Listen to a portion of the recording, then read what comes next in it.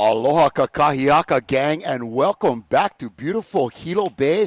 It is another classic Hawaiian day for sprint racing here on the Big Island of Hawaii, and we're going to be bringing you all day live coverage of day 5 of the IVF World Sprints 2024. And I'm excited, Micah Kalama, because although it's day 5, the number for the day is 6. It's all about the 6-man today. We're going to see some longer races. We're going to see turns brought into this, and our club paddlers from all across the globe are ready to go, man. I was just walking in now. I mean, there's people warming up. People are pumped up. We're going to have some good racing right out of the blocks this morning, Micah.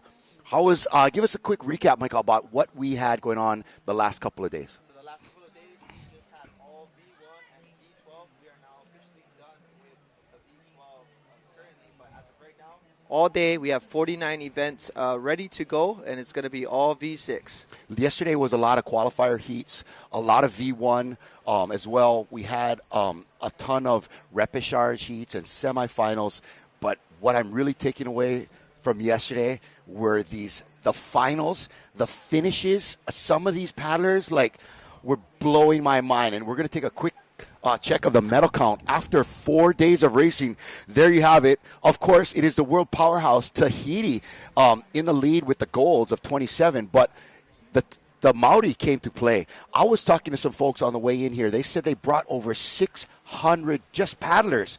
That is a huge contingent to travel all the way from Aotearoa to come here and race in Hawaii. But speaking of Hawaii, we're coming in third place. We got our share of medals there too, 35 for the Hawaii gang. And folks, just trickle down onto the bottom there, and you're going to see in 8, look at our gang from Wallace and Fortuna. The young man yesterday in the juniors V1 brought home a gold medal for his country, and the other one in the medal rounds yesterday were the little bit older ladies in the V1 from Canada.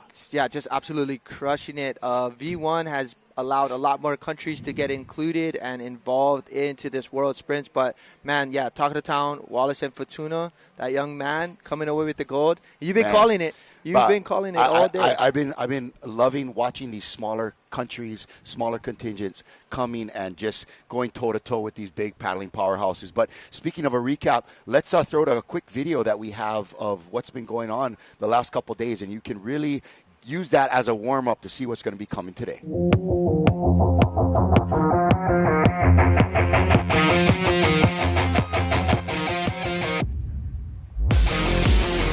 Aloha all, and welcome back to day 4 of our coverage here at the IVF 2024 World Sprints from Hilo, Hawaii. It is a beautiful Hawaiian day, and we are excited for a bunch of finals here in the V1 and V12, and it is going to be an exciting day of racing.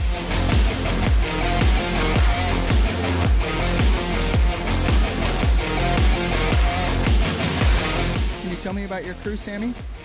We're all great.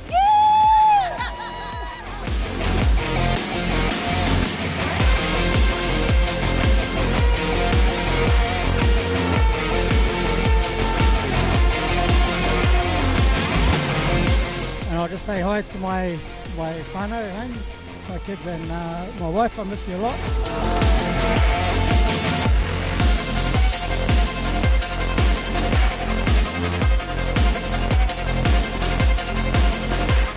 And we mainly train on the river, on flat water. So this is pretty new to us. The incredible effort to pull out medal-winning finishes in some of these races just left everyone speechless and appreciative of the effort of our paddlers out there on the water.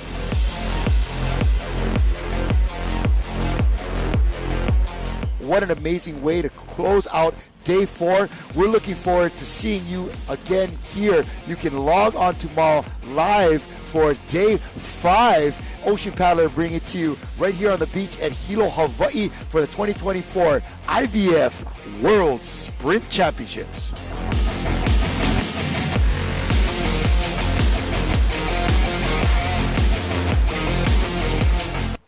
And that's it right there, folks. You can see us pulling out of day 4, but pulling right into day 5. We got our first set of racers right there on the water ready to go. I think that is the Open Women in some of their first heats here in the V6. This is about a little bit longer distances. We're going to be bringing in the turns. That was a little bit of a complexity that we've seen in the first couple of days. But, man, our Ocean Paddler team here doing a great job with this broadcast, bringing you live paddling like has never been seen before. We're really proud of the broadcast our team is able to provide for you folks, and everyone logging on there, whether it's the Ocean Paddler Facebook page, HCRA IVF Facebook page. We've got you on YouTube via our Ocean Paddler link, and of course you can look for Adventure Zone Sports Network on your Roku, Amazon Fire, or Apple TV there, and number of ways to watch. All you've got to do is set us down next to you with whatever you're doing today, and we're going to bring you at least 8 hours of coverage from right here on the beach in Hilo. And here they go. Our girls are getting ready to get in the water, and man, there were some really, I can't help but stress some of those incredible finishes that we witnessed yesterday, Micah. Yeah, definitely. We've seen some of the most closest finishes we've ever seen. I mean, we had one that was basically 1/100th of a second, and it was so close. But we saw that all throughout the rest of the evening as we had closed out with 11 finals of the day of V1 and V12. But excited for today because why, Kalei? It's V6. It's turns. Let's go. And the thing about yesterday for me, Micah, was the level of competition, right? I mean, you had in some of these races former winners of Te Aito. You had national champions from New Zealand.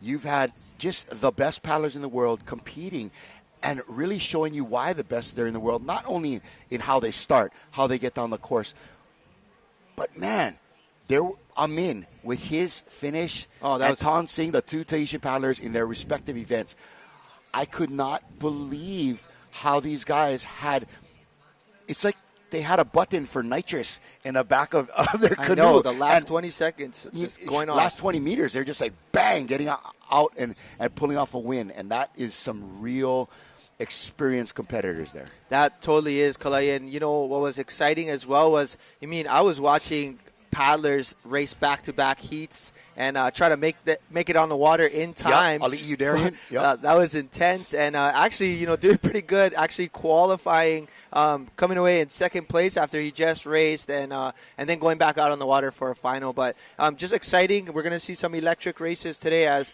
today is all about the turn. We've got a 1,500-meter heat on the water. They're currently getting staged and set and ready to go. This is going to be your Open Women V6 1,500. So the first hour of today, it's all about the women. It is all about the Wahine this morning. We have 6 heats of this women's V6 1,500, and we're really going to be paying attention to turns on this one. The Matahina is an amazing canoe, not necessarily designed for 180-degree turns, and we're going to see the different strategies that these crews have coming into the turn. We saw a huli the other day of we had a huli the other day for number 5 reached way out to the wrong side and was able to huli that canoe. And so I talked to some of the gals from New Zealand this morning, and they had a strategy. They had a plan. You don't come into this race where you do 5 turns and not have a plan. Yeah, not at all. I mean, realistically, we're looking at a long stretch here for 250 meters. It's constantly trying to readjust in the turn. It's all about precision as well, because you do need to stay inside your parameters of your lane. So it's going to be quite the challenge as these ladies do try to make their turns and negotiate their way up on the way back out. However, water looks really good. Day looks really nice this morning, but we do see that change throughout the day. So we'll see how it goes. So, folks, you know me. I'm Kalai Miller from Ocean Paddler. We've been doing this for quite a few years now. This is Micah Kalama. He's from the island of Oahu, the beautiful town of Waimanalo. He is big on the V1 for sure. He's the guy that puts on the Aloha Aito, and that's going to be coming up when later this year? It'll be in April of 2025. Of 2025. We're looking forward to that. It's the premier V1 race in Hawaii. But Micah is also part of the HCRA, right? And so he's got to run off screen real quick and do some duties. We had the president of the HCRA come here, hold up a sign to him, and tell him, Micah, we need more canoes fixed. So Micah is doing like double, triple duty. He was here at 6 a.m. fixing canoes. He was here last night to 6 p.m. getting canoes ready for today. And so Micah, we're gonna give you a hall pass here. You can run out and fix canoes whenever you're ready. You just go do your thing, because I think that's certainly a more vital role than what you're playing here. Although I have been very appreciative of all the time you've been able to spend here with us, and we're getting a lot of great feedback on the broadcast and the job you've been doing. Thanks, Kalai. Yeah, just the main thing, we do want to make sure, and actually I just kind of more or less took a volunteer idea and position here. So not like I'm working per se, but I'm here to just provide assistance, of course, support Hawaii in general, and really just take care of our people and those that are competing on the water. 100%, we do want to make sure as much as possible we're giving you the best support and care out there. Always looking for more support on the water as well. But I'll go ahead and leave it to you, Kalai, and make sure you let me know how close these races are, because I'll be a little busy this morning, but I'll tune back in with you folks later. All right. Thank you, Michael. Michael's going to run away real quick, and he will be back, folks. You can bet that. And so for this morning, you've just got me and, thankfully, my cup of coffee. And we're going to be getting you into this first set of races. They are going to be starting on the, I guess, the hotel's side of the beach here in Hilo, by where the boats come out of. And they are going to be racing down the course on a 250-meter course, but doing 1,500 meters worth of racing. And so it's going to be a lot of turns, 5 turns in this one. And this is, again, qualifier number 1 of 6 for the Open Women V6 1500. In lane 1 from Wallace and Fortuna, it's Uvea Mo Fortuna Tawa'alo.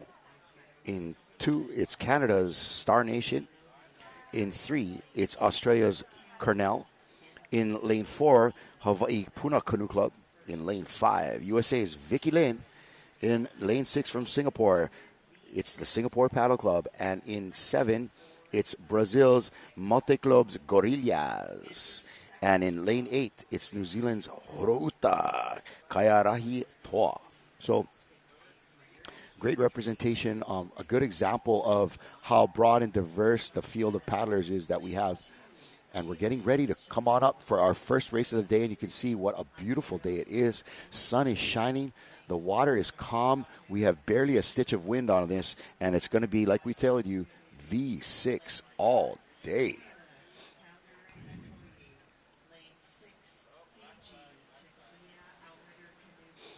I've been really impressed with the efficiency of the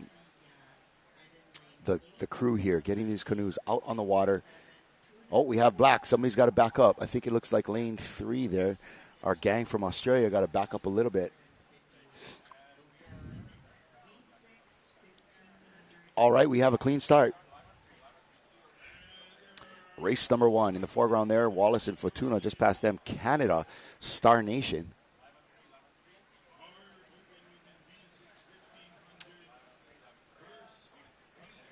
Been seeing a lot of that Wallace and Fortuna gang here on the beach and at the hotel. The Wallace and Fortuna gang seem to really have a nice bunch of folks, and really seem to be having a lot of unity in their crew, meeting every afternoon, in the evening, kind of get their plan going for the next day. It's pretty cool.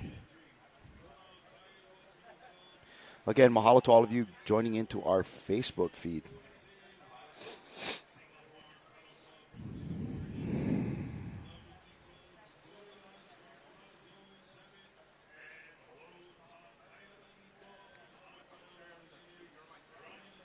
We got Bridget Peters saying, "Go Star Nation," all the way from the Valley.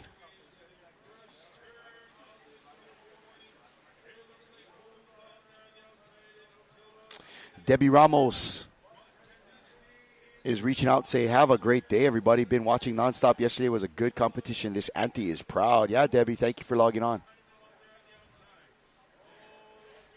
out there in lane 8. New Zealand is in and out. Horouta Kaya Rahitoa.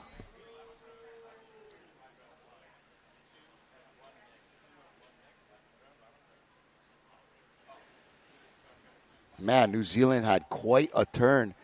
And right next to them in lane 4, I think that is. Yes, that is Hawaii's Punakunu Club from right here on the shores of Hilo Bay. Lane 1 there, Wallace and Futuna.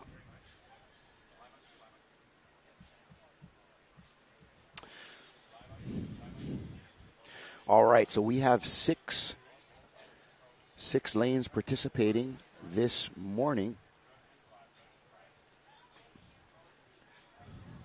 Sorry, 8 lanes participating, but 6 heats this morning. And we're looking back to our sheet, and we are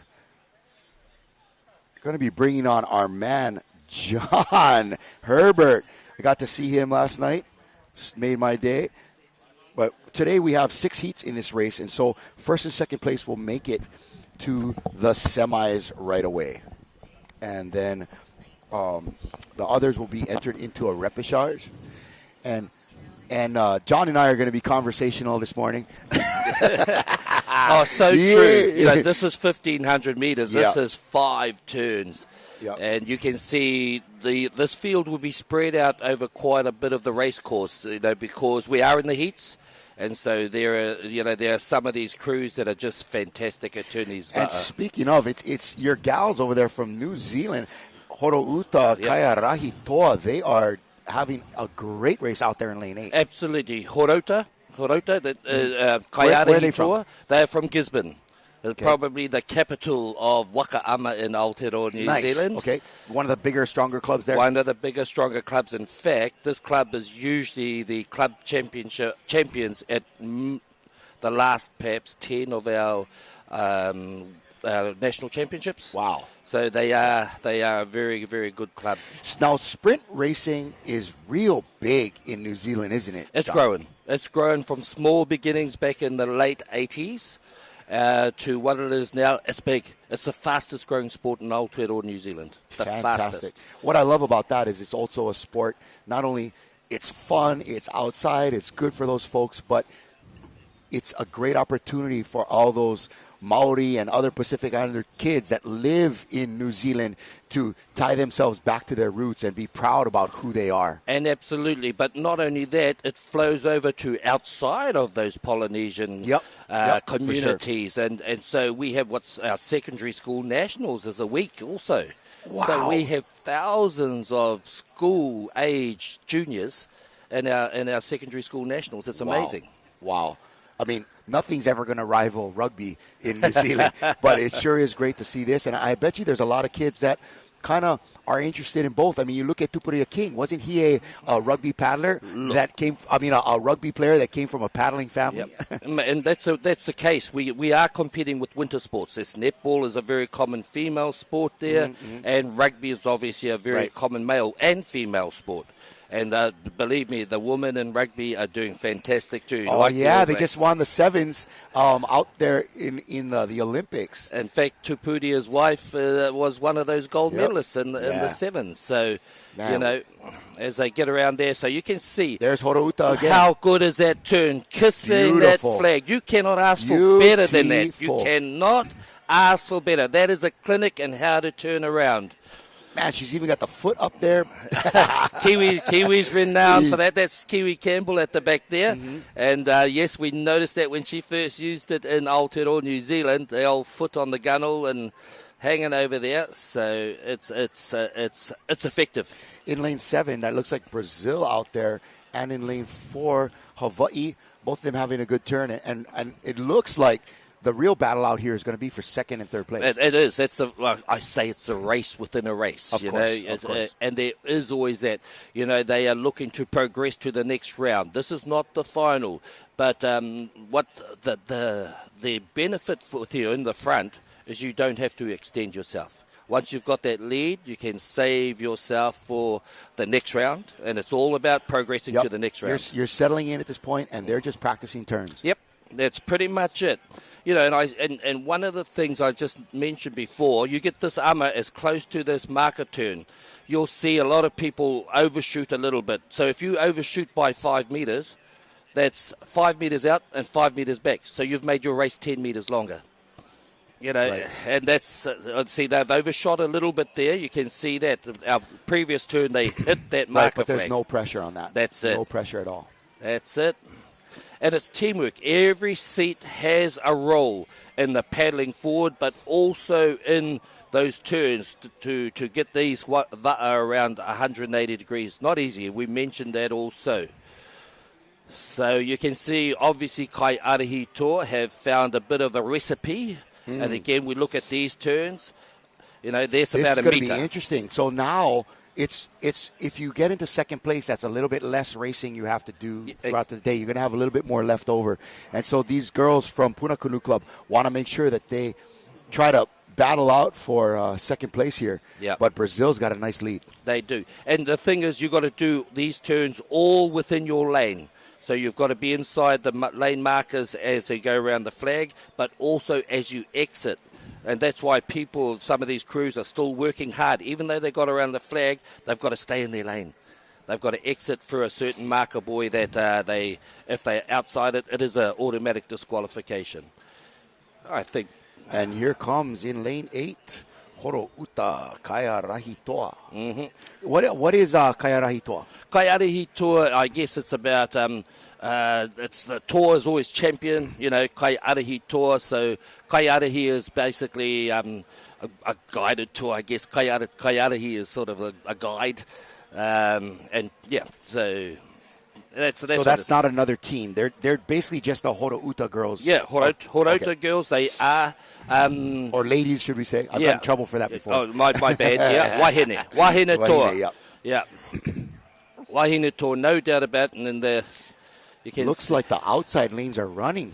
At least they would make it look that way. Yep, and it is. And certainly they have today. It'll be interesting to see the trends over the rest of today, because we've got a lot of 1,500 and 1,000 metre three-turn races as well.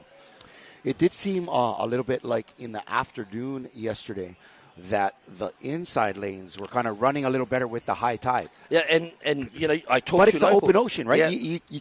You can't help it. It is what it is. The lanes are set, and if on some races certain lanes are better, that's just the luck of the draw. And it is exactly that. I've talked to some of the locals here who know the currents there, rivers that come down. In fact, across there at the bridge there is a current that flows, and depending on what's happening in the ambient conditions, it can affect, you know, currents on the water.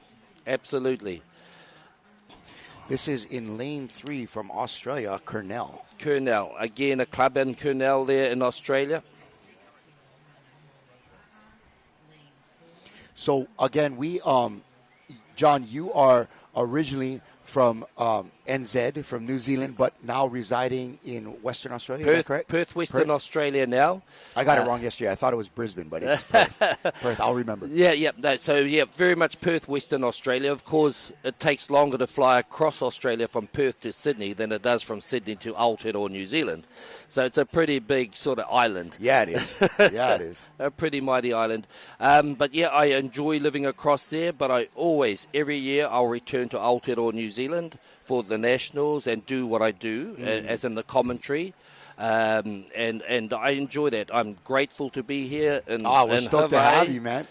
It's been a great racing. I think this is a pretty nice venue for this type of racing. I know there's a lot of paddlers, whether they be from Canada or some of these other places, that aren't used to what they consider this to be open ocean, but this is not really open ocean. For us, you're in a bay. This is like as calm as it gets, but this pretty much is what folks are used to here. And as we enjoy a replay of race number 1. And you can see there, Kaiarahi Tour got into their turn first. That was the first turn, was what we just saw. They had a lead on the straight. So if you get that balance of straight line speed, but also technically get around these turns at really efficiently, you are halfway there to doing well. And so being a longer race too, From a commentary perspective of me on-site commentary, I mean, I still get excited. Don't get me wrong. Right, but you got to I'll save it up. Save it. There's a limit to what a voice can do. It's not like that 500-meter race. No. In the I like to. I coined your phrase. I will give full credit that I got it from John over here. But those V12, that's Polynesian drag racing. It is Polynesian drag racing at its finest. That was so fun yesterday watching some of those finishes. And for me particularly yesterday, John, it was watching some of those V1 finals. Oh, yep. Oh, my gosh, the effort. Revi Tong Singh, thought had an amazing finish. Manutea Million in his race, he went from third to second in like in a spot of 5 meters. Absolutely. Just you could see his rate pick up, and it was a surge. Yep. It was a surge. And then Mihi Mana Amin in the Masters 40s. Did you see that finish? I know, Holy right? mackerel. I don't understand how, you are competing against the best in the world at the highest level, and still, after 480 meters of all-out paddling, you have a turbo booster button on the back of your canoe that you can press, and bang, it gets you up into the lead. I'll go from a personal experience, of many years of paddling, and sometimes you're doing that 1,500-meter race or even a 500-meter race, and you hear your captain call another up, and you think you're doing 100%. You think you are already doing 100%. Yes. But somewhere from deep down inside of you, Yep. you find something extra. And when your whole crew finds that something extra together, you get that surge. Yeah, it's That's beautiful. amazing. I just, it's just for me a real testament to the level of paddler that is here to compete. That I'm sure Amin's done that many times in the course of his racing and training, but man, it is pretty incredible from the spectator standpoint. Exactly, and to do it at the World Championships, where you're having the best of the best of the best, it's not always easy to close a gap on people that are there, but sometimes they say in elite sport, it's the top 4 inches. It's about attitude. It's about never say die. It's because they are very equally matched physically specimens sometimes. And I'm reminded of what I think it was the para paddler from New Zealand had said in his interview. It was he said it's all about mindset. He said it's all about the mindset. Absolutely. And I guess across many sports that often they do say that, that top 4 inches, making good decisions when you're tired, and where you're stressed and everything. And sometimes that's not a great time to make decisions, big decisions. But if you can maintain your clarity in your mind, what you're trying to achieve. Looks like we have a red flag for our second race of the day. Our second race of the day is race number 257, Open Woman V6 1500, Heat 2 of 6. So a big division. This being the club championships. They're lining up there on the start-finish line. So if you're thinking, hey, that doesn't look like the start line, it is actually a start-finish line. So they are starting where they're going to finish, unlike the 500-meter mark. What I'm getting a lot of comments here. Morena. What is Morena? Morning. Good morning. Oh, okay. Good morning, Morena. Okay, I like that. We're getting a lot of comments. Jeff Guy is saying, Kia ora, Uncle Johnny. Kia ora, Jeff. It's great to see that you're... I'm sure you're meant to be at work, though, aren't you? Maybe he's at work watching us on his phone. I hope he's not a bus driver. All right, so this is... Heat 2 of 6, Keokaha Wahine in lane 1 from Hawaii. Rikole Cree, that's our Native Americans. They're representing Team USA in lane 2. Australia's Quilina Va'a in lane 3. Guam Napu, lane 4. Lane 5, New Zealand's Na Hoihoro Matiti Hana in lane 5. Lane 6, Canada. Lane 7 is Brazil, and that is the Canoa para Todos. Tahoe, and in lane 8, France's Médoc 33 Va'a. Yeah, and look, in France, I'm assuming that the V1 world champion is probably somewhere going to be into these French teams, and didn't she do well yesterday? Aloha was impressive yesterday. She was impressive. It was beautiful to watch her. First turn. This is where we see. I love watching some of those more slender paddlers like Iloha. When you see somebody with a big set of shoulders on them, and you know where the power is coming from. Right. But a more slender paddler like Iloha or like maybe a Manutea Million, how they are able to generate power from every sinew in their body and the technique, and it's often really pretty to watch a slender paddler. A classic case of that. Both those examples that you mentioned. People say you got big muscles, you can power through this. Yes, you can have power, but you've got to have that balance between power, between technique, between, literally fitness as well along the way. And so we do have very, very slightly built world champions. Yep, and a lot of times being heavily muscled, it can be a drawback, especially in the farther distance. That's just more weight, more energy, more that you got to be dragging down the course, right? Exactly. So it's finding that balance, absolutely find that balance. As we come down to our second turn, they're not too far away from that at the moment. Didn't quite see who made the best of that first turn, but we'll get a good indication of who's who at this moment in time when they come to the second turn, if we get a side-on angle of this particular turn. We got Helena Humphrey out there saying, "Let's go Gold Coast Outrigger Canoe Club." Oh, it looks like the far lane is doing well again this time. As they get around first, who's out there? I don't know. There may be, France? It may be the luck of the day. It seems we definitely have a much lower tide than we will this afternoon. And, man, it really filled in yesterday, didn't it, John? It did, and the water's lapping up over the edge of the beach there. So, yep, France it is. France having a beautiful race, and I think that's lane 6 inside of them. Yep. That would be Singapore paddle. No, Kalamaidat is False Creek Racing Club from Canada. And all right, there we go. We got Malamana Honu. Go Rico Lee. Aloha commentators, you guys are awesome. Hey, and you are awesome too. Thank you so much for logging on to enjoy this coverage. We enjoy bringing it to you. But if there's no one watching, it's not as fun. What's our purpose? Right. But around the world, yes. Yeah, pretty cool. Pretty much cool around that the world. We've had people seeing our coverage from all over, and it's really humbling that many people want to watch the sport and watch us. Look, even from my own whānau back home, my sister Anahera is almost she's keeping everyone in the loop as such through our coverage here, in the live coverage right here from Hilo Bay here in Hawaii. And what's neat about this live coverage is that they don't necessarily have to watch live. Here we go. See the turn? See, France did a wide turn. France did a wide turn right there. Look at what can be made up just in that turn. They've gone from first to second.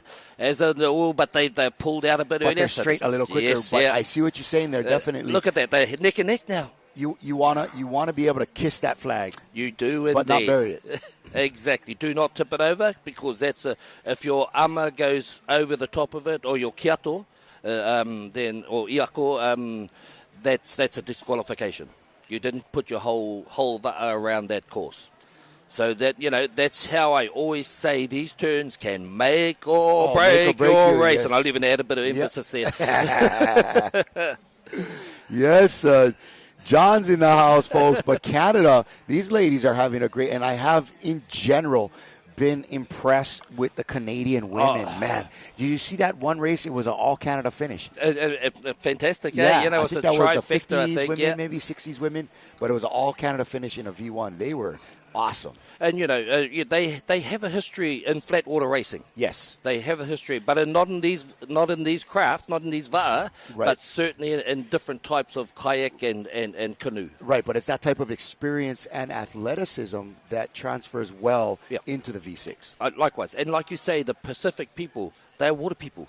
They are water people. Canadians are water people, man. You ever been there? The fishing that they do and the flat the canoeing and stuff that the native peoples have been doing for a long time. So and here we go, another wide turn by the gang in the outside, but they are really having a nice piece through the middle in between the flags. And so this is a classic example, once again, of being fast in a straight line, but not getting those turns right. So you can get to the turn first, and like France extended their lead from the last turn, and they probably will again.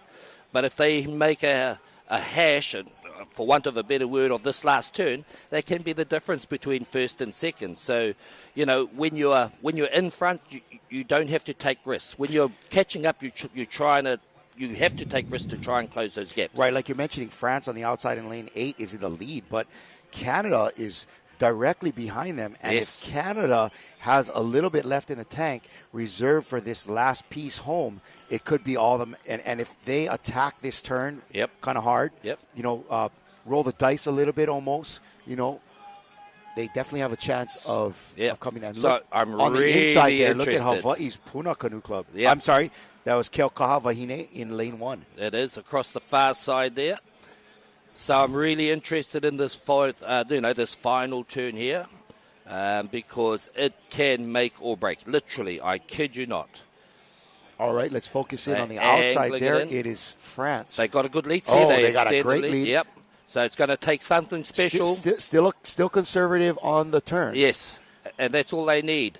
And then you see there, now here comes Canada. They'll try and pull that front round, but France is gone. They're paddling forward. They are not draw stroking at all. Brazil looking great there. Canoa para todos in lane 7. Those outside lanes are moving right now. They are. Who's this down Hawaii here? on the bottom Hawaii there on in the lane bottom 1. there. That's Keaukaha. I think, who's that going in there? Again, we look at the lanes. Looks like lane number 6 perhaps is in there. That's lane 5. That might have been Nahoehoro. Yep. Matitihana. But this is now France's race. They're not going to close that gap. They've proven themselves to be fast in a straight line. They'll, probably their captain, who, we say the captain can look around because they're the tactician and everything. Everyone else should be eyes front and focus on what's in the front of them. No looking around. And certainly when I was, the coaches would always say, look straight ahead. Don't be you're not sightseeing. Oh, that's the one. That's the hardest one, especially with kids. When kids are racing, they're like looking around, looking at the competition. Yep. It's hilarious. Of course, that ability to focus comes with age, thankfully, because I got some small ones at home, and I'm just waiting for it. But a nice finish coming in Lane here in 8. lane 8 from France. That Well is done. Medal And 33 Va'a. Look at that distance to the next. They pulled away well in that final one. And coming in second, it looks like, in lane 6. Although lane 7. Oh, does that mean is that a drone in the water? Uh-oh. All right, hope folks. it's waterproof. No joke. Maybe our crew out there can grab the drone for us. Hopefully we've got another. All right. Little bit of a technical hiccup here. Well, But, hey, thankfully drones are a lot cheaper than they used to be. I was commentating a race in Australia for a while there, and we had a drone pilot that he got so excited watching the race that he flew the drone into the tower, and that was the end of one drone there. So Yeah. it happens. It happens.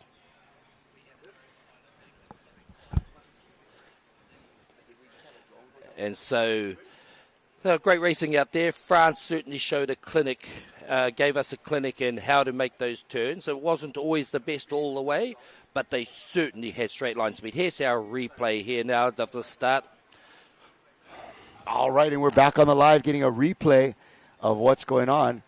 This was lane 8, France, with an incredible race. Very relaxed. That's Wasn't their best turn there. you could Keaukaha see. on the inside. And once they had a nicely, and this great paddling from the ladies from Canada, by the way. Very conservative turns, though. I notice, once you're in the lead, the worst thing you want to do is have a small mistake that you could have avoided because you're pushing too hard, right? Exactly. And even at Olympics, you'll see in qualifying rounds, athletes will back off. They'll back off. They just want to make their next round and save some energy. Yep. Nobody's going for a world record at this point. Nobody's worried about trying to grab the gold. It's about qualifying right now. Mm-hmm. It's about getting to the next stage. And 1 and 2 are moving on. Is that correct? That's it.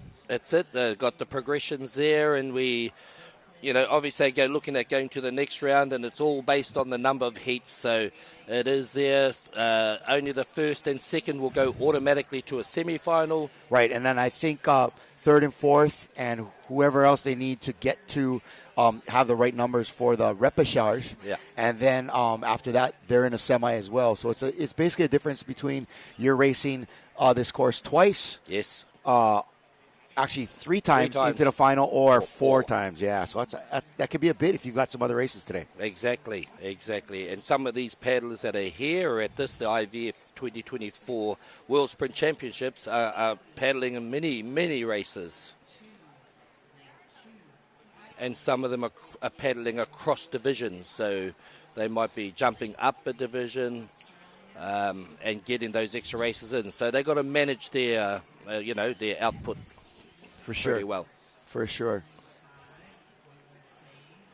It's a beautiful day. All right, we're going to see if those girls from France were able to fish our drone out of the bay there. So we have a white flag there. So they're under starters orders. Getting them ready? Yep, they're under starters orders. All right. This red flag means they're allowed to pull into the finishing block there. Yep. So once again, they'll come up, but they got to stop. We are not allowing, or the starter does not allow anyone a running start, because there's an advantage. I know it's 5 turns, so that you're not going to win it at the start. No. You might as well just get yourself a clean start. Yep. Don't push the boundary so much. Excuse me. We got that black is out, meaning that somebody's passed the line. So one of the problems with living on the edge is sometimes you fall off. I would think that if you're going to be backing it up or pulling it forward, it's going to not be the job of the stroker. You want your stroker paddles up, ready to go, right? And that's it. Especially your 1 and 2. Yeah. Maybe 5 and 6 can be doing the jockeying back and forth as needed. And you certainly don't want to be moving backwards at the time the green black flag is down, goes up. Green is up. Oh, under protest. Ooh. Looks like it might have been lane 4. We have some pretty aggressive paddlers out there.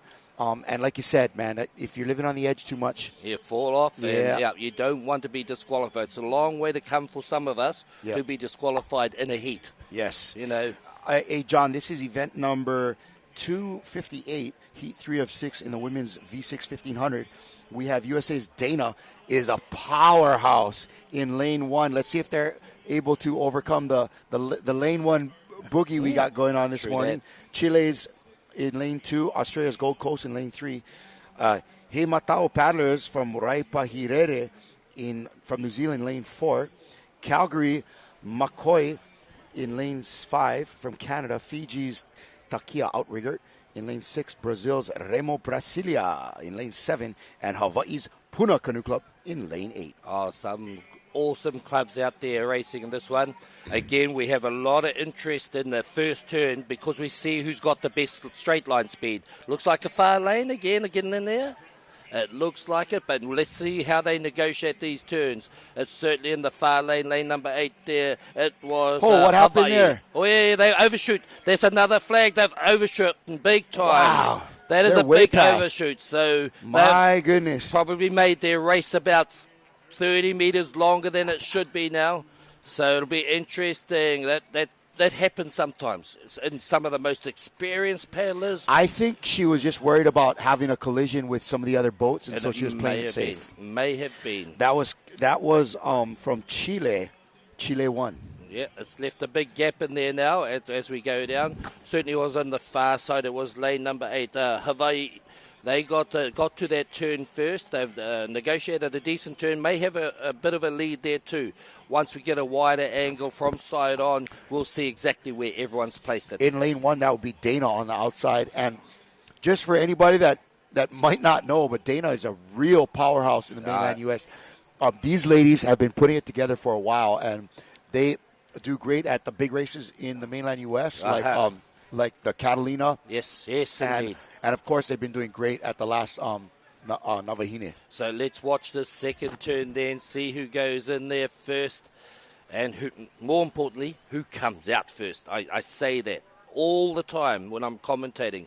It's not about who comes in, goes in first, it's who comes out first. Who starts paddling straight ahead first. And just as you called it there. Ooh, lane one. Lane one is up there or thereabouts. So look, watch these turns. And they've got the front of their va'a around. They're almost mirror imaging Hawaii on the far side. They might come out with a lead here. And That I is believe Puna they Canoe will. Club way And on in the the outside. middle here also. Look at them, lane three. Lane three is up there. There's actually now 4 va'a lined up across that race course at the lead. And they swap. It's really tight. And I think Dana Canoe Club is putting the shush on all this talk about the outside lanes right now. Yeah, running. they certainly are. But even if there was a current, if anybody's going to overcome one of the crews that could, it's Dana. Man, those ladies are tough. It's sounding like it. I'm going to keep an eye out on that. Yeah, you watch that club you watch name, Dana eh? Outrigger, man. They're solid. Yep, Their indeed. women's program and is awesome. They're proving it at the moment because Yes, they're ma'am. there or thereabouts at this time. That was only the second turn, and so we've got 3 more turns to go, and you'll see it sorts people out. So that first turn, they're all coming up pretty much together, but then once you leave that first turn, it just spreads people out across this race course. And here we go, it's coming up soon. And you really watch later on in the day, you're going to see these 1,500 races getting a lot tighter, and then you're going to realize how high the level of competition is at that point. You're looking at the best of the best in the world Exactly. when you get there. And here they go into the turn. Dana, they are going in first. Let's see how they negotiate this. And I can see you mirror image, and you look at the front coming Nice and around. tight. Look at That's that. not bad at all. Not too bad. Look at Hawaii on Hawaii the far is right side. there. Mirror image. Yeah, it's like they're There stuck are together. 4 crews here that are having a great race. That is in lane 4, going to be New Zealand. That is Heimato paddlers, is it? I'm Yes, just looking at Heimato, the shirts. yep, I'm that's just right. looking at the shirts. Heimato, and then in lane 3, Australia. So look at that. It's going to be interesting as they go down. That's third turn. 2 more turns to go. I almost go into sort of commentary mode out when I'm on site. But, it is exciting. It is exciting, and it is picking up inside. But you know what? I really enjoy the just the conversation with you, talking paddling, man. It's fun, and it seems like folks online are enjoying it as well. We're getting a lot of great commentary on our cousin, Kazi Lib. This what you're mahi towards. Yep. So that was from Te Wai Nohu Pitiera Frank. And Liz Savage says, nice turn, Dana. Kia ora, Liz. Tihoni Napua Ahi says, go, Tahiti. Oh, they have been going too. Yeah, they have, going yeah. very well. Wayne Taylor's out there saying he loves his coverage. Hey, mahalo for that, brother, and we appreciate you logging on. We love being here. It's beautiful Hilo Bay and some of the best paddlers in the world showing us what they got. And look again, Dana. Oh, look at that into the turn. Look at that. Look That's at the what kiss. you call that too. I'm getting excited. Go Sorry. for it, brother. Get excited. What a great turn from Dana right there. That's called nailing a turn. Yep. And you can see the power on that 1 and 2 there, just yanking the front of that canoe around. It and is. it's Dana coming out of there first, but the real race is going to be between, it looks like lane 4 and lane 8 on the outside. On the outside, that is Hawaii's Puna Canoe Club. And in lane 4, He Matao Paddlers, Waipahirere. Indeed. And as I'd say on the race course, 1 more turn to go. And, we get excited because this is building up to the end as such. And anything can happen. You know, Dana, if they muck up this final turn, this can all change. The picture can change totally. But they look like... It's not just about the execution of the paddling. There are rules, there are lanes, and of course there is that turn, John. Yep, but they've got a handy lead. They don't have to push the boundaries. They can do this turn conservatively in the sense of don't try and cut in too close, don't try and do anything crazy. Just get your 180 degrees within your lane. Yep. Right now, all Dana's got to do is play it safe and get to the other side. There they go. Then you watch seat 1 and 2. Oh, here they come. They both come over and they're drawing. Look that at is that tiring. body, man. That is tiring. You know, it is. You're trying to pull the nose of your waka around, and then they're out. So as soon as I see them paddle straight forward rather than drawing, I know they're out, and they'll gain another big lead from that, because across there they've only, on the far side, from Hawaii, they did about 4, 5, or maybe even 6 extra draw strokes after. Yep. That's 3 from Australia and 4 from New Zealand heading down the course. And right now, New Zealand's looking to their left at the crew from Hawaii, Puna. And Puna Outrigger is having a great race on the outside as well. But, man, these ladies from Dana Point have dominated this race this morning. They have, and you called it. You called it before you even started. Dana's a good crew. I've been lucky enough to watch them paddle in a few races, and they are some really solid wahine out there paddling. Mm-hmm. Yeah, and to our viewers out there, this is the World Championships. This is what we expect to see is very competitive racing, and getting up there and seeing all these athletes performing to their absolute top ability. There they go, Dana. Yeah. Dana representing the U.S. of A in lane 1. Lane 8 on the outside, that is Hawaii in second place. And coming in third in lane 4, that is New Zealand's He Matau paddlers, Waipahirere. Nice work. And then in lane 7, I think that was what we saw over there. That was Brazil. So it's important to realize, I also want to reflect back that at the beginning of this race, as that green flag come up, our flagman was still holding the black. Yep. Okay. And it looked like a little bit of a canoe in the middle, maybe one in yellow that was looking like they were just ahead of the flag. So we're not sure, because there were 2 crews in yellow there. That was New Zealand and Australia in 3 and 4. So we'll wait to see what's the story with that. What's the story with that one? But you can see on a replay right here, looks like Chile just overshooting the turn on turn number 1. And that's a hard thing to make up after. Oh, very Look hard. at this turn from Dana. Beauty. Here's Dana going into one of the final turns. And this was a good turn, too. This was, we don't get to see it on its entirety. Again, in lane 1, Dana. Mahalo for that replay, boys in the booth, and we are sending it out to the beach for a quick interview. Good morning. We're down here for day 5 of the IVF World Sprints, and with me is the Open Women V6 1500 meter team. So can you tell me your name? Janae Green. And can you tell me about your trip to get here? You know, this road that you traveled to get to World Sprints today. Yes, so we are made up of 3 different clubs here on the Big Island, and we have used the motto the road to World Sprints. And we are just so honored to represent Team Hawaii. We are proud, lucky, blessed, and we are just super stoked to be here. Well, that's great. Is there anybody else out there that helped you guys get to where you are today? We are representing Keaukaha Canoe Club, but we are also made up of Puna and Keoa. And we have just worked hard, traveled all over the island to make this happen. Well, that's awesome. Well, thanks, Katie. We watched your race today, and we hope to see you in the repertoire soon. Yes, thank you. All right, well, good luck. Thank you.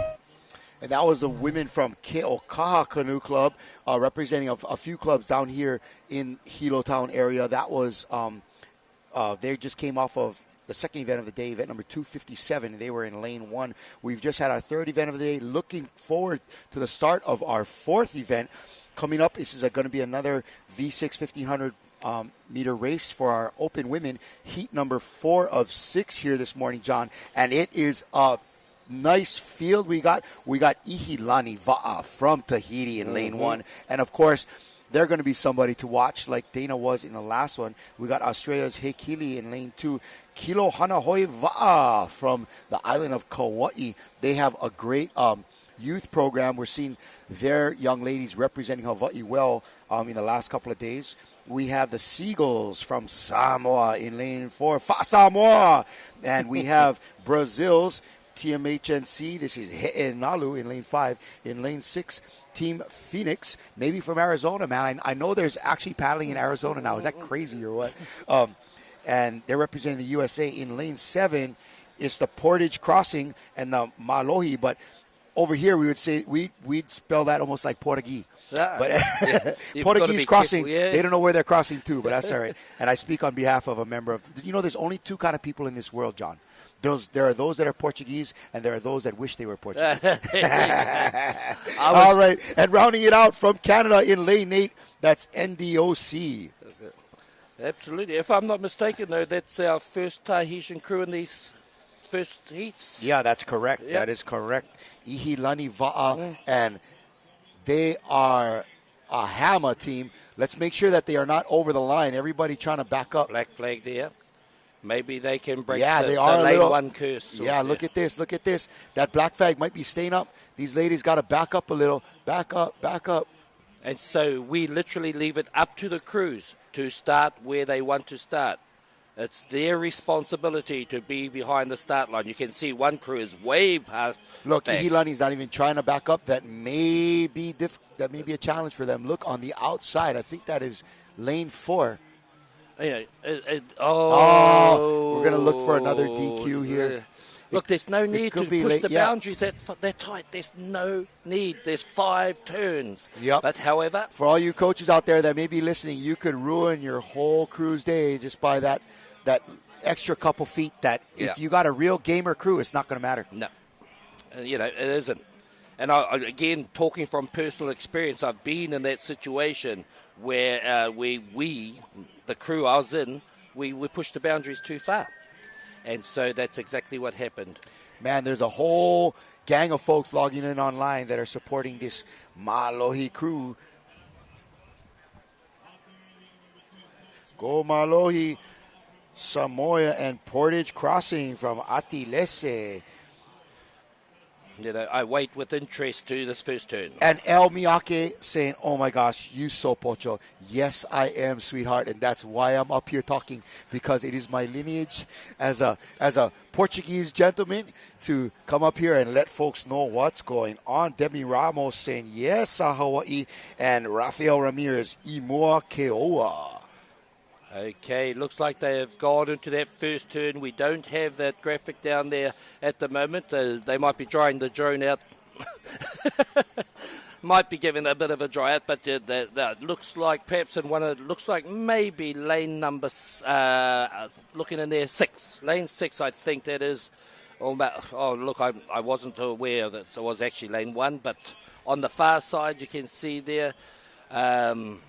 Maybe have a bit of a lead. We certainly will get to the indication on this turn down here at the start-finish line, because it's down where we are situated in the studio here. And so we will get an indication that's a very hard. You see what we see at this moment in time. And again, if you can tell who's in the front from that, you've got better eyeballs in there. Well, we got a great cam on the beach that's going to be showing them coming into this turn at near where they're starting, and it looks to me like we have lane 7 in there, just in the lead. The outside lanes. That's our ladies from Portage Crossing, Malohi from New Zealand. But we don't see, the inside lanes here at all, so they could be up there or thereabouts too. And there is a Tahitian team in lane 1, so we don't discount them. Oh, and man, you are like clairvoyant. As soon as you say it, they pop in a screen. And they got Here the lead. Here goes Ihilani. Let's see how they negotiate this turn. Not bad at all. Not bad at all. Far for me to critique. They may be able to get closer to that turn flag, but hey, that is pretty outstanding. Look at the work on the seat 6 there. You can see that the effort that goes in. Beautiful paddling from Ihilani this morning. Our ladies from the South Pacific island of Tahiti. Conditions today, not too bad. Epic, out there. epic it is, conditions. Yeah, that's the word, epic. We're looking for a little bit of rain later on in the week. There's a threat of a tropical storm developing to the southeast of the island. And, Hawaii Island is the most south of the islands. And so usually when those hurricanes spin off the Mexican coast, they come right to Hawaii first. And we are so thankful to have Mauna Kea and Mauna Loa and Hualalai to break up those big storms. That's Madam Pele up there. giving the old 1-2 to those incoming storms. True. But unfortunately, it's the folks here on the eastern side of the Big Island that get the first cracks from whatever's coming their way. And that's what I've heard. And speaking of first cracks, here comes lane 1 coming in. That is Ihi. And here we get to see their turn up close and personal. Again, probably about... Not as tight as it could be, Yep. but with the paddling that they're having down the middle, Look at it's the better teamwork. not to...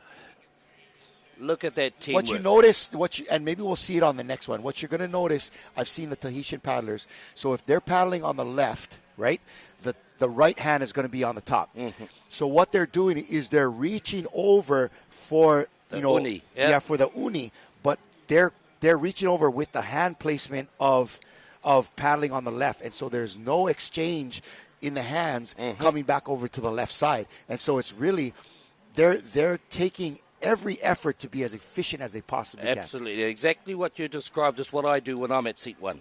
Exactly that. It's almost like you're backhanding. Right. And it shouldn't matter so much because you are actually with the paddle up against the hull and kaheen over. But Ooh. yeah, Bump tight. And look how they're working hard to get around 180 degrees. That is lane 2, Australia. Hilo And lane 4 IVF. also out there as well, doing exactly the same. They're still pulling hard to get inside their lane marker, and away they go here from Hawaii, is it, in lane 2? Yes. Yep. So, the uni only works when you've got forward motion. Yes. That's the only, and that's why they'll swap back over to the left-hand side and start draw stroking to continue. Oh, that is a bit better. Nice That turn. is a bit better. Yes. And well inside that marker buoy. It's 15 meters. The other lane marker buoy there, and they've got to stay 15 meters out there. It's another set of marker buoys they've got to be inside. 15 meters sounds like a big area, but when you're turning a 45-foot or what would that be, a 3-meter canoe? Yeah, 3 meter. That is shucks. That's a 15-meter right there. Yeah. Yeah. So you're turning a 15-meter canoe in a 15-meter space.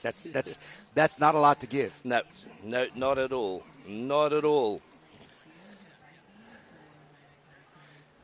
Doing the same thing there in lane 5, the way the stroker is uniing over there. But a good indication of the strength of the wind and the direction in comparison to the paddlers. Speaking of the strength of the wind, John, our flags are starting to move. It's a typical Hawaii day where we're getting a little bit of texture on the water about 9, 10 o'clock as we break into the 9 o'clock hour right now. Slowly those sea breezes start to develop. It's those cool mornings that tend to cut out the trade winds along the shore there. But as we're getting to the 9 o'clock hour, we're going to see that wind kind of fill in and start to increase. Indeed, yep. So that's just the natural progression of the weather. And the winds. Ihilani again in lane 1 with their final turn here. Again, on the far side there. They on the outside, a nice turn by lane 8. That is Canada, NDOC. So, they might be thinking, well, let's put in a big one here. Or it might be, we're okay. We're going to make the next round. Let's just take our time here and not expend. That's something they'll make that call on the water. Teura now is online saying, go Ihilani va'a. All right, Teura, thanks for joining up. And Joel Noah is out there with a Go Team Hawaii with the red, white, and blue hearts. Ati Lese says, come on, Samoa. Oh, kia ora, Samoa. Ati. Another one of our Samoan whānau that perhaps in Aotearoa, but also we know where we come from. Yep. We are all one big family out here in the Pacific. All our Tahitian and Samoan and Maori brothers and sisters out there. One nation, man. All right, coming into the final stretch, looking for a finish here in heat number 4 of 6. That is event number 259. Another thing we see is how these turns spread out the race, the paddlers, the crews, should I say. We've got people going for their final turn, and at the other end of the race course, it is... in lane 2, that's Australia's Hekili. Yes, Hekili. And in lane 4, making sure they get across properly. That is Samoa, the Seagulls. They're backing up there. That's not a good sign, but they want to Make sure complete that they the don't race get disqualified. and officially finish. Yes. Nice finish out there in lane 7. That is New Zealand's Portage Crossing. One of the landmarks that is here is the breakwater wall that we can see at the top of the screen there. It's a long breakwater. Hilo is a big. There it is there. And, man, it is a long breakwater and really far out from shore. I remember seeing it the first time as a kid, being like, what is that thing out there? And then you follow it all across to the right, and you're like, holy mackerel, it connects to the land. Mm-hmm. Look at that. Seeing that break wall out there all the way across. Some more finishers here in our 4th event of the day. And before racing started today, of course, there was a cruise ship that came around and paddled along that where that breakwater's going along and came inside, and then obviously there's a port inside a bit more. We have Wilma Teo Sianava saying, come on, Samoa, let's go, girls. Gilles Birgore is saying, go Ihilani. And in lane 2, finishing up their race, that's He Kiliva'a from Australia.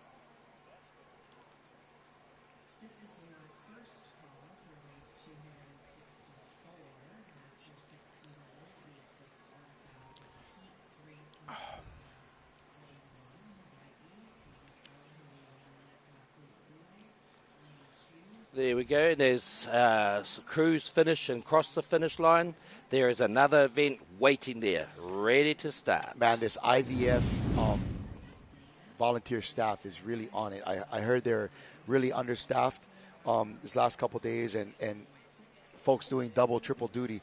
But they have got those out there looking great and ready to go for our paddlers. Yep. And, we call for volunteers, and people answer the call. It's quite amazing. You can watch it from in the water down here in the loading bay and actually see people come off the water and the joy on their faces, or sometimes the disappointment. But, at the end of the day, as I've said before, we are competitors on the water. But once we get off, it's ohana. Yes, sir. You're absolutely right. You're absolutely right, man. And it's a thing, like, people are like, oh, why are you racing? During practice and stuff like that, it's like, hey, man, if there is more than one canoe on the water within any sort of proximity of each other, it's a race. It is. And paddlers are generally competitive people. They generally are people that are out there and like to work, like to feel the body move and do its thing. And, man, like I said, you could be the last 2 canoes in the whole field of 100 paddlers. We see it all out there for the Queen race coming up Labor Day here, and it's a lot. There's no medal at stake. There is nothing going on, and man, these 2 crews are still racing. I'm laughing at what you said, because sometimes a crew will come into and say, "Oh, let's have a friendly race." There's no such beast. There's no such thing as a friendly race. In that sense, it's going to be a competitive one. Yeah. Here we are. We understand. The only friends you got in the water are the ones in your crew, right? And maybe your escort boat. But after that, it is friendly competition, but it ain't like what you're saying. It ain't friends. Yeah, we have a red flag up. Let's see if we can get a clean start. Let's see if we can get. Oh, I hope these ladies back. Don't play around. Just back up. Just back up. That extra couple meters is not going to make a big difference. No. It's hard for us to tell in lane 1. Man, if I was out there, I would back up just so I would know, just to be sure. And you can see there's that other escort boat on the outside there. Oh, all right. Looks like we got a clean start. Looks like it. They both came down. So, yes, the green flag is flying alone, as I've got a green pen in my hand waving it at the screen here. Which means that it was a clean start. So we're happy about that, because we don't want people to be disqualified. We don't. That's what I love about you, John. You are here with every fiber of your body, We may just be talking, but John's out here moving his arms around and shuffling back and forth in his seat. He is just you bring the energy, brother. You can't help it. But we have a clean start in this one. Who do we have? All right, this is event number 260, Open Women's V1 V6, sorry, 1,500 meter. This is Australia's Mululuba in lane 1. New Zealand's Akarana Pine Ulutavake in lane 2. In lane 3 from Canada, it's the Kelowna Paddle Center. The KPC in lane 4 from the Cook Islands, it's Aitutaki Oivaka. Welcome, Cook Islands. In lane 5, Teva from Tahiti. From Brazil in lane 6, it's Kaluana. In lane 7, it's U.S.'s Hele Kaua. And in lane 8 from Hawaii, Hawaiian Canoe Club, Aloha Unlimited Combo. I can tell you lane 2 and 5, those were the two that went in first as you were giving us an idea of who's in there. So lane 2, who did we have there? Aotearoa, New Zealand. And in lane number 5, it is Tahiti. So there's a classic battle again. Yep, and hey, I tell you what, those ladies on the outside there from Hawaiian Canoe Club and Aloha Unlimited, those are some of the top wahine paddlers we have here in Hawaii as well. Yes, sorry, lane 5. 8. Yep. Lane 5 from Tahiti, Teva. They are having a great race. You see them on the right of your screen right Absolutely. there. Next to them in lane 6, that's Brazil's Kaluana. And also in the very beginning, it looked like in lane 2, was that the girls from New Zealand, Akarana Pineula Tavake. They got to that first turn first, but again, that's only one turn of 5. So there's a lot of racing to go yet. Again, you also see amongst those competitors are our support boats, our start boats out there. And, of course, they've got to take care as well to not impede any canoe, to not create a wake that either advantages or disadvantages that's out there on the race course. You can be sure that our boat operators are doing their best to keep this course fair. But, yes, it is something that they need to consider. Wow, and look at, again, the ladies from Aotearoa going in there in lane 2. Yeah, look at this. See, that is a great turn. Beautiful. Oh, I just about jumping out of my feet on that one. That's how it's meant to be done. You saw how close they got to that turn flag. So they are minimizing the distance that they have to travel. They're doing a true 500-meter race. Oh, beautiful turn, 1500, Akarana Pineulo Tavake. Very nice. Where is that crew from in New Zealand? That'll be in Auckland. Okay. Auckland, based in Auckland, off Panama Road, I think it is. I thought I saw this very same crew warming up this morning, and man, they looked like pumped and ready to go. Yeah. Lane 5, that is Teva from Tahiti.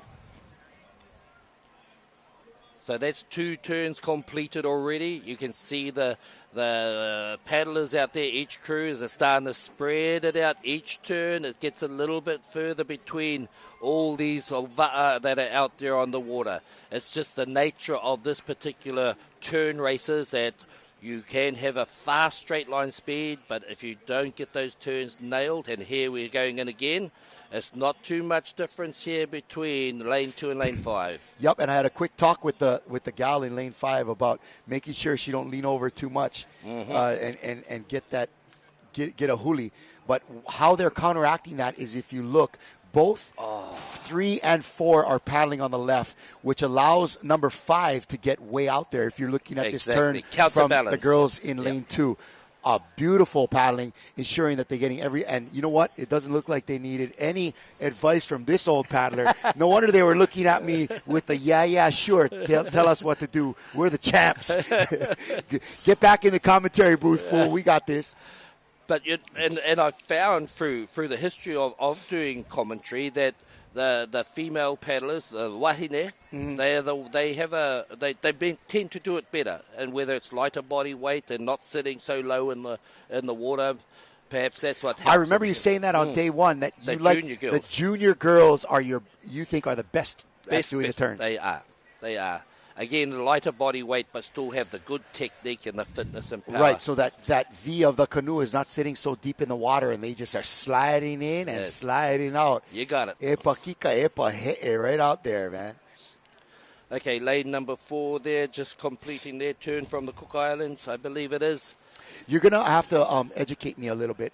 We have Tamorangi Rubin chiming in here, and he's saying, Kia kaha ki na tima no Aotearoa. Do you know about what that means? be strong, be champions from Kia kaha. all teams in okay. Aotearoa, New Zealand. All teams. He's supporting each and every one. He's not going to nail his intent to any one club out there. Right. Oh, again, Beautiful turn from these ladies but from New Tahiti are Zealand. not Pine giving Ula. up. Yeah, that is. And so Tahiti are there or thereabouts. It's only half a waka leg. Here comes Teva, and on Yeah. the outside, the ladies of Hawaiian Canoe Club and Aloha Unlimited, They and are even good. in lane 1 here, doing well. Mululuba, I was just another gonna say. powerhouse team out of Australia. I can see by their caps and their uniform exactly who it was. So I was going to say Malulabar without even looking at the paper.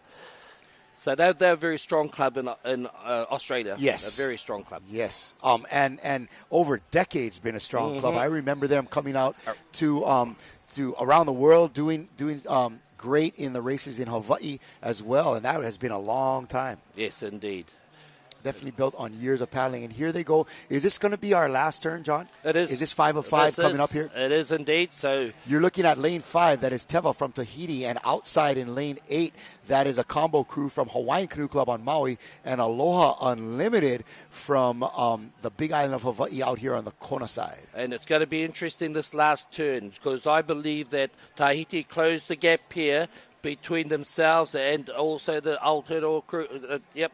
And so look at that, they've come up. Oh, they my have goodness. come up. This is when I start getting excited. I'm holding myself. I want to jump up and down. But again, they've nailed the turn, but now it's straight line speed. Oh, and look at us. New Zealand has really nailed their turn as well. Oh, no, they've Here had they to go. draw. They've actually, neck now and it's neck. back and even. This is Yeah. going to be exciting, brother. We're looking for a heck of a finish here on the 5th event of the day. This is Heat 5 of 6 for the Open Women V6 1500 meter, and it looks like the ladies from Tahiti, Teva in lane They 5, closed that gap.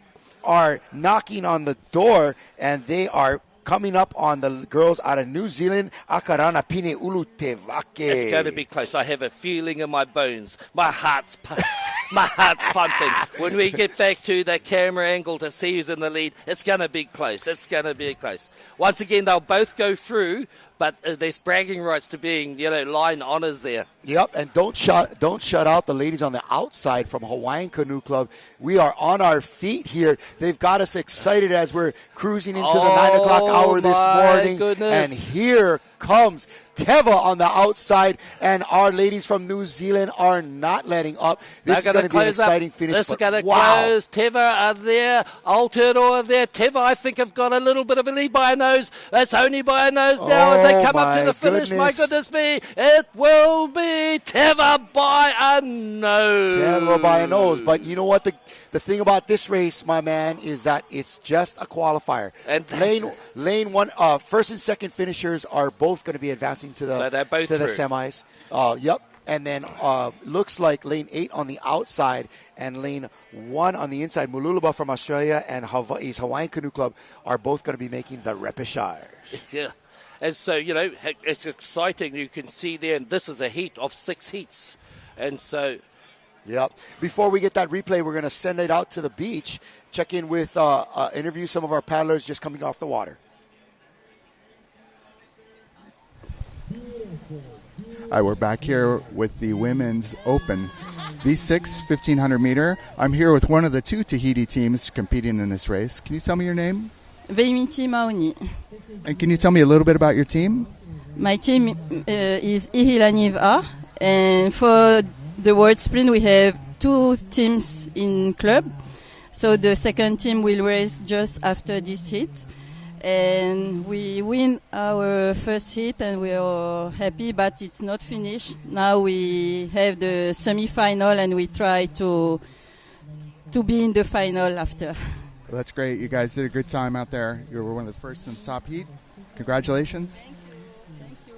Go ahead, you're back to the studio. Coming into the replay here, but I'm not sure if Hello Eric knows to- exactly what he's talking about. Vaimiti Maoni is like one of the best V1 paddlers in all of Tahiti. That very sweet, unassuming girl is a champion. And here we go. Speaking of champions, That was that first watch turn.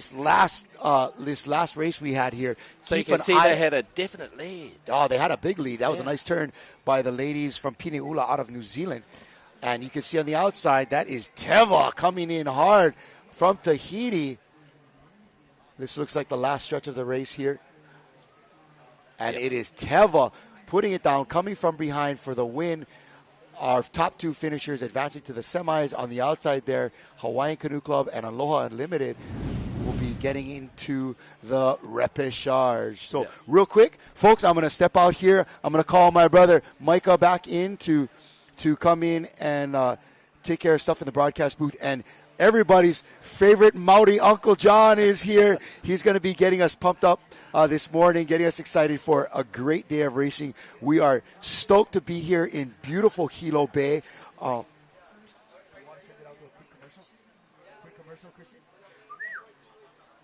right, beautiful Hilo Bay. Mahalo to all of you out there joining us in Facebook land. But I'm going to be handing the mic over back to my buddy Michael over here. And Michael, what a great morning of racing.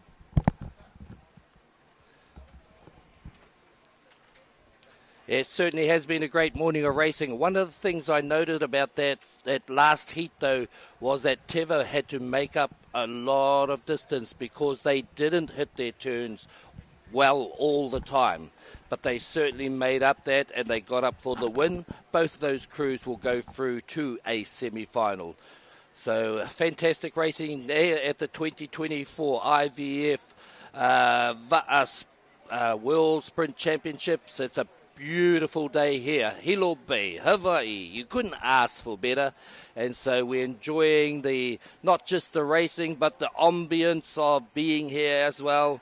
And so if you look in the background, you got the palm trees, the coconut trees. It's just beautiful to be here and experience the ohana of paddling.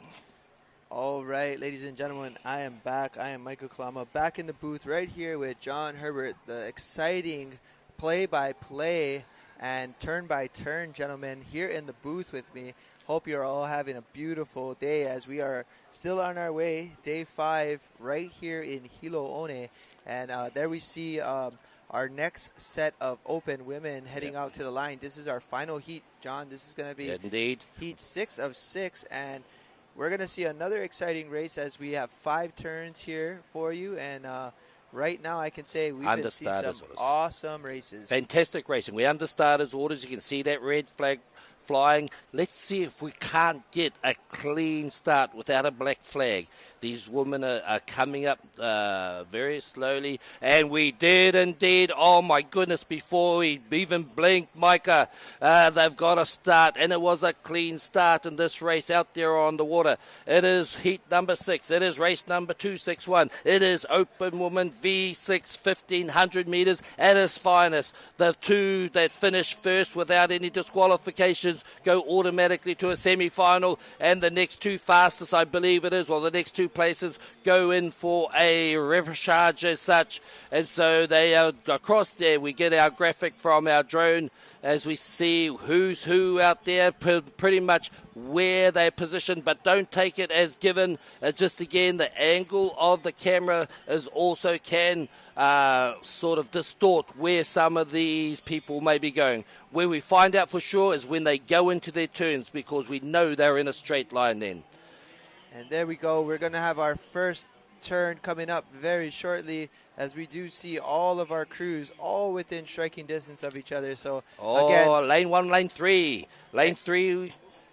Anybody's turn here, as we see lane 1 having a great go on this turn. That's going to be Team Ihilani, as well as outside of them in lane 3 having a great race as well. And that's going to be Team Australia looking strong. That's the Northern Beaches. Northern Beaches. They had a good one, Micah. That was a good one, but they've all come out pretty even. Out there in lane 3, that's what we have. And also there in lane number 2 from Hawaii, we have Kai. I haven't got my glasses on. I got you, no worry. And that's going to be Kaiopua Canoe Club number 1. And again, that's going to be in lane 2, but all having a great race. Just on the outside in lane 7 as well, we have New Zealand's Hayata Ocean Sports MJs having a great go at this as well. Again, we're here, 1,500-meter course, 5 turns. This is heat 6 of 6. Our first 2 paddlers are going, or 2 crews are going to advance to a semifinals. Top scores in 3 and 4 will be moving on to a repechage for a later heat. But what a great race and great morning it is turning out to be for our open women here. Absolutely, and as I look at what we have on the screen, if you look at the conditions on the water, not too bad at all. It's pretty calm out there. There's not too much wind, so the impact of the environment isn't going to have too much of an impact on these crews. What you can see, though, is that they're spread out a little bit after that first turn. And so exciting as, again, we're coming into our second turn. Lane 3, Lane 2, Lane 1. All together, mirror image. 6, looking awesome. Oh, my goodness, look at that. That is tight as it gets. Lane 2 having a great turn, as well as 3 and 1 all coming out. And here we go, Lane 6 having a good go on the outside. And you can see there, lane 1, they had to just continue draw stroking a few more, perhaps 2 or 3 from Tahiti, that is. And so they've dropped back about a waka length, a va'a length, a canoe length, whatever you want to call it. And so, again, you'll see these teams spread out even further across this race course. And a great shot there of Team Ihilani. And, man, they are looking really strong. Looks like we've got, I believe that's going to be Vaimiti crew, or didn't get a good shot on the camera, but would love to see who was in that boat. But they had a great go on the front half. And so, again, you get to see how important these turns are. Make or break. Absolutely. And again, looking strong. We've got another set of turns coming up here for our crews, and this is going to be a good one.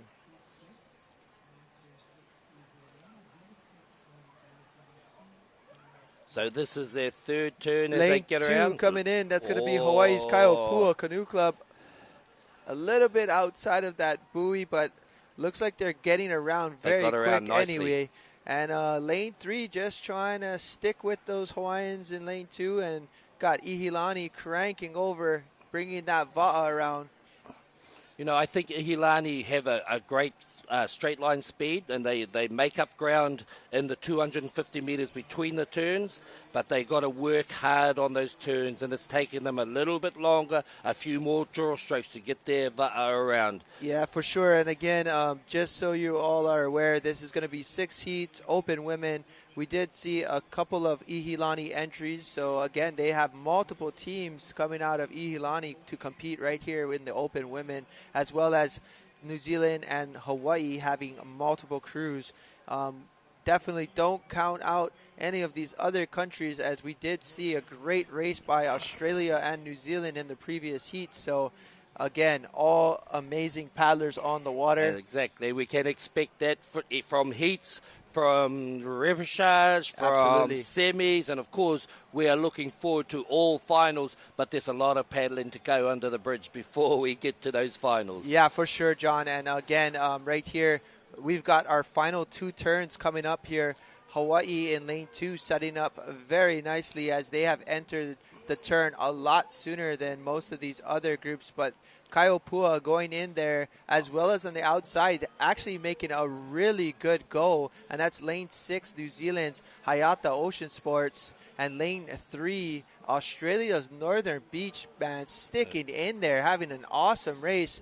Remember, first 2 crews to finish without any infringements will be moving on to the semis. Absolutely. And so again, you can see in lane number 1, I think it was to lane 2, should I say, they got around, they're gone, they're out of there, and failing some sort of disaster, they should take out this particular heat. For sure. There's no certainties during racing, so things can happen out there on the water that we don't ever expect, but we aren't asking for any drama. No, we're not. And absolutely, like you said, just all about precision on the turn, making sure you stay within your turn lane. Again, that means you have to stay within the 2 orange buoys on either side of the flag, and that will consist of your lane of choice.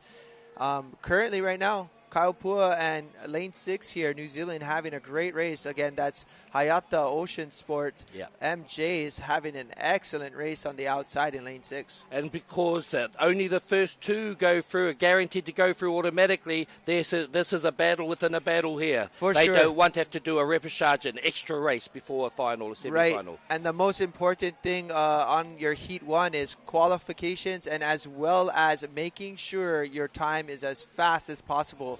because that will give you a chance to get into an inside lane. But great view here with our drone to show you a little bit of the challenges on the turn, especially on this far side, John, because we do see a little bit more of that wind texture on the water, which means the canoe will be definitely drifting a little bit further down the beach end. So great turn over there by lane 4, looking incredible. That's Esquilo Sports from Brazil.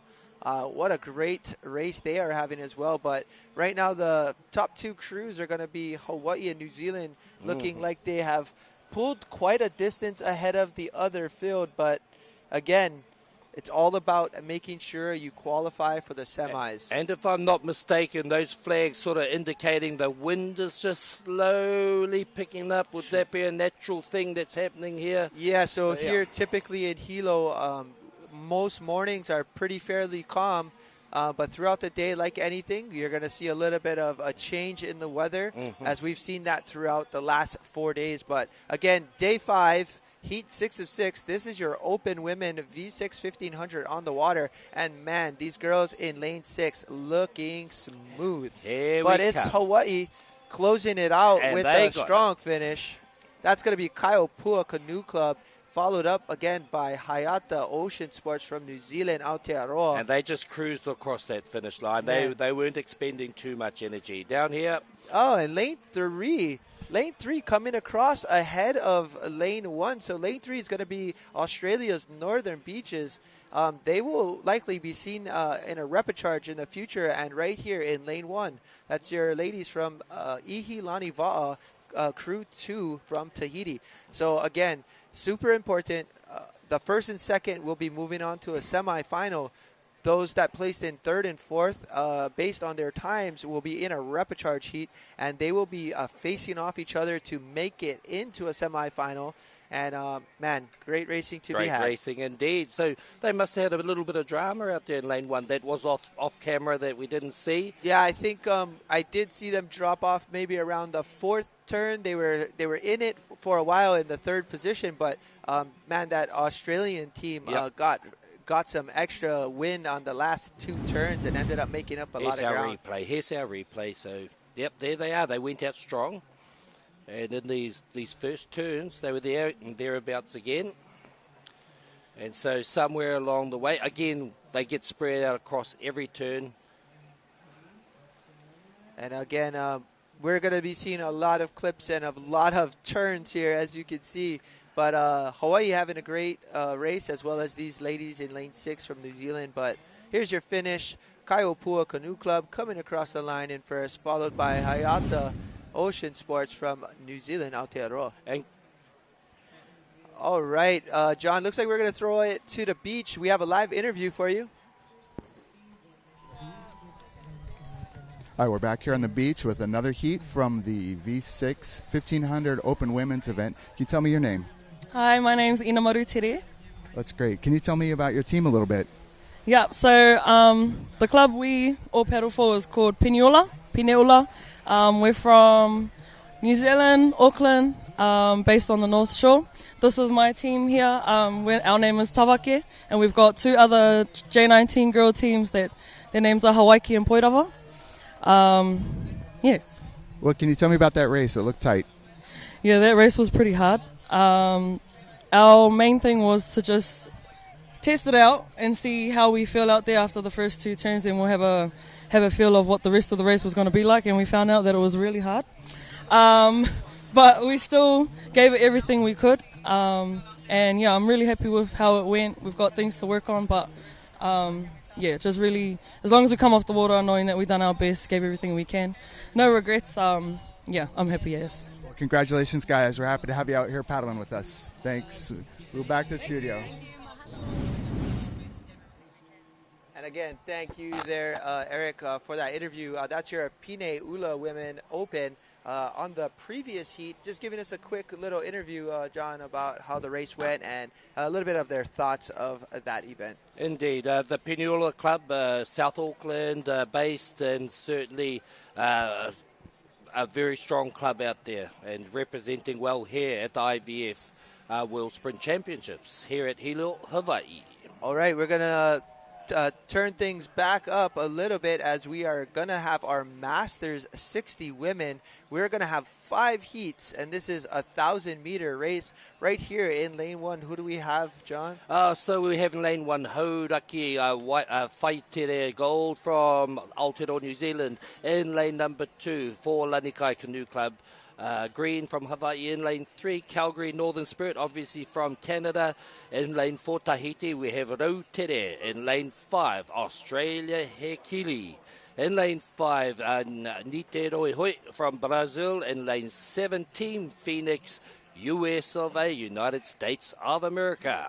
And just to give everyone how this race is going to be, it looks like we're going to have only 7 entries per heat here. So again, top 2 will be advancing, as we will have a heat progression and a repecharge for those that do not qualify in this event.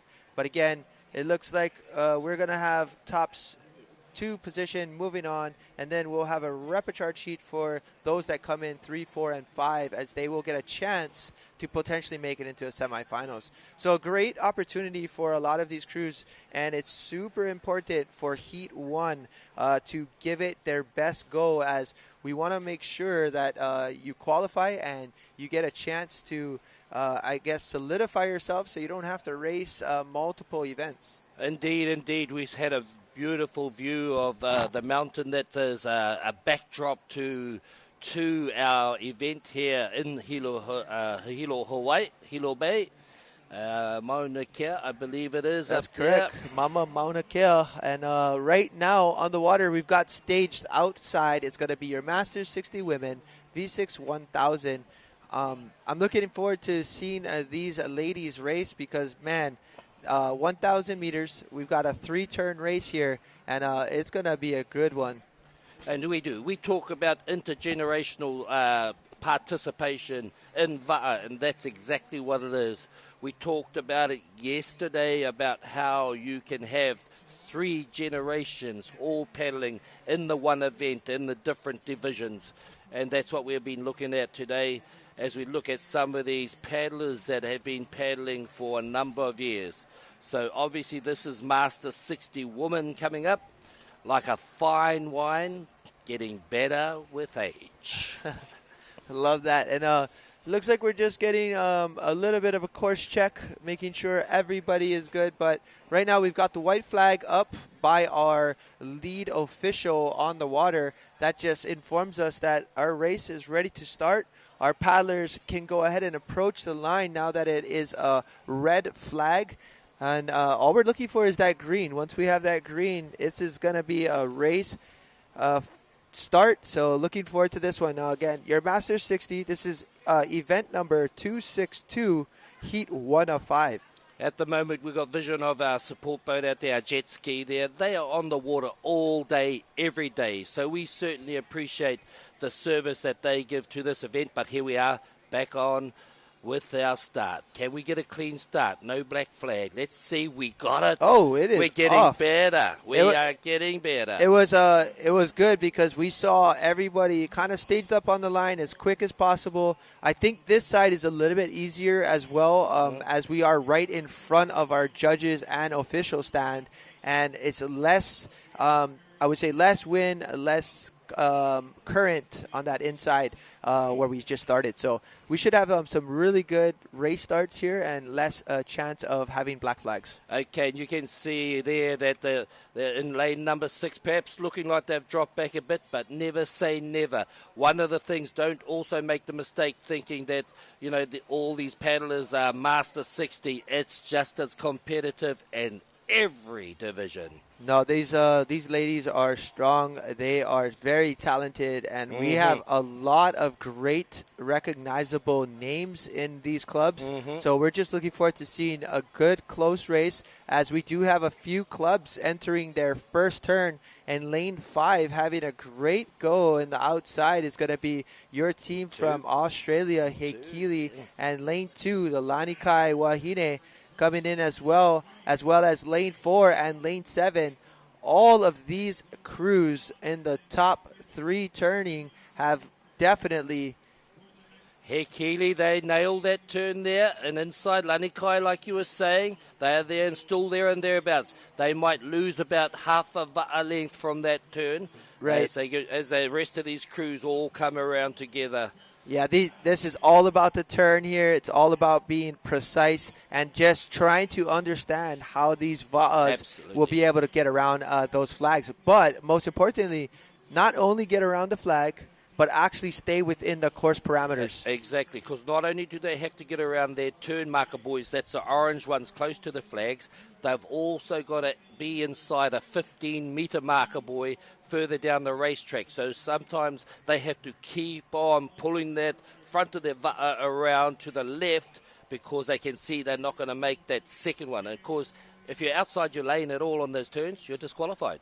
Yeah, so definitely it's all about precision and making a good adjustment or making the right call while you're inside the va'a. So we rely a lot on the team captain, usually the steersman, making sure that they are ready to negotiate the turn and as well as when they're coming out, whether they're making sure that 1 and 2 keeps kahing and bringing that nose around, but great turn right here on screen. We've got the ladies in lane 5 as well as the ladies in lane 2. So we have we have Australia, Hekili, and we've got Hawaii's Lanikai again. Oh, and Hawaii have made up on that turn. Look at them. That was a great turn. That's an example of what I'm talking about. That was a great turn by the Lanikai women on that turn. And look how much ground they've made up. They've taken the lead away from Hekili.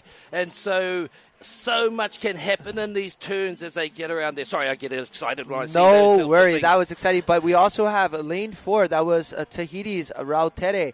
They had a great turn as well, and we did see outside in lane number 6. That's Niteroi Hoi from Brazil. That's a battle right now going on for 3rd place. So here is it. We have one more turn to go. Your Lanikai, 3 turns, that's right, in this division. Yeah, one more turn to go. This is 1,000 meters. And Team USA looking strong. Team Australia looking extremely strong. That's Hekili on the water right in front of our camera. Okay. They are paddling unreal right now. Yeah, they're putting in the big ones. They would have come around that second turn and thought, that wasn't our best. But they'll try and make up that difference. They'll try and stay with the crew that overtook them, I think, from Hawaii, and then they'll have to nail this third and final turn. Everything's got to go according to plan. Hawaii coming in, Hekili coming in. Here we go. Let's watch Look this. At this Let's banking watch turn. This, viewers. Hawaii having a great turn right now. They spun it on a dime. They got this turn down right here. That's your 60s women from Again, who's Lanikai. drawing in? They're still drawing both. Great Again, they're going to turn. go out together. Look at this. Let it go. Look at this. They're just in front by a nose. But Man, this is going to be but this is all going to, like you said, come down to the finish. We're going to see where everybody's at on that 10-meter buoy. And, again, great battle going on between lanes 4 and 7 as well. Here they come. They're together. That's going to be Tahiti's Rautere and USA Team Phoenix on the outside. Right here on your screen. Well, 1 and 3. Lanes 1 and 3. 1 and 3. That's going to be New Zealand's Hauraki, Waitere Gold. And lane 3, that's Canada's Calgary Northern Spirit. Okay. But this is it. This is the final stretch. It is Who's going to take the top spot for this heat? And this is super important because this will also seed you in the semis and put you in your lane draws. Indeed. I think, the first 2 are sorted. It's really bragging rights about who crosses the finish line. But these first 2 crews are really looking at going to the semi-final automatically. Automatically to the semis. It's top 2. 3 and 4 are going to duke it out and get a repechage. It is going to be close.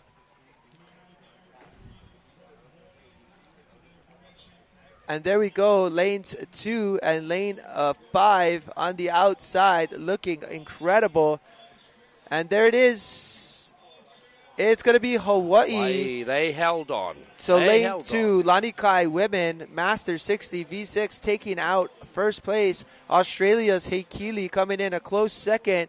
And lane number 4, as well as lane number 7 will be moving on to a repechage heat. Again, this is all unofficial that we're calling here on your screen. Absolutely. As we do not know exactly what may have happened on the water. We have called a few races where we announced a finisher unofficially and found out later that they might have had an infringement on the course and got disqualified. So again, whatever you see on screen is what we're bringing to you live. However, it is all unofficial here in the booth. Once we get those updates, our race officials usually send over the results to us, giving us a great opportunity to tell you who's advancing. But man, John, that was a great race. Like you said, we saw a lot of that made-up ground based on the turn. It is, and it adds some drama to racing when you see the close-ups of these va'a turning 180 degrees. You'll see different techniques that different crews and different clubs might use to do that. Yeah, definitely. And again, just a solid finish. Here's your replay. So a good start from all of your crews. We did see a little bit fall back on the front, but it all comes down to the turn. Right here, we saw on screen, great race by these ladies outside in lane 7. They will be advancing as well. And here we go. We're going to see our finishers shortly, but Lanikai, man, looking great out there, as well as New Zealand, who was less than a few seconds behind, if that. But your finishers right here, Lanikai coming in first, right behind, not even a second or so, is lane 5, and that was New Zealand. But we're going to go ahead and take it live to the beach for an interview. We're back here with the last heat from the Women Open 1500 V6 team from Brazil. What is your name? My name is Eneida França, and we are from Rio de Janeiro, Brazil. That's great. And how did your race go today? Yeah, it was really hard race. We did our best. We trained a lot to be here because we are a mixed team. We have a girl from Amazonia, and me and Katia, we are older. All are self-providers. They work and they have children, and that's it. We trained a lot to be here, and we make a great effort to be here, and so we are very proud of us. Well, it's a great job. You guys did a great job, and you're going to advance, so that's awesome. Good job, ladies. All right. Thank you very much. All right. Thanks, Eric, for that interview on the beach. That was your team from Brazil, just giving us a little bit about their experience on their travel and training back home, and just excited to be here representing their country. But right on your screen, John, we have our first 3 finishers. Yep, indeed. And so we have there for Lanikai Canoe Club in first place. You can see their time there, 5:33.61. Not too much difference between first and second there. Hekili from Australia, less than a second behind, or just over a second perhaps. And also third, Tahiti Rautere. And just excited, want to go ahead and I'm giving you some shout-outs from our Facebook. We have a bunch of people tuning in, but of course we have Jacob and Jimet Pakele again. Once again, day 5, let's go, watching from Kelkaha. Thank you so much. On screen right here, we've got our Masters 60s women. This again is another heat. In lane 1, we've got Kaiahitu Outrigger Canoe Club. Lane 2, Nahoe Horo from New Zealand. Lane 3, Noosa from Australia. Lane 4, Horo Uta Hide Wairariki from New Zealand. Lane 5, Brazil's Macknight Paddle Club. Lane 6, Outrigger Santa Cruz Yoko. And lane 7, the Suncoast from Canada. So you can see there, certainly some great crews out there for this particular heat. And so we're expecting nothing but fantastic racing out there on the water. Yeah, for sure. And again, it's all about the women in the morning. It's all about the women. And then we will be turning it over to the Master 70 men a little bit later in the day. We've got about 5 more heats to go for these women here. Sorry, 4 more heats total for these women. Again, this is a 3-turn special here, 1,000 meter. Again, our support boats are out there. That is the flag boat that we're looking at there. So they're a pretty important crew out there that we keep an eye on that give us an indication of when they are under starters orders. You can see paddlers heading down towards their va'a. You know, there are people in the water all day. You can see them holding on to those va'a. Our on-the-water crew, loading bay crew, they are committed. Yeah, there we go. We see all of our wahine. This is your women's 60s masters, you know, just exiting the water. Man, they look so fresh. That's your Lanikai women on screen. We've got none other than Miss Fisher, right? And telling you, just looking at her time, saying, man, that was fast. So, again, what a great race. Just so happy to see these wahine on screen. And look at that, smiles, knowing they're going to be moving on to the semis. Yep, indeed, and that's all they have to do at this stage. That's all they have to do. And once again, I say that they can, if they have a lead and they know they're in the first two, they know that they are automatically qualifying, especially if they know they haven't had any infringements, that they're going to go through to the next round. For if you go through a repechage, it just means you have an extra race where you have to expend extra energy. And so if you can save that energy, save yourself for later on in the day, they will take advantage of that. Yeah, so cool to see all of our competitors, again, on the water. And some of the coolest things to see right now is going to be, we've been seeing some of these big airliners flying over us throughout the day as we are near the airport. And, man, sometimes they make a big roar on our screen. So if you hear that, that's a big airliner coming in. And that's probably racers getting ready to take on the day as we have so many competitors still arriving to Hilo. Absolutely. The flight path for the airport here at Hilo, Hawaii, is directly overhead from our commentary box here. And so, yes, if you hear some sort of rushing sound, it's just a passenger airliner just flying overhead. Yeah, definitely. I'm excited. Right here, we've got our heat number 2. Again, top 2 will be moving on to a semifinal, but currently we're going to have, again, 7 countries in this race. Okay.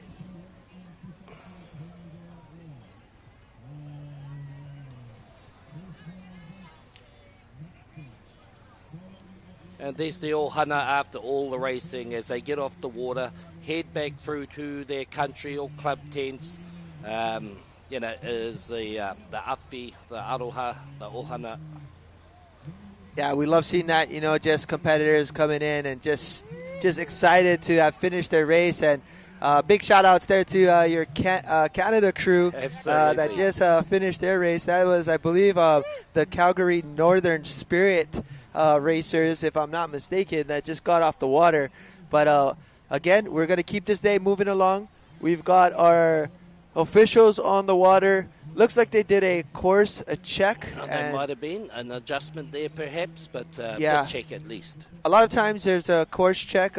If a crew maybe runs a buoy or a flag or something along those lines, there's always a course check and making sure everything is set up and the course is fair. But we do have a white flag, so we're going to get this race on the way. On your screen, top left-hand side, you're going to see the escort boat there. That is your water official, lead water official, calling the race. In your bottom-hand screen, we're seeing a set of competitors. That's going to be lane number 1. This is going to be another Hawaii crew. This is Kaihitu Outrigger team. Lane 2, we've got another Nahoi Horo team from New Zealand. Sorry, looks like... Yeah, that's correct. That's going to be Nahoi Horo in there as well. Lane 3, Australia's Noosa. Lane 4, New Zealand's Horo Uta Hine Wairiki. Lane 5, Brazil's Macknight Paddle Club. Lane 6, USA, Outrigger Santa Cruz Yoko. And Lane 7, Canada. And get ready, John. We are about to go. Lane 1 slightly over. They need a... Oh, and she keeps edging forward. Back it up, ladies. Back it up. That's sort of and holding my they breath will there. be clear in 1 second. So you can see someone There else you go. is drifted. Outside is looking like they're going to have to all back up. And lane 2 creeping forward. they're all moving forward when they should be moving back, especially lane 2 right now. It might be a green and red, green and black. I think it might be okay. They're gonna. Oh, no, you can see them jockeying backwards and forwards, and so. And we are clear. We should get a green. Let's go. There's the green. Okay, the black was down. Oh, man. And someone got a great start there in the middle. What lane is it? Lane 3. So that's your women from Noosa, Australia. Man, so here's the trouble on the start, ladies and gentlemen. As you're watching on the screen, the countries get to go ahead and load into the starting box there, and they all have to be behind the line, but they cannot be rolling forward in order to have a start. They do need to stage as still as they can, and then you'll see a green flag. But we are off nonetheless. We're off nonetheless, as you say there. And so we have in lane number 1, it is Hawaii from Kai Ehitu Outrigger team. In lane number 2, Aotearoa New Zealand, Ngā Hoihoro. In lane number 3, it is there Australia from Noosa from Australia. In forwards, Horota Hene Waiariki from Aotearoa New Zealand. In lane number 5, we have there McKnight Paddle Club. In number 6 is USA Outrigger Santa Cruz Yoko. In lane number 7, rounding off this field, it's Suncoast Canada. So we come towards our first turn, not too far away. Yeah, here we go. Lane 2, lane 5 coming into their turn. Lane 3, 4, 6, and 1, 7. Okay, we have all officially entered our turn. However, lane 2 outside, lane 6 having a decent turn as well. Again, don't be deceived. We are just showing you some angles of all of these racers. But lane 2 having a great race. That's New Zealand's Ngā Hoihoro. But, again, this is just one turn of 3. Only one turn of 3. The first turn only. And so, yes, we can see who got the advantage out of that.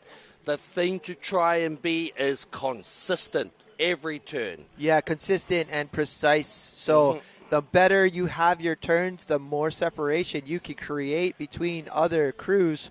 But on the water, looking strong. Here you go, 3, 4, 5, all close within proximity of each other. I say, usually when I'm calling the race, I say you could throw a handkerchief over all of them, or a face cloth, or something like that. So there used to be a blanket, but we're getting smaller units these days. And there you go, lane 2 having a great race. That's Ngā Hoihoro from New Zealand, Aotearoa, coming into their turn. Very shortly, we're about 50 meters away from the flags where they will be making their second turn. You can see those flags in the distance there, yep. And ladies and gentlemen, there's only 2 more turns to go in this race. Who's it going to be? Lane 6 looks like they're having a great race as well as lane 5. But again, this angle, don't be fooled.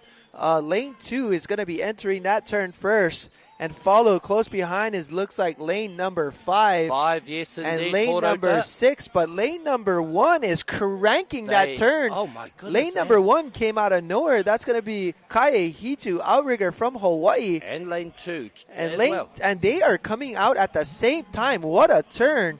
And, of course, lane 2, though, getting the better of that.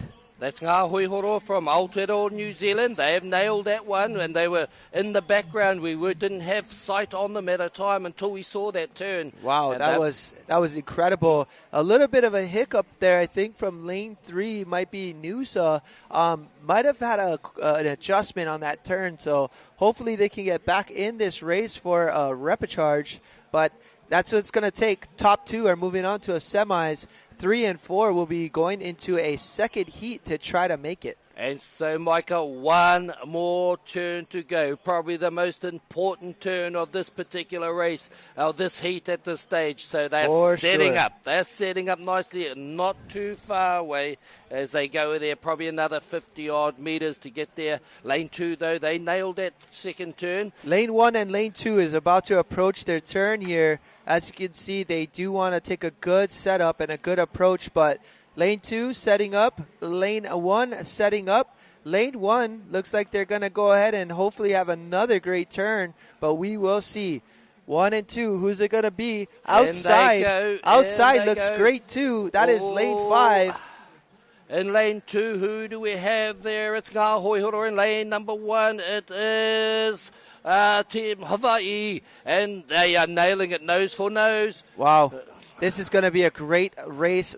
We're going to see who's going to have the strong finish. Again, that's going to be your Kaihitu women in lane 1. And lane 5, Brazil. Lane 5 is having a great race. That was Brazil's Mac Knight Paddle Club.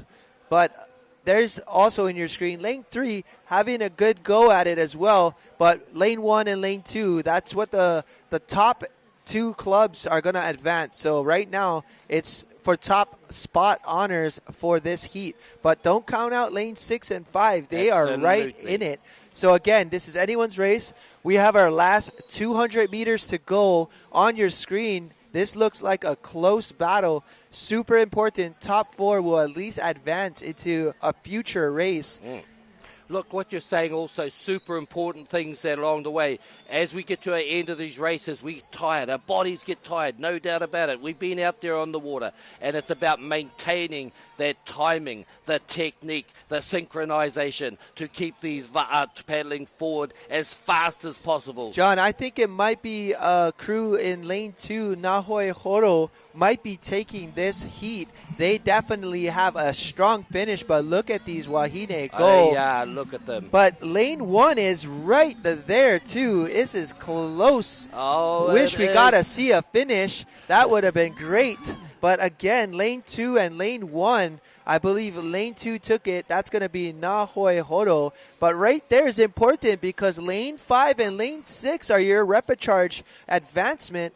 Again, that's going to be Brazil, McKnight Paddle Club, and 6. That was USA's Outrigger Santa Cruz.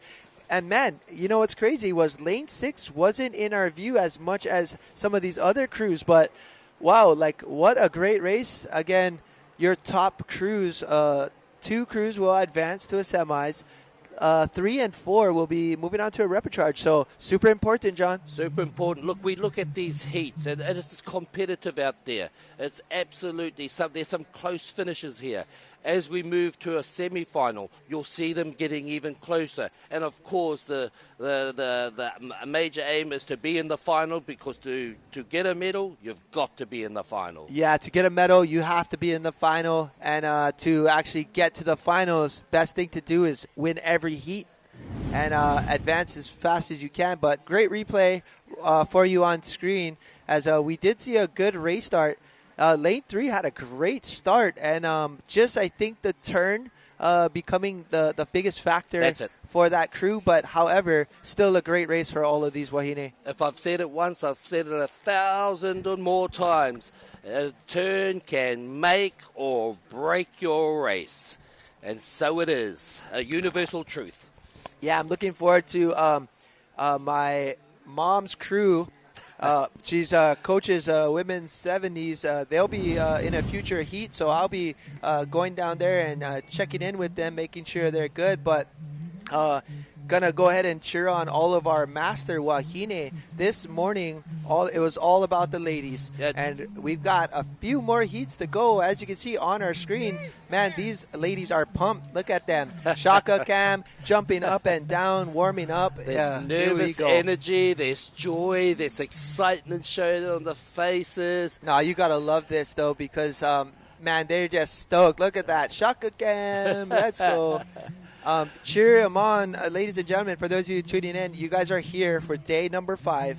This is going to be your, again, 2024 International Va'a Federation World Sprint Championship right here, brought to you in Hilo Bay. And as you can see right there, man, what a great day we have for you as paradise. We're living in paradise here at the moment in Hilo Bay, Hawaii. Yeah, just super excited to be here.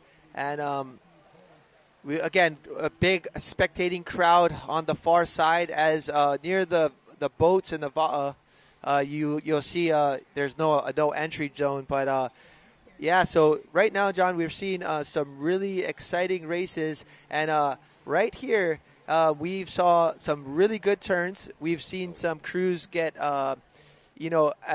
a better turn and actually come out a lot stronger and finish the race and end up ahead. So right now we've got about 3 more heats of women's Master 60s, and then we'll be moving on to the men's 70s. And what do you think for the rest of this day? All V6, all turns. What do you think about it, John? Well, look, by the end of the day, at the end of the day, they're all going to be close. It's going to be great racing. Yeah. Absolutely. Right now, let's go ahead. We're going to give you a commercial. We'll be right back. We want to go ahead and thank all of our sponsors. So this commercial is for you guys right here on screen.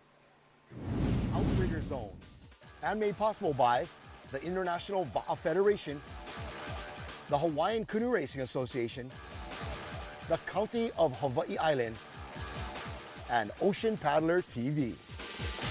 It's important for visitors who do come to the island of Hawaii to remember that you're in somebody's home. Everything is alive and everything should be treated with reverence and respect, and I think that that's the best way to enjoy it.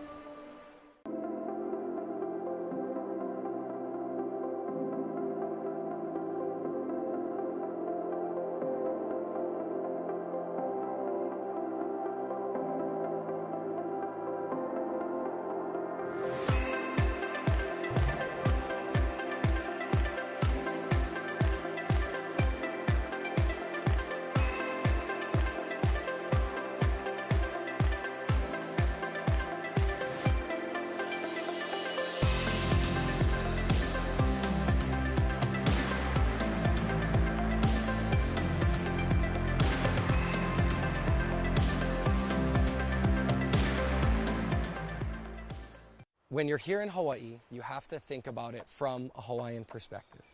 We want our visitors to learn from the people that live here and share that with their community and family, and come back again with a better understanding on their next visit.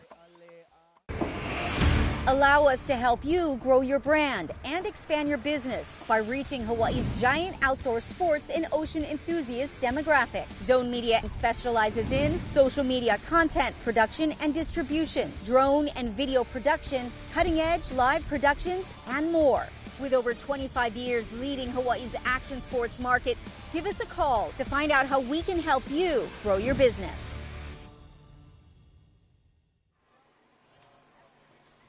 And there you have it. We are back and live in the studio right there on your screen. We're getting ready for looks like our women's, again, 3 of 5 heats.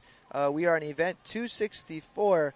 And, man, this is going to be so good because we're going to get to see who's advancing to the semifinals, who will be racing in a future race. But right there on screen, we have a course check once again. We have a lot of turns racing going on today. All day is all about turns, and it's all about our wahine this morning. But, of course, we did have a course check, as always. White flag there.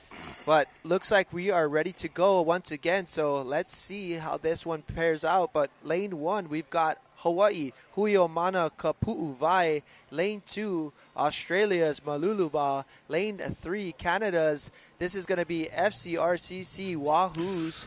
Lane 4, USA Dana. Lane 5, we've got New Zealand's Aratiki Nao Kaieke. Lane number 6, Brazil's Brava. And lane 7, Canada's Fairway George Paddling Club. And we've got a great start right there. A green flag, no black flags. Let's go. And we are off. Oh, we are indeed. And again, each crew will have their sequence of how they do their starts, how they do their first 3 strokes perhaps, and then build, and how many changes they stay at that before they go into their long reaching strokes. Yeah, here we go. As you see, this is just the start of our wahine, but man, what a great race that we have on our hands. But right now it looks like lane 3 and 4, I lied. 2, 1, 5, 6, 7. All just count to 8 right there. I'm just going to go out and just say they are all going to hit this turn fairly quickly. So just to let you know, lane 1, Hawaii, lane 2, Australia, lane 3, Canada, lane 4, USA, lane 5, Aotearoa, New Zealand, lane 6, Brazil, lane 7, Canada. That's how they line up in this particular race. And here they come, not too far from this first turn. As we come up to this flag, we see who sets up, and they'll start angling in. You'll see the steerer do a big rudder, and there they go. And it looks like lane number 4 getting into their turn first. That is from the USA. That's outrigger Santa Cruz. Sorry, my bad. As they come around, I just had a little... That was Dana women, but USA definitely having a great go, but it was not USA nonetheless. That it was USA, got the country right. As the rest of these crews now come around in a blanket turn, it'll sort them out a little bit. In lane number 5 there, we have coming around there, I believe it is Aotearoa New Zealand, Aratika there, as they go down for their penultimate turn. Again, that was turn number 1. So we've got 2 more turns on the way. Lane 7 looking awesome on the outside. That's Canada's Fairway George Paddling Club. But, wow, these ladies making that boat move so effortlessly in the water. And just perhaps slightly picking up the wind, you can see the impact it has on the surface of the water. Not going to affect these crews too much at all. But as we were saying before, the wind earlier this morning, almost zero, and so it was very, very smooth water out there.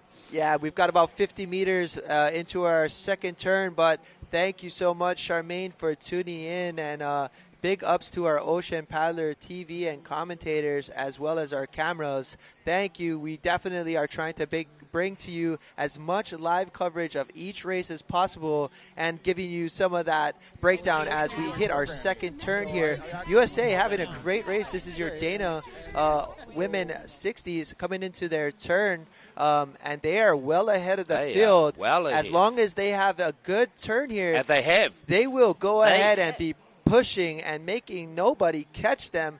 Lane 2, Lane 1, Lane 7, and Lane 3 all coming into their turn. That's going to be Canada, Hawaii, as well as the New Zealand. And again, on the outside, we have Brazil as well. So, again, anybody's race. However, the Dana women look like they've got about 3 to 4 canoe lengths on all of these other ladies, but what a race they're having. Absolutely. Look, earlier you were saying that Dana is a club to be watching, and so they're no slugs. Yeah, the Dana women have a strong program, and I've seen this past year a good surge in the men's program as well, as we've been following them in California.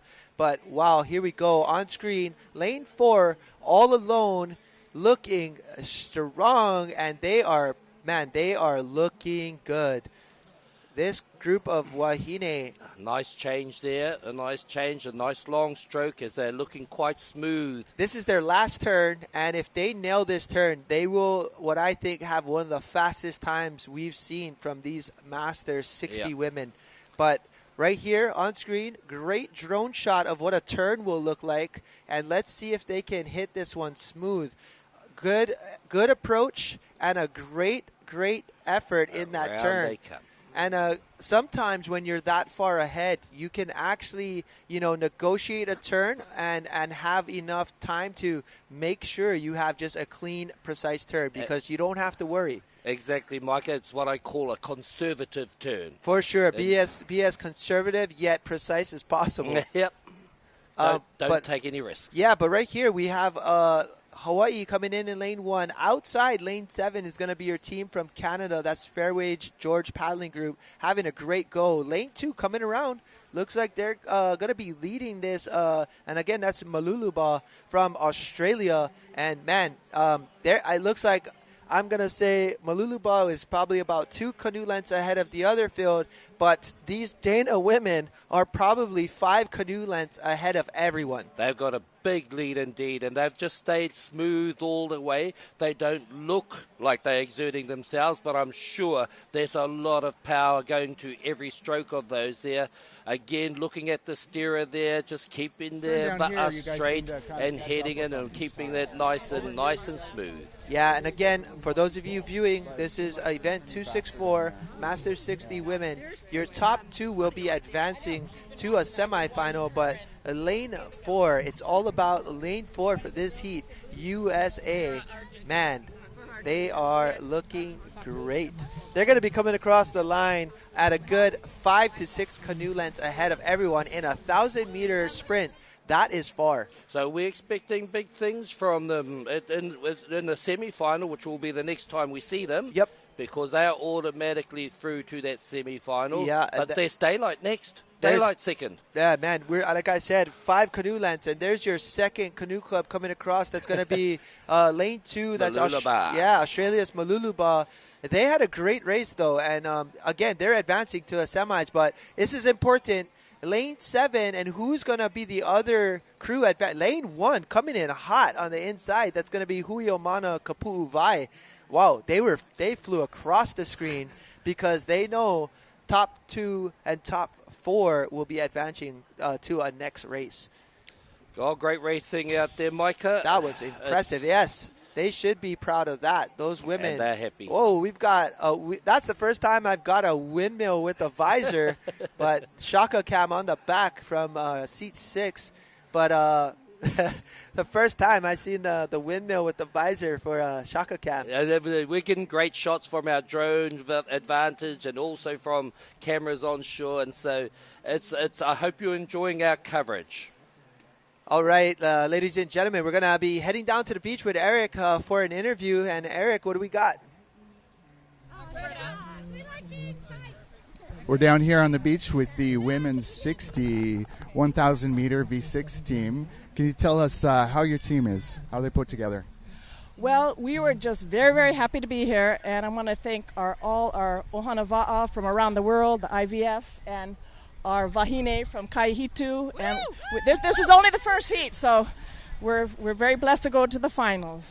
Well, we're happy to have you guys here and out on the course today. And hello. Good luck. Thank you. Oh, it's my Ainaha now, too. This is my hometown, so even more special. All right, thanks, guys. Back to the studio.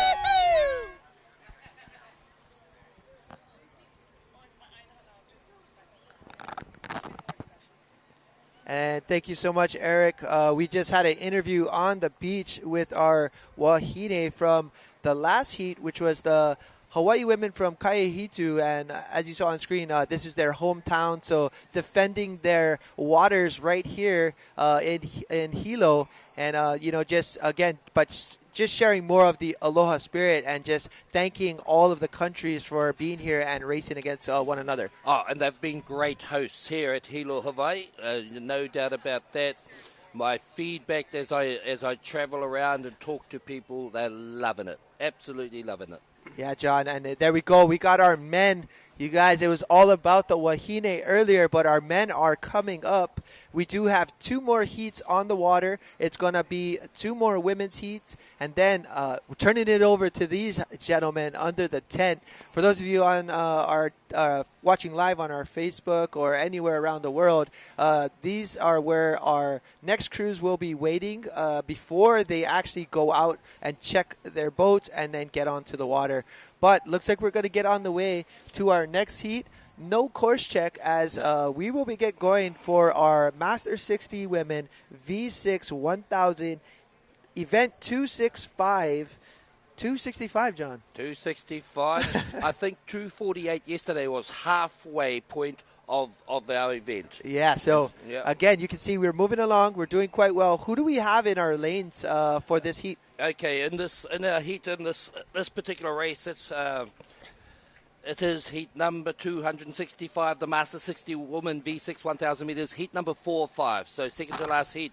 In lane 1, it's for Lanikai Canoe Club from Hawaii. Lane 2, it's Team Bay Area USA. Lane 3, it's Kolana Va'a from Australia. And lane number 4, it's Thermador Mobationga Paddle Club from Brazil. And lane number 5, Port Macquarie Maroro, Australia. Lane number 6, Wahine Toa, Canada. And lane number 7, it's Taniwha Pupoke Wahines from Aotearoa, New Zealand. That's my commentating voice as I hear out there and name all those crews. They're just about ready to line up. We're not under any starters orders yet, and so we wait in anticipation for our flag boats as our first indication. But look at that view. This is what we are experiencing here today, ladies and gentlemen. It is magic, absolutely magic conditions, and also our environment, and just it's wonderful.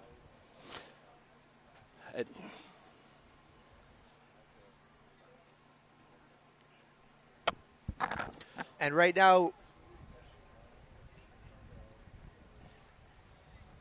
And right now on screen, we're getting ready for our next heat, but we're live back in the studio. We're going to go ahead and let John get to some of the things he needs to get to this morning. But like always, it's so exciting to have you here and sharing some of your PA commentating skills, because these people and spectators get an incredible play-by-play by you, and just want to thank you so much for being here. Thank you, Micah. It's an honor and a privilege, and I hope you're enjoying the coverage that we have for you, and maybe I'll see you later on. Yeah, we'll be here all day, so stick around.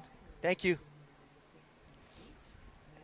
And right here on the water, we're going to go ahead and have your Masters 60 women. This is going to be V6 1,000 meters. This is a 3-turn heat 4 of 5, and we are going to get ready to go, so stay tuned.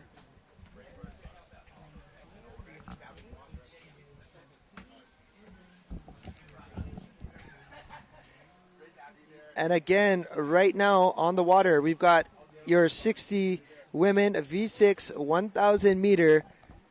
Lanikai, lane 1, lane 2, USA, and lane 3, Australia, lane 4, Brazil, lane 5, Australia, lane 6, Canada, lane 7, New Zealand.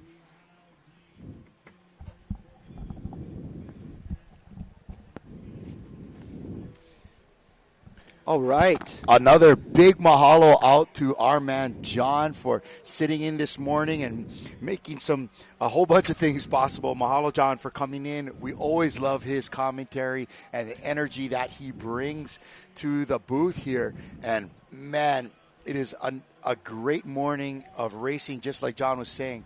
Shucks, it is beautiful out here. Hilo Bay is not disappointing at all. And look at these whakaama, as they would say, over in Aotearoa, where our buddy John Herbert is from. And, folks, this is the V6 1,000 meter Master 60 women, and this is heat 4 of 5. As mentioned earlier, we have Lanikai in lane 1.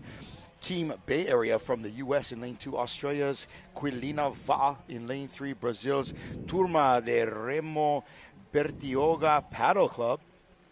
Australia's Port Maguire Maroro in lane 5. In lane 6, Canada's got Wahine Toa. And in lane 7, from New Zealand, Taniwa Pupuke Wahines.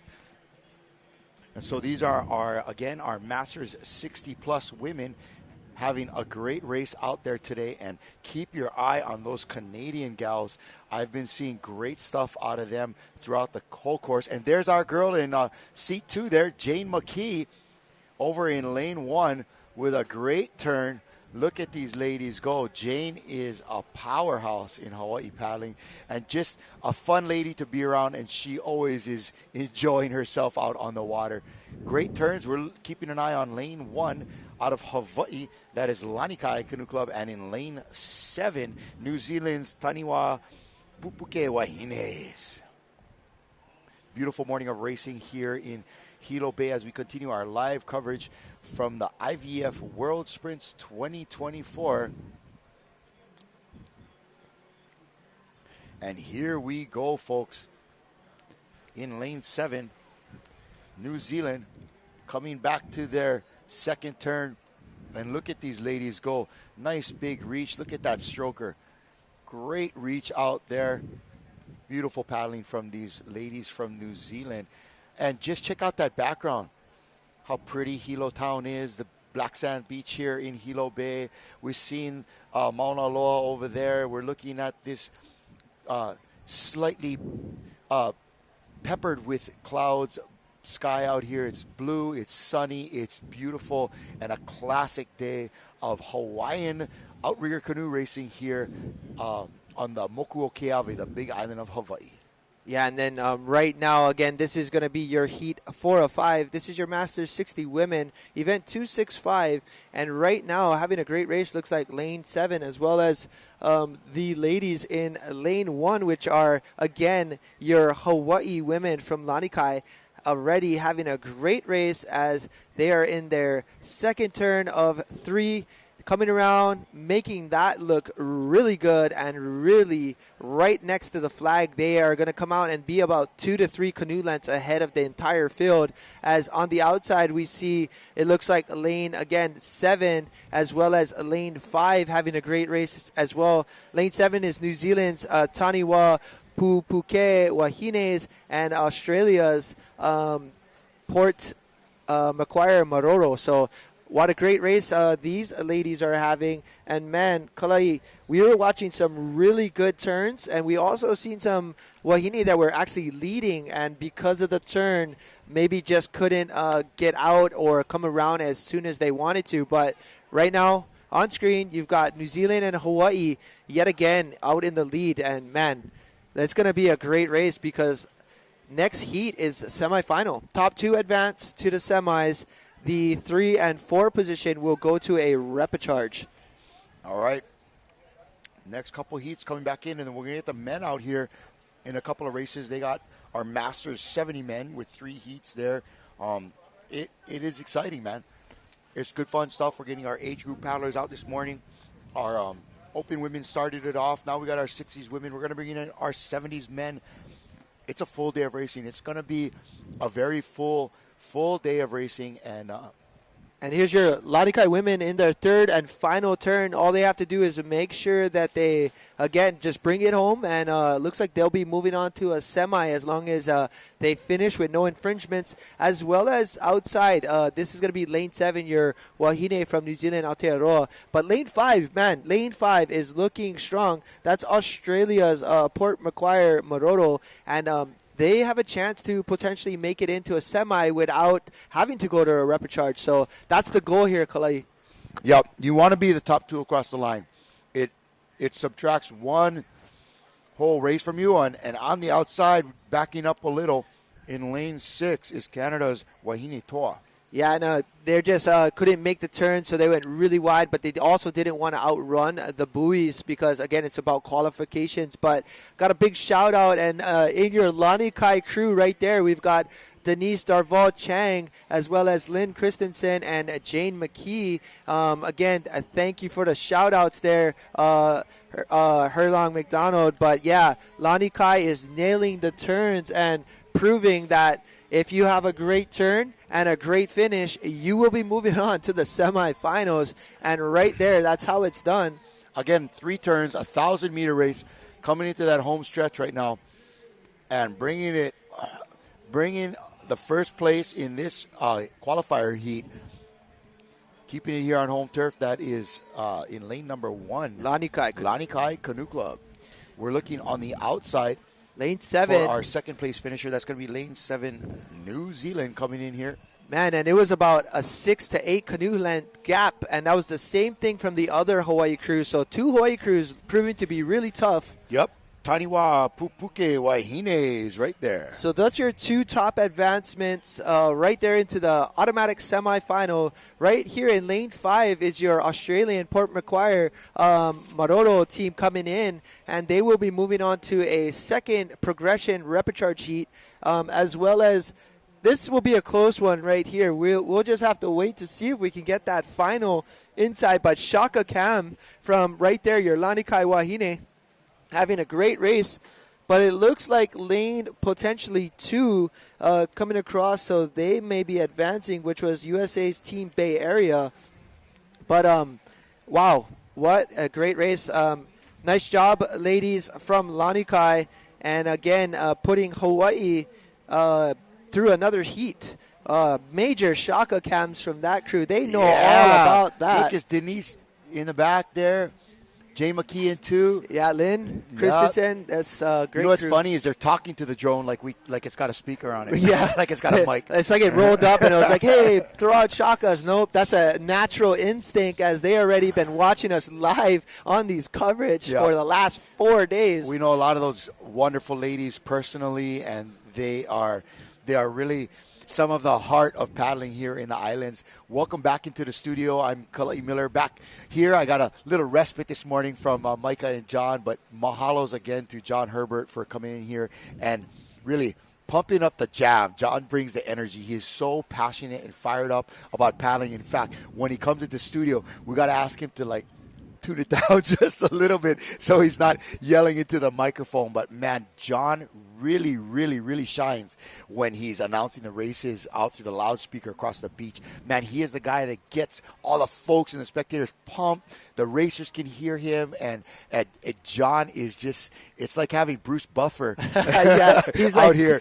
Calling he's the really matchups. Bruce, It's great. He's like the Bruce Buffer of, There there he he is. is. You can hear him in the There he's background. going. Yes, Mr. John. Micah, how has this last 5 races panned out for you? Man, these last 5 races have been really exciting. We've seen some really good heats as, again, we are on our final 5th heat for our women 60. I was just telling John and as well as all of our viewers, it's been all about the Wahine.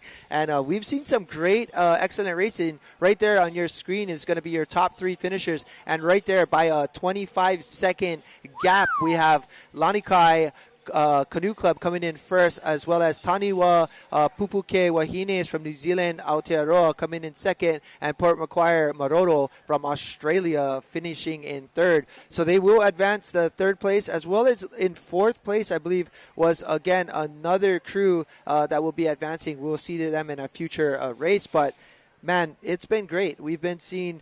Again, it's all about the turns. So as people are watching these races, you will see the turn makes a really big difference in the outcome of our races. Not only just because of great turn, but also the parameters of being within the buoys that they have to approach. It's a challenge. You're trying to turn a 15-meter canoe in 30 meters worth of space. Right. It ain't easy. Right. It ain't easy. It takes a lot of coordination. It takes a lot of skill and experience. But coming up right here, we're going to have heat number 5 of 5, the final heat of our Masters 60 Women V6. This is a 1,000-meter race. A 1,000-meter race that is going to feature Australia in lane 1. That is Burrum District. In lane 2, Brazil's Kanui Va'a. In lane 3, Hawaii's Puna Canoe Club. In lane 4, USA Outrigger Santa Cruz. In lane 5, Canada's KPCG Fresh and Salty. Wow, fresh and salty, I like it. And in lane 6, New Zealand's Kaihoi o Ngāti Rehia Trust and the Taitokeru GMWs. And in lane 7, that's Hawaii's Kihei Canoe Club. So a couple of Hawaii clubs. We got New Zealand, Canada, all representing. So it's going to be a great race here coming up. This is our final qualifier heat, 5 of 5, race number 266. Yeah, so definitely looking good.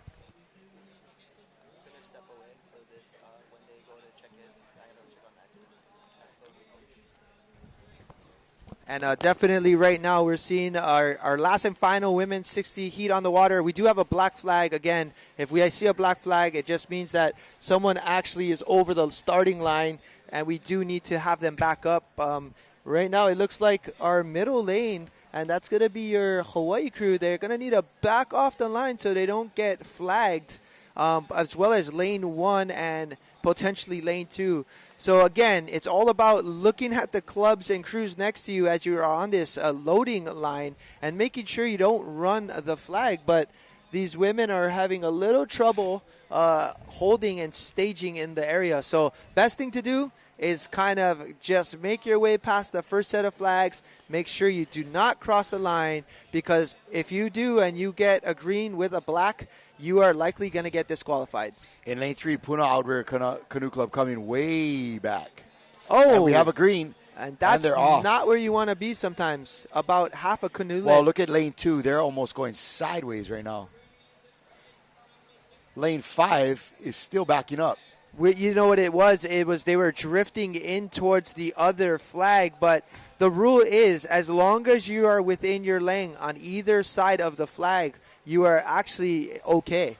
You can actually line up on the left or the right side of the flag. As long as you're within your parameter of the race, you are okay. You can do on either side. So, but of course you don't want to run it down. So I'm assuming a lot of these racers had to make a course adjustment, but super important. And coaches and obviously these paddlers need to adjust for that, because that's what it's going to take. Yeah, you definitely I don't care how fast you are. If you DQ, it don't matter. It don't matter how fast you are. So some great racing from these 60-plus ladies. Again, this is Heat 5 of 5, 1,000-meter race, 3 turns, and they are going at it. Aloha to all our gang logging on for our Facebook. How's it going out there in Ocean Paddler TV world?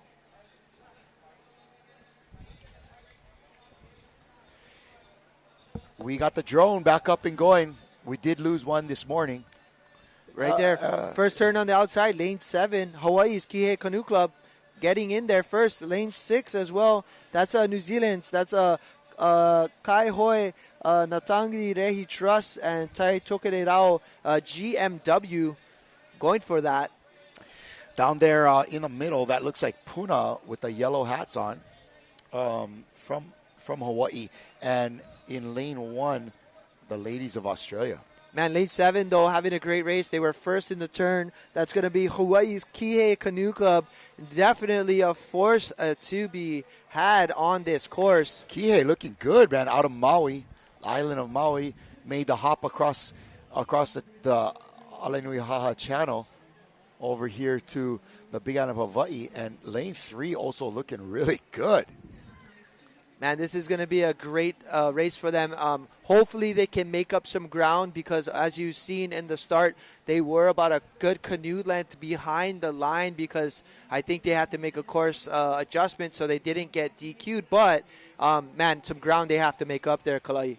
Lane 7 looking good just inside of them, and lane 6 also looking good from New Zealand. The ladies of Kaihoi, not the Rehi Trust.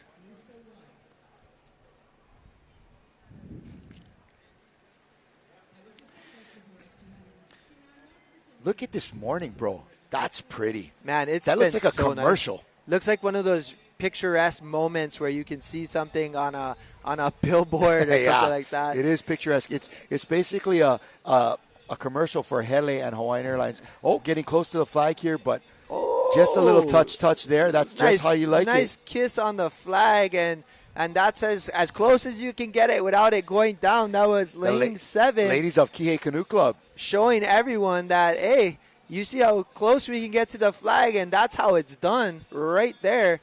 Bang! That was a great turn. That was dope. I like that. Those ladies got it going on. And look who's making up ground. That's another Hawaii crew in lane 3. That's Puna Canoe Club. Bruh, they are bringing it on, and they didn't have the best start, but right now they were almost going to reverse during the start. Lane 6, those ladies out of New Zealand better watch out. Here comes Hawaii. And lane 7 right there on screen. We're just seeing some really strong paddling right there. Lane 1 looks like she's got a great clock going on in there. Just a nice tick. And, man, they're doing really, really well. This is your Masters 60 Women V6 1000 event 266. Last and final turn. And, again, top 2 will advance to a semifinal. We've got Mr. Gaylord Wilcox in the parking lot. Ready to go. He is always ready to go. He's going to be part of that Masters 70 men, I believe.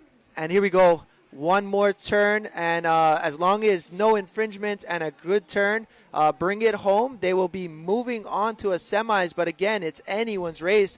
Lane 6, the New Zealand ladies coming in hot. Oh, and speaking of hot, here comes lane 3. And lane 5. Lane 3 is going to be Puna Canoe Club from right here in Hilo Bay. And right there, whoever gets around this turn first has the best opportunity to move on to the semis. Who is it going to be? Is it going to be 6? Is it going to be 3? Or is it going to be 5? Because super important to move on. But it looks like all of them coming out at the same time. A little bit longer there in lane 3 for a course correction, but this is it. And lane 7 on the outside. All by Kihei themselves. Canoe Club laying the smackdown out there. This is almost a replay of Lanikai out there as well, and they were pretty much about 6 canoe lengths ahead of the entire field as well. Man, these Hawaiian women, they don't retire. They just become top-level paddlers. You know? No. They ain't looking for a retirement check. They're trying to be high-level paddlers here. And lane 5 looking good as well. That is Canada's KPCG Fresh and Salty. Yeah, looking good right here. This is going to be the finish line. They're at the last 20 meters of this race, but that's your women on the outside. Kihei Canoe Club smashing the field on this 1,000-meter course. And just to give you perspective, when they finish, you will not see a canoe within any distance of that finish line. Wow. And you're finally going to see the second one, and it looks like lane 5 is going to go ahead and take this. That's your women from Canada. That's the KPCG Fresh and Salty, followed up by your Repicharge group right here in lanes 3 and lane 6. Lane 3, that's going to be Puna Canoe Club, and lane 6 is New Zealand's Kaihoi Onati Rehia Trust. Kalai, Canada came from way behind and actually just went ahead and just pressed it and got into that second spot. Well done.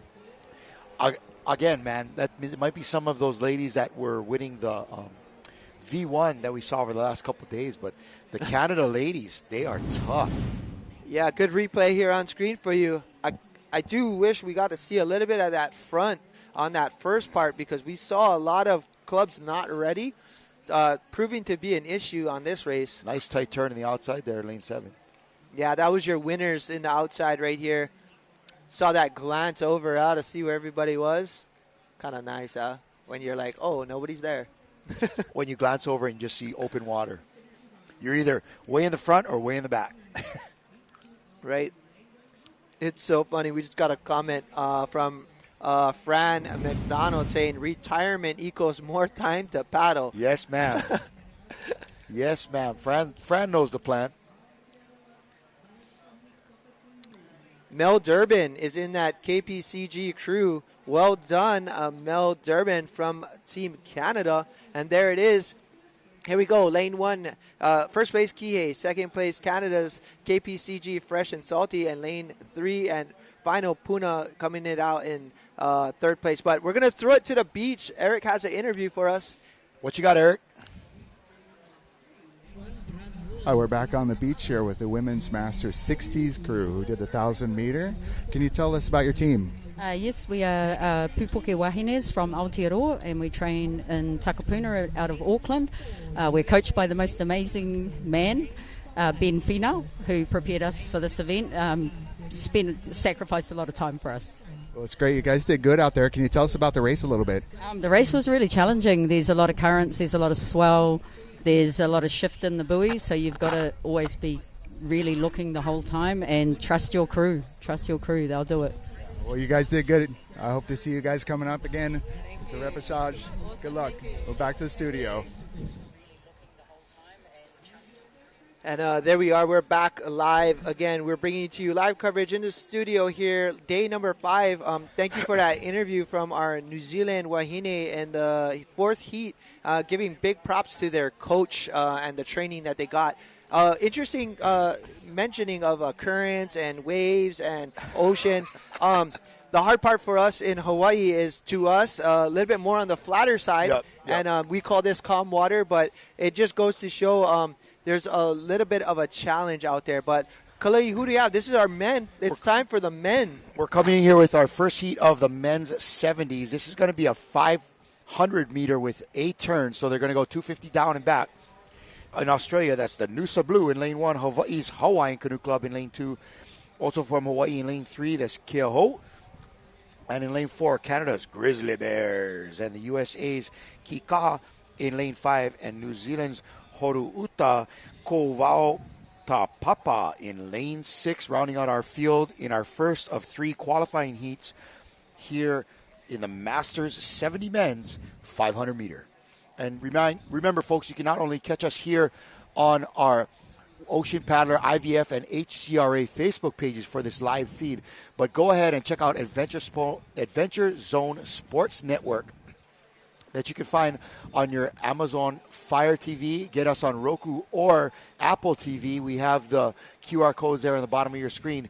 Just hit one of those up and you'll be able to get us going on the big screen in your living room, in your office, in the boardroom, wherever you're going to be wanting to watch this morning's races here from beautiful Hilo Bay. And Micah, the wind came in at 10 o'clock just like it's been doing every day. I tried my best to hold it back, but it didn't work out, Kalai. But normal conditions here in Hilo Bay. We've been talking about it as consistent as possible. We've seen very calm conditions in the morning. It turns on a little bit more as we progress through the day, and we see it kind of thin out maybe in the later evening. But currently on the water, first heat, your men's 70. This is going to look amazing because we finally get to see one turn, just turn and burn. Turn and burn. And you know what? Micah, you should have seen him, folks, this morning. He was out here at 6 a.m. with his umeke and his offering to the gods. He was in his malo with a oli trying to get the winds to hold back. But no matter what he did, he couldn't do it here today as we're waiting for our last canoes to get into the starting blocks. Micah, I think you wore the wrong color malo today. I think so. Hopefully I can find the right one or find the right person over here in Hilo. So right now, I think you might need to go get a kanaka ole to be able to speak to the elements out here. Truth. He's speaking the truth on here. But right now we've got a black flag up. That means somebody's looks like third to the outside lane, maybe lane up. I want to say that it looks like it may have been Canada. I think the Grizzly Bears may have been possibly past the line, but we won't know until we see maybe another race start video. But nonetheless, we are on the way again. Masters, 70 men, one turn, and just a straight shot back. 250 meters down, 250 meters back. It really does come down to precision turning. Again, folks, all of these paddlers are 70 plus, probably a couple out there into their 80s. I just got a comment. But look at them go, man, they look strong. I just got a text from my mom saying, I'm the rainmaker, not the Is that what you are, Micah, the rainmaker? Yeah, not the windman. I used to get out of chores. I just go dance around and do my rain dance. Didn't have the lawnmower. Classic. Great one, man. So you and your twin brother, right? You guys are out there doing the double rain duty dance, rain dance. Oh, your poor parents. Your poor parents. Okay, only one of one turns here. Again, that looks like lane 2. Hawaii. Yep. Hawaiian Canoe Club. Lane 3 just outside. That is going to be Keauhou Canoe Club. And the Grizzly Bears from Canada out there in lane 4. We did see them look like they were a little bit over the line in the start. We really don't have the ability to and there you go. It's all about the turn, folks. It's all about the turn. The Grizzly Bears got stumped by that turn there, and here they come out of the puka. Here we go. Lane 2. These are our gentlemen from Hawaiian Canoe Club on the island of Maui. Man, we had some incredible races here, but ladies and gentlemen, this is your Masters 70 men. 70. Having a great go right here at the 500-meter turn sprint. And again, this is going to be your first heat of 3. So we have 3 heats coming, 2 more heats coming up. And looks like your top 2 are going to advance, I believe. So we're just going to get a check on that. Yep, top 2 advance, and then your 3, 4, and your second fastest times will be moving on to a repecharge. All right, here comes lane 3, Hawaii. That's Keauhou. Hard to tell from this vantage point, but yes, it is really lane 2 is the story of this race. Look at these guys. They banged a beautiful turn in there, Micah. Turn around, sprinted back up to the finish line, and as they come across, congratulations to lane 2. And it could Hawaiian be lane 4, but again, we saw, so lane 4, lane 5, and lane 3, we will have to get an official call because one of these crews looked like they might have been across the line. Yep, there was a black flag up there, and it is challenging for canoes to get into that staging area and to be able to stay there. Yeah, but well done by these young men in lane 2, having an awesome race right here. Got a big pound right there, but well done. Lane 2, that was your men from Hawaiian Canoe Club, followed by Canada's Grizzly Bears, and then it looked like Kikaha men from the United States coming in 3rd, potentially maybe moving on to the semis, and in 4th place was going to be Hawaii team Keauhou Canoe Club. So they'll be moving on to a repechage. More importantly is if a crew gets disqualified, Kalai, they actually can't even make it to a repechage. Their day is done. Yeah, so it's so important to be precise on your turn and actually, really consider the sacrifice you're going to make, whether it's to just hold off for a few seconds and try to at least advance.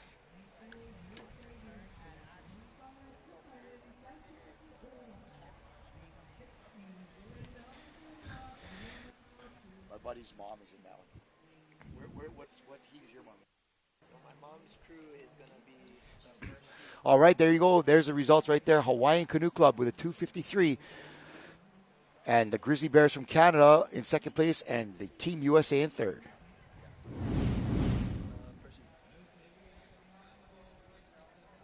All right, here we come with our second of 3 qualifier heats. This is the Masters 70 men, V6 500 meters with a turn. As we watch this replay from the first. Look at those guys from Hawaiian Canoe Club. Man, they came around real quick.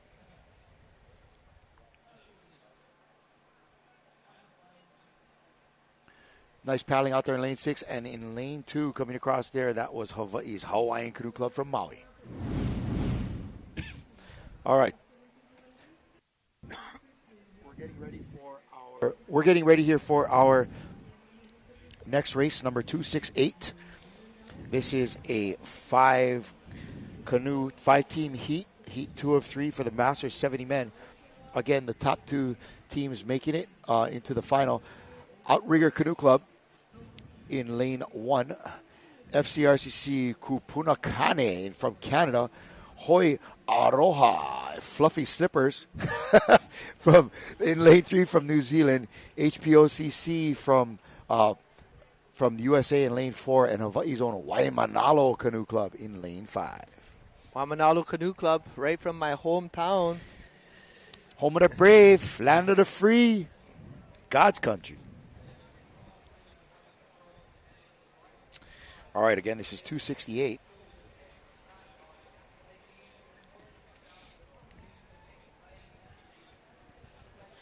And we have a white flag calling our racers into the blocks. Yeah, Kalai, we've been having some trouble, for our crews actually lining up on the line. Spoke a little too soon. We had a bunch of races where we were able to just get a red and green, but I think a lot of it is just having all the crews come up together. As you see this last crew creeping up, all the other crews are actually passing the line. So definitely causing a little bit of a trouble for everyone, That might be a good strategy, actually. You kind of come from the back while everybody is getting disqualified. And these guys in lane 3, they don't even realize how far over the line they are. Yeah, they're way And they're over. going to have a start. And this poor bunch of fellas out there, they think they're going to be doing great, but they're going to just get disqualified. Even in lane 1, they're backing up. Oh. Okay. Potentially several disqualifications there. Man, that's so unfortunate for that to happen. But it's just a part of the racing and a lot of things that maybe we need to just iron out with our crews. But looks like Cam Cavasso here is steering these men with Dennis Salas in lane, or it's sitting in 3. But that's Waimanalo Canoe Club in outside lane number 7. They're looking tough right there. Outrigger Canoe Club 5. From the southern shore of Oahu in lane 1. They're looking good. And it's the Kupunakane from Canada in lane 2. Lane 3 having a strong race. That is New Zealand's Hoi Aroha, the Fluffy Slipper Gang.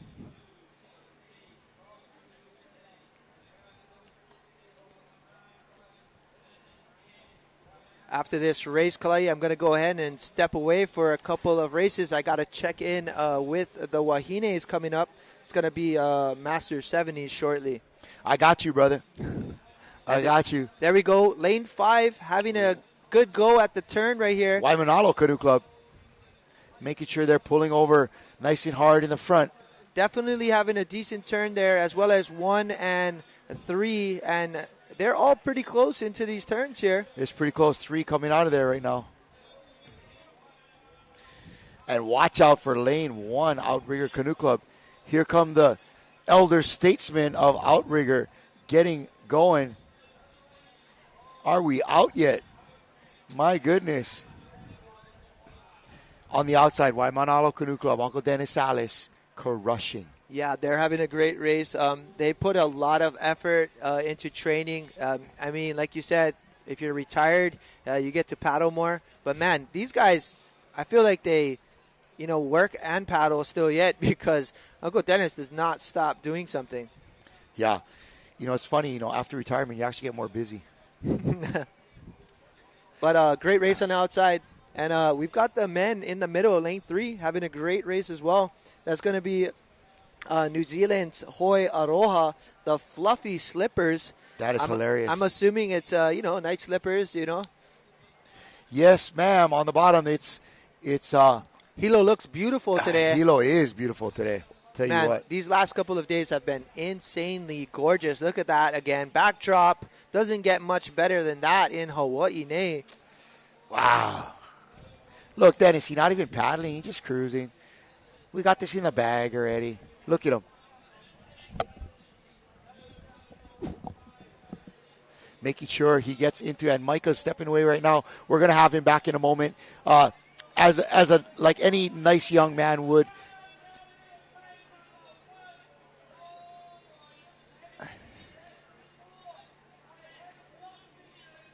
We're having a little bit of an issue on the outside there. It looks like Waimanalo has skipped their flag, and we'll see if they're able to get across the line here in enough time to make it to the repechage. Little bit of drama. Looks like at the end there, Salas was indicating to his steersman that they may have been in the wrong lane. But perhaps in this field of 5, only the top 2 are going to be making it straight to the semi. 3 and 4 into the repechage. And if they're still able to get in there, either way, within the top 4, they have a chance of making it to the final. We also have some pending disqualifications here this morning. And so we're waiting to see if who will actually be making it to the repechage. A replay of the last race, Team 5 from Waimanalo, Hawaii in the lead. Heading into the turn right there.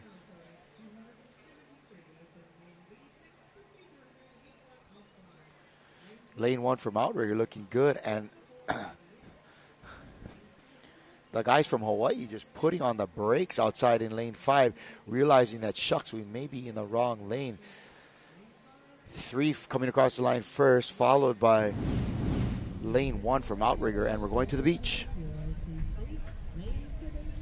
We're down here on the beach with the women's 60 V6 team. Can you tell me a little about your team and a little about your race today? Yeah, I'm Dina Levy with Outrigger Santa Cruz, and my team is awesome. These ladies and I have been paddling together for years. We practice at Seabright Beach. They have the swim buoys up, and we go and we train on the swim buoys for the sprint races. And we go into the Bay Area also and qualify for the sprint. So we're stoked to be here. It's wonderful. We're really happy to see you guys here, and you did a good job today staying in the lanes and sticking to the rules. All right, so we hope to see you later in the other rounds. Hello. All right, thank you guys. Back to the studio. All right, Eric, mahalo for that interview from our ladies from the USA. We are going into event number 269. This is heat 3 of 3. The Masters 70 men's V6 500 meter with a turn. And here's the results of that last race. Unofficially, of course, we did have a black flag up at the start of the race. Hoi Aroha, the fluffy slippers from New Zealand. Outrigger Canoe Club in second. Canada's FCRCC Kupuna Kane in third. And in fourth, I believe that was the team from Waimanalo. I don't know if you noticed that, but they were coming in the wrong lane.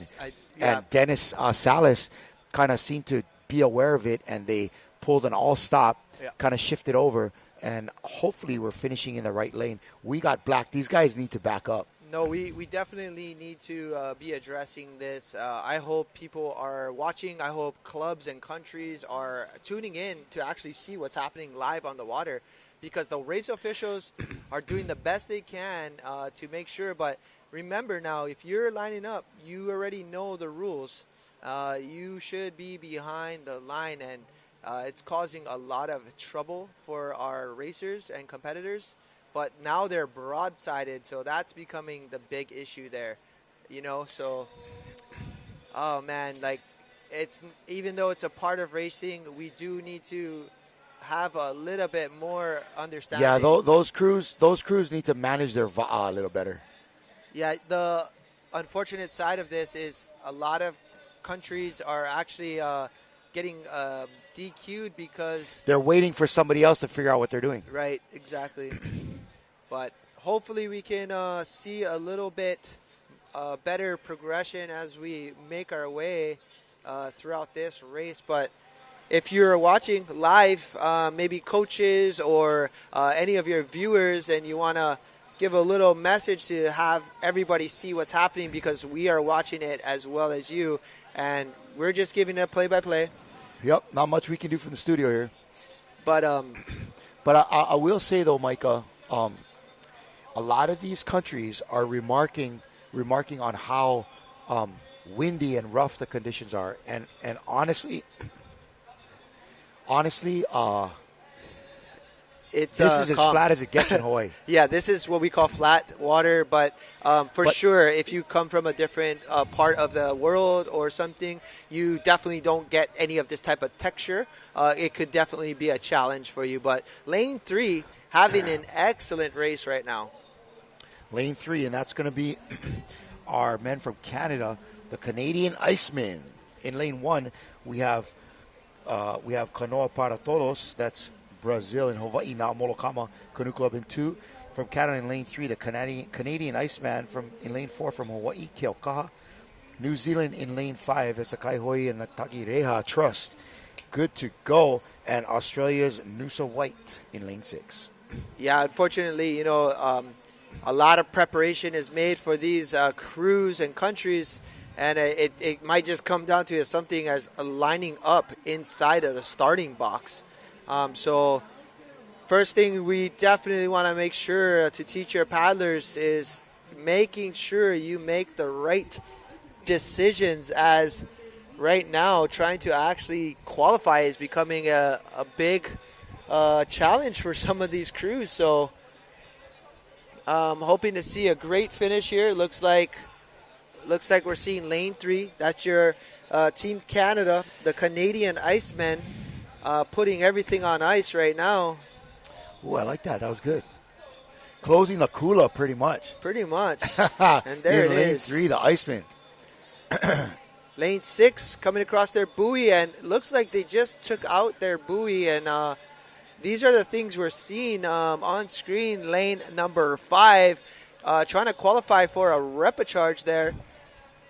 And it's going to be Lane 2, Namolokama, sneaking in there right past, looks like another, right past another Hawaii team, which was Keaukaha Makuli men. Oh, man, this is interesting. But there's your Canada crew, the Icemen.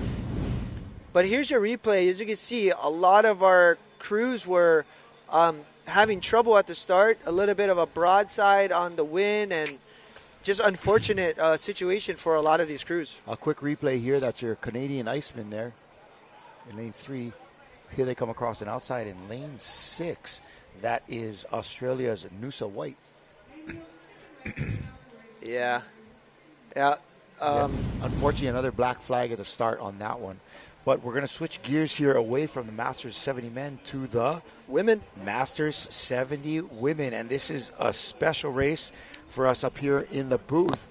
This is event number 270 for the Masters 70 women, a V6 500-meter race with a turn. Who we got out there, Micah? Lane 1, we have Australia's Port Hacking. Lane 2, Canada's IM. Lane 3, Hawaii Kaihitu Outrigger Team. Lane 4 is New Zealand's Waitakere Wild Waia.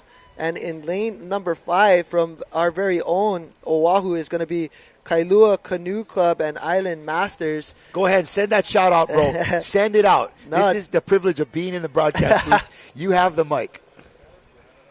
No problem. So just right now, just looking into seeing this race is going to be another heat for all of our women. But we're just going to get an update. Once we see them on the screen, I'll go ahead and give them a call and a shout-out. But just excited to watch this race as we will be getting moving very shortly. But, man, Masters 70s, just such a great race to be had.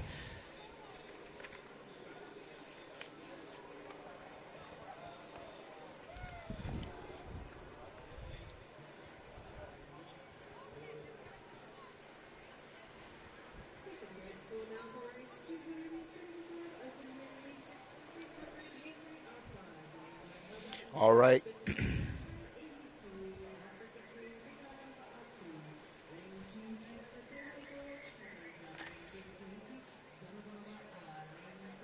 Getting ready for our next race. The women are out on the water.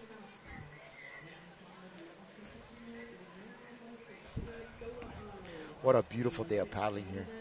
Yeah, definitely. What great right there on screen. And right there is the ladies in lane of 5. That's your Kailua women. That's going to be sitting in 1. We've got Patsy sitting in 2. I believe that's going to be, looks like Leslie Connor. And on there we got, here's your heat draw. So again, lane 1, Australia's Port Hacking. Lane 2, we've got IM. Lane 3, Kaihitu Outrigger team. Lane 4, New Zealand's Waitakere Wild Waya. And lane 5, again, the Kailua Canoe Club. All right. Man, 5. How many heats are in this? This one is actually 3 heats. So Okay. 3 heats, top 2 advance. And again, faster times is always a privilege because you get moved into an inside lane. But looking forward to seeing this one. Yeah, they seem to be making some adjustments on the buoys here, making sure that everything is lining up just right. Yeah, unfortunately, with the course, because there's multiple turns, crews are actually, coming across the turn and actually dragging the flag line. So definitely making sure those buoys are in place is super important as we do our best to make sure the course is pretty accurate. And, right here, as you can see, our wahine, just trying to make sure they're lining up. And the first set of flags is our staging lane. And right here where you see the escort boat in line with our turn buoys and flags is your starting line. So here we go. Walking up to our starting booth. This is it. This is how it's going to go. All right. Oh, already burying some flags out there. That's going to be lane 5. I don't know if that one counts, though, right? As long as you're in the box. Yeah, no, that's definitely not going to count. In the box is all that matters. Should I log on your Facebook? Mine's not working for some reason. Green flag. We've got a great green flag. Now Good start. that's how you do it, folks. That is how you do it. The women know how to get it going. Look at that. All right. Here we go. And no black flags on that one, and a great start from this crew from Kailua Canoe Club out there. That's the one and only Caroline Ornelas out there steering this boat. And, hey, man, where's your mom? Mom's actually back on Oahu. She's got to take care of some business. But right here, this is the wahine from Kailua. And 1, we've got Patsy, Leslie Connor, and 2. Leslie. Yeah, we got Vivian, Lois, Kathy, and Auntie Carr. Wow, this crew looks great out there. Look at that stroke. Beautiful, ladies. Keep it going. That is lane 5. And right now, we're just going to make sure, like anything, you have to have a good turn. You have to be in the right parameters of your turn. So it's going to take a lot of good steering and good effort as we do negotiate the turns as always. But here we go. This is a race, a 500-meter turn race. And we'll just see how this all plays out for all of these crews. But coming in on the outside, it looks like lane 5 getting into a turn. That's our ladies from Kailua Canoe Club. And also inside of them is the New Zealand 4. team having a great job. Waitakere Wild Waihea. And as you know, Carlene Ornelas is a part of the Handley family, a well-known family as well. Her nephew Moku Hanley racing today. Everyone having a trouble on the turn. Wow, look at lane 4. Every single having crew. trouble getting through there. And this is proving to be quite the feat because of the wind and maybe the buoys that are there. But here we go. And it looks like the Wahine from lane 5 putting on a great effort here. Just bring it on home, ladies. Here they come, here they come, here they come. It's the ladies of Kailua Canoe Club in this Masters 70 Women V6 500 Heat 1 of 3. Setting the pace here. I'd be interested to see what their time is at this point, man. They are flying down that course. Man, these ladies came ready to race, and hopefully as long as everything is great, no infringements, we can see these Wahine advance to a semi. But there you go. Patsy, Lesline, Vivian, Lois, Kathy, and Carlene Ornelas having a great race out there in lane 5. Let's go, ladies. Let's go, ladies. Looking great coming into the finish line here, a 500-meter race. All right, looks like Kailua Canoe Club coming across first. I'm going to be really interested in their time. Yeah. And be comparing that to the other times in the next couple of heats. And they're going to be a good 5 to 6 canoe lengths ahead of this entire field. So they definitely had an excellent race, man. A lot of practice and a lot of time went into, and there you see it. The other crews not even close to the 10 meters yet. So great race by you, Wahine. Who's going to take the second spot? Because that's going to be important. Who's it going to be? Ooh, looks like in lane 4. And that's going to be your Wahine from New Zealand. Again, that's going to be Waitakere Wild Waya.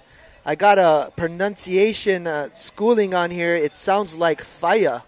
So fire and Waya. So love that. Those ladies were on Waya. What is Waya? What does it mean?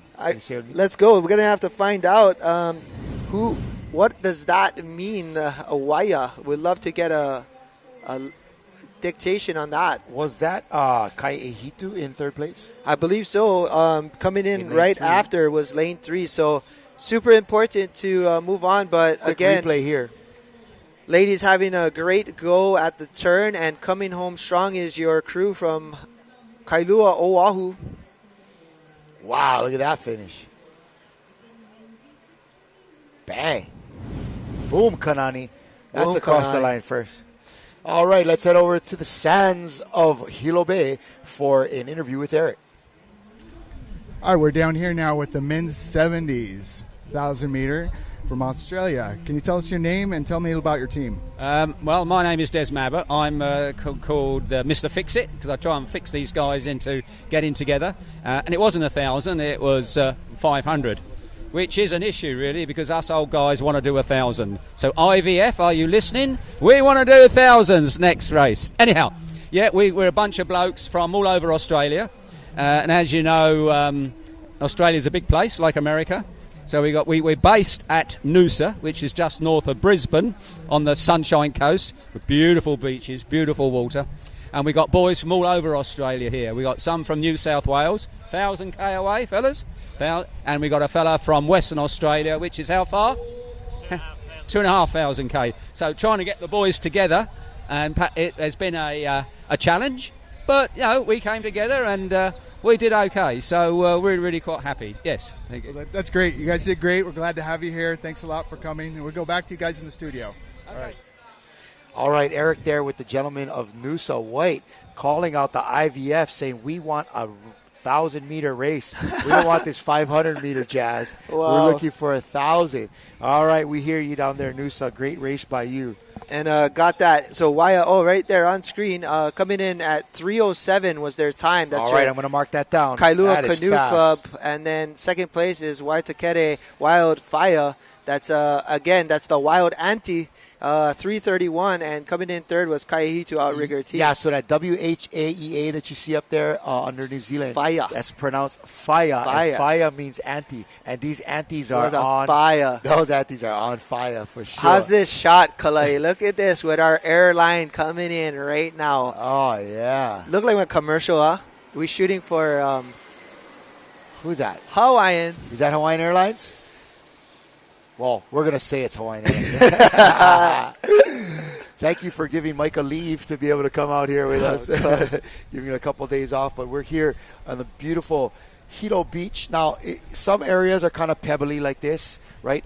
Some areas are a little more sandy. A lot of those pebbles coming from the fact that we have a fresh waterway pouring into the bay just up the beach there. But this is our next heat of Masters 70 Women V6 500 with a turn. Who we got there, Michael? Lane 1, we have Kamehameha Canoe Club. Lane 2, Aratika Wetu Marama. Lane 3 from Canada's Pacific Spirit. Lane 4, Maitahi Waikatu Rubies. And lane 7, Orca 70s. And lane number 6 is going to be 58, Keaho Canoe Club from Hawaii. Man, let's go. We're getting a lot of representation from Hawaii in these little bit older races. There's the white flag. That's what you do when you retire in Hawaii. Yep. You go back to paddling. That's it. You know, you weren't able to make all the practices while you were working. But now it's 2 days when you retire. I'm sure that's what Dennis Salas is doing. For sure. I think they practice like 3 or 4 times a week. So early mornings or mid mornings when they can get together. But got a red flag, and we're about to get starting. They meet up at Zippy's first for the free coffee, and then head on down to the beach. Yep, guarantee. And here we go, creeping back up to the line. Hopefully we can get this start with a green flag, and we are set. The only thing is we're waiting for all of these crews to move up, and some of them are not getting there in time, creating a little bit of a challenge and we got a green flag. Looks like we got a good start right there. So here we go. This is going to be your women's 70s. Lane 3 having a great start right now. Again, that's going to be Canada's Pacific Spirit. And, man, good start by those ladies. You know, it seems to me, Michael, like the women are better at the starts than the men. A little bit of patience seems to pay off. Men, a little bit hard-headed, maybe. Yeah, a little bit pakiki up there, stubborn. You know, they want to have it their way. Little bit maybe aggressive on the start, but the women just rolling in there nice and easy and then able to pull it off. Yeah, we had some chime in. Kavika Carvello asking maybe an option for boat holders in the older divisions. Yeah, Kavika, not too sure exactly all of the regulations by the IVF here, as it is a 2024 IVF World Sprint Championship, but a very good point, because that's what we do here in Hawaii. And a lot of times we do it in races, in particular in places like Waimanalo Sure. or Kailua, where this is as flat as you will ever see it, right? Yeah. But over here, a lot of these racers are not used to the wind, and IVF, mind you, is all over the world. Right. If you're in England or in New Zealand, you're probably not going to want to be a boat holder. Yeah, you'll be Water's too damn cold. freezing. Definitely need like a 7 mil in that kind of water. But having a good go and a good turn here is lane 3. That's your leaders at the halfway mark. But outside, man, actually having another good turn is your team from lane 5 is your USA Orca 70s. But again, anybody's race, as we are coming back out to our final stretch of the 250. And here come the Canadians in lane 3, Pacific Spirit. Looks like the spirits are high right there. Look at these ladies. Yeah, going for it. I definitely have been noticing some trouble on this far side of the flag because of the wind. But no trouble for these Wahine, as they were able to get around fairly easy and made their way back home. But it's going to be between lanes 3, 5, and 4 here to qualify. And again, super important, your top 2 will advance. The rest will be moving 3 and 4 to a repechage heat to advance. But lane 5 kind of put on the gas pedal here. Lane 5, that is the USA Orca 70s. And again, folks, you can see what race we're on up in the top left of your screen. That's 271 Masters 70 Women V6. And this is qualifier number 2 of 3. Here comes lane 3. Lane Pacific 3. Spirit from Canada. Look at this finish. Nice work, ladies. An easy boat length in front of everybody else. And there you go. Looks like lane 5 securing a top spot in the semis. That's going to be your team from USA, the Orca 70. And lane 4 potentially moving on to a repechage here. New Zealand's Maitahi Wakatu Rubies. And again, your top 4 looking to advance to a semi. Looks like maybe lane 6 on the outside, as they have quite a lead on the other 2 boats in the race. That's going to be your Keaho Canoe Club. Oh, we just got a big shout out.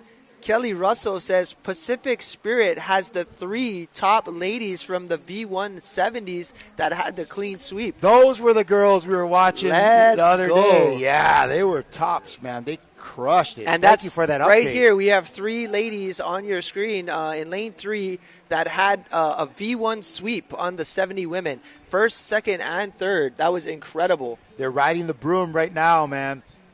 That was a nice race by those ladies and some tough competitors. Again, Canada's Pacific Spirit with a time of 3:13. We clocked a 3:03 by Kailua Canoe Club earlier. The competition is on. It's from the U.S., the 70 ladies in 3:25 in second place, and Maitahi Wakatu Rubies from New Zealand in third place.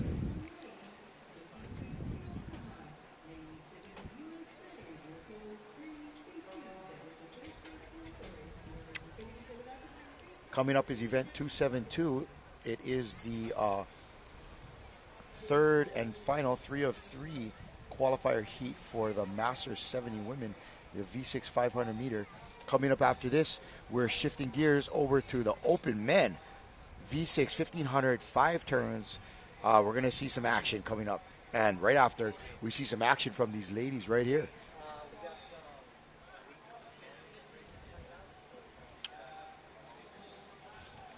Hey, Mario Mausio there. Mario, there's an open man coming up very shortly. I'm looking forward to that, Kalai. But, man, this has been all about it. But right here, Brazil, just pule right before the race. A little bit of words of, wisdom, spirit, and keakua. Yep, always good to have a little keakua in your boat, man. That don't hurt. That's going to be the Brazilians in lane 5. All right, we're getting ready for our next heat here. Heat 3 of 3, our Masters 70 women. And in lane 1, it's Eva from Brazil. Lane 2, New Zealand's Horouta Tuahine. In lane 3, Hawaii's Kihei Canoe Club. Lane 4, USA's Wave Dancers. Lane 5 is going to be Canada's Suncoast. And in lane 6, Hawaiian Canoe Club Team Fun. Yes, sir. Yeah, they're a strong team. Right here, you see Team F. Yep.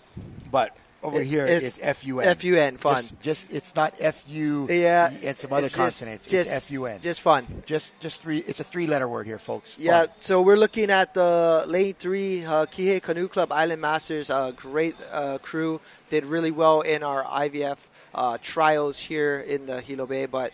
This is a great opportunity to see how these women are going to fare and get to a semis, but, man, just so good. Look how pretty Hilo looks right now, the town of Hilo in the backdrop. And as our last heat of 70-plus women getting ready for the race. And, man, we're looking to compare times here. we have the ladies of Kailua Canoe Club, steered by Carlene Ornelas, setting the bar with a 500-meter time of 3 minutes and 3 seconds. That puts them 10 seconds ahead of Canada's Pacific Spirit in that last heat. Just to give you folks at home a little reference. But great day of racing. Again, as we've been having the trade winds come in about this time every day. And folks, that's just how it is in Hawaii. We got the trades coming in here. It cools everything off, but it does put texture on the water that a lot of these racers are just not quite used to here. So we're challenging them with our conditions, but it is the Pacific Ocean, folks. Crossing these great expanses of water. You didn't take a motorized boat in the old days. You put in one of these va'a and you went island to island or down the coastline, or you went from country to country in our voyaging canoes. But that's a big part of this sport, is being able to conquer the elements and often use them to your advantage. But looks like we've got a clean start with the green flag on this third qualifier heat. 3 of 3 for our Masters 70 women. And you can see on the top left of your screen there with that little upper showing you where we're at and what we're doing. Event number 272.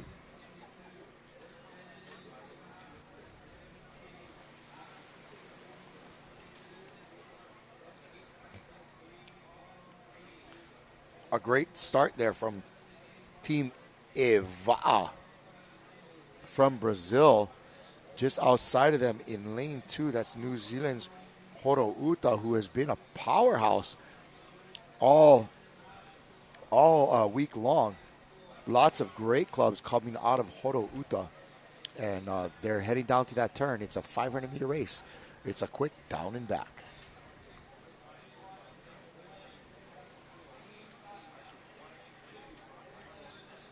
All right, here they come into the turn.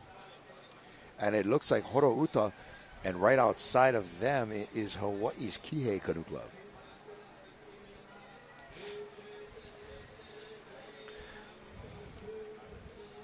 Looks like Kihei is first into that turn.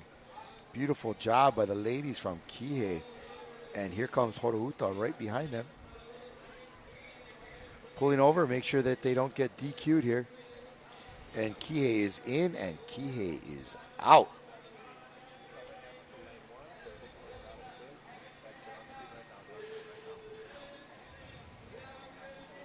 We're having a little issue there with lane 1. They had some kind of a challenge coming out of the gates there. That was Team Brazil Eva'a. What you have been watching is lane 2, New Zealand's Horouta Tuahine. And there's lane 6 on your screen. That is Hawaii's Hawaiian Canoe Club.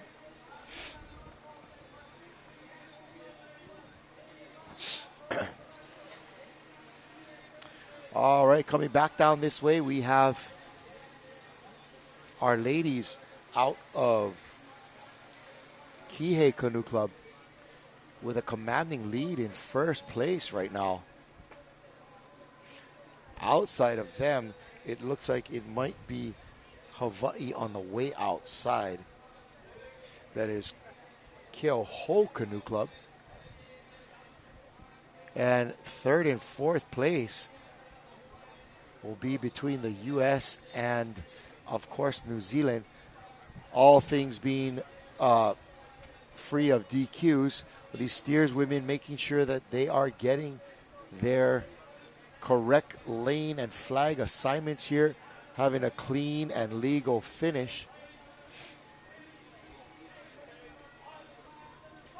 Coming across the line there, it is Hawaii's Kihei Canoe Club. Nice race, ladies. Over there in lane 3. All right, and here comes... we had a little bit of a figuring out the lanes here. It looks like in lane 2, the Tuahine, lane 5 and lane 6. So 5 and 6 are going to be going to the repechage.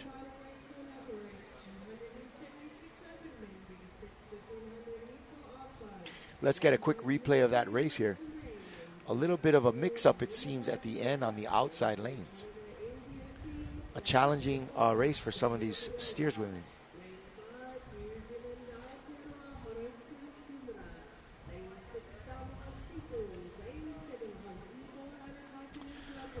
Looking for our replay now as our next set of canoes are lining up on the outside.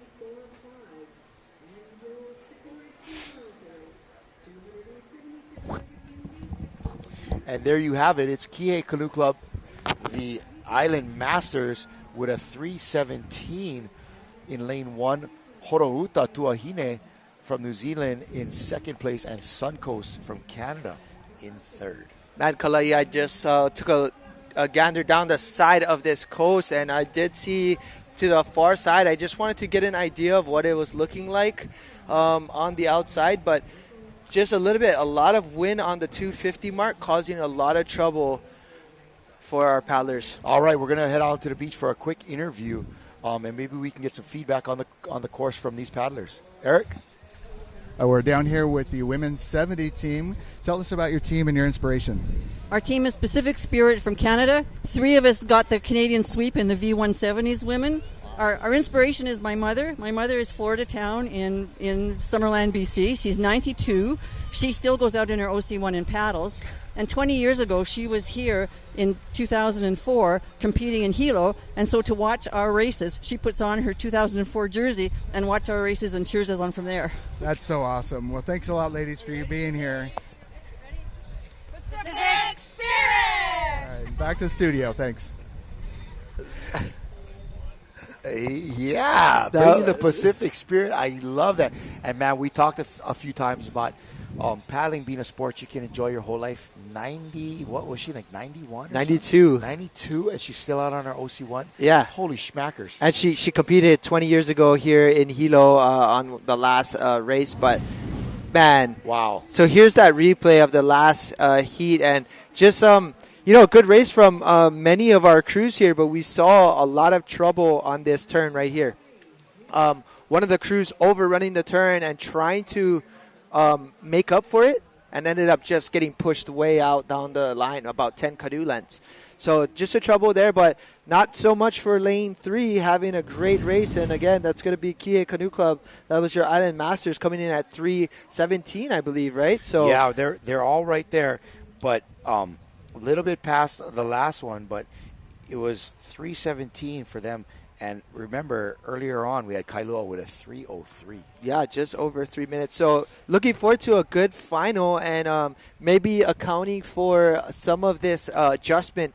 It looks exactly picturesque, just how it always has. Old Hilo town right there, our green, luscious mountains. But what you can see are those palm trees in the near ground below just waving from all the wind that we got going on here today. That's going to be the story, the challenge that the wind is bringing into the turn, especially for these folks that are either a little older or just not used to having some texture on the water. Big aloha to all the gentlemen out there getting ready for the open men's. We're going to have, 5 heats of open men. Up next is event number 273. 5 turns on this race is a V6 1,500 meter. Yeah, this is going to come down to more precision-based approaches, especially on the far side. So not necessarily the start line, because you'll have the wind at the nose. It's more about the turn at the far side, where you'll have the wind kind of hitting the backside of the tail. So it's going to come down to good steering, precision work up in the front, and really making sure you actually are working to get the boat to stay within those 15-meter buoys.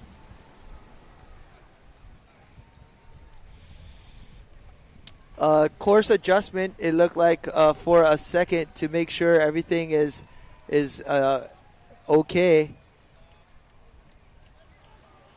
You can see the excitement in their eyes, the little bit of tension. These guys getting ready to go. Open men.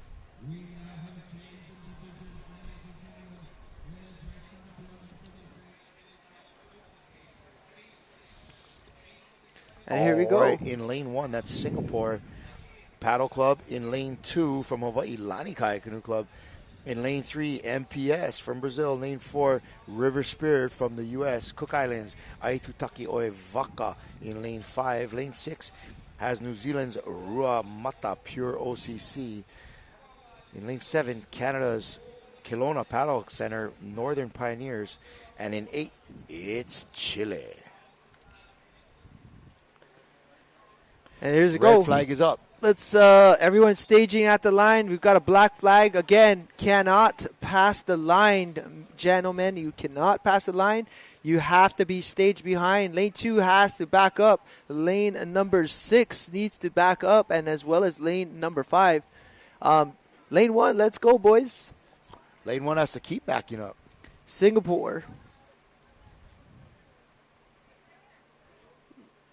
And looks like lane 4 and lane 6. 5, maybe. It's lane 5 out there, I think. Yeah, just lane 1. Man, they're having a hard time just keeping those boats in the lanes.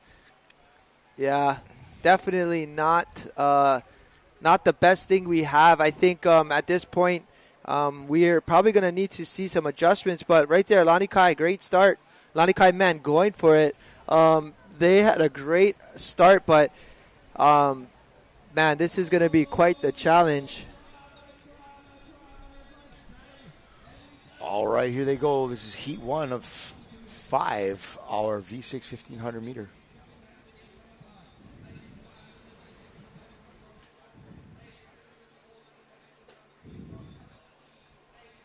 Out in lane 6 right here, this is New Zealand, Rua Mata Pure OCC.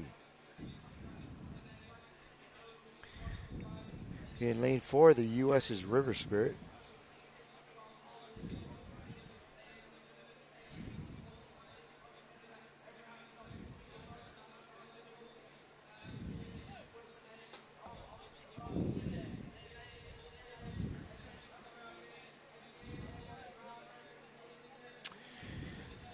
Going into the turn first on the outside, that is lane number 6. Our gentleman from New Zealand, Ruamata Pure OCC. They're having a great race. Again, this is going to be 5 turns. Lane 2 having a hard time bringing it around as well, because lane 7, man, muscled it around. Lane 6. Those guys literally just muscled it around, got the boat running. But, man, look at them. They're having a great race. Beautiful paddling from this Maori crew. It's settled, too, as well, because this is 1,500 meters, so a 5-turn race. Coming back up into this turn is a little bit easier because the wind is directly at you, Kalai. But as you can see right now, that now, crew from Lanikai looks like a bunch of young guys. They do. They look like some great young athletes just trying to put it on and represent here.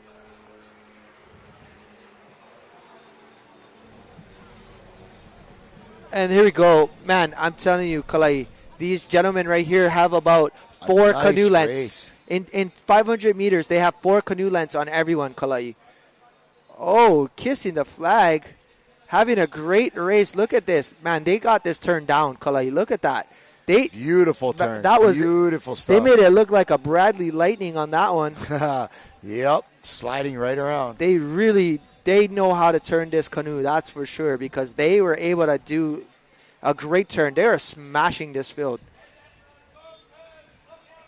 They've got now probably close to 6 canoe lengths on everyone, and it's only 600 meters into this race.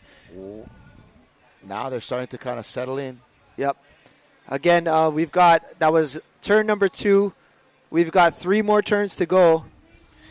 I'm going to be really interested in starting to watch times at this point.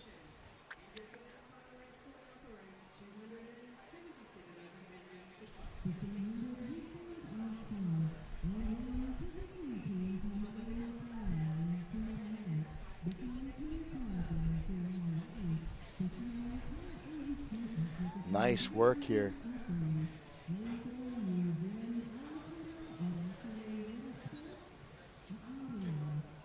The rest of the field trying to chase down this crew from New Zealand. That's the River Spirit gang in lane 4. Wow, they actually made up a lot of ground as well. As we see again, the crew from the outside is gone. They have already made their way back, and they are like halfway through the course as they are going to be crossing someone that just made their second turn. And you see them coming back while everyone is making their turn. This is insane. Crosstown traffic. Here we go. This is so cool to see a crew like that be so dominant, and just goes to show that no course is no struggle for them. But, oh, wow. But check this out, Kalai. This crew from Lanikai giving it a go. These young gentlemen are putting on the afterburners, Rob. I'm liking what I'm seeing from Lanikai. Yes, they do look like a younger set of Lanikai paddlers, but, man, they are here to play. Yeah, compared to some of the other crews we did see produced by Lanikai, this looks like a bunch of young athletes here going out and saying, give us a shot because we're going to take it. They look good, man. Oh, they are really smooth. good. Yeah, Lanikai boys. Yeah, they definitely have a pretty good commanding second, but the talk of the town is going to be that crew making their 4th out of 5 turns, and that crew is going to be, again, New Zealand's Rumata Pure OCC. These guys are, again, going to be heading down to their final turn, and they've got about 10 canoe lengths on everyone. And, man, what a day they are having. Right here, you can see Lanikai coming in for their 4th turn. And, again, a good turn for them as they do need to just hold that uni, just keep holding it. Learning to negotiate that turn is the trick right here. Doing well to get around is going to be lanes 2 and 1. Again, that's going to be Singapore Paddle Club as well as Lanikai Canoe Club. Some of the things I'm going to be curious to see, though, Kalai, is that start. We maybe need a little slow-mo to see who was ahead, because I would be so unfortunate if this crew in lane 6 was one of that crews ahead on the flag. Suck. And I really hope that wasn't one of the crews, because they are having the race of the day right now. Because, I mean, we've seen some crews be 6 or 7 canoe lengths ahead, but, man, these guys are going to be about 10 canoe lengths ahead of the whole entire field. And, again, having a good turn, making sure they just finish strong. But well done by these gentlemen right there in lane 6, because home stretch, 200 meters done. Cool drone shot. Nice race here. And again, that's going to be lane 6, I believe, right? I'm not sure. Hard for me to see. Not lane 6. It might be lane 5, potentially, which was the Cook Islands. That was the Aitutaki Oivaka.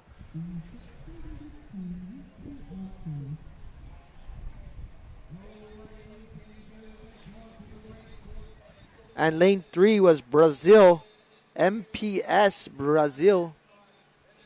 Yeah, that was Brazil that we just had that shot on. Okay. Here they come. Let's see this finish. I hope lane 3, that was the MPS Brazil boys. And I want to see the finish, because if we pan out on the course, the crew is going to finish right here. Wow. And they're separating the course by 200 meters. Easily. 200 by meters. One whole leg of the 5 legs. Rumata, Pure OCC. Of 6 legs. Wow. We're going to have to check the times on this one. They're going to be like a whole easily 30 seconds. Oh, I'm going to go out and say 1 minute. I'm going to say, 43 seconds ahead of everyone else. Wow. And that was just heat number 1. Man, I don't want to be a prophet of doom, but it would be terrible if they didn't have a clean start. Yeah, here's your Lanikai boys, men coming across, looking great too. This is the boys to men crew right here. Boys to men. Man, they did stellar. and finishing second, as we've seen. And right here in lane number 1, Singapore. And I'm unfortunately, I did see Singapore way ahead of the line in the beginning, but I don't know if they moved back in time. Outside might get a shot here. If not, it's lane 3. Yep, lane 3, MPS Brazil. And outside there is going to be lane number 8, I believe. Barring any disqualifications, that's how it's going to go. It's going to be Rumata and Lanikai making it into the semi. Look at this turn here. Yeah.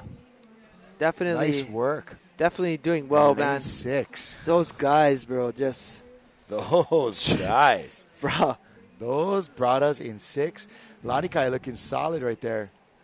We're excited for these times to just see how far ahead that crew was.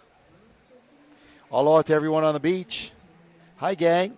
Shaka Cam right there. They know about the Shaka Cam. Auntie over there on the right knows about the Shaka Cam. She's getting double shakas.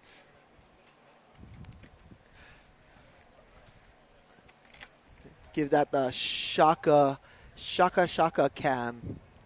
The double shaka. Working on the triple double, brother. Wow. All right. Every crew has officially finished. This just means we're going to be getting ready for our next and final. And our technicians here are going to be coming up with a quick replay of this race.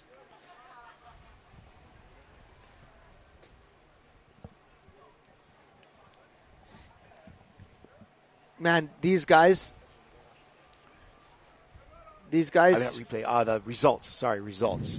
I did see the replay. Thank you. Thank you, our technicians here. And I call them technicians because they are very technical.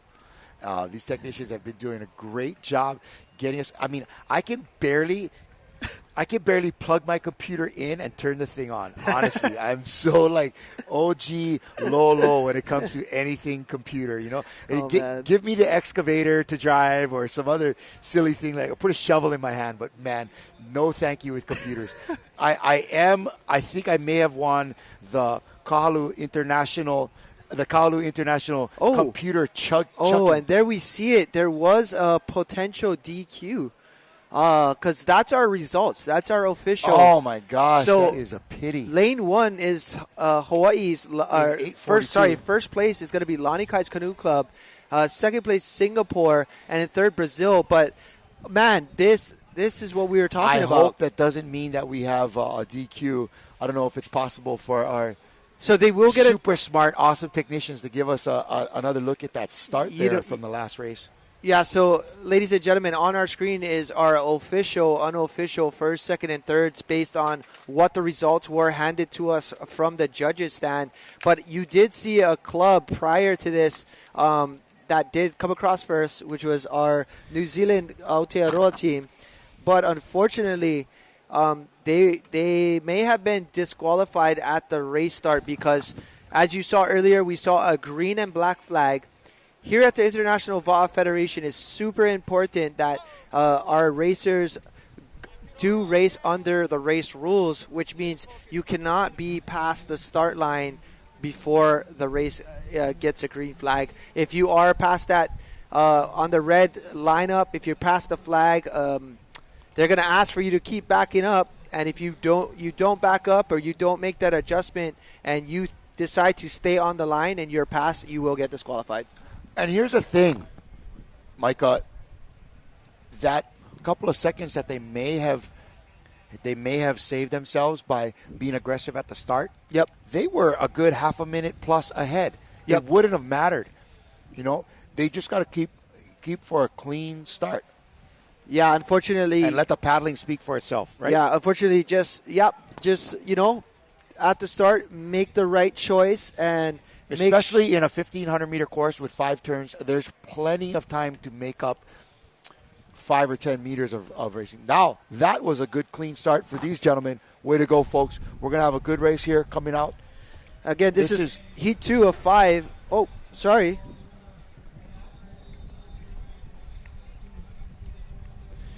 That's going to be an adjustment here.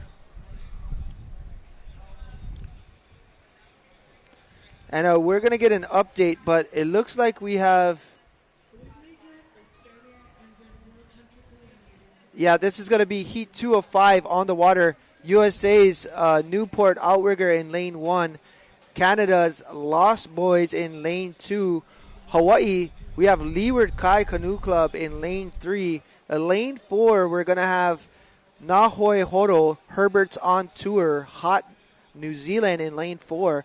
In lane 5, we have Terma do Romo in lane 5 from Brazil. And lane 6 is Quilana Va'a from Australia. And lane 7, Tahiti's Pupu Tahoi. And right now, again, this is going to be turn number 1 of 5. Lanes 4 and lane 3 able to bring around the canoe. And again, challenge here is going to be the turn. Is making sure they stay within the parameters. Yet again, you saw on your screen, lane 4, they were trying to make the turn. There was an orange buoy. They have to stay inside of that, Kalai. So if they cross it, unfortunately, you're out. Man, there's so many little boxes you got to check here in this sprint racing with all the turns. And, man, a silly DQ could really ruin your race.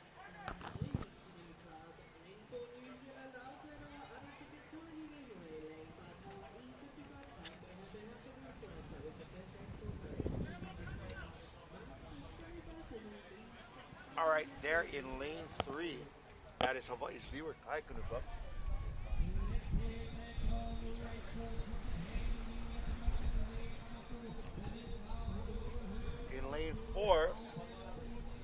In lane 4, that's New Zealand's Nahoi Horo, Herbert's on Tour. Awesome crew right there. Going to this next turn. And in lane 3, right next to them, that's Hawaii's Leeward Kai. On the outside in lane 6, Australia's Quilina Va'a.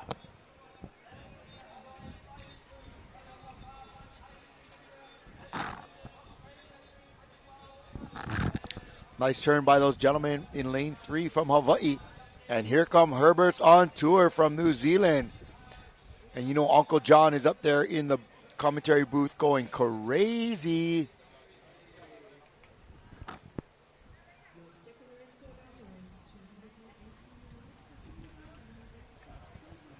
Yeah, here we go. We have a great race going on. A good battle between first place. Again, this is going to be your your Leeward Kai in lane 3. That's from Hawaii. And lane 4, New Zealand's Nahoi Horo. Herbert's on Tour. Hot.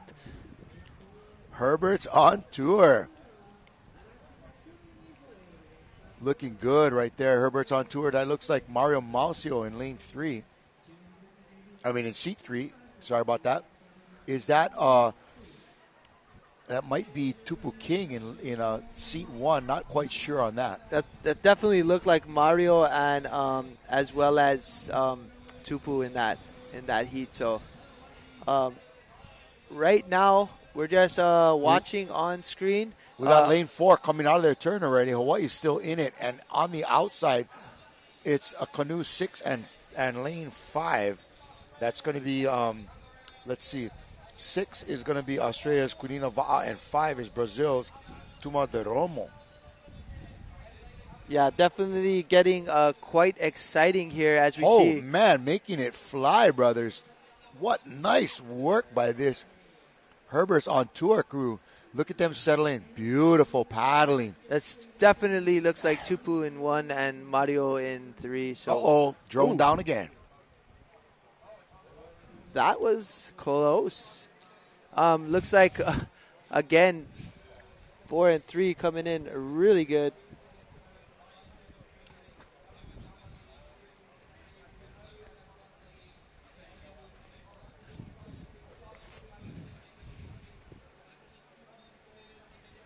And right here on screen, this is your 4th.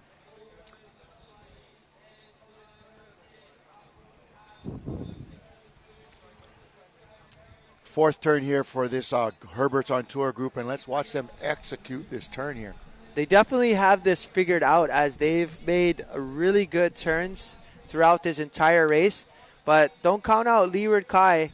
These boys from Hawaii are putting on a battle with these New Zealanders, and As we see, looks like Alfred Van Giesen steering. Looks like in seat number 3 is none other than Kaina 4, Kaina Makua. And if we can get close up, it looks like maybe Kekoa Kau in 1. But what a great race these boys right here on screen are having in lane number 4 from New Zealand. Beautiful reach. Nice execution on their paddling. Yep, that's Kekoa in 1.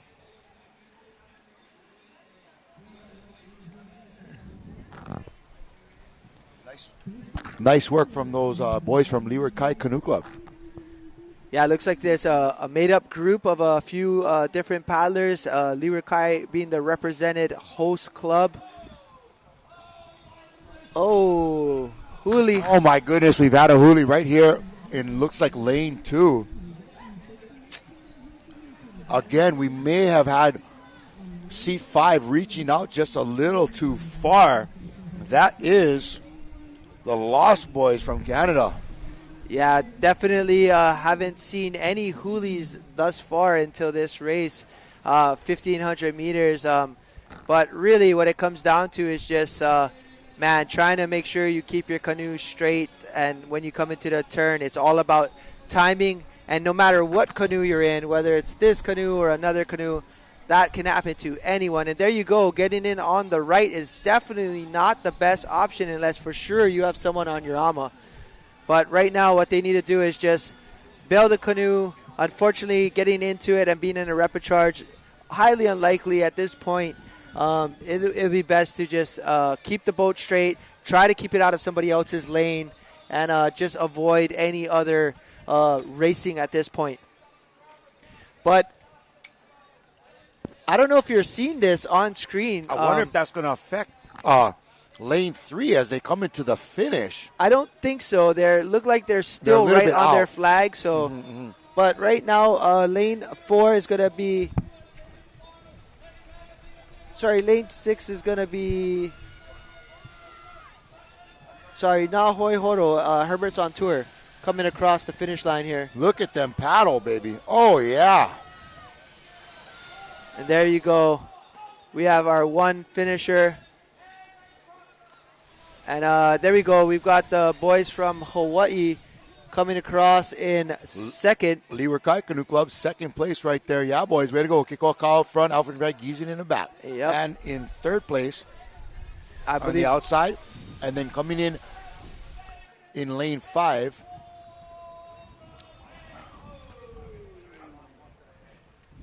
In lane 5, that is going to be Brazil's Turma do Remo. All right, we're going to get a quick recap of this race here.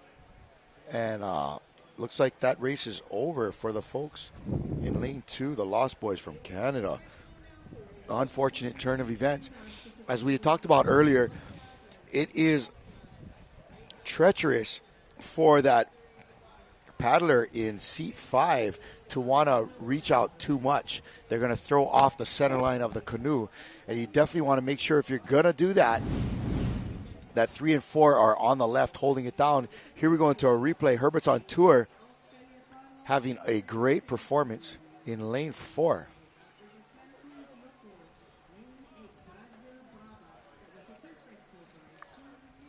Some great shots of our racers here. We're going to have Hawaii, Alfred Van Giesen cranking it over. Oh, here comes the huli. Lost Boys. Yep. And that was as simple as it gets, just the focus and the timing coming off. And there you saw the huli. But, man, unfortunate. Definitely could have been in a repecharge heat, if that. Mm-hmm. But right now we're going to go ahead and throw it to the beach for an interview. Looks like we're going to go ahead and get some updates from one of our paddlers. What's happening there, Eric? Okay, we're back on the beach here with the men's open division who just did the 1,500 meter. Tell me a little bit about the conditions and what it was like paddling out there. Yeah, challenging conditions today. It's kind of our first time doing turns on this water, so got the groundswell and the wind, which makes for some tough turns. Even the start was a bit delayed with a black flag for ages, so you have to really be in control of the canoe and The high turn at the end, our first turn, is a bit difficult. Kind of have to slow down, and then on this side you can kind of power through. So challenging, but that's what we're here for, and we're confident in our ability, and change along on the way. And yeah, it was a good race. Oh yeah, you guys did awesome. All right, thanks for coming out, guys. You got a cheer for us? OCC. All right, thanks, guys. Back to the studio. Oh, nice work, Eric. I love the Joe Dirt mullet and mustache over there in the middle. That brother from New Zealand had it going on. And so let's get wow, look at that time, breaking 8 minutes. Herbert's on tour, 7:55. Liverkai Canoe Club with an 8:06. And Quilina Va'a in third place with an 8:09, 7:55. Herbert's laying it down. Yeah, definitely. My goodness. Definitely a good race by these gentlemen here. Again, this is your open men. That was your first heat of 5. So we've got a pretty long day ahead of us, Kalai. It looks like, again, that was the crew I believe might not have qualified because they were possibly past the line from what we saw. But good spirits, they were, like, honestly in really good spirits if you notice. And they were, just really on it. But here, lane 1, Kaiahitu Outrigger Canoe Club. Lane 2, Fairway Gorge Paddling Club. Lane 3, Bora Bora Va'a Boys. And then in lane number 4 is going to be Brazil's Capivara Brasilia Monkey Rastas. In lane 5, we've got Wallace and Fortuna, Uvea Mo Fortuna Taua'alo. And lane 6, Canada's FCRCC PK, as well as New Zealand's Orake Water Sports Mangoparai Torotika. Sorry, guys, that was a lot of different. I've been trying to catch on as I do it slowly with almost everything in my life. I try to catch on slowly, and I'm usually like a little bit behind the curve. But I've noticed a lot of this Uvea Mo Fortuna, and I think that is the native equivalent to Wallace and Fortuna. If there's anybody out there in Facebook land that can confirm that for us, but Uvea might be the traditional name for Wallace, and it looks like in lane 5, our boys from Uvea Mo Fortuna Taua'alo making our turn there. Lane 3 right there, that's Tahiti's Bora Bora Va'a. Man, that is a solid team that you were able to see in your recent travels to the Southern Pacific. Our man Micah here took a cool trip down to Bora Bora and shared some time with the paddlers there. But they are looking good, as is this gang from Uvea Mo Fortuna. Yeah, see my motto in seat 4 in that boat from Bora Bora in lane 3. And, man, I got to race with them. I actually, Jerome is down there. He's been coaching some of those paddlers down there, and I was able to race with that team. Actually, at ADR, we won our sprint challenge over there. So Team Bora Bora, definitely super thankful to have been able to experience all of that time with them, and looking forward to racing with those boys in November as we go back up to Arizona for the ADR sprint challenge in November.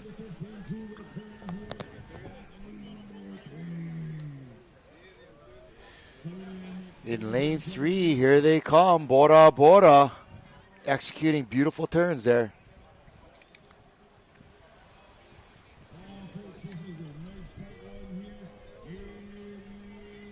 Wallace and Fortuna also looking great. And on the outside there, in lane 7, it is New Zealand's Orake Water Sports, Mangopare Torotika.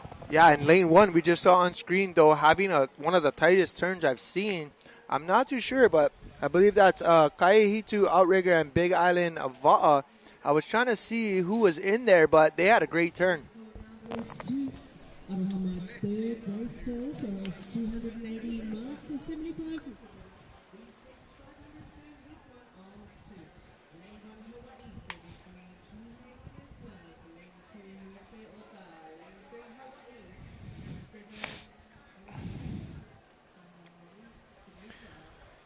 Nice smooth paddling by the gentleman from Bora Bora.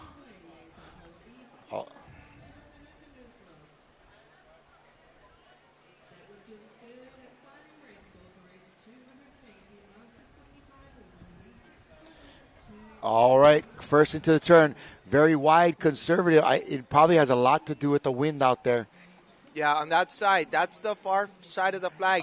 There's lane 6 almost got Ali it. Udarian in lane 1 with Kai Ehitu outrigger team. Big Island Va'a number 2. Yeah, there's we see our the man boys. in C1. Yep. Ali, them having a good race. They had a good turn, and you know what it comes down to is I think being aggressive on this upside here at the starting flag because you have an opportunity to have a much cleaner and tighter turn. Right, So learning to take advantage of that and actually taking the chance to either run the flag is a better option at this point if you're behind. Especially if you're trying to catch anyone in the top 3 right now because these Bora boys are putting on a clinic right now and just regular paddling right there. Look how smooth. They're very controlled. They're very relaxed. Yeah, these guys, man, they can paddle and definitely not counting out anyone else because this is what it is. It's open men V6 1500.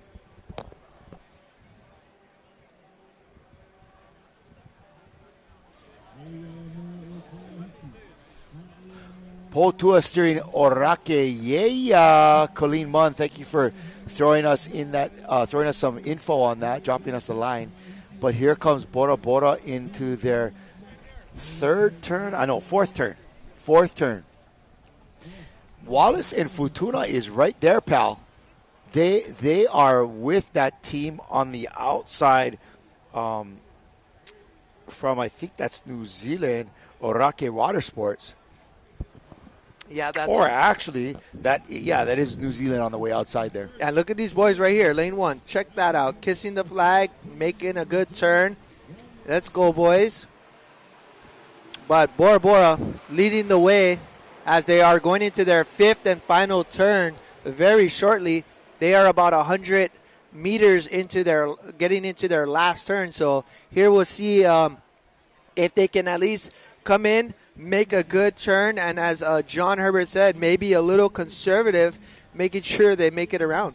At this point in the race, if you are that far ahead, you want to be conservative because it would be just a tragedy to get DQ'd when you're in the lead like we saw earlier, and that is just heartbreaking for some of these crews, especially when you're performing here and you put so much time into it. To get DQ'd off of something silly because you were maybe a little too aggressive, not worth it.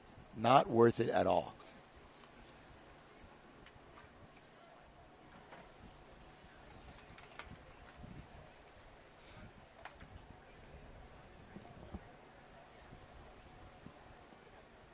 You can really see in this turning, more so than we see in many of our Hawaii races, 3 and 4 kind of really back off into the turn because you want this canoe to pivot as much as you can. So taking the forward momentum out of it so that you can spin is a lot better. Yeah, Imua, Hawaii Kaihitu right there by Sunny. Hey, Sonny, what's up? Thanks for tuning in. Seen him chiming in all day, sharing all of our live feeds and everybody's replays. Shout out to you, Sonny. Hope everything is well. And right there, though, on screen, the Bora Bora team from Tahiti in lane 3, pulling away a little past everyone else. They probably got maybe a good couple of canoe lengths ahead of everyone. But right there, lane 5 and lane 7. Uvea Mofutuna.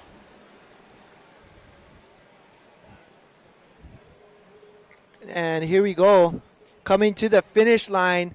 Going to finish well ahead of everyone. Lane number 3.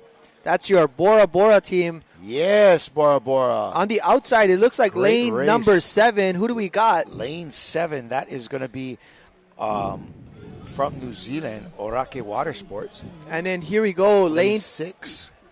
Wallace and Fortuna, brother. Nice job there. It could have been lane 5. Lane 5, you're right. Lane 5, Wallace and Fortuna. And right here, lane 1, I believe, coming across potentially. Who's going to get the repecharge? And there it is. Lane 1. Kaihitu and Big Island Va'a.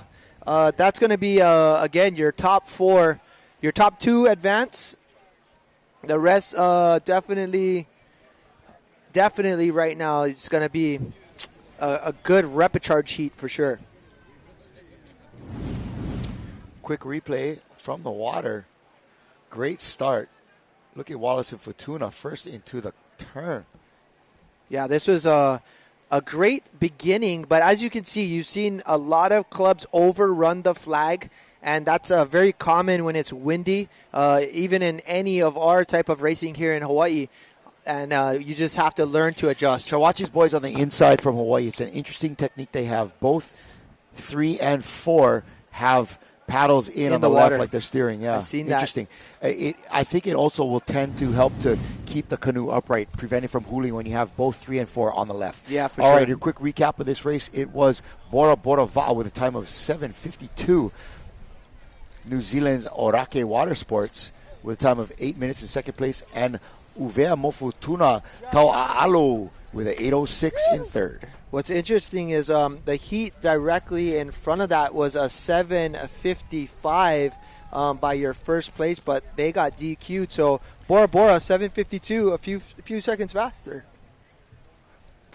And you remember the gap they had on the rest of the field, and which gives you an idea that these gentlemen from Orake and from right there, Kioka, they're right here. Yeah, right there. That was close. Kaihitu, sorry. Yeah, and it was close. It was within 5 to 10 seconds of the entire field. So maybe the first heat a little bit on the challenge side with conditions, and I think these boys are making the adjustment every time they get on the water. But here we go. Lane 1, we have Marissa May from the USA. Lane 2, Remo Brasilia from Brazil. Lane 3, NDOC Orcas from Canada. Lane 4, Maluluba from Australia. Lane 5, Horouta. That's the Woolly Kumara from New Zealand. We've got in lane number 6 is going to be the Seagulls from Samoa. And then last but not least, we have Hawaii in lane number 7, Lanikai Canoe Club White. And not to count out, but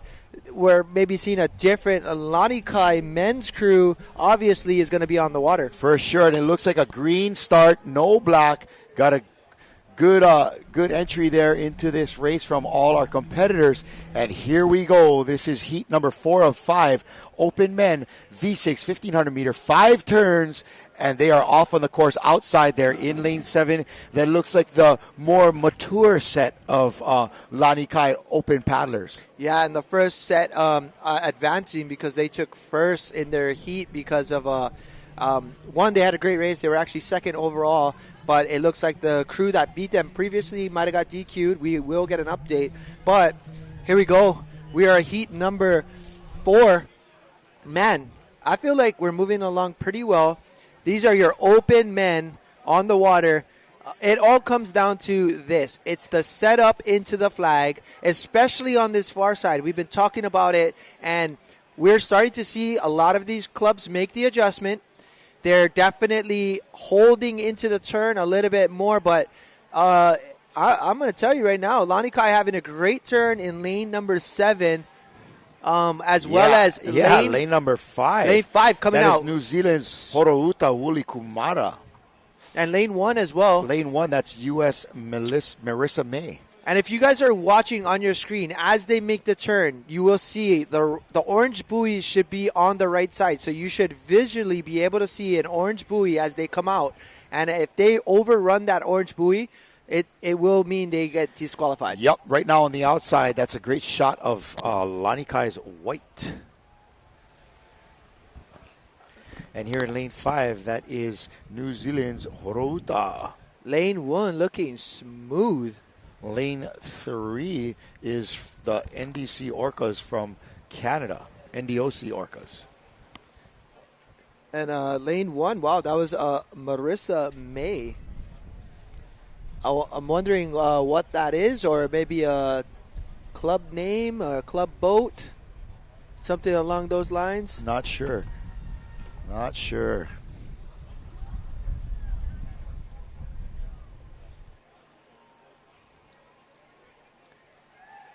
All right, this is going to be turn number 2, and whoa, oh wow, look at Lanikai. It looked like they were going to go to the far flag and make a turn on the far side, but man, they're turning in the middle. Let's see if they can make it up, they're folks. turning in the middle of the loading starting line. I'm thinking maybe just a quick little malfunction on the outside.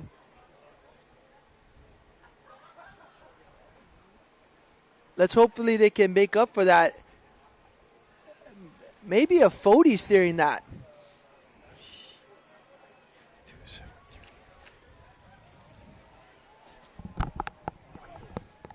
Oh, man. Alex.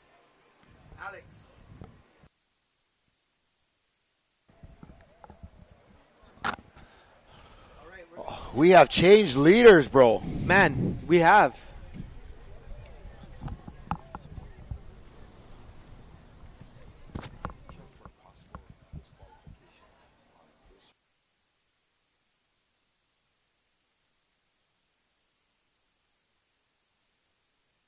And right there on your screen, lane number 5 coming in to their third turn of 5.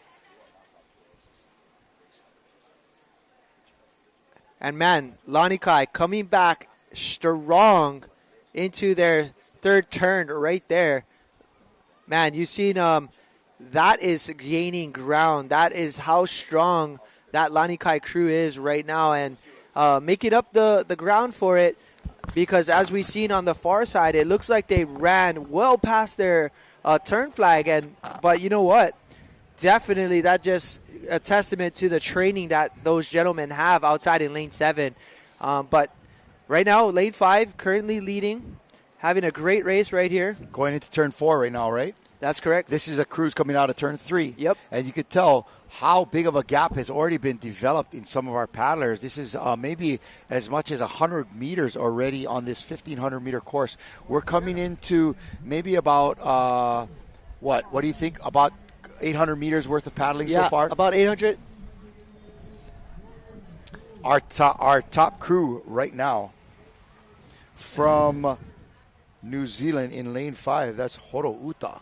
And as you can see right now, as we hit that 1,000-meter mark, we're going to see who's got the gas left in the tank to finish it out. Yeah, they are being hotly pursued by Lanikai. And if anybody can make up a couple boat lengths, it's those guys from Lanikai, brother. Man, and again, they were probably about a good 10 seconds behind because of running this far side flag right here. But having a good turn maybe here and one on the way back home will make all the difference, because they have gained ground on that crew in lane 5. So here we go. This is your last and final turn coming on up. And in the near ground in lane 1, that's USA's Marissa May in green. And lane 4 coming into the turn is Australia's Mululuba. And lane 2 and 6, not too far behind. You know what's been so cool to see, Kalai, is all the different variations on how to make this turn. And, you know, some work for some crews, and we see those crews using the same technique, but it's not working for them. And maybe just a little bit less time in these VAs to be able to figure it out. But Lanikai hunting down these boys in lane 5. And look at that drone shot. You can see that in our screen, it looks like they're side by side, but no. We've got about 40 meters separation or more because of the 2 lane gaps. But this is going to be a close race at the finish for sure. You know, Michael, you mentioned that a couple of things I've really liked to see on the turn is when I saw the Maori paddlers, they had a real good coordinated reach over between 1 and 2. You see that right there? Yep. See how they're kind of pumping it over and pumping it and then coming out straight? That unison on that is really cool. I've also seen some canoes where 3 and 4 are both poking on the left and kind of leaning over, which allows seat 5 to kahi way out to the right. Right, Alex, I'm excited to see if these Lanikai boys can hunt down this crew.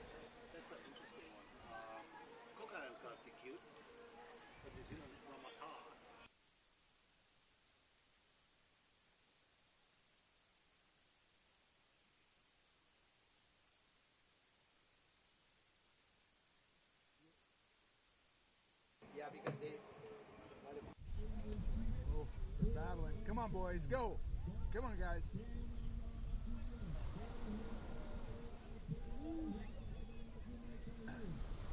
So this is an open. And it looks like these boys from New Zealand are going to walk away with the finish. But, man, right there, Lanikai was hunting them down. And made it a close race nonetheless, but you know what? In this race, in this particular race, it's not as big of a deal. No. 1 and 2 are both going to get advanced to the semifinal, and 3 and 4 are going to be in the repechage. So a first or second place finish is the same, but I'm sure there's going to be some discussion and some clearing up of what's going on out there. So congrats to these teams. Yeah, definitely happy to see these competitors be ahead of the game. But good thing to know right here is going to be 3 and 4 place is going to actually advance to a repechage. It's going to be lane 1. Again, that's going to be Marissa May from United States of America, man. Do not count them out. They had a great race. Fellas. Nice work from the good old US of A. And I believe that's going to be lane 2. That's Brazil's Remo Brasilia. And lane number 4, Australia's Maluluba, finally coming across in 5th. But great race by all of these men on the line. Man, Kalai, last open men's 5 of 5. And then we are going to be back into more master men's 75. Ooh, wow. I'm in Ala Kanu Club. They just keep coming. They just got, I'm going to enter 70s, 75s. These uncles are getting a lot of bang for their buck. They're traveling here to the Big Island, and they're getting as many races as they possibly can. But look at this replay from this race, and we'll see if we can catch Lonnie Kai overshooting that turn. That was a little trippy. I'm sure there's a story behind that. And it looks like this is our finish here, but nonetheless, we saw exciting racing, great turns, and we're going to keep rolling. They are going to keep this moving. Yep, rolling right into heat 5 of 5, the open men's V6 1500 meter. Right now, we are looking at 12:15, and here are your top finishers in that last race. Please ignore the times on your right. Somehow the computer glitches and sends the time of day, giving you an idea. It's just past the lunch, just into our lunch hour here. And mahalo for that little bento they sent us. But in first, it was Horouta. In second, Alani Kai and Marissa May from the U.S. in third. All right, we're at the halfway mark here. We're slightly behind our schedule here, but doing not too bad. We're going to be with you folks likely till about 6 o'clock this evening. Yeah, definitely moving along, having a great start. Or at least 5, about 5. Yeah, I mean, at this point, we are just so excited to bring to you, again, the passion of Va'a through racing here at Sprint Championships. Right now, in lane number 1, we've got Team Tamari'i Mataea. In lane 2, we've got Canada's Vicky Lynn Canoe Club. It's owned by Vicky Lynn. In lane 3, we've got Hawaiian's Kaiahitu Outrigger Team. Lane 4, Orake Water Sports A'arua. In lane 5, we have Kernel from Australia. Lane 6, we have our boys from Keaukaha, Hawaii. In lane 7, Ricole Cree Canoe Club from the United States. And, man, again, we're going to see another 1,500 meters, 5 turns. We've been saying it again and again. It's going to come down to precision turns and being in sync with one another. Are these guys getting into the lanes here yet? Well, what's going on? Yep. Half of them are in, half are not. You got one boat in, you got one boat out. And you shake it all about. You do the hokey pokey. And that's what we risk right there is a black flag basically saying either you're not in the loading zone or you're ahead of the line. That's what we were told. So if you're not within the flagging zone, you will also be considered outside of your racing box. And we should get a green flag very shortly. As soon as it lines up, there it is. Let's get that green flag. Let's get that green flag. Yeah, I think it's way more important to have a good start if we can get than to be ahead. If we can get a land shot right across the lane. It looks like they brought the black down, so that's a good sign.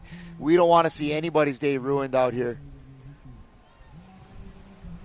Looks like a great start, and man, in lane 1, that is Tahiti's team, Tamari'i Maitaea, off to a great start here in Heat 5 of 5, Open Men V6 1500 meter.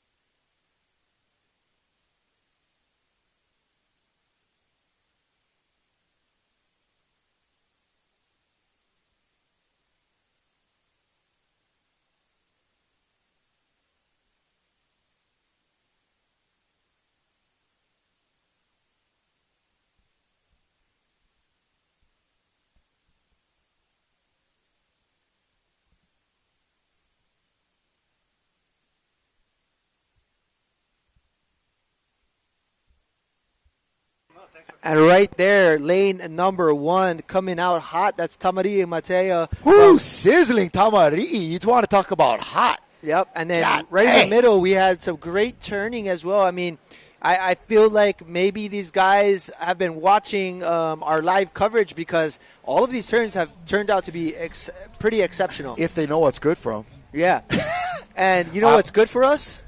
Probably a nice cold coconut water or coconut juice. Oh, man. That would be great right now. I think down at the Ku'ule Designs where you can get your Eat More Vagina hats, they had a whole bunch of coconuts they were handing out the other day. And so, man, if we can get some of that going, that'd be great.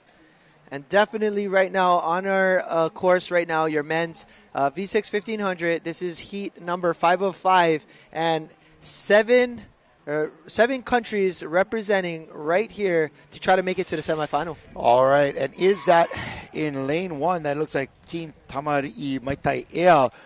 That may have been some of the same elite paddlers that we saw in days 1 and 2. Right, but Keokaha on the outside is also Keokaha is right there, and in the middle, another team. We're gonna say that's Kai Ehitu Va'a 3 in lane 3, looking good as well. Looks like maybe Trey and Chase them, as well as maybe Avon Makoa in that, but also on the outside, Keokaha looking like they have a good race going. But would love to find out which of these boys are in the Hawaii crew. But right here, man, lane 1 having a great race. It is a challenge for us a lot of time, just to kind of point out who is who. These guys are all wearing hats, all with glasses on. Got a Imua Kaihitu, but yeah, definitely in looks lane like 3. That's Hanley in 5, right? I believe. Boku. And in seat 3, that is that Keakua Nole? Looks like it. And lane seat 1, I'm pretty sure that's Trey, I think. Either Trey or Chase. I mean, they both were wearing the Ade hat the other day, confusing all of us. But look at the Hawaiian crew on the outside battling. But right here, lane 1, 3, and 6, all having a great race right now, almost separating the field. But boom, 1 and 3 coming in hot. Let's go. I believe that's Chase in 1. That's who that looks like in seat 1. But man, this is turning out to be a great race. And, of course, that young man steering them, he did a great job during the elites as well. Oh, and here comes Tamari Maitaea. I'm sure on our Facebook Live, they're going to be chiming in, telling us a exactly lot of mistakes right now, and they're going to be telling us who's who. Hey, come with your corrections. We'll make it here. We'll make the correction for you folks. They're going to be like, come on, guys, get it together. We're doing our best here. As you can tell, it's a little difficult to tell who is who when they're all wearing the same jerseys and they're all wearing hats and sunglasses, and all of them across the board are paddling so well. Yeah, all hammers and all in this course right now, having a great race. But I'm telling you right now, this is a battle. 1, 2, and 3 is having an excellent race. So there it is, lane 3 and lane 6, as well as lane 1, all going to be entering this last 4th of 5 turns. What's that young boy's name, the steer's name, the one with the back? That's going to be Visera, yeah. Busser.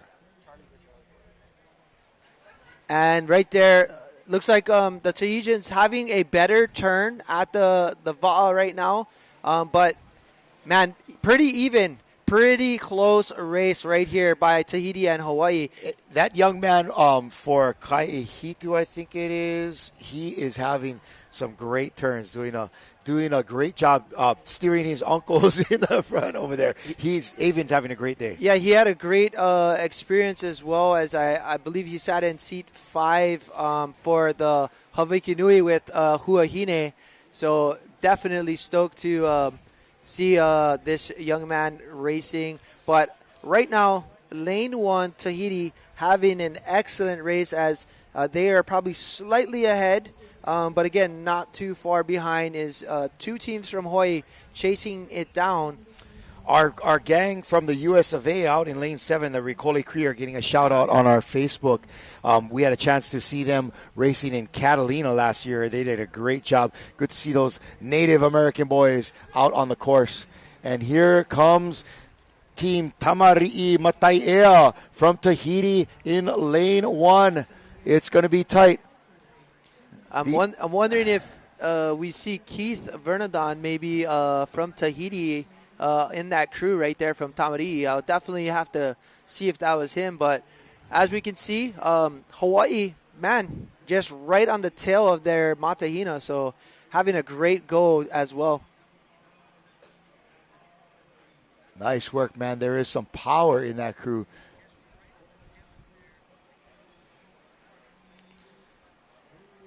Yeah, looking really, really good. Again, I think this will be a great test to see if they can actually just get it, squeeze the gap a little, and then see what it's going to be like when a semifinal come up. Again, that is your Hawaii paddlers from Kaihitu in lane 3. And off to the left is your Keaukaha crew. Yep. But here's that final stretch. But you know what? Hawaii making it a battle right here. They're making it a battle. And it's going to be Tahiti by a nose. In lane 1, here comes Tahiti from the inside by an easy half a boat.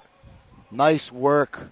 Nice work from both of these crews. Love to see some tight racing in these qualifying races. And on the outside, cruising almost solo into third place. That is Keaukaha Canoe Club from, again, right here on the big island of Hawaii. Third place there for Keaukaha. So unofficially, we have Team Tamari'i Matai'ea in first place in lane 1. And then in lane 3, Kaihitu in second. And Keaukaha in third place. We just see Courtney's comment on Facebook. Right now, those forearms are burning. All of it's burning right now, man. For sure. But right now, just right here's your recap and replay. And, man, looking so good right here.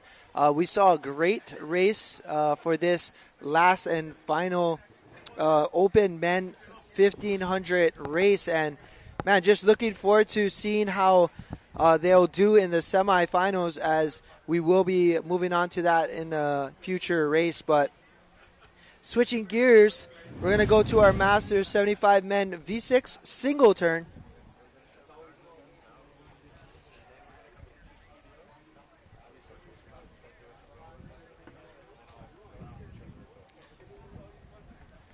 And all right, there's our official, unofficial right here on the front. Team Tamari'i Matai'ea from Tahiti coming in at 7:32, as well as Kaihitu in second and Keaukaha in third. And right now, we're going to just probably bring it right back to the studio and go over a few things that we had previously in the heat. And again, we are live right here. Previously, in one of our Open Men's Heat, we did see a race where one of the crews we mentioned that may have gotten disqualified, they did not. That is not the case. That was Nahoi Horo from New Zealand. When we did show the official results, we actually didn't list them because, again, they were actually a whole minute ahead of second, third, and fourth. So without further ado, we will have that in a future result listing. But right now, we just finished up with our Open Men. This was our 5th heat on the water. We've had 2 advancements per heat for a semifinals, and we will have the repechage. But there you have it. That was event 273, Open Men V6 1500. And as you can see right there on our screen, coming in at just under 8 minutes was Rumata Pier OCC. Sorry, that was Rumata Pier OCC from New Zealand. Again, this is the correction that we have to display for you, as well as second place went to Lanikai Canoe Club, and then followed and rounded off by our third place. Ooh, but I'm glad we were able to catch that, bring light to that, and make sure that everybody understands that those guys were not DQ'd, because that would be just a tragedy, because Rumata had a killer race. They look so good on that, but we thought they were just super fast, and they are, but the times are starting to kind of match what we've been seeing in some of the other top crews. And here we go, Masters 75 on the water, staging on the line. It's going to be in lane 1. We've got the Iceman back, the Canadian Iceman in lane 1, Hawaii's Waimanalo Canoe Club in lane 2, Hoi Mana in lane 3 and Outrigger Canoe Club all rounding out from Hawaii. It looks like some of these folks are getting to race not only in the 70s but the 75s as well. Yeah, so these men get a chance to represent. As long as you are of that age, you can race down, but you cannot race up. So 75 and older, and then basically if you're 70 men's, you can actually race even though you're 80, 90, 100. So you're going to see multiple races by these gentlemen. But right now, currently, it's a one-turn, 500-meter V6 sprint. And this will be really interesting because we have 3 Hawaii crews. So this is more about bragging rights for your club and your city that you're repping. And you know what? These guys are some of the best hecklers on the beach, bro.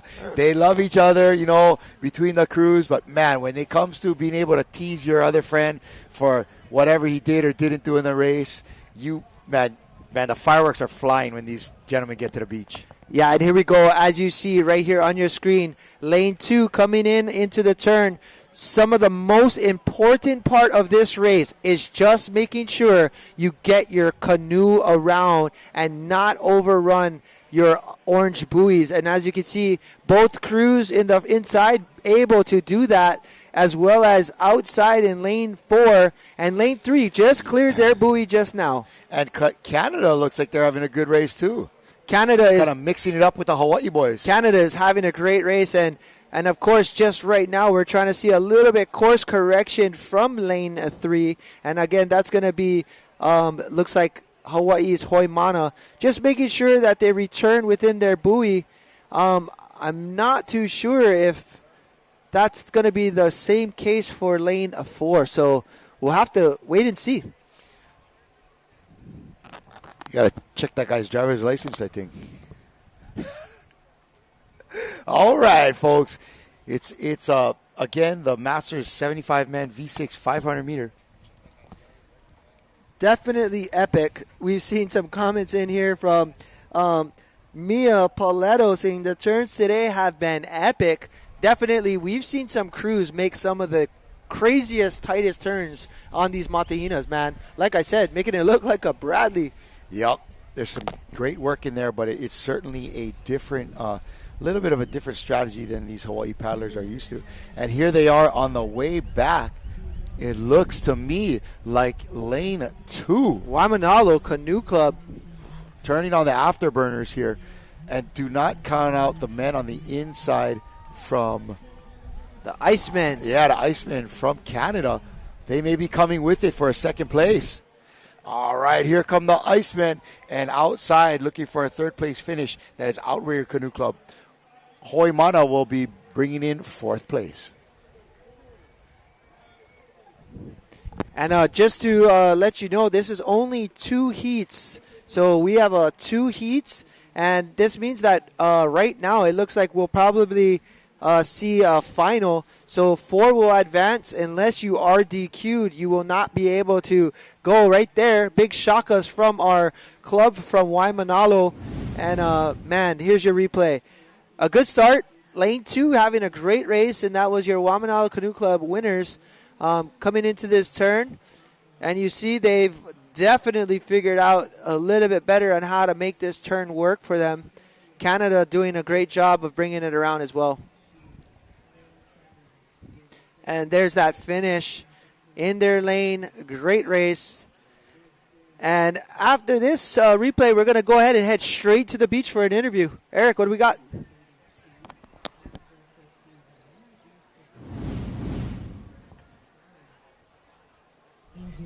We're down here with the men's open, and we have the Canadian crew here. Can you tell us a little bit about your team and how you guys came together to do this race? Me, Nick, Fidel, and Noah, we've been training together war canoe for years now. We've been training war canoe since about April this year, and then we switched over to outrigger. We picked up Scott Burrell here and Brendan Kirsten. They've been very instrumental in our outrigger journey. It's our first time at the World Sprints, and they've been teaching us all the ins and outs of the turns, the switches, the stroke, and all those little details. Well, that's great, man. It's good to see you guys out there. Probably happy you're here, and hope you have good luck in the next races you have coming up. Okay. All right, thank you, guys. Thanks. All right, thanks, Eric, for that interview. And man, got a bunch of comments in there, and I thought that was Jack Edgehill with that club from Waimanalo, but here's your results. We have Hawaiian Waimanalo Canoe Club coming in first, and then followed by Canada, the Canadian Icemen's in second, and Outrigger Canoe Club actually taking the third spot there. So it looks like the top 4 will advance per heat, because then we will have a final. So there was not a straight final because we had 9 crews. So on the water, heat number 2 in lane 1, we've got Hui Up from the United States of America. In lane 2, Na Molokama Canoe Club from Hawaii. Lane 3, we've got Burley Point from Australia. Lane 4, Keoho Canoe Club. And lane 5 from Hawaii as well. And that's going to be Hawaiian Canoe Club. So, again, got a lot of Hawaii countrymen over here participating in this International Va'a Federation. We've got a red flag. Now we're going to have all of our 5 crews make their way on up to the starting block, or starting line, and we will be on our way. But, man, so we just saw Jack Edgehill last night, right? Eating some food at some Mexican restaurant. He is so cool, and his wife was so gracious. Man, was just a great time with all of them. But he was actually in that canoe with Dennis in Waimanalo, and they came away with the win. So there you go, Waimanalo and Kauaians getting together. We've got a green flag, Kalai. We are off, and man, let's go. It's going to be heat 2 of 2. I like that Hui'd up. I know, I saw that. I was like, the Hui. From the U.S. in lane 1, Namolokama Canoe Club from Kauai in lane 2. Australia's Burley Point in lane 3. Keoho and Hawaiian rounding out lanes 4 and 5, both from Hawaii. And here they go. They're off headed down their course, 250 meters to that one turn. Man, what's so cool is watching all of these paddlers race. But, I mean, you know, the United States, and, you know, we're super proud to be Hawaiian and from Hawaii, or representing Hawaii. But there's so much local ties now out in the States that, again, there's so much families out there. And, you know, aunties, uncles, sisters, and brothers, but the canoe culture and the entire vibe of Va'a is live and everywhere. Right. You know, and so much like how you see in the world of surfing, because there is such a high concentration of surfers in Hawaii is like is represented almost like its own flag in international surfing and amateur surfing as well. And the same thing happens here in this amateur sport of 6-man and 1-man paddling. And there you have it. Everyone entering the turn. 2 and 3 having a great go at this turn right here. Namolokama from Kauai as well in lane 2 having a good go. Lane 1 making that turn at the end. But Burley Point from Australia, man, they're going to be a tough crew to beat because they just had a great turn as well. So, again, we see our Hawaii crew here in lane 5. That's going to be Hawaiian Canoe Club. But let's see if Namolokama could either hold out these Australians outside of them. This is some work going in here by Namolokama from Hawaii. Event number 279. Again, Namolokama in lane 2. Just outside of them, that's Burley Point from Australia. And in lane 5, you are seeing Hawaii's Hawaiian Canoe Club from the island of Maui. Got a lot of shout-outs here.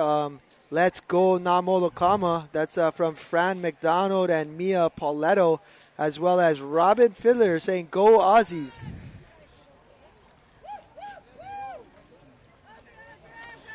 I like the consistency that the Hawaii crews have been having with the jerseys. You're not seeing too many like independent jerseys. They're all busting the Hawaii. Yeah, representing. Here we go in lane 2.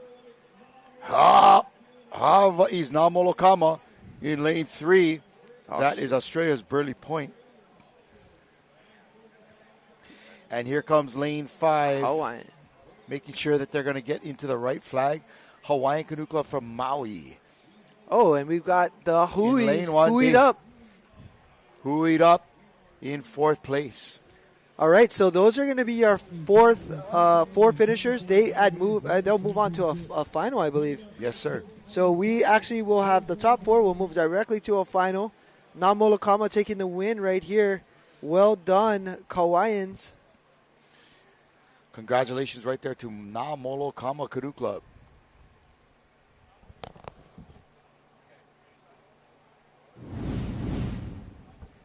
And here's a replay of that last event that you just saw on your screen. All right, so we are now, again, day 5. We are day 6 here for us in the studio booth up at the beach. But ooh, brada. Day 5 of racing, and man, yes. We are at event number 280. We are right in the thick of it, my friend. We are in the thick of this wonderful just celebration of paddling here in Hilo Bay. We've got Joy Chow saying yay, putting up some dukes over there. But there's your top finishers there.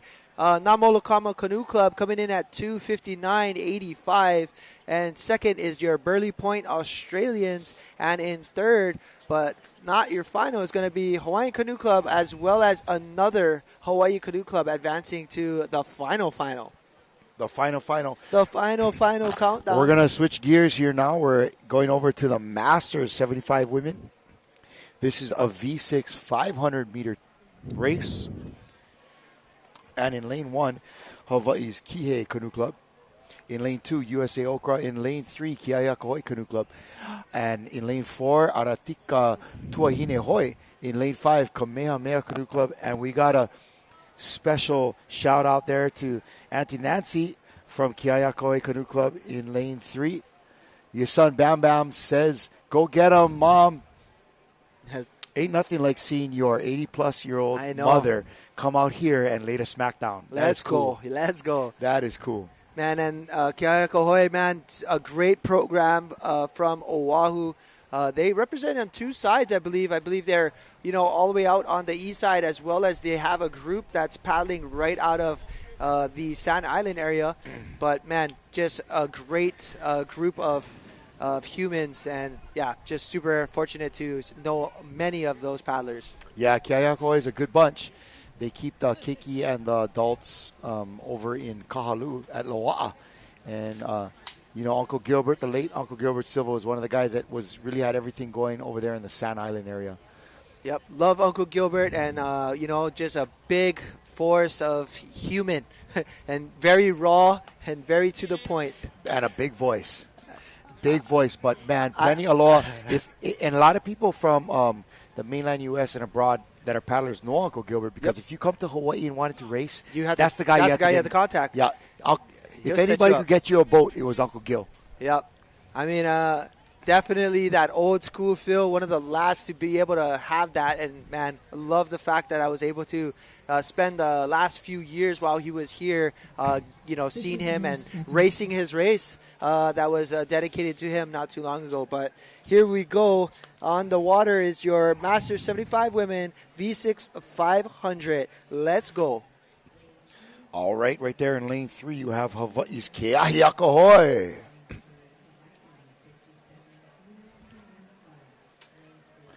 Looking good, ladies. You know how straight Uncle Gilbert would tell people? Man, there's some things I can't say on TV. But I love that, man, when he was here, man. Uncle Gilbert was one of those guys that knew how to use the F word appropriately. Yes. He also knew how to tell you, where's your keys? Yeah. Go get it. Good. You can go. Yep. Aloha's there, but it ain't free. Not at all. But right here we see lane 5 coming into the turn. Man, this is where it all counts, is the turn for these wahine. They need to nail this turn, because if they do, man, they will be bringing home a good sense of going to the finals.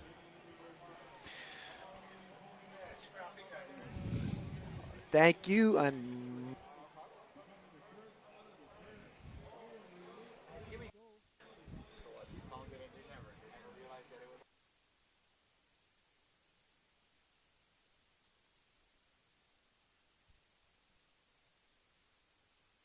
Right there, lane 5 having a good race. That's Kamehameha Canoe Club. And right there on the inside as well, having a great race, is going to be lane 3 and lane 1. Lane 1 is Kihei Canoe Club. Lane 3, Keahiakahoe Canoe Club. We've got a few shout-outs. Imua Kamehameha. Here we go. Again, lane 5 having a great race, but right here in lane 1 doing really well is Kihei Canoe Club. Keahiakahoe making a move in lane 3. And on the outside, Kamehameha, like you said, having a good race, bro. Lane 4, we have Aratika Tuahine Hoi. Smash it, mama. That's Diane Riley there. Yeah, they're looking great, too. Again, here we go. We're going to get down to our last 50 meters. It looks like Kamehameha Canoe Club might be able to pull this off in lane number 5. But don't be fooled. Lane 1 on the inside is moving. That's going to be Kihei Canoe Club just about to enter the screen, but it's all Kamehameha. It's a battle of the Maui ladies. And Kamehameha Canoe Club coming across in first place there. Oh, yeah. Followed by second place is going to be your ladies from Kihei Canoe Club. Both of these crews from Maui. And right now, it looks like advancing is going to be Aratika Tuahine Hoi from New Zealand, Aotearoa. And last but not least, we're going to have Keahiakahoe Canoe Club coming across and advancing to a final. It is going to be 3 Hawaii teams and 1 New Zealand team. All right, that was heat 1 of 2. Top 4 will be going to the finals. Here's your replay. Enjoy it on your screen.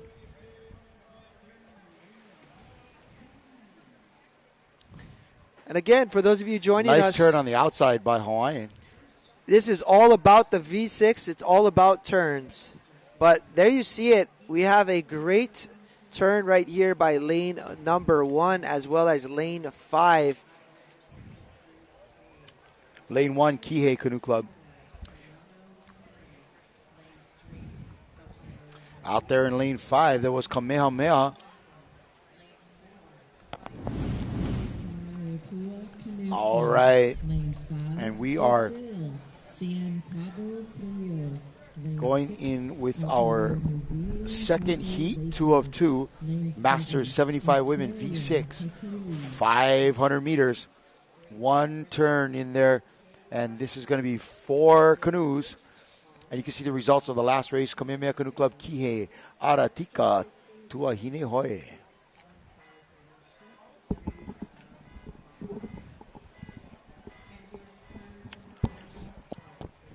Matt Kalai, we're doing really good throughout the day. A lot of great racing. Hey, you're doing pretty good too, bro. Thank you. We're going to look at, so that one is we had 2 heats, and places 1 through 4 will automatically advance to the final. So this next race has only 4, and so maybe a little bit anticlimactic, but all of them will advance to a final. That's correct. I don't think we're going to see any more adjustments throughout the day, as I think the rest are pretty full. But here you go. In lane 1, we've got Burley Point. In lane 2, we have Keoho Canoe Club. Lane 3, Pacific Wow. And lane 4, Hoi Mana Canoe Club from Hawaii. But, all right, on your screen right now is all your other wahine. I believe that's the 50s getting ready because they are coming on up next. Oh, Shakas and the Honis to the screen. That's going to be some of our maybe 50s women. Yep, that's correct. All right. Looking fresh and ready to race. So for those of you watching, we do not have any finals for the day. Our finals are going to be at the end of tomorrow. Today there is no finals. We do have some repechage heats coming up, and that will create our semis and finals tomorrow from what I was told. So again, we are moving along quite well. We've got a few more pages to go for us. But right now on the water, we've got our second heat of our women's 75 Masters, event 281.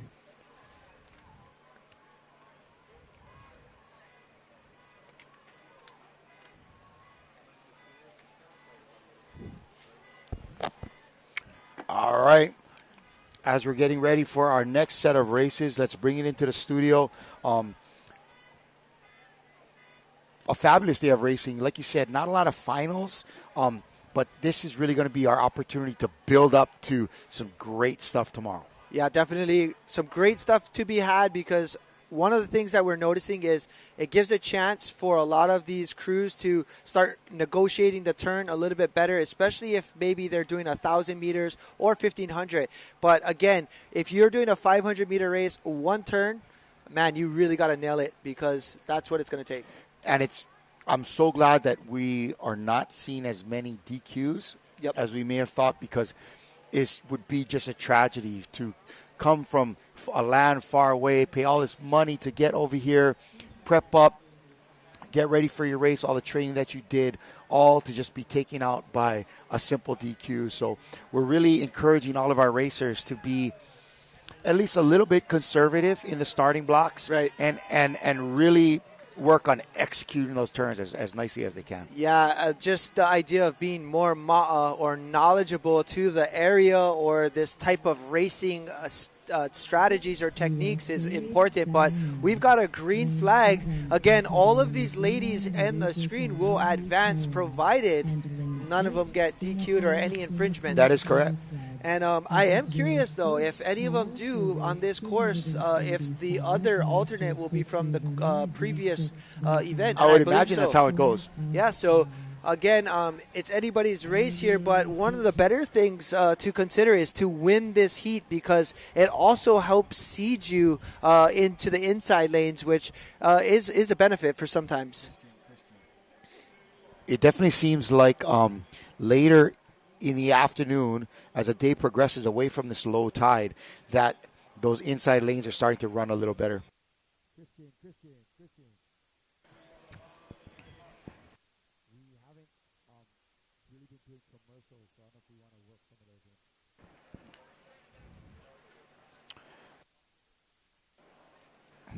And there we go. So again, in this current heat over here on the water, we've got Australia's Burley Point in lane 1.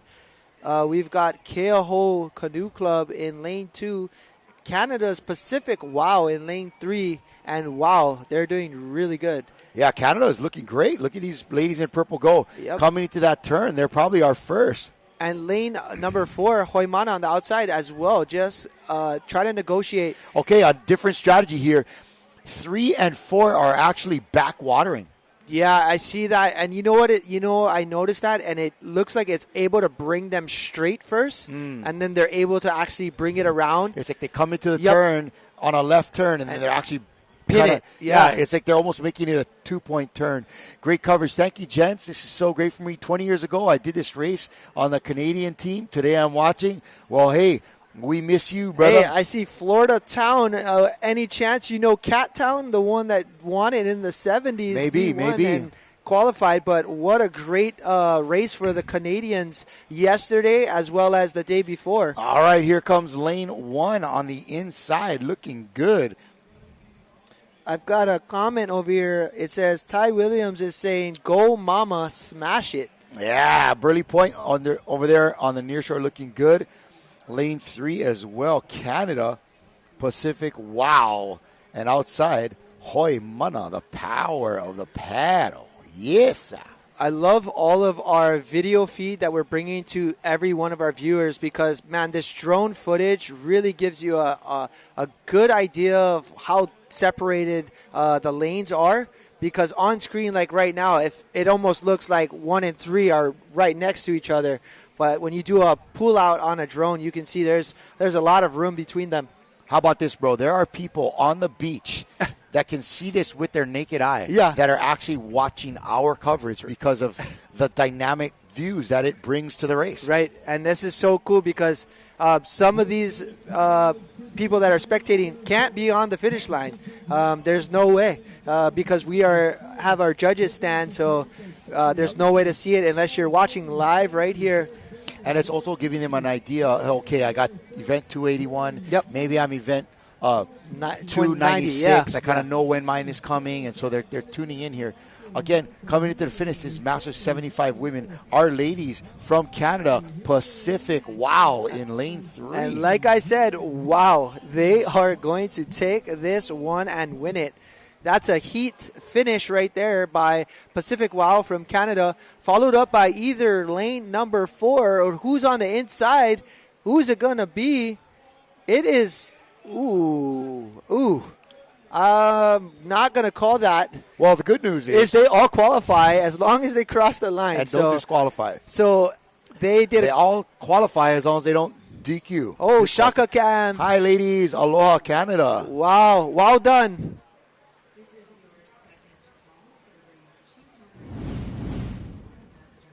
Here's a replay of, again, that 281 event, Masters 75 women. All of these ladies will be advancing as long as there was no infringements on the course.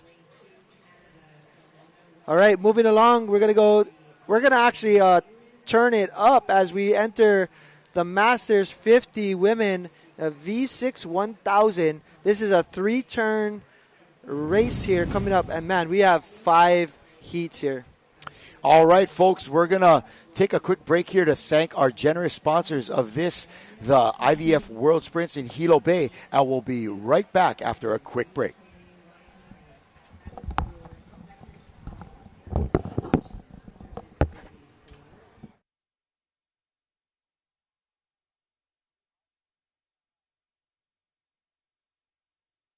The 2024 IVF World Sprint Championships from Hilo, Hawaii are brought to you by the Hawaii Tourism Authority, Are Outrigger World Canoes, Par Hawaii and Hele, Apo Rek Kusachi, Attorneys at Law, Hawaiian Airlines, Outrigger Zone, and made possible by the International Va'a Federation, the Hawaiian Canoe Racing Association, the County of Hawaii Island, and Ocean Paddler TV.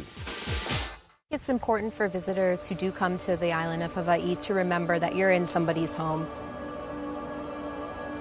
Everything is alive and everything should be treated with reverence and respect, and I think that that's the best way to enjoy it.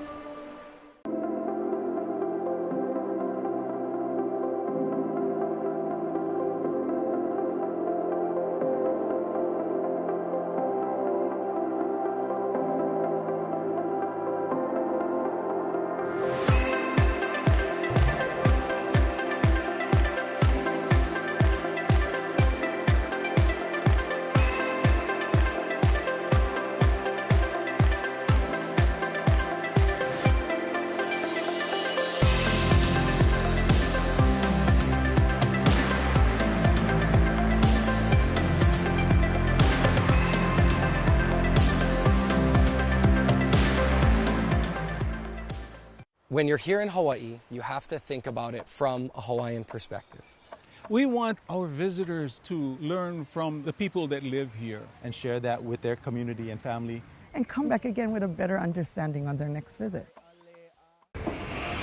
Allow us to help you grow your brand and expand your business by reaching Hawaii's giant outdoor sports and ocean enthusiast demographic. Zone Media specializes in social media content production and distribution, drone and video production, cutting-edge live productions, and more. With over 25 years leading Hawaii's action sports market, give us a call to find out how we can help you grow your business.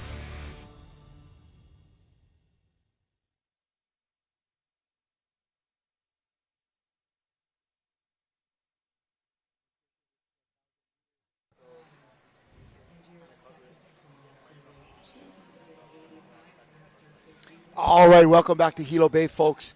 And we are in our race number 282. This is Masters 50 Women V6, 1,000-meter race, 3 turns. And all right, heat has here we started. have the turn. Here we have the start. Sorry about that. Here we have the start of our race.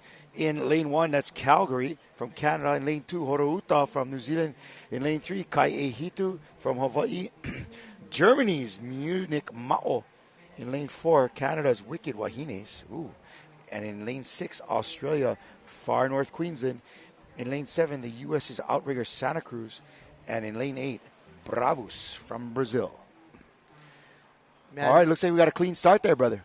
Yeah, great start, and we are definitely on our way. As again, we're gonna see 3 turns. This is 1,000-meter. This is heat 1 of number 5. So we are gonna see a lot more races by these Master 50 women. Do we have Rillo paddling in this one as well? Is there a Heilani crew out there? I'm not. She's gonna be in there somewhere.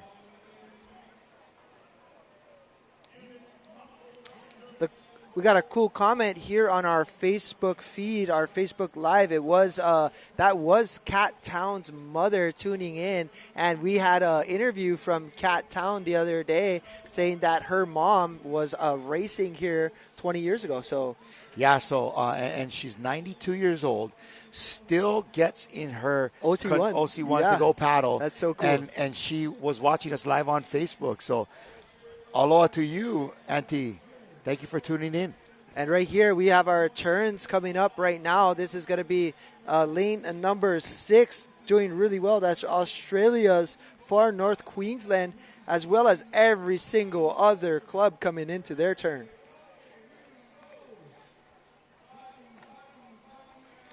All right, we've got Tehotu Dubois tuning in and watching yet again. I don't think he's missed a day. I just feel honored that somebody of his caliber is willing to watch our broadcast. Oh, man. I love that guy. But right now this is incredible paddling right here. Lane 3 looking like they're having a great race. That's your Kai'ehitu outrigger team right from out of Hawaii. And in lane 1, the ladies from Canada looking good.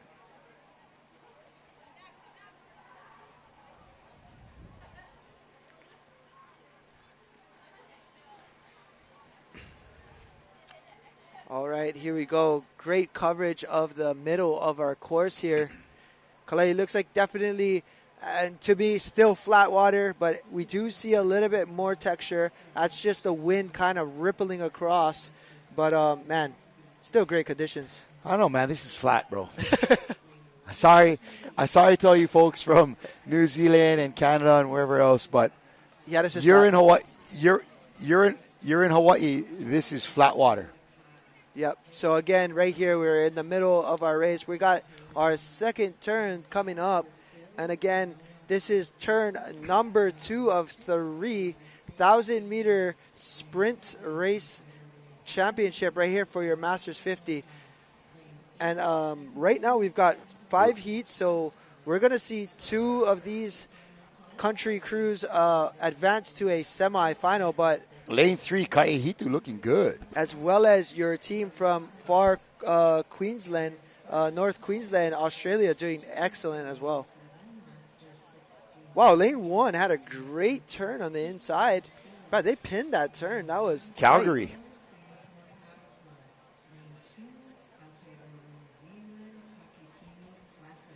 Right there, lane 6. Again, that's your Australia crew having a great race right now. They seem to be in the top 2 of this event.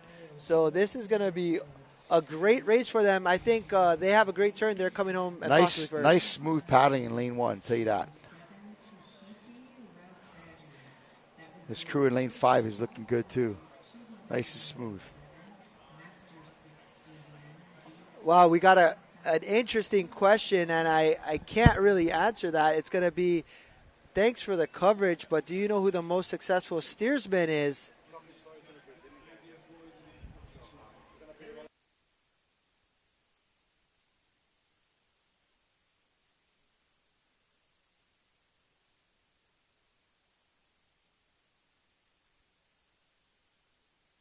And right there, coming in to your turn first is lane 6. Australia followed closely behind is going to be your crew from lane number 3. That's Hawaii's Kaehitu.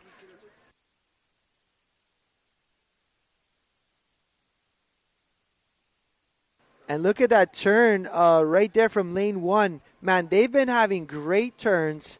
And again, that's going to be your Calgary Arnak Canadian team.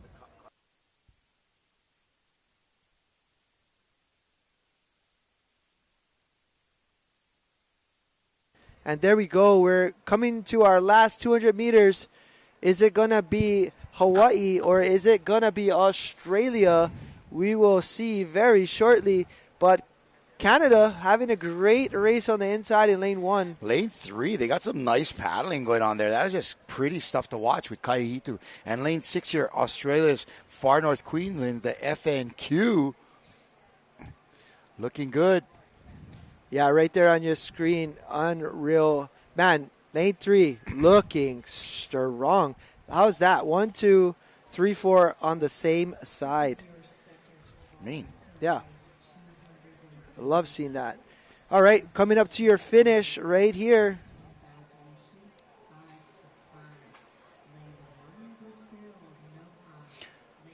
These ladies on the outside really going for it in lane 6 from Australia, the Far North Queensland. Ooh, yeah, I believe they're going to cross first. The right Far here. North Queens. Yeah, it's going to be 1, 2 right there. Just behind them. Lane Kaehitu. 3, Kaehitu. All right, so those are going to be moving on to your semifinals. Right here in lane 1, your Calgary team from Canada will be advancing to a repechage, as well as outside. Is that lane 8? That's the outside lane. That's going to be Bravos. from Brazil, I believe, moving on. And Here we go. Far North Queensland in first place. That was with a time of 6 minutes and 4 seconds. Hawaii's Kaehitu with a 6:06, and Calgary's 6 with a 6:16 in third place.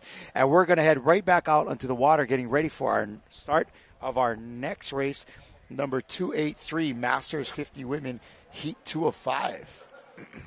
way to go, Queensland. Heck yeah, they had a great race. We will be getting our next race on the water. It is almost a go. This is going to be heat number 2 of 5. Wow, right here, Hawaii's very own on Oahu, Haleiwa Outrigger. Lane 2, Canada's KPCG Fresh and Salty. Lane 3, Hawaii's Puna Canoe Club. Lane 4, USA, that's the Sea Sax. Lane 5, New Zealand's Parihaka Hiva Iterangi. Lane 6 is Australia's Muluba Pink. And lane 7, Brazil's, that's his Victoria. I thought it said Victoria. Maluluba, sorry. Maluluba can be a mouthful, bro. Even for the Australians. Maluluba. Sorry about that, Australia. So here we go.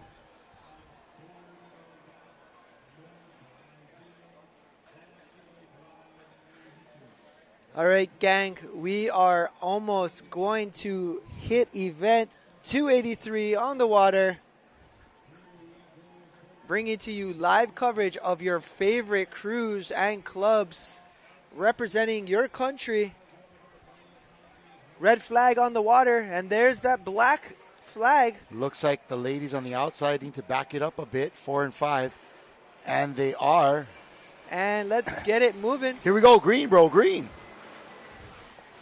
Nice. Good clean start here. Again, this is heat number 2 of 5. Masters 50 women V6 1,000 meter. Bro, Kalai, take a look at these women in lane 1. Bro, this is Haleiwa Outrigger, and they're going to try to put it on, guarantee.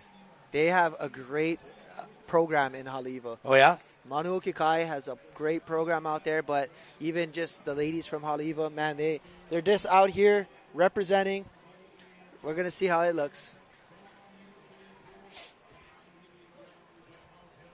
They're looking tough right now. But again, this is a 1,000-meter race, so once we hit our first turn, we'll get an idea of how the field looks. But any turn can make a difference in this race.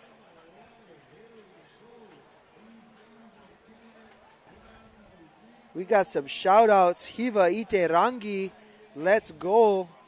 We also have, my favorite mouthful word, Maluluba from Australia. All right. Coming in on the outside, having a great race right there is... Ooh, yeah. Look at that turn in lane 1, Haleiwa. Lane 5 and 6 and 7 outside, man. 5, 6, and 7. Nobody thought to tell them that the outside lanes weren't running. No, because they are smashing on that turn right now. All right, 5, 6, and 7. That is New Zealand's Parihaka. 6, it's pronounced Mululaba. Try say it fast. Mululaba. And Vitória Va'a from Brazil in lane 8. Sorry, 7. Malulaba. Malulaba. You know, those Aussies, they just kind of roll it off the tongue. Pull a little twang on it and let it roll. Man, I'm going to probably have to have some Fosters.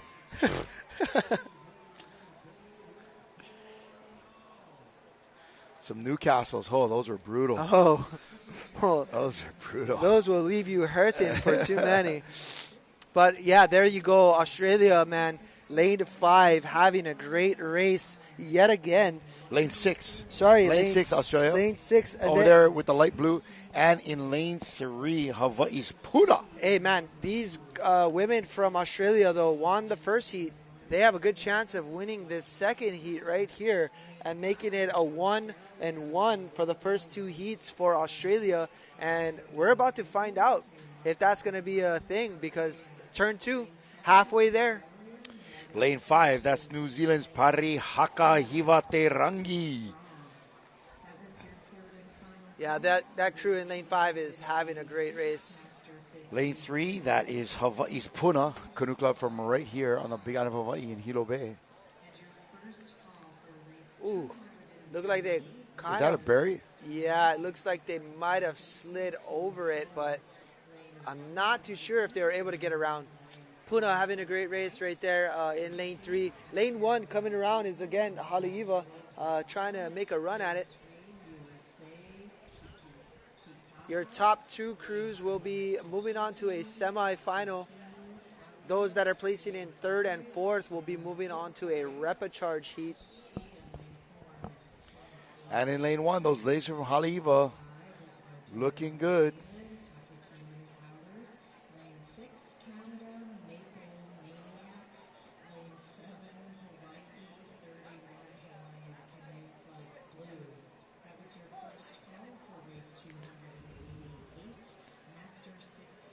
Yeah, I can't really speak for the IVF side of things on who is the most experienced steersman, but for us in Hawaii, we've got a lot of incredible steersmen that steer the Molokai Channel, as well as... I would say one of the most, experienced steersmen when you talk about number of races done, number of crews paddled with, number of medals in the calabash at home.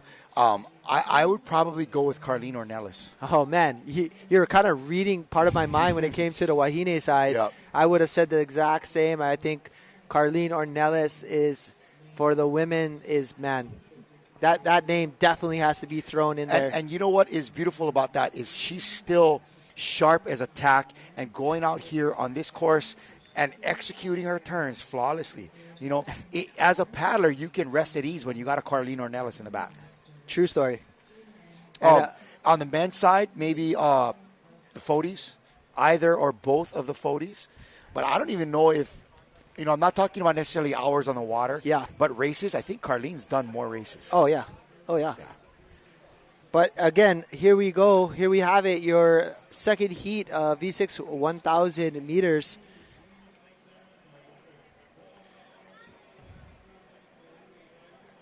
Man, lane 5, smashing the course. That's going to be your Parihaka. So Hiva Ite Rangi, New Zealand Aotearoa, putting it to rest. And it's going to be about, give or take, 8 boat lengths ahead of the field. I tell you, these ladies from New Zealand, they're making 50 look like the new 30, bro. They're doing it. They look like are. some. They are look like fit, some man. young, They fit look ladies. like they're in their They look 20s. It's young. amazing. They look young and tough. But hey, fit. check this battle out right here for second, Ooh, what's because going on here, this bro? is a battle for second. Who is it? Oh my goodness! Ooh. Lane 3, Puna gonna take it. But look at that outside. That will be a great repecharge heat between 7 and 6. 7 and 6. That's Australia and Brazil. Yeah, so right there, we will see them advance to a repecharge and a chance to make it to a semifinal. Man, Kalai, we are watching some incredible paddling, but look at these wahine right here in our view. But recap for that race. That is also a very snazzy. I'm going with snazzy. That's the word I'm going to use. That's a snazzy outfit. Snazzy. I like the lime green and deep purple it's combo. So cool. Looking good. Yeah, it matches, right? Those are like counter colors that make it complementary. Mm-hmm. Or we also call that. Oh, hey, watch here. Oh, yeah, just under. Unfortunately, that's going to be a DQ for lane 6. And they are just going to go ahead and try to finish the race. So, unfortunately, looks like a DQ for lane 6, Australia, who looked like they had come in third in the finish. So, our 5th place canoe is going to get a chance for the repechage. That is true, and that's unfortunate there. But here we go. Unfortunately, we've got Hiva Iterangi in first, Puna Canoe Club. We had Maluluba for Australia, but again, we will get an update as we see our progression heats tomorrow. That is unfortunate. And you know what? It's common paddling wisdom that if you win, it's a stroker. If you lose, it's a steersman. And that's not all on their shoulders. But anyway, we're going past that into Masters 50 Women V6 1,000 meter. This is race number 284. Heat 3 of 5. Outrigger Santa Cruz in lane 1. Canada's Kelowna Wahine in lane 2. New Zealand's Te Pairangi Hine Turama in lane 3. Keep an eye out for them. Hawaii's Kaiopua Canoe Club in 5. Brazil Sincabo Frio in lane 5. In lane 6, New Zealand's Taupo Lakers. 7, Australia's Hekili Canoe Club. And in 8, it's Great Britain's UK Vahine. All right. Man, these, again, looking forward to seeing a lot of these finishers. Oh, how's the guns, Tita? Oh, we got the choo-choo train. Got the choo-choo. She's like, let me ride a train. And Can ride we it. ride it? Come on, ride that train. And ride it. Choo-choo. All right, here we go.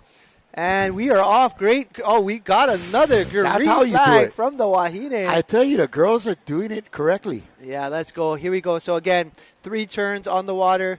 And, man, these ladies have been doing excellent on the turns. We've seen a lot of great turns. We've just seen only one flag look like it got run there. But right now, we're seeing some excellent racing. But out of the blocks, all of these crews, we're gonna have a tight first and second turn for sure, Kalai. Looking good there in lane 7 from Brazil. Vitoria Kalamai in lane 7. That's Australia's Hekili. Maybe some ties to Hawaii or potentially maybe just a name out there. The lightning and the thunder. Here we go. Approaching our first turn. We're going to see it right now. Who's going to be able to come out first? A lot of times being the first in the turn is a benefit, especially creating that separation. Lane 4, Kaiopua looking good. And here they Lane come. Lane 5 in there. Lane 2 in there. Man, Lane 2 had like this, Man, they drag came in a little style. too hot, Lane 2. Yep. Lane 2, that was Canada's Kelowna. Yeah, you're right. Lane 4 having a good turn. Lane 3 maybe just clearing that 15-meter buoy, but definitely got to be cautious of, staying on the left side of that outside return buoy. Lane 3, that was New Zealand's Te Pairangi Hine Turama. And here comes lane 4, Kaiopua. They look strong.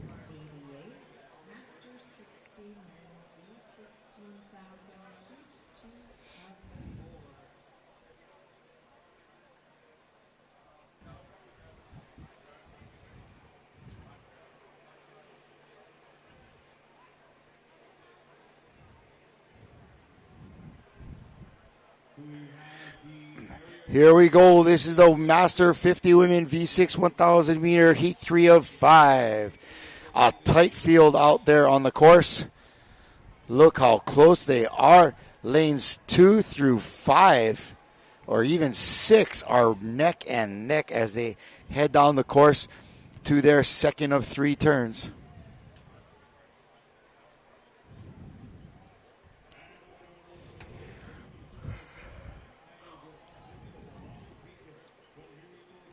Event number 284. Let's go Te Pairangi from Nairi Kidwell. All right, here it goes. Man, 2, 3, and 4 are tight. Look at that. And 6 on the outside. The competition is fierce. That is 2 is Kelowna, 3 Te Pairangi, Hine Turama. In 4, Kaiopua, and 6, the Taupo Lakers from New Zealand. Yeah. Cabo Frio, Marina Coelho. This is going to be a great finish right here. This was a pretty close race for this heat here for the Masters 50 Women V6 1000.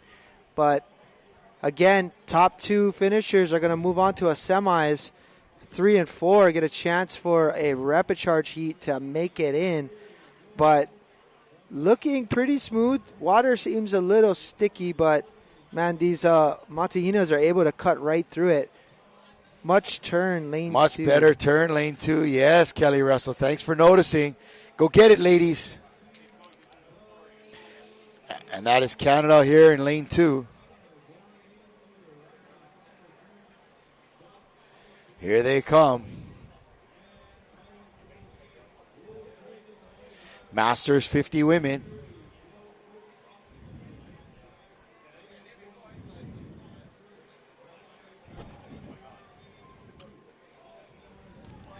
Looks like Canada's overshooting the turn a little bit. They need to try to remedy that before the final. Their paddling is great. The turn is leaving a little bit to be desired. Yeah, so hopefully they can go ahead and finish this out either in the top 2 or at least the top 4 for sure, and at least work on it if they get in a rapid charge. But looking good over there, ladies. Again, this is a tough heat. Masters 50 women. This is your heat number 3 of 5. Looking strong for the finish. Who's it going to be? Oh, lane 3. New Zealand's Te Pairangi is going for it.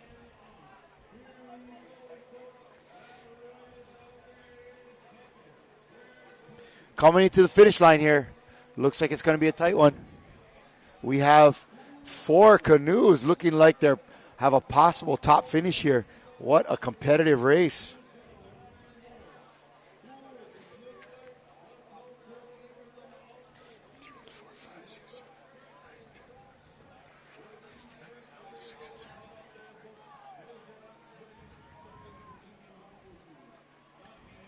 Here they come, folks. Oh, the inside lane is looking strong. Yeah, that's going to be your... Canada. Oh, there it is.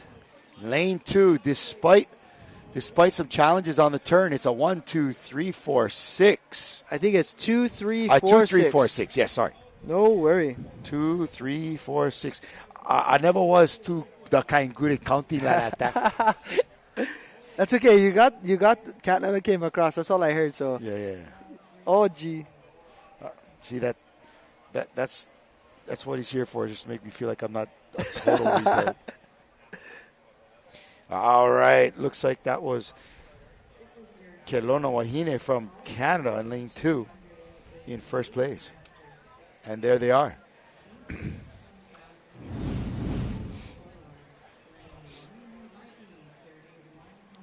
And again, see that by Canada. Look but how they overshot that turn. But somehow they end up like a half a boat length on the finish ahead of everyone. Just goes to show how strong these women are and how great they've been paddling. Yep. Sometimes, man, being a little conservative in the turn can pay off.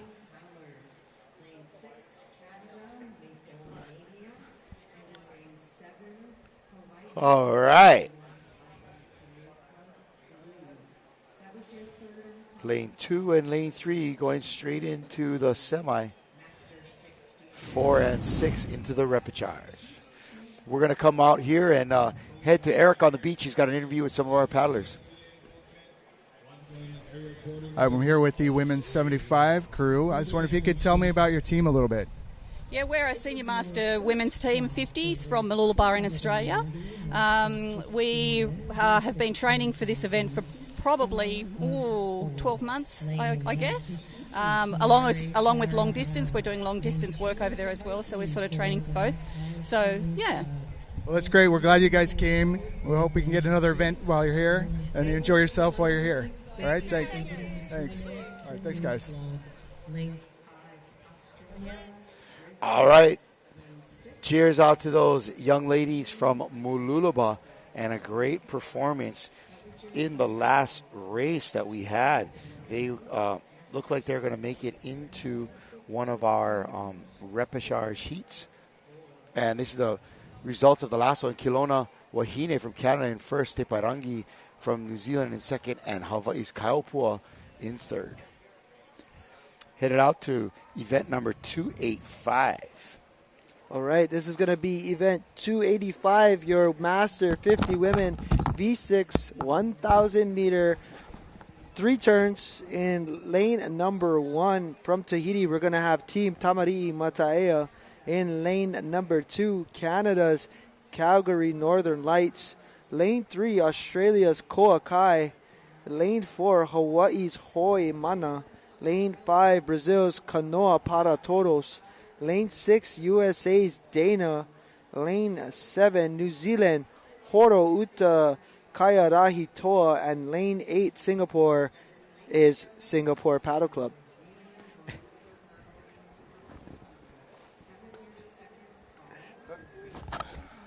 All right, and here we go.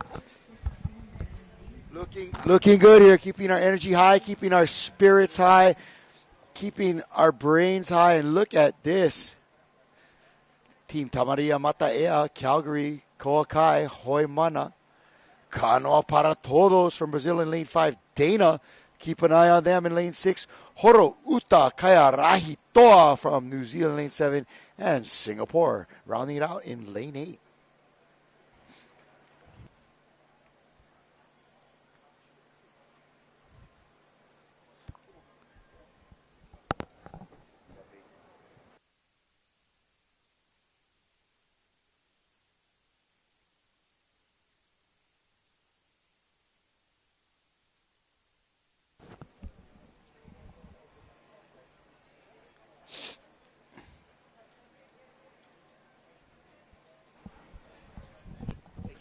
Oh.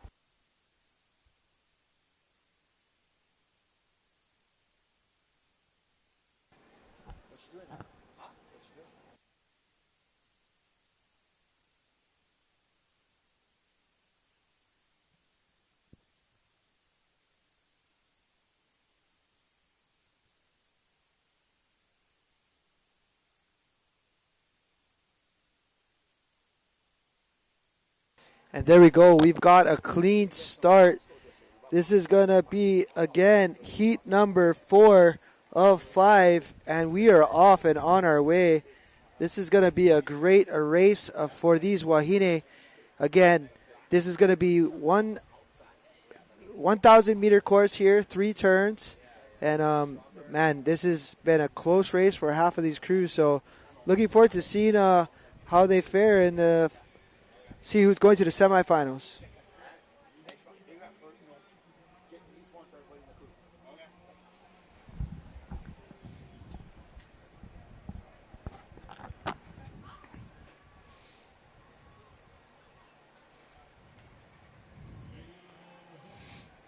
All right, folks, this is, as my good man Micah had said, heat 4 of 5, qualifier number 4 of 5.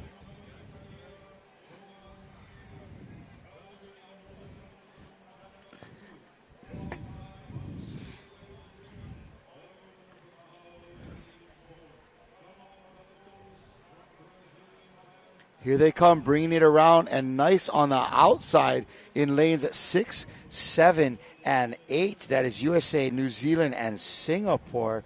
USA's Dana, like we had talked about, they are ready to go. And, of course, Horo, Uta, Kayarahi, Toa, those ladies are coming hard on the outside. And look who it is, Singapore in lane 8. Yes, ma'am, lane 8, I like it.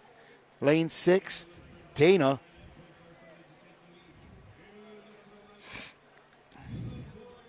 I hope you folks are tuning in to see Singapore because they are looking great right now.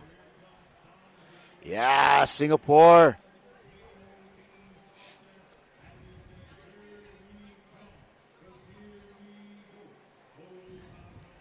All right, so again, we had our first turn. We're going into turn number 2, and that's going to be your halfway mark when they come out of that turn, because after that, just 2 to go. So here's turn number 2 of 3. Man, lane 8 having a good run here on the outside. They look strong. That's going to be your Singapore paddle club out there. But again, just inside of them is going to be right here. Lane 6 coming into their turn. Lane 6, again, having a great race. None other than USA's Dana. Dana's looking great in lane 6, bro. They are having you know who's the surprise in this race? And I'm not saying surprise because I don't Singapore. Look at them in lane 8, man. Yeah, Singapore. They are right there. Yeah. And they are currently seems to be edging out on New Zealand in lane 7. Yeah. Let's go lane 6. All right. Hey, what's up, Cora Wolf? And congratulations on everything. And, man, Cora's a great paddler. Had the privilege of watching them race Hawaii Nui this past year. But what's up, Cora? I guess so. And the Dana women, yet again, putting on an excellent race here.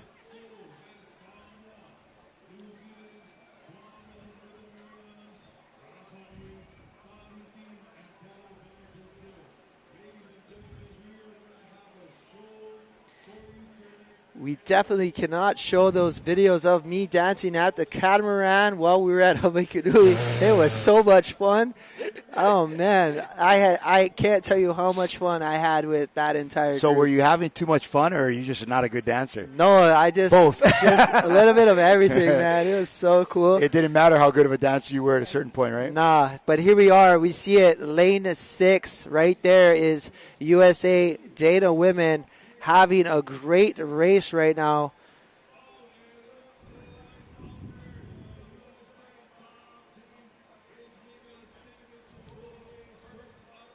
All right, first out of the turn on their way home. Looking good as well in lane 1. I really would love to lane see 1, right that's now. Tahiti's team, Tamari'i Maitai. I would love to see Singapore turn it on because I want to see that team make it to the semis. Yeah, I'd like to see Singapore turn it on too. Come on. Looks like 6 and 7 right there. Coming in 1 and 2. Go, go, go. Horo Uta from Linda Francis. Yes, and they are gone.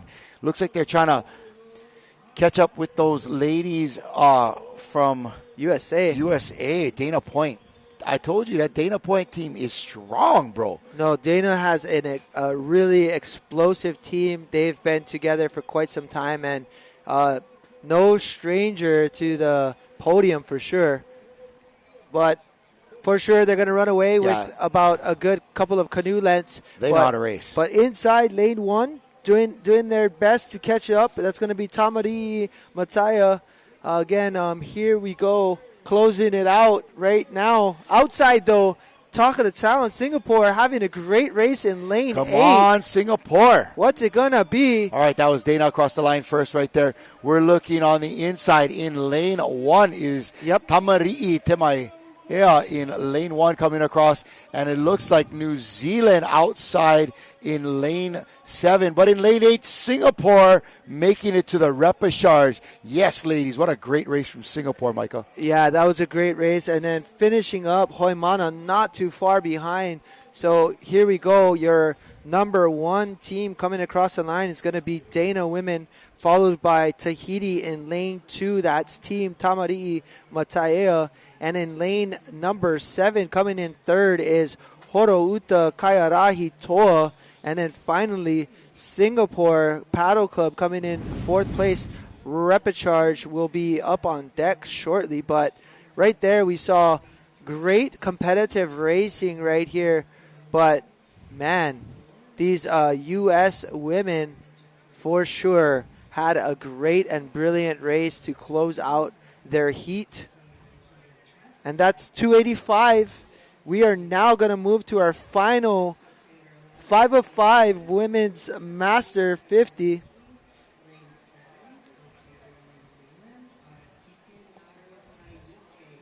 And I think we are going to see the 50 and Fab up next, Kalai.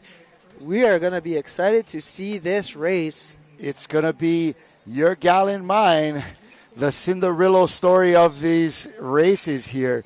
But a quick recap of our last race we saw for 549, Dana, Team Tamari'i Mataea, 557. And just breaking the 6-minute mark, that's Horouta Kaiarahi Toa with a 6:02 from NZ.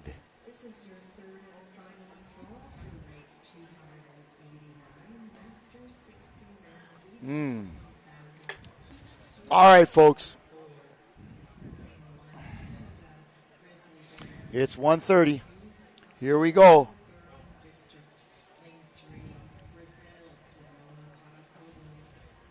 Man. Micah's uncle needs a pick-me-up over here, boy. I tell you what. Oh, man. Here we go. This is the next heat coming up. This is 5 of 5, if I'm not mistaken. And here we go. We got from Brazil. USA's Team Pahonix. We got Tahiti's Ruahatu in lane 3. Hawaii's Heilani Canoe Club, 50 and Fabuloso. In 5, it's Aussies Mululaba, or they say Malulaba White, and New Zealand's Te Waka Po Namu Aotea in lane 6 from Australia. Northern Beaches, mate, in lane 7, and Canada's BC Strong rounding out lane British 8. It's going to be a competitive one. Look at Malulaba, and always keep an eye on Team Rillo with the Let's Go Mahalo Keakua, living the Cinderella story of these races. If you've been tuning in over the last couple of days, you know what we're talking about. If you haven't been tuning in, you're lucky. You're going to find out one day. Bombay, you learn. Okay, Let's go. Coming in 50 and Fab, Heilani, and this is, again, race 5 of 5, the V6 1,000-meter race. Our last qualifying heat.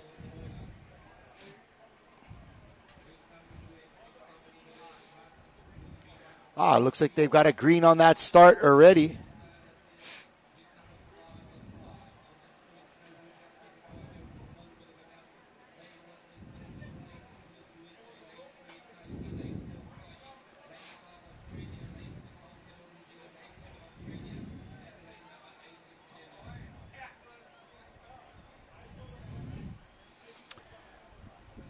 All right, looking good here.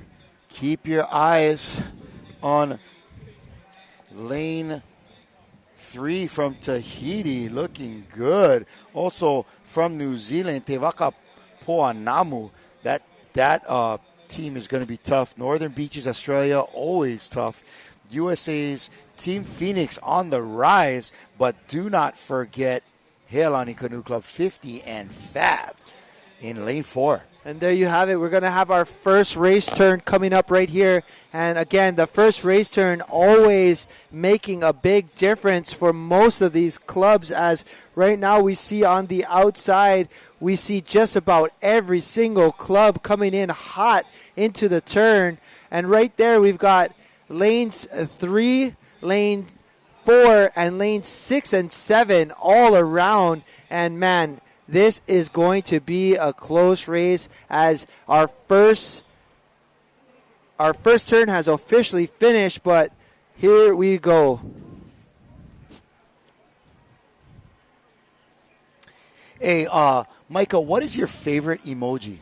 My favorite emoji is probably going to be... Better not be the eggplant. That's all I say. You better not say eggplant. Man. You know what? I'm going to have to go out and say I kind of like the lightning. I don't know why. Oh, you like the lightning? Yeah, I like the lightning. I probably use or the fire. I probably use The just shaka. the brown, the skin tone, the skin tone appropriate shaka. Yeah. You know what? Okay, I do use the I shaka chirp choke. out. I chirp out when somebody of darker skin sends me one with the yellow shaka. It's like, come on, bro. Yeah, change that. Yeah. Change Change it up, bro. Yeah, change it up. But you know which one I really like and I find myself using a lot? Yeah. You know, it's that one where the guy is like slapping himself in Oh, the forehead. yeah, like that. Oh, like, dope. Yeah, like dope. Yeah, that one. I use that one a lot, bro. I use that one a lot. I use a lot of the fire one, or I don't know why, but it's probably one that comes up. I'm like, oh yeah, that sounds good. That's fire. Yeah, mostly I'm using that dope one on myself. Oh, there you go. All right, in lane 3 coming in there, that is Tahiti's Ruahatu. Right next to them in lane 4, that is none other than Hawaii's Heilani Canoe Club. And outside in lane 6, New Zealand's Te Waka Poanamu Aotea. None of these are a surprise to. None of these are a surprise to us. Nice coming out of that turn for Heilani. And wow, man, this is going to turn out to be a great and exciting race. And so here we have it. We are halfway through. We've got one more turn. And, man, this is turning out to be close. Is it going to be Tahiti? Is it going to be Hawaii? Or is it going to be New Zealand? We don't know. But, man, this is going to be a close race. So looking forward to having this one done.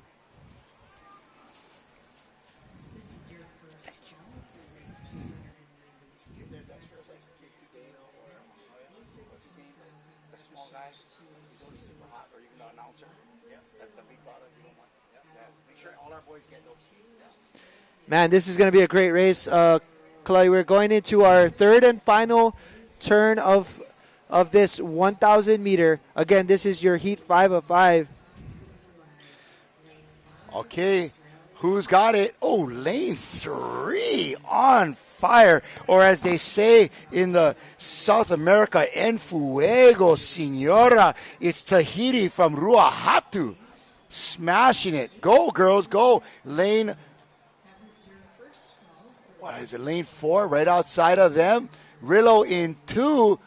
And lane 6, that is our ladies from New Zealand, Te Waka Poanamu Aotea. Yes, sir. Yeah, looking good. This is going to be, I think the challenge is right now is actually trying to recorrect on the course because, man, the ladies from the outside, wow, just incredible. And that's going to be the ladies in lane 6. That was New Zealand's Te Waka Ponamu Aotea. We saw that comment. Heck yeah, they had a great turn. They came out of that turn, really running with the canoe. We've seen a lot of canoes on the turn actually like stalling and trying their best to bring it around. But this canoe likes to continuously move. Yep. The Matahina likes to get up and fly, huh?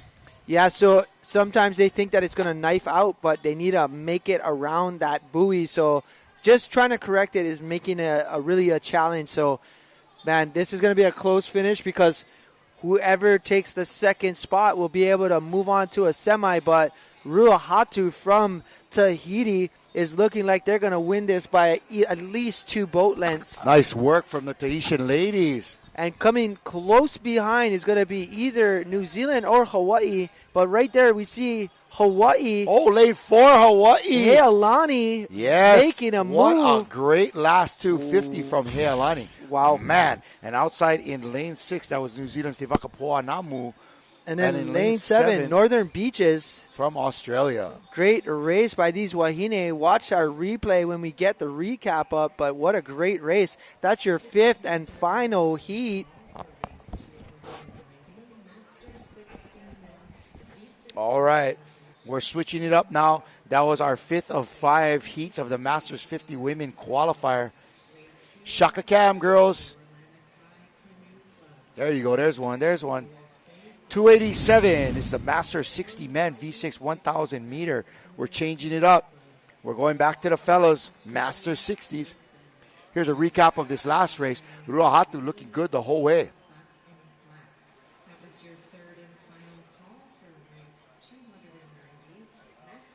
Looking good.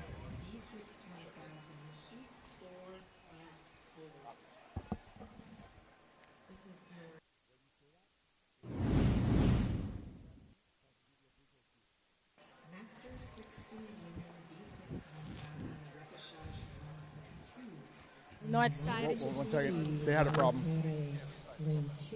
All right, we're down here with the women's 50 crew. Can you tell me a little bit about your team? Yes, we're Team Hoimana. We come from the north side of Hawaii Island, and we're just here to represent Hoimana, Kauai High, and all that we have together to come out there and hammer down. Great. Can you tell me a little bit about the race, how it went? Oh, this race went really well. I mean, we thought that conditions were going to be rough, but the wind died down and it worked on our behalf, and we're familiar with the swells and the currents, so it was a sweet race amongst some really tough competition. Well, that's great. You guys look good out on the water today. Congratulations. Thanks. We'll go back to the studio. Thank you.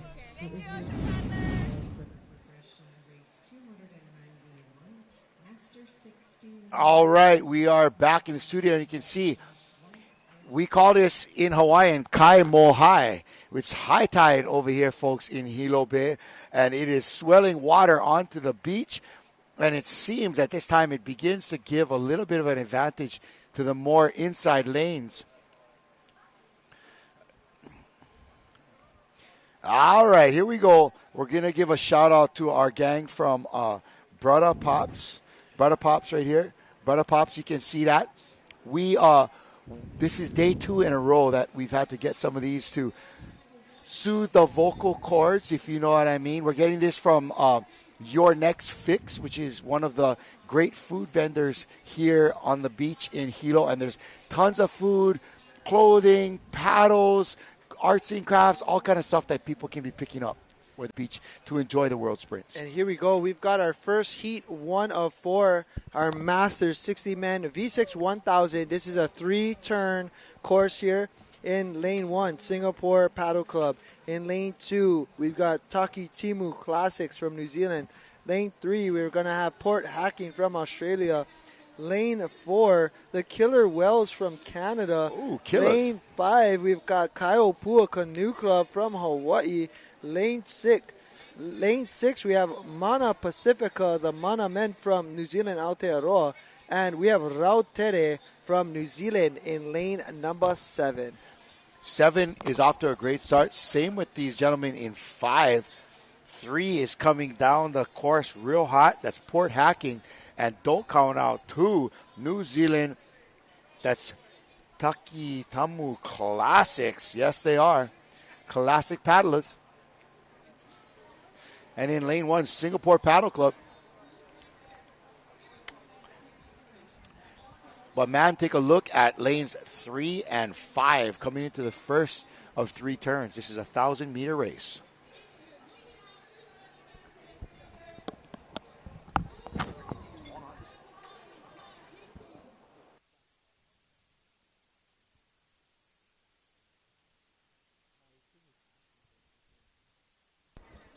And there we go. We got our first turn right there. Man, lane 7 having a great turn on the outside. Also, lane 3 pretty much bringing it completely around. That's going to be the Port Hacking Club from Australia. But, man, looking really good right here. As well as Mana Pacifica, the Mana men. Both of those New Zealand crews, man. The folks in New Zealand, they are probably the best at executing these sprint races. Yeah, I've seen, Aotearoa, New Zealand men, and actually all the programs doing really good on the turn. It's almost like they have this decent formula that works for their club, and it's working. Well, they do a lot of sprint racing in New Zealand. Their sprint season is in the summertime, right? And so that's when it's really nice and warm outside. And then the distance season is in the winter, and nobody wants to get in the water. A lot of iron races, not too many 9-man, but really, they really thrive in the sprint racing. Yeah, I mean, definitely we saw that as well on the V1. And, man, just a really great performance by all of our countries, but definitely hats off to New Zealand.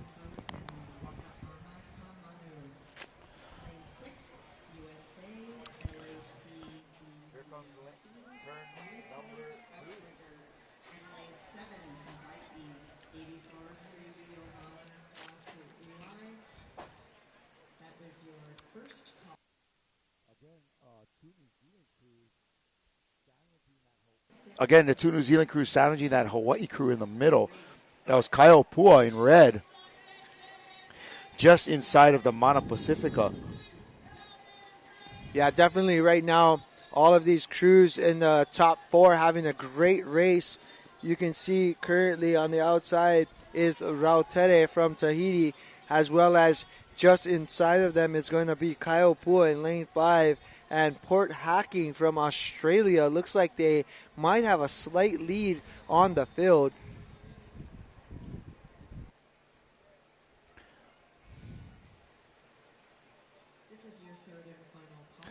Yep, 7 is Rautere.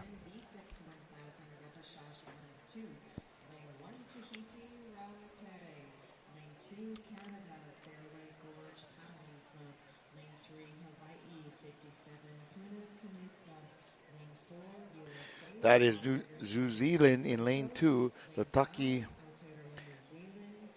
Timu Classics.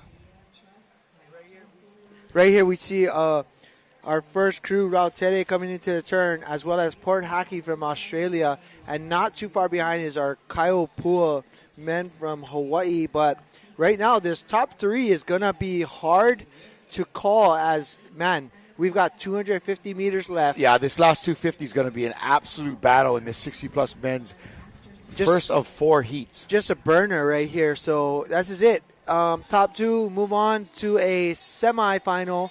3 and 4 will be entered into a repechage heat.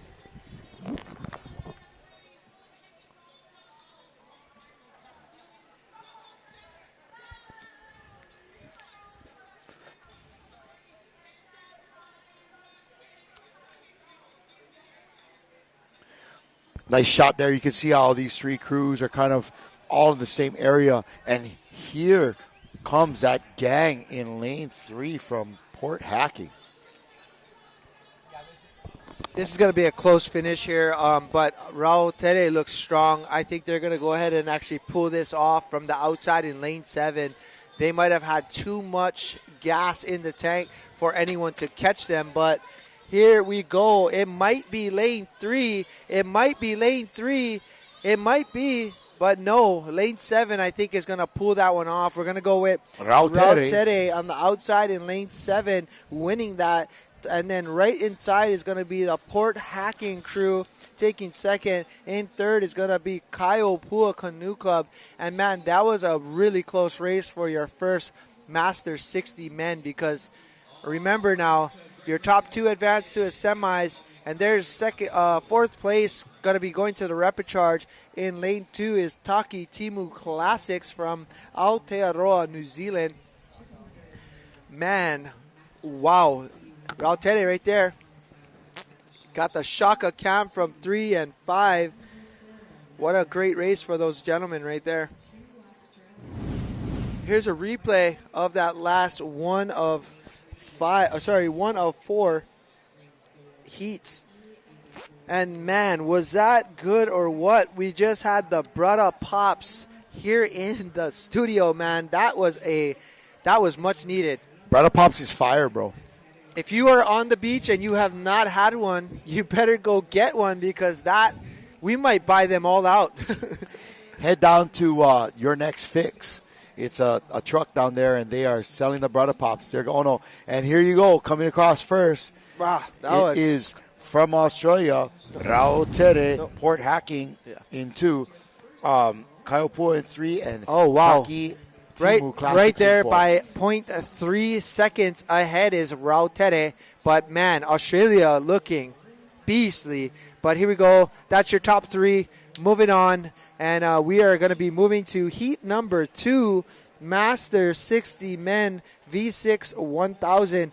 In lane 1, we're going to have Hawaiian Canoe Club White. In lane 2, we're going to have Nahoi Horo Potamu from New Zealand. Lane 3, we got Kikaha USA. In lane 4, Team ADT from Tahiti.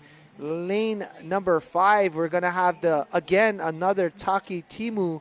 They call themselves the Howlers.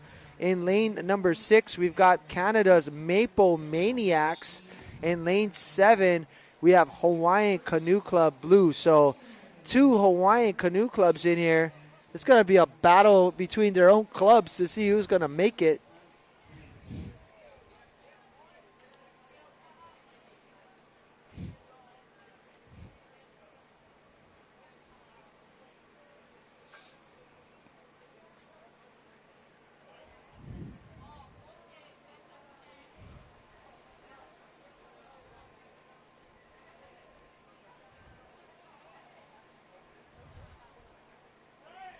All right.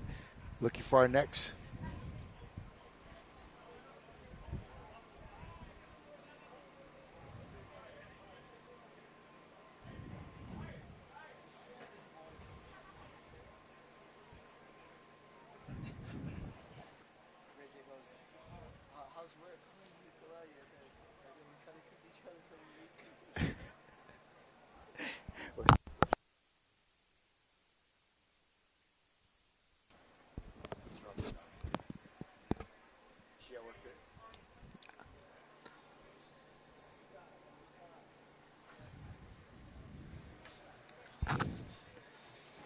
All right, we're on the line again. This is just the loading line, so we will have our crews move on up to the starting line very shortly.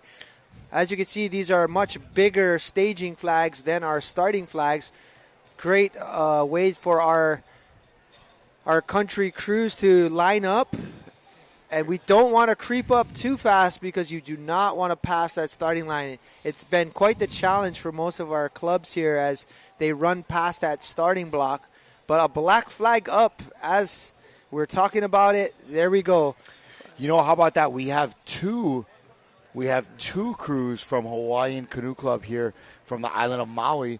That's a little race within the race. But keep an eye out on lane 2 as well. Nahoi Horo Potama from New Zealand. They're going to look fierce. And, of course, Team ADT from Tahiti in lane 4.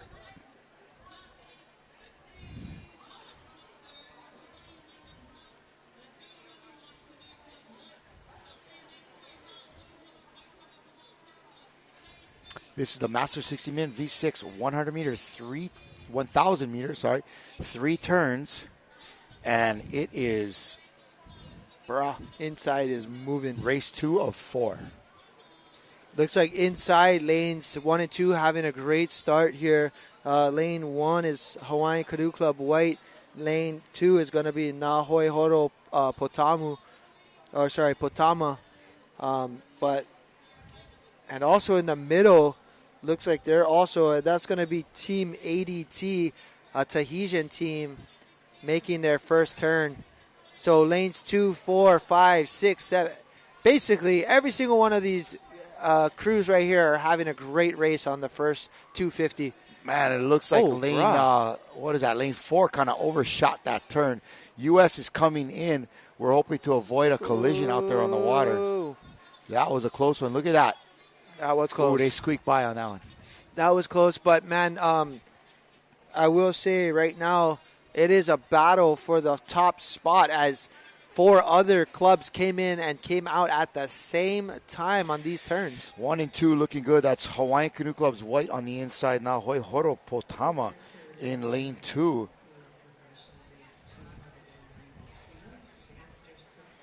And don't count out the guys on the outside, but New Zealand is looking great.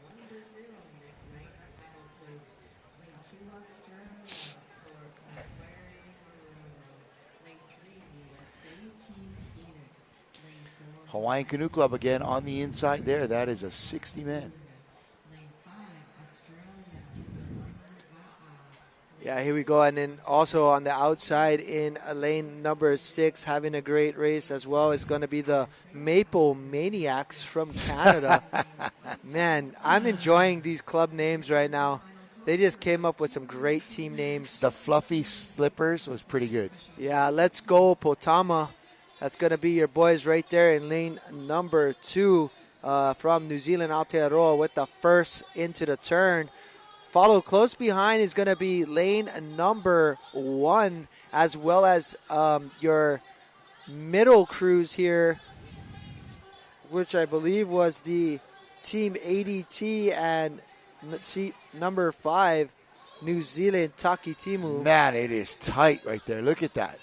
Yeah, this is going to be a great race. Again, we are halfway done to our 1,000. We have one more turn to go. And, man, this heat 2 of 4 is looking pretty darn good. In lane 5 with those snazzy outfits, that's New Zealand's Taki Tamu, the Howlers. Yeah, Taki Timu Howlers. Taki Timu, and they had a Taki Timu team earlier, and they were called the Classics. So some are howling and some are classics. Yeah, we had some comments on here saying, man, port hacking in the heat before was looking beastly. Yeah, that was my comment, beastly. Yep, that definitely were beastly, that's for sure. That was a good assessment. All right, we got 2 headed into the turn here. New Zealand's Nahoi Horo, Potama. We've got the lead. We've got Ashley Anna saying, let's go, Dad. Race 288, lane 1. And that's them right there. Yep, Hawaiian Canoe Club. Having a great race. And Ashley's dad is having a good race. Let's go ahead and let's cheer him on. Let's hopefully they can pull it off and move on to the semifinals. Absolutely, definitely making a great turn can put you right back into this race for sure.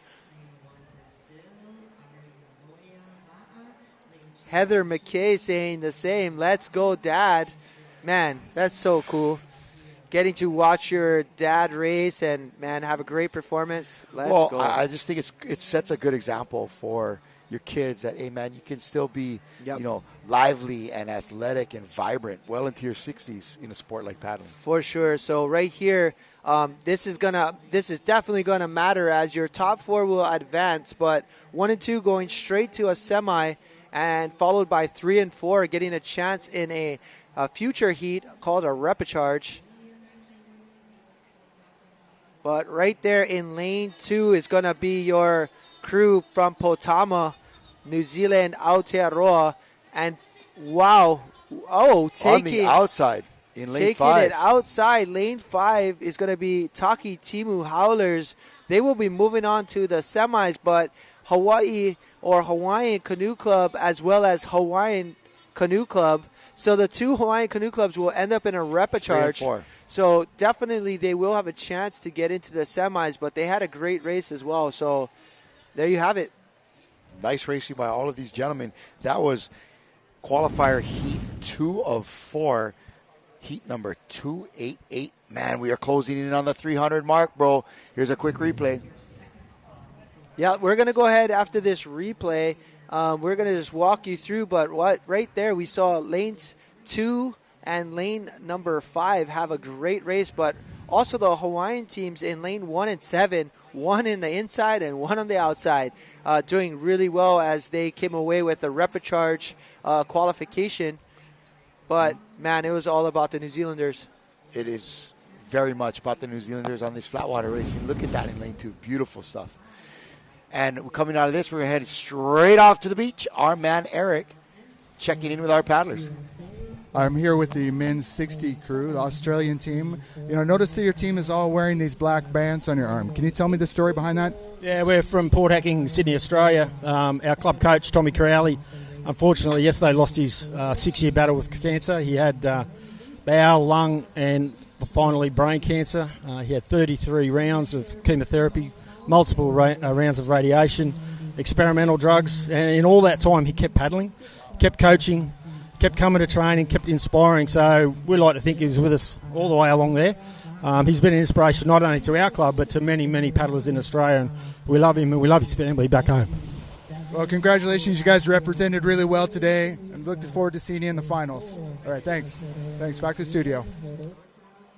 All right, a beautiful tribute from those Australian paddlers to their friend and coach who lost, unfortunately, a battle to cancer, and they kind of carrying him with them out here in the waters of Hilo Bay. So a beautiful tribute and a solid race from those guys. And we're looking at the results of our last race. That is in third place, Hawaiian Canoe Club's white. In fourth place was Hawaiian Canoe Club blue.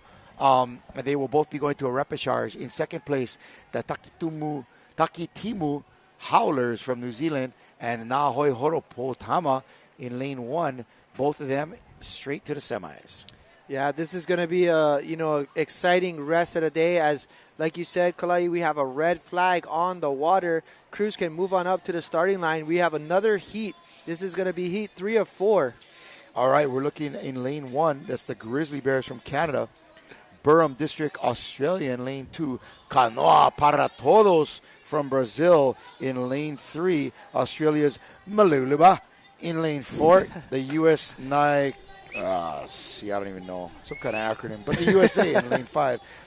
In lane 6, it's Hawaii's Kai Ehitu Outrigger team. And lane 7, another team, Horouta Maui. Tiki-tiki. Maui Tiki-tiki. Wow, let's go. Again, Master 60s, man. These are the new 40s. Having a great race as thus far. Top 2 advance to a semifinals, followed by a repechage heat for those that do not qualify but are at least in the top 4. We are on our way.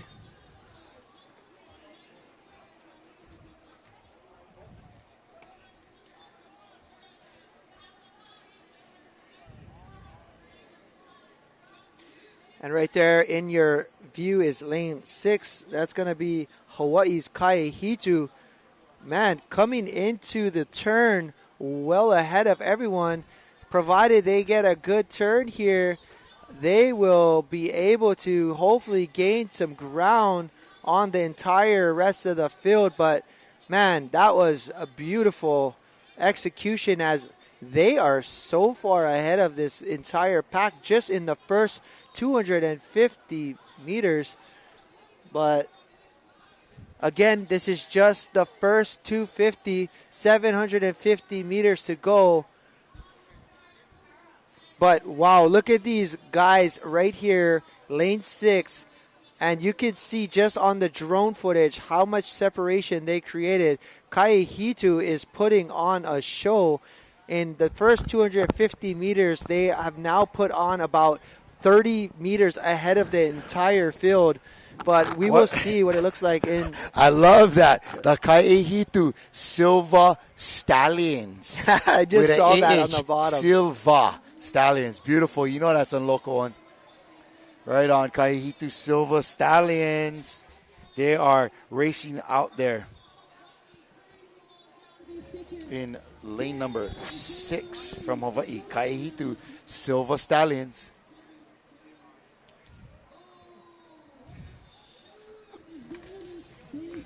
Yeah, look at that second turn, and Kaihitu men way ahead of the field. They've got about 50 meters ahead of everyone. All by myself.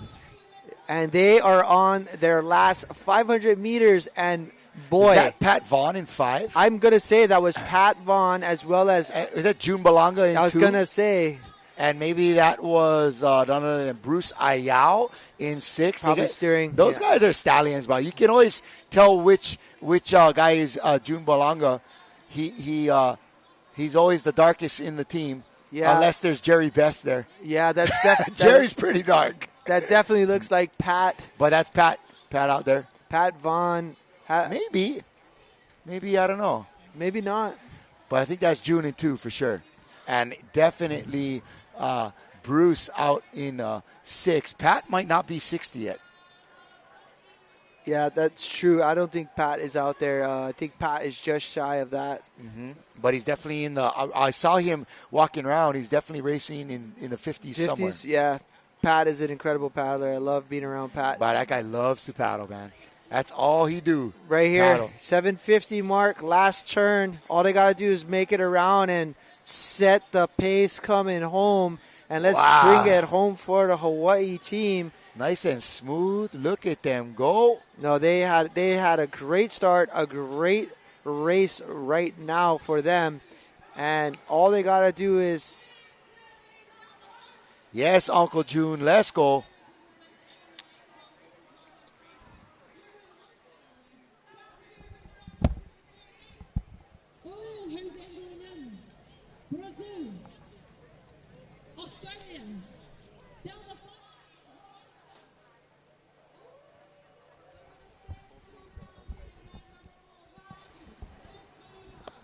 All right, here they come into it.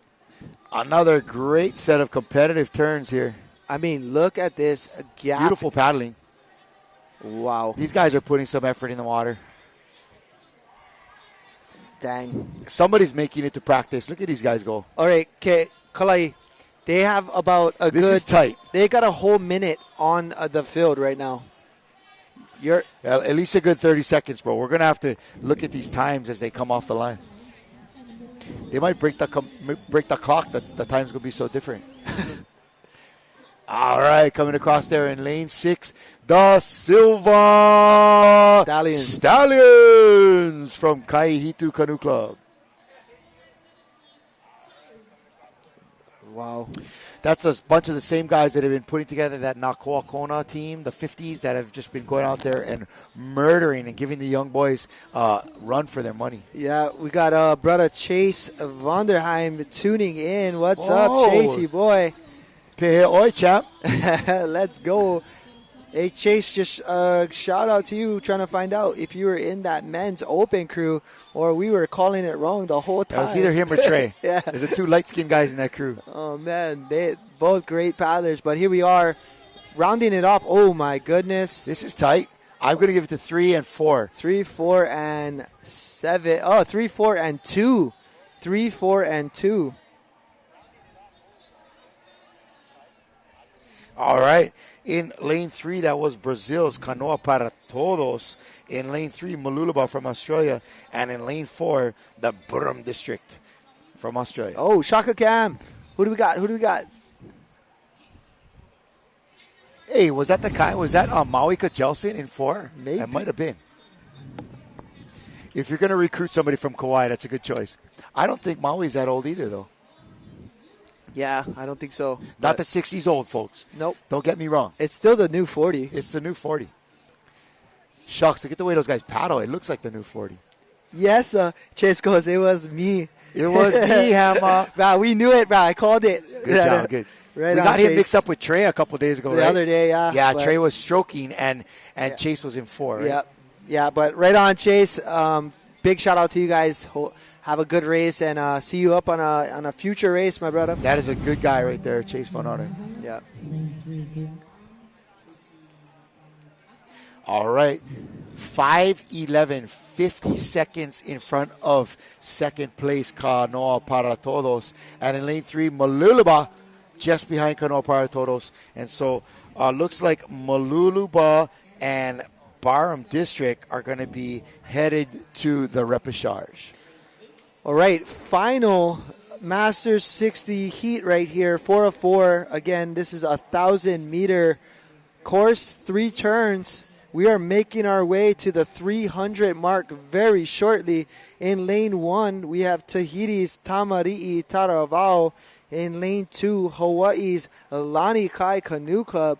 In lane 3, we've got the Golden State Club from USA. Lane 4, Puna Canoe Club from Hawaii. Lane 5, we've got Brisbane, Australia. And last but not least, we have in lane 6, this is the Taniwa Back in Black, New Zealand. Back in black. Here we go. And maybe it's going to be back-to-back wins for them, but we will see.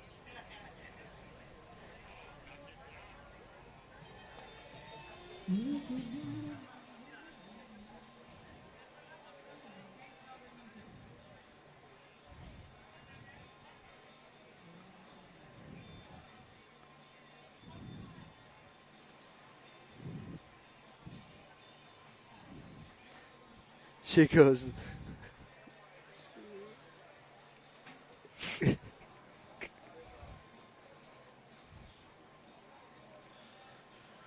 Woo, what a day of racing here. Getting ready for our fourth and final heat in the Masters 60 men 1,000 meter V6. We're getting into our 2 o'clock hour, and it looks like a clean start, and they're off.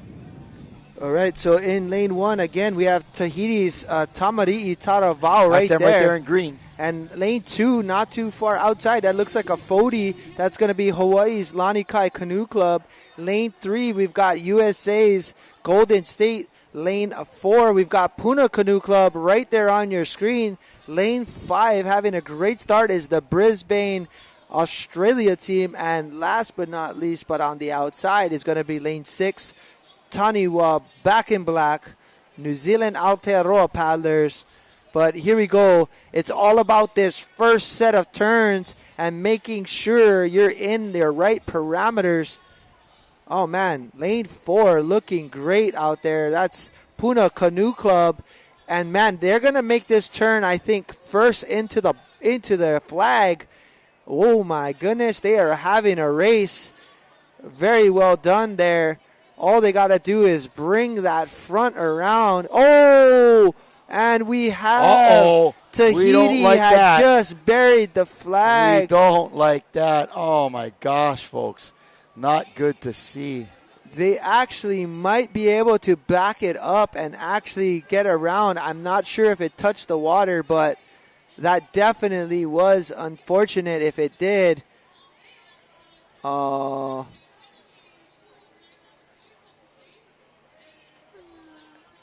But here we go.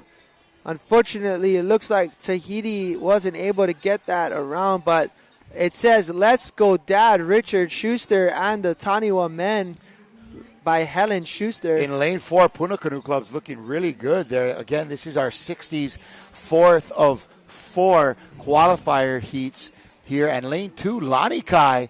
Lanikai has a great 60s program. These guys are tough, bro. Yeah, and as we can see, this is a battle right now between 2, 4, and 5. Puna Canoe Club came into the turn first. We'll see if they can come into the turn in first or again in the second turn. Ooh, but it looks like for right now, Tamari'i Taravao, whether disqualified or not, but they had to pull a reversal there, and it's going to be challenging for them to come back from that. Right, we're getting a shout out to USA's Golden State in lane 3 from Amber. And there you go, there you have it. Yet again, we've got actually Brisbane having an unreal race. So they're in lane 5. And right here, lane 4 is your Puna men having a great go at this race as well. Coming into your turn markers is your outside lanes. That was, again, another club from New Zealand, Taniwa Back in Black, as well as the Golden State United States. But it's about this right here. It's about lanes 2, 4, and 5.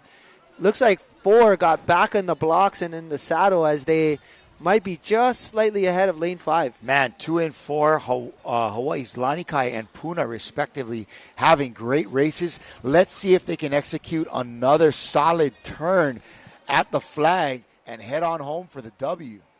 And how's these Brisbane men on the outside? These guys are having a great race as well. But let's see what happens. This is your third and final turn. This is heat number 4 of 4. The top 2 will move on to the semifinals.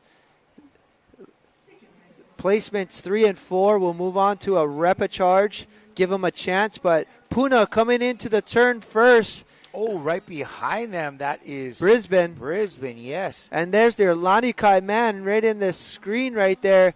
It's going to take a little bit to catch the rest of the field, but they can do it. If anybody can get into this race and win it or get back moving, will be this crew right here.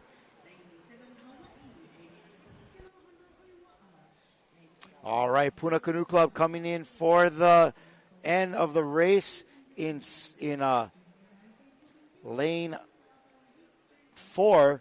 It's Hawaii's Puna, and lane 5, Australia's Brisbane, looking brilliant right there. Man, these guys in lane 5 look strong. Yeah. They are literally just muscling that boat so Man, these fast. Hawaii crews look tough, but Brisbane is out paddling them at the moment. Yeah, I think just maybe trying to outdo the canoe right now, but having a great race. And you can see them gaining some distance in lane 4 right now. But Brisbane looking strong on the outside. Heck yeah. Look at this. Almost effortless too. But we got to move right here in lane 4. They're making a push right there. That's going to be your Puna men. And Brisbane looking to take the win. And that's a 1-2. Brisbane followed by your 60 men from Puna. And Buckle my shoe, brother. Yeah, Lanikai coming in 3rd place, so they'll be moving to a repechage. All right, it's Brisbane in 1st, Puna in 2nd, Lanikai in 3rd. Who do we got coming in 4th place? Right now on the screen, we're waiting for them to cross, but it could be your inside lane right now. It's outside. It's going to be lane 6, I believe. That's going to be New Zealand's Taniwa back in black. All right, let's get a quick replay here. And here's your replay. And unfortunately, right there in lane 1, you'll see them run this flag. And there it went. Oh, and it does touch the water. They weren't able to actually clear it, unfortunately. But that is the unfortunate side of racing. Man, that was unfortunate for Tamari Itaravao. Here's the middle of the race. Some great turns on the outside by Brisbane. And Taniwa back in black. There we are. They're coming across in 6th, Brisbane. Puna Canoe Club just inside of them. And we're going to throw it to the beach for another interview with our paddlers. Hey, we're down here with the men's 60 1,000 meter team. Can you tell me about your team and how you guys prepare? We prepare on our own pretty much. We do a lot of one-man training, cross-training. We come together on races. We've been around each other for so many years, and it just comes together at the right time. You guys did great out there. You had a heck of a heat, and we look forward to seeing you guys in the finals, yeah? All right, let's give them a shot, guys. All right, thanks, guys. Back to the studio. Yeah, that was Uncle Chumbalanga looking fun on the look. He's having a great time on the inside, and mahalo to everybody watching out there today. But for our last race, we're gonna give that to Brisbane Canoe Club from Australia in 1st, Puna in 2nd, and in 3rd is Lanikai Canoe Club headed to the repechage. All right, we're coming up to the last handful of races for the day. Say it isn't so. But we're on 291 progression. And again, Masters, 60 women. So this is it. This is your repechage. These top 2 Wahine will be moving on to the semis. In lane 1, Rautere. In lane 2, from Canada, Farewell George Paddling Club. In lane 3, Puna Canoe Club. Lane 4, Outrigger Santa Cruz Yoko. Lane 5 is Kai Hoi O Nari Rea Trust. In lane 6 is Horouta Hine Waiariki. In lane 7, Aritika Naru Kayeke. And in lane 8, Canada's Calgary Northern Spirit. Man, Micah, good job. That was not an easy list to get through. I mean, I think you worked through about 3 different languages right there. Let's go. They are not letting up here. Aloha again to all of our folks logging on to our Facebook. Great to have you with us here in beautiful Hilo Bay. White flag is up, and we are ready to go. We haven't been able to get out to too many commercials because the action has been so quick and fierce, but big mahalo out to the Hawaii Tourism Authority for supporting, as well as Par Hawaii coming in big here, and you can see them with their sticker on our 6-man va'a, and mahalo to Hele Gas through Par Hawaii. If you want to get out there and get yourself a full tank of gas, head over to Hele and support Par, because they support us. Hawaiian Airlines, of course, First Hawaiian Bank, Matson, Waiakea Water. Man, I've been drinking Waiakea water for like 5 days straight. Me too. That's all I have in my room. And it's Ono. Outrigger Zone, Hawaiian Telcom, Kaiser Permanente, and of course, Are Outrigger World supplying us with these beautiful Mata Hina, and she is such a sexy canoe, bro. I love this boat, and this Va'a is an excellent canoe on any type of water. And as you can see, this bugger can turn, even though Can turn. they say no can turn. Well, guess Can. what? We turn in Can. them. Yeah, can. You got to coax them a little bit, but can. But here we are. This is, again, a repecharge heat.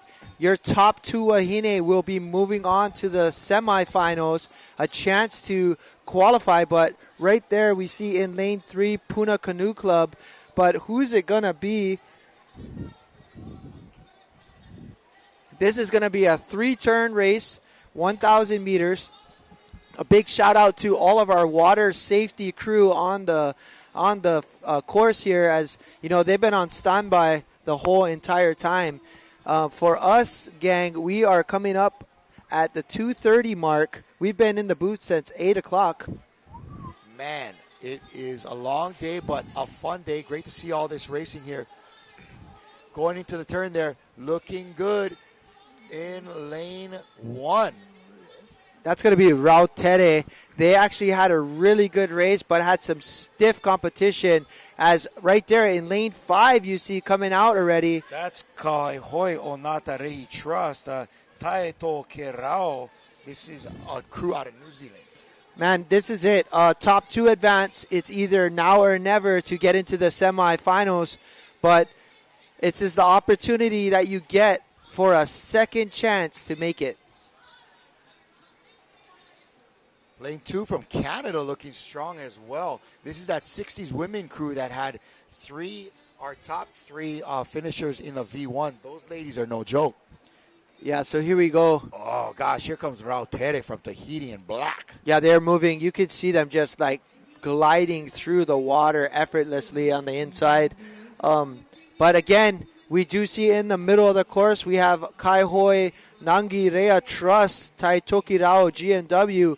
Man, they are looking strong. And just inside of them, looks like the Puna Canoe Club.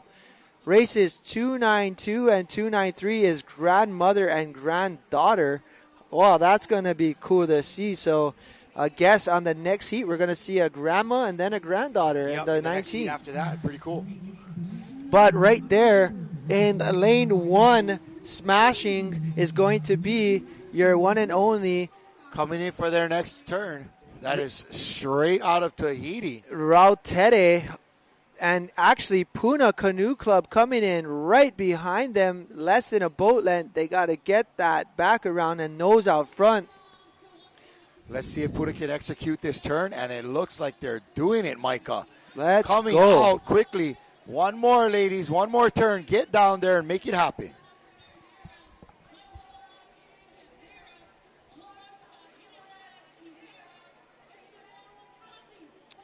And right here, this is what it's all about. A repecharge is a chance to make it back into a semifinals. Got a really cool drone shot right there of a race turn by outside lane 7. That was your Aratika Ganadu Kayeke crew. Right now, from our vantage point, though, Micah, in lane 1, Rautere walking away.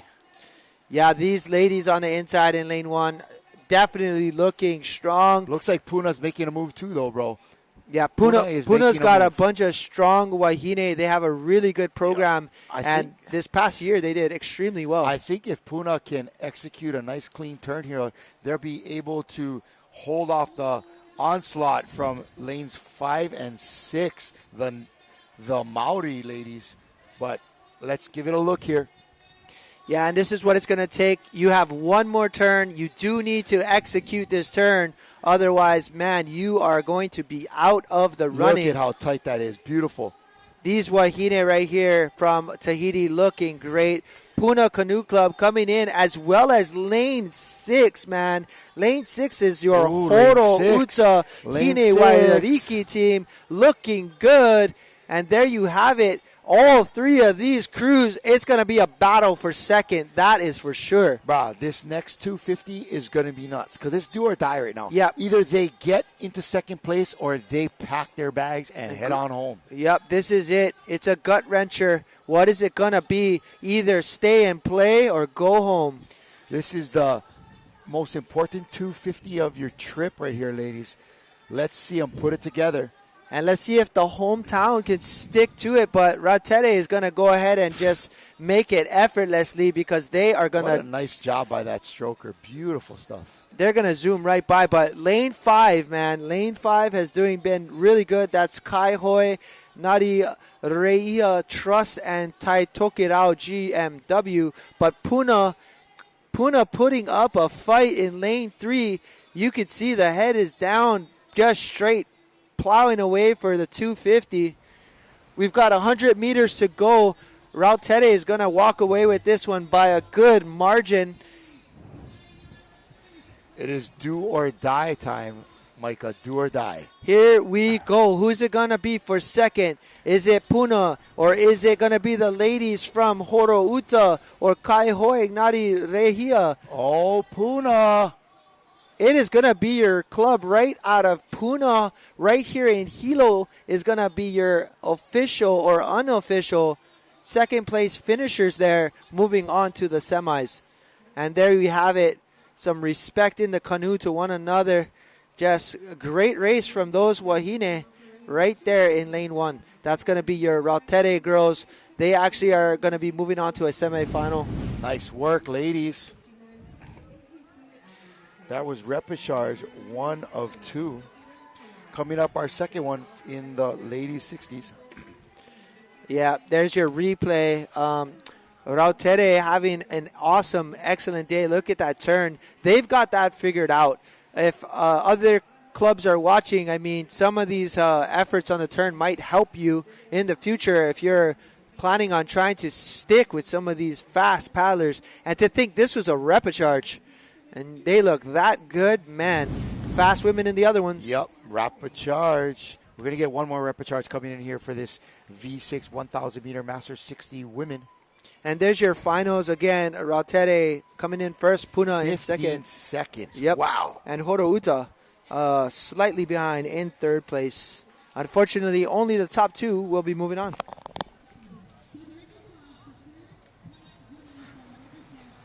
That was a 303, correct? That was a 303.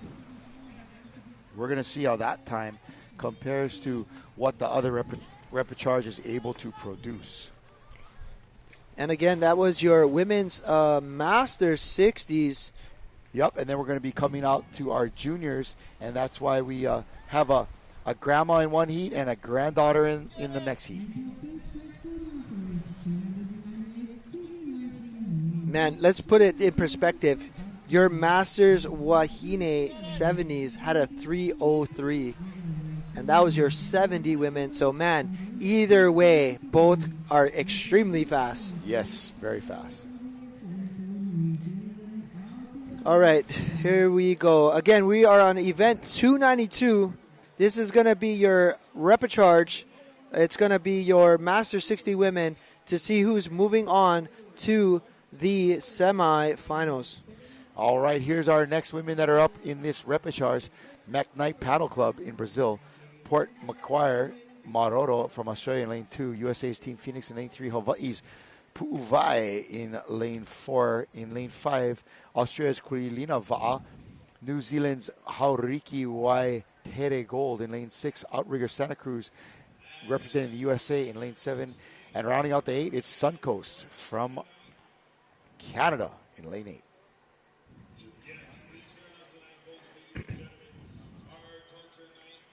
And all right, so this is, again, coming down to the rest of the day. We got about a good couple of hours left in our day for you, so stay tuned. We do have our junior Wahine coming up very shortly.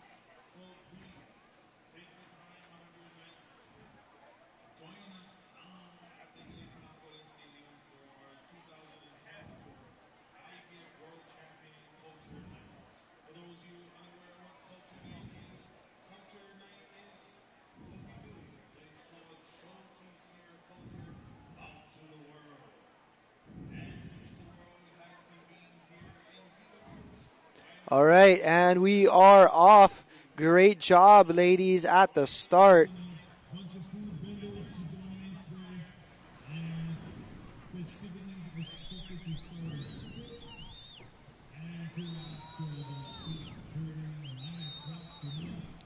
And here we go. We are on our way. We are just at the halfway mark of this first 250. Again, this is a 3-turn race for your Wahine Master 60s repecharge.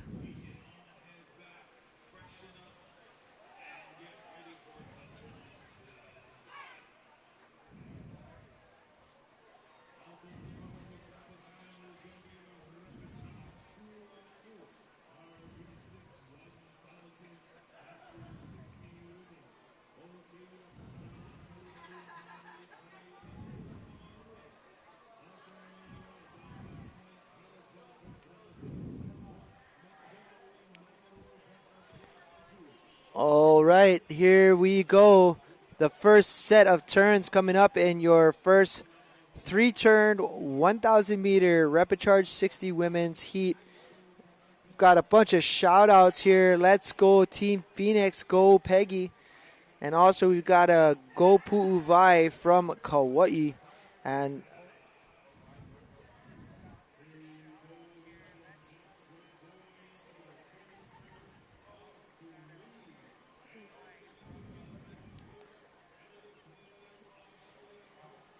And thanks, Pay Melbs. We are doing our best with all the names that we have on screen. And as you know, definitely it's all Polynesian names. And we are definitely trying our best to get these names to you as soon as we get them. Not as easy as you think when we're calling 10-hour days. So we're doing our very best. So bear with us.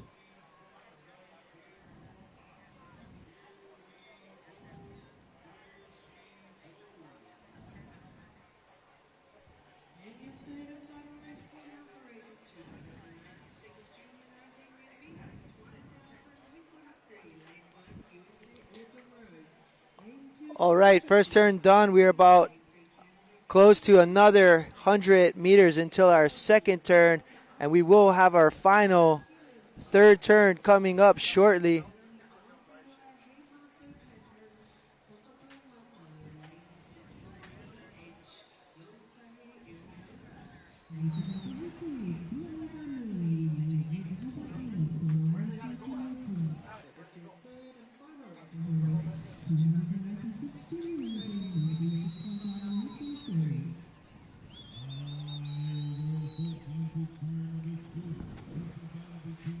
And there we go. We've got turns coming in 3 and 4. 3 is going to be Team Phoenix. 4 is Huyo Mana Kapu'uvai. And there's a big difference, I think, in our pronunciation of our Hawaiian words, as we do have kahakos and okinas. Unfortunately, we don't get that with our New Zealand Aotearoa language. They just put it all together and expect us to get it. You got to know. You got to know. You either know or you don't know, bro. And we don't have a G in ours either. So that's great. So unfortunately, it's not the same. Yeah, I'm still trying to figure the G out. And again, we apologize. No disrespect to your culture or your country, but it's just not our first language. So here we go. We're getting a great race here, heading down to the third 250 here. And I also want to let everybody know that tonight is Culture Night at the let's World go. Sprints. It's going to be at the Edith Kanakaole Stadium, and it's open to everyone for free. Doors open at 5. The performances hopefully start between 6 and 6:30, and we got 11 countries that are going to be giving a performance and sharing their culture with the rest of the world.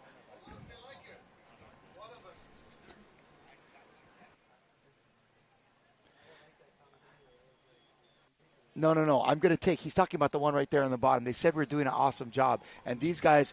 You know what? Hey, all you.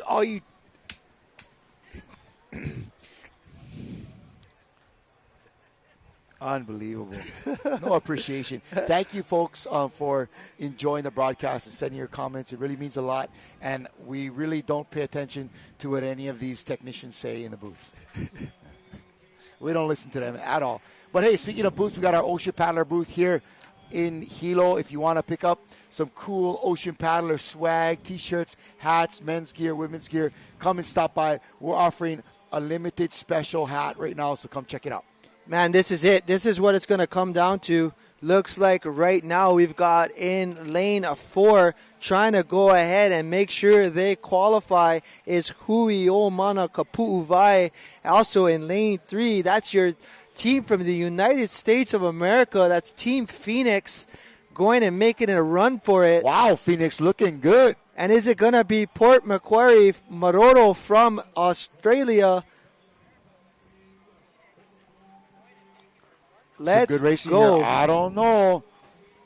The U.S. is looking pretty strong, dude. Yeah, this is going to come down to a quick finish here at 100 meters left to go.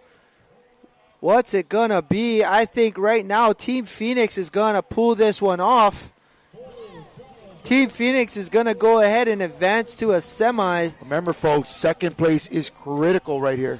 And it looks like that inside is going to be Port Macquarie Maroro coming in on a clean second place, but we will see. And there it is. Unfortunately, Hui Omana Kapu'uvai just shy in the third place position. But what a great race. Again, wow, that was exciting. Team Phoenix USA moving on and taking the win, as well as Port Macquarie Maroro actually coming in second, followed up by, looks like Huyomana Kapu'uvai just slightly behind. Shaka Cam from all of us paddlers on the water. Here's your replay for you.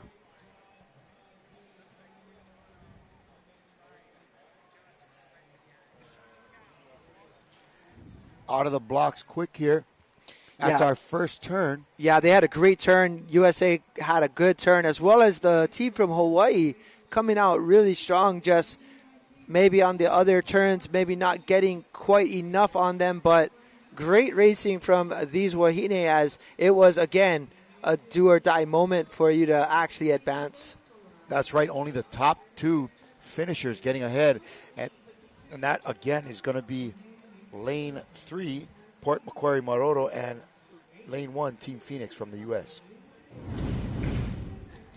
And I'm excited to see there was a grandma and granddaughter back-to-back heat. All right, we're going to send it to the beach for an interview with our man, Eric. What you got, Eric-san? We're down here with the women's 60 team who just completed the 1,000-meter. I'd like to know a little bit about your team. Good. Well, we're from the Harotuwaka Amohui Club. Our name of our club is Hini Waiariki. And, just really awesome to have an opportunity to race in the repechage. We didn't have such a great race this morning, so really grateful for the opportunity to race again. Well, we're happy to see you guys advance to the finals, too. It was an exciting race. Is there anybody at home you'd like to thank? Oh, there's plenty of our whānau and all our supporters in our Wakaama Club that are watching this live stream. So hi to everyone, and thank you so much for your support. All right, that's great to hear. All right, thanks, you guys. Back to the studio. All right, we're switching it up here. We're heading out for the Junior 19 Women's V6 1,000 meter. But before we do, there are the results of the last race. Team Phoenix, 6:21. Port Macquarie Maroro, 6:25. And Hui Omana Kapu'uvai with a 6:27. Unfortunately, not making it to the finish.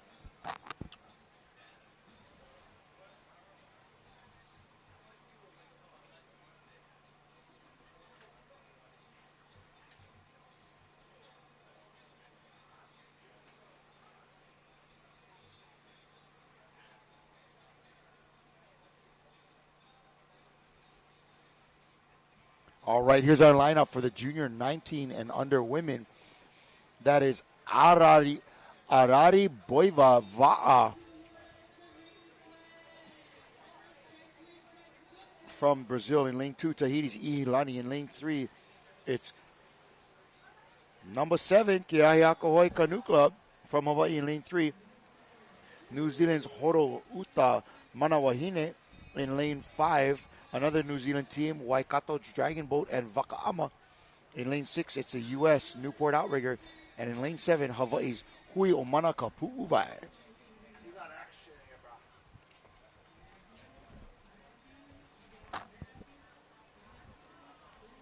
I got snack shit.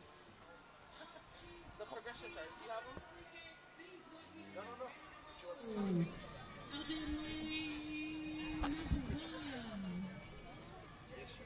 I had these two. Finally, Boya got off from Brazil, lane 2. Ihilani got off from Tahiti, lane 3. 7.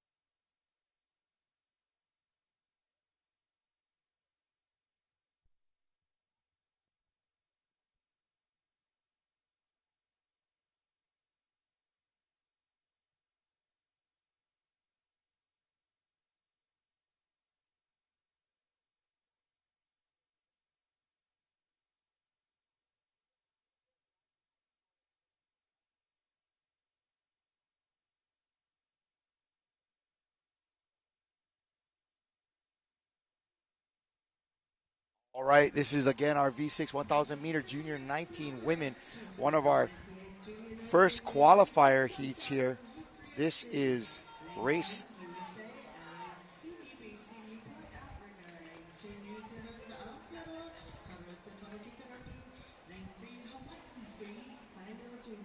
number 1 of 3, heat number 1 of 3.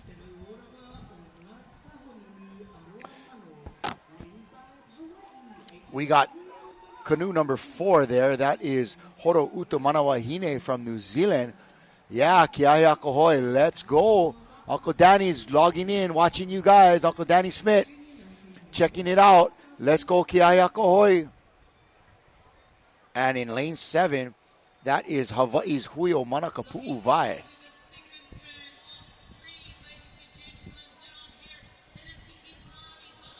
On the outside, looking solid in lane 7. Let's see them. They're getting ready to head into a turn here.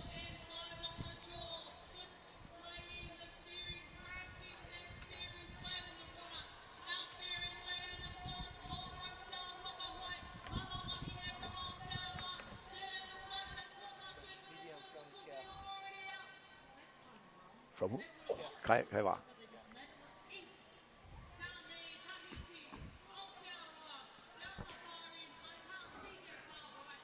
All right, in lane 7 again. That was a great turn from our ladies from Hui Mana Oka Pu'uvai.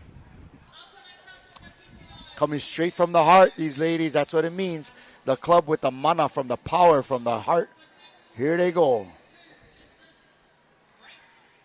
Yeah, this is the final turn for these Wahine here. And again, in lane 3, that's Hawaii's Kiahi Akohoi right there. Oh, no, wait. That was lane 4, I believe. In lane 2, that is Tahiti's Ihilaniva'a. They are looking great.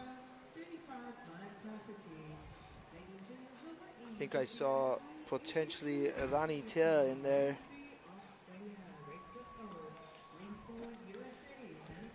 And again, this again is just your junior 16 women V6 1000. It's heat 1 of 3. Top 2 will advance. Numbers 3 and 4 will move on to a repechage. But right there is your Ihilani Wahine right there having a great race as they are slightly ahead of the entire field. But we have the New Zealand crew, Aotearoa, moving in lane 4, making a good run for it. Again, that's going to be your Horouta Manawahine right there. Big shout-outs. Go Pu'uvai from Kauai. Mahalo, Fran McDonald, for logging on. Yeah, Fran's been watching all day here. All right.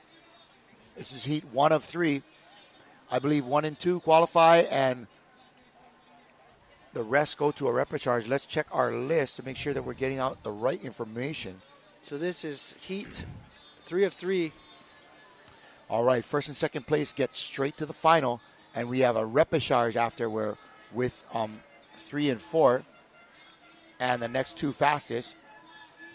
That the first and second place from that will round out our 8. Wow, so basically this goes straight to the finals. 3 goes straight to the finals. And it looks like we are going to have Ihilani and maybe on the outside potentially, but it looks like these Wahine from Aotearoa are going to pull it off, and they got it. Lane 4 going straight to the final, and lane 5 in a repechage.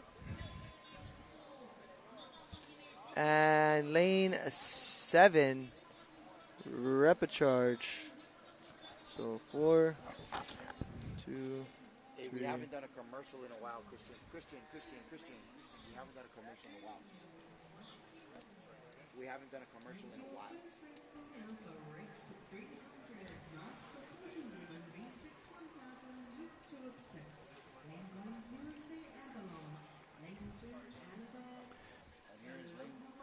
And that's lane 3, Kiayakoi coming across the line. Quick replay of this last race.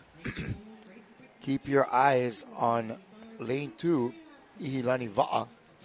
Yeah, and also, Kalai, I did see that there was a black flag up still at the start, so we will see potential infringements. So not official, but giving to you the play-by-play as best as we can. True that. Again, it is in lane 2, Ihilani Va'a, making it straight to the final, as well as lane 4 from New Zealand and lane 5 to the repechage.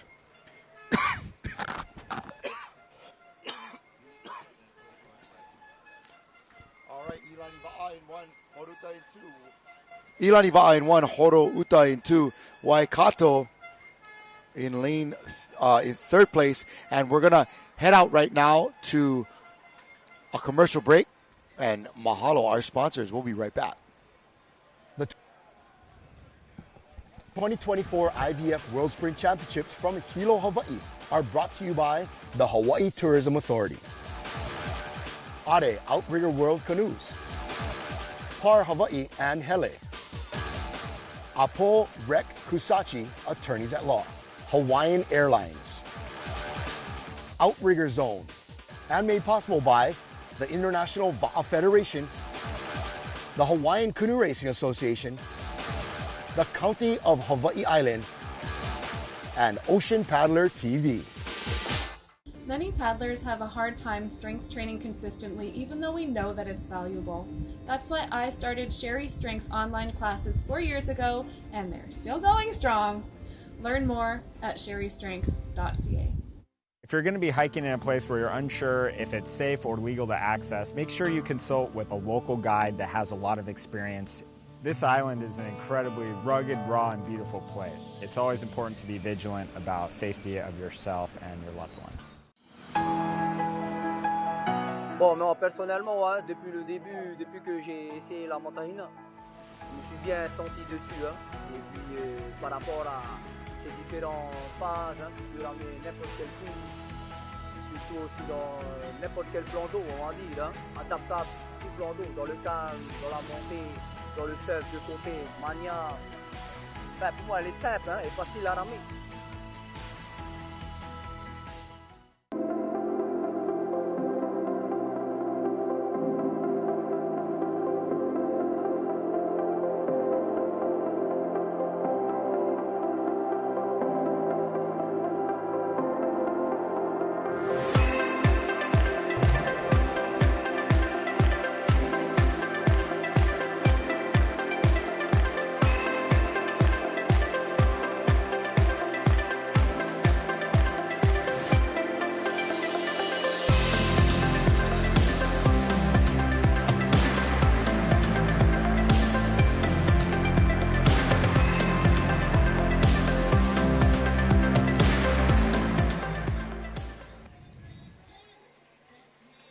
All right, here we go, getting ready for race number 294. This is our junior women V6 1000, our heat 2 of 3. Ladies are out on the water, and we are getting ready for a clean start. We're going to have Akarana Pineula from New Zealand in lane 1. Pineula's Poirava in lane 2. Guam's putting on Sai in lane 3. Canada's Kilauea Super Splash Bros. And in lane 5, Keoka, lane 6, the U.S., lane 7, Lanikai, and in lane 8, Brazil's Rashid Arariboya. And that was a mouthful for that one. But right now on the water is your, again, Junior 19, Event 294, V6 1000. And again, this is turning out to be another good race as we are approaching our first turns. So here we go. Here's your women, Junior 19 coming into the first turn.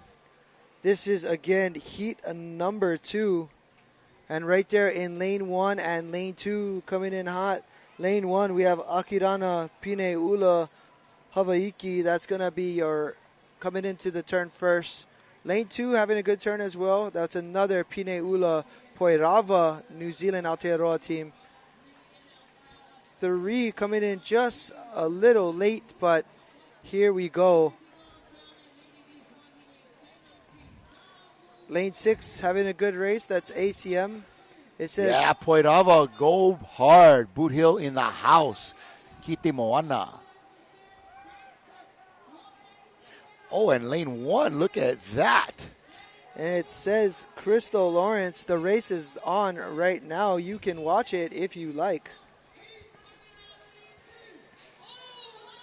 Lane 2, Pineula.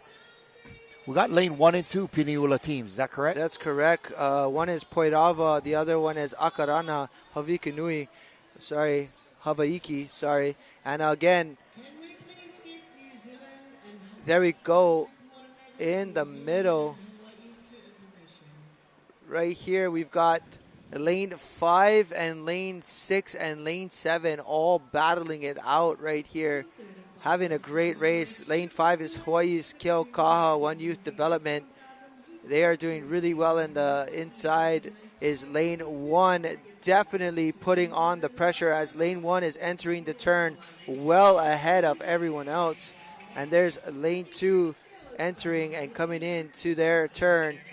So both Pineula teams from New Zealand Aotearoa coming in first and second.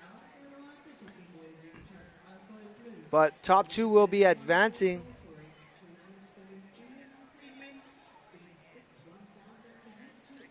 Definitely these Aotearoa New Zealand teams are putting on the pressure for the rest of the field as they are currently in first and second. Going to their final turn, man, lots of support for Pineula. Pineula, especially when you got 2 crews out there. And they are doing really, really well, these Pineula teams. Man, they are really laying it down on this course.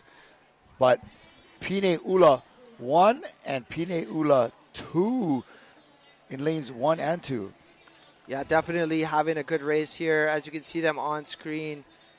Looks like they're coming to their final turns now, well ahead of the pack. Like, they've got about 4 canoe lengths on the pack right now if you are in the first group, which is Akarana Pineula Haviki, and then you've got New Zealand's Pineula Poirava right there. So outside lane having a good go as well. That's Hawaii's Huimana Kapu'u Vai, and as well as, lane 7, Huiomana Kapu'u Vai. Look at lane 1. What a great turn. And here comes Pineula's other crew. Yep. Sorry, that's lane 7. It's Hawaii's Lanikai Canoe Club. Lanikai trying to stick to it with this crew from Pineula.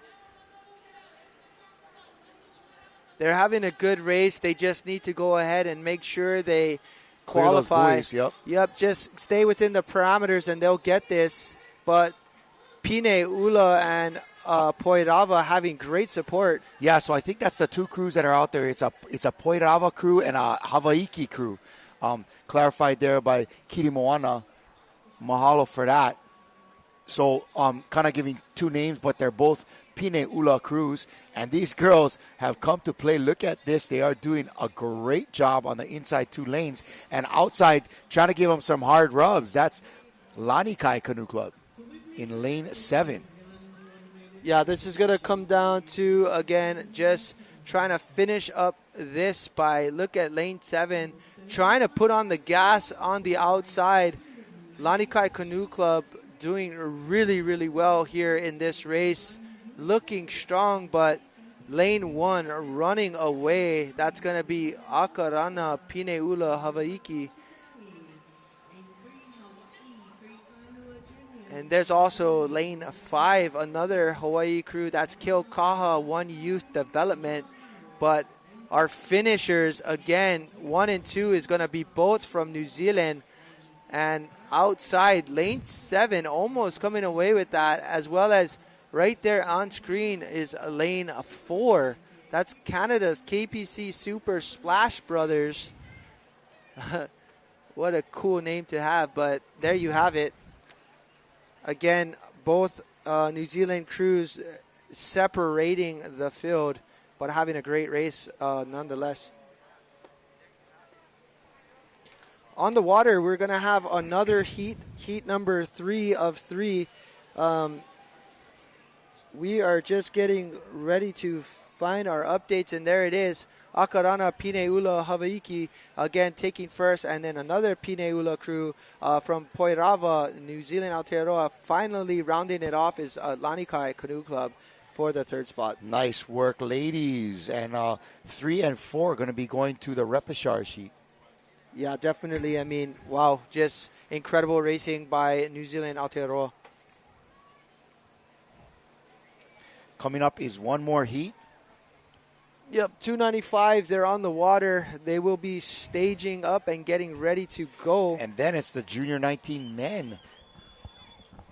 All right, coming up this next heat of the Junior 19 women from Australia, that's Redcliffe in lane 1, EDT Va'a in lane 2, New Zealand's Ra'ahui Po'okeka Manavaroa in lane 3 from New Zealand, Hawaii's Lokahi Imiloa in lane 4.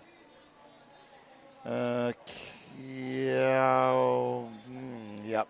In lane 5, sorry about that, folks, Otaki Akina from New Zealand in lane 5. Canada's Canadian Wildflowers, also nice, in lane 6. Hawaii's Kilohana from Kauai in lane 7. And Brazil's Mana Brasil. All right, we're off. Here we go. This is it. This is your 3rd heat. Top 2 advance to straight to a final. And then we'll have a repechage heat for the other remaining paddlers, which is going to have a repechage heat. Top 2 will go to the finals as well. But right now on screen, this is going to be a testament to see the training that's been going on. Giving a shout out to Kilohana Hoiva'a. Got some family on that crew there, looking to put in a great effort on the water. But right now, it's anybody's race as we are about to hit our first turn. We've got a lot of screaming on the beach as this is an exciting race for our Junior 19 women 1,000 meter race. But having a good race on the outside right now, it looks like lane 7, that's going to be Hawaii's Kilohana Hoiva'a from Kauai. And they are approaching the flag as well as the inside in lanes 3 and 2. Lane 3, we've got New Zealand's Rahahui Po'okeka Manawaora. And lane number 2 is going to be Tahiti's EDT Va'a.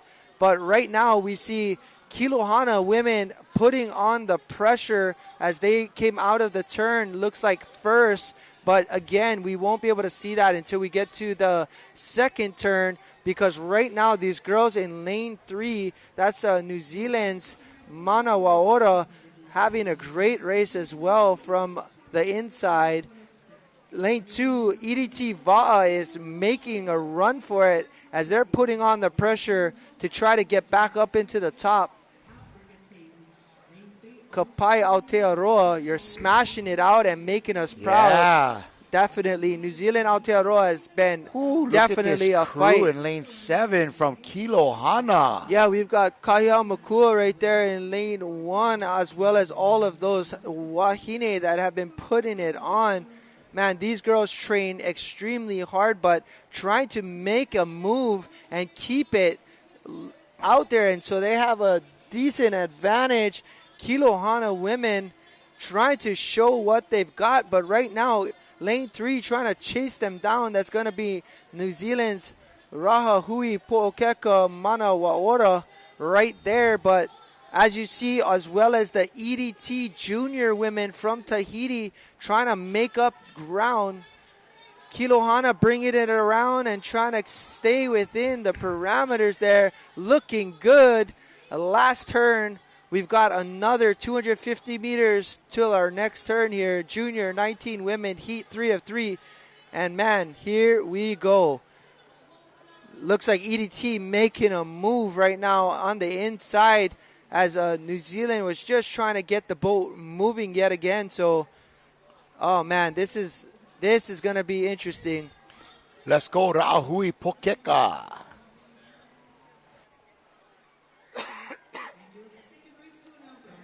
Here we go. We can see a little bit of texture on the outside. Kilo Hana's looking good, though. Looking good for They sure. are from the island of Kauai. There are no strangers to a little bit of texture on the water. Yeah, definitely. They got to put it on right now because last turn in the race to try to make a straight final. This is what it comes down to. Again, here we go.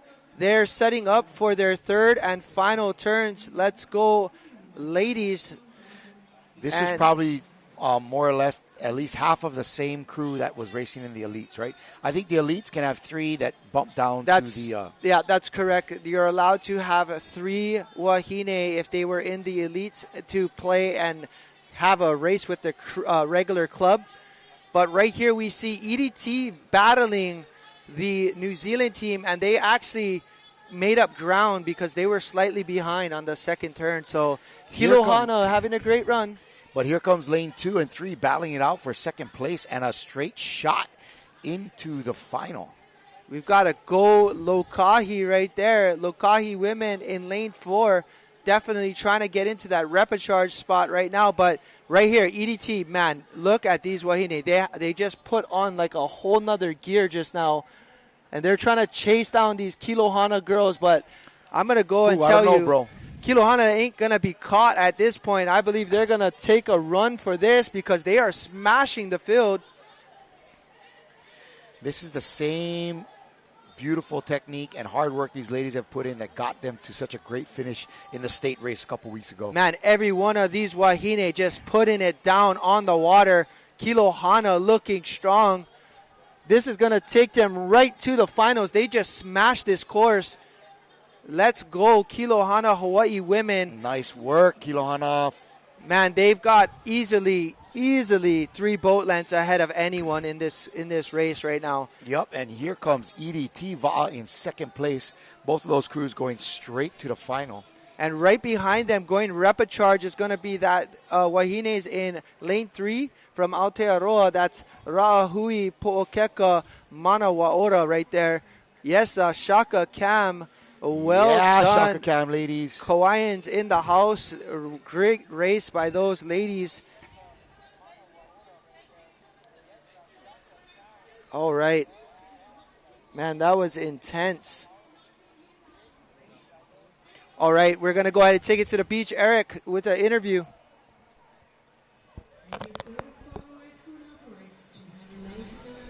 I'm here with a special group of girls who came from a long way to paddle today, and I was wondering if you could help explain what's going on with this team. Yeah, these girls are from Rio de Janeiro, Brazil. I met them because I heard they were coming to Hawaii. These girls are from the favelas of Rio de Janeiro. They're the worst places you could imagine. They are very poor, they're very dangerous, and there's no reason they should be here at all. They're part of the Brazilian Navy program. Right now takes care of 834 children between the ages of 10 and 18 years old. They help feed them 3 meals a day and help give them extracurriculars. Our team trainer is Gustavo. He donated his time about a year ago to start giving back to kids just because he needed some more joy in his life. And so this is the team that was born, and after 18 months of canoeing, they qualified to come compete here at the World Championship. Well, it's awesome. We're really glad to have you here. Bienvenidos. Yeah, muito obrigada. Muito obrigada. Back to you guys in the studio. So cool that they're finding a way to pull themselves out through every stroke of their paddle. Super cool. We're just appreciative of having that team. Kilohana Hoi Va'a in lane 1. In first place. EDT Va'a in second. Both those teams going on to the final. And Ra'ahui Po'okeka Manavaroa from New Zealand qualifying to head to the repechage. Yeah, definitely going to be exciting to see because guess what? We've got our junior 19 men on the water, and this is going to be a great race because the same thing's going to happen right here, right now. Top 2 go straight to a final. We will have a repechage that allows you to try and qualify to the final if you don't make it. But on the water's team in lane 1 is going to be USA's Autumn Rose. Lane 2...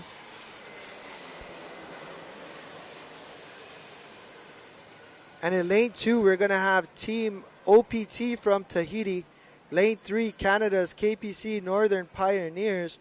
Lane 4 and lane 5, both New Zealand clubs, is going to be Pakuranga, CLM Va'a, and He Matau Paddlers from Wakapo Gakau from New Zealand. And finally, we have Lokahi Imi Ola in lane 6 from Hawaii. Lane 7, Tuaiva Nui from Tahiti. And lane 8, Lanikai Canoe Club. Man, we're going to have a really good race on our hands, Kalai. This is your first heat of 3 for our junior 19 men. All right, here we go again, getting ready for a great race with the junior 19 men V6 heat 1 of 3. It's going to be fast. It's going to be exciting. I'm pumped for this. Yeah, me too. I'm definitely looking forward to seeing this race, Kalai, as again, we have our junior 19 men on the race course right now. 1 and 2 will be advancing to the first final of the 19 junior men's race, but we have a clean start and we are off. Looks like in the middle we had a great start from our New Zealand crews, but 1 and 2 looking strong as well. First turn makes all the difference right here in this race.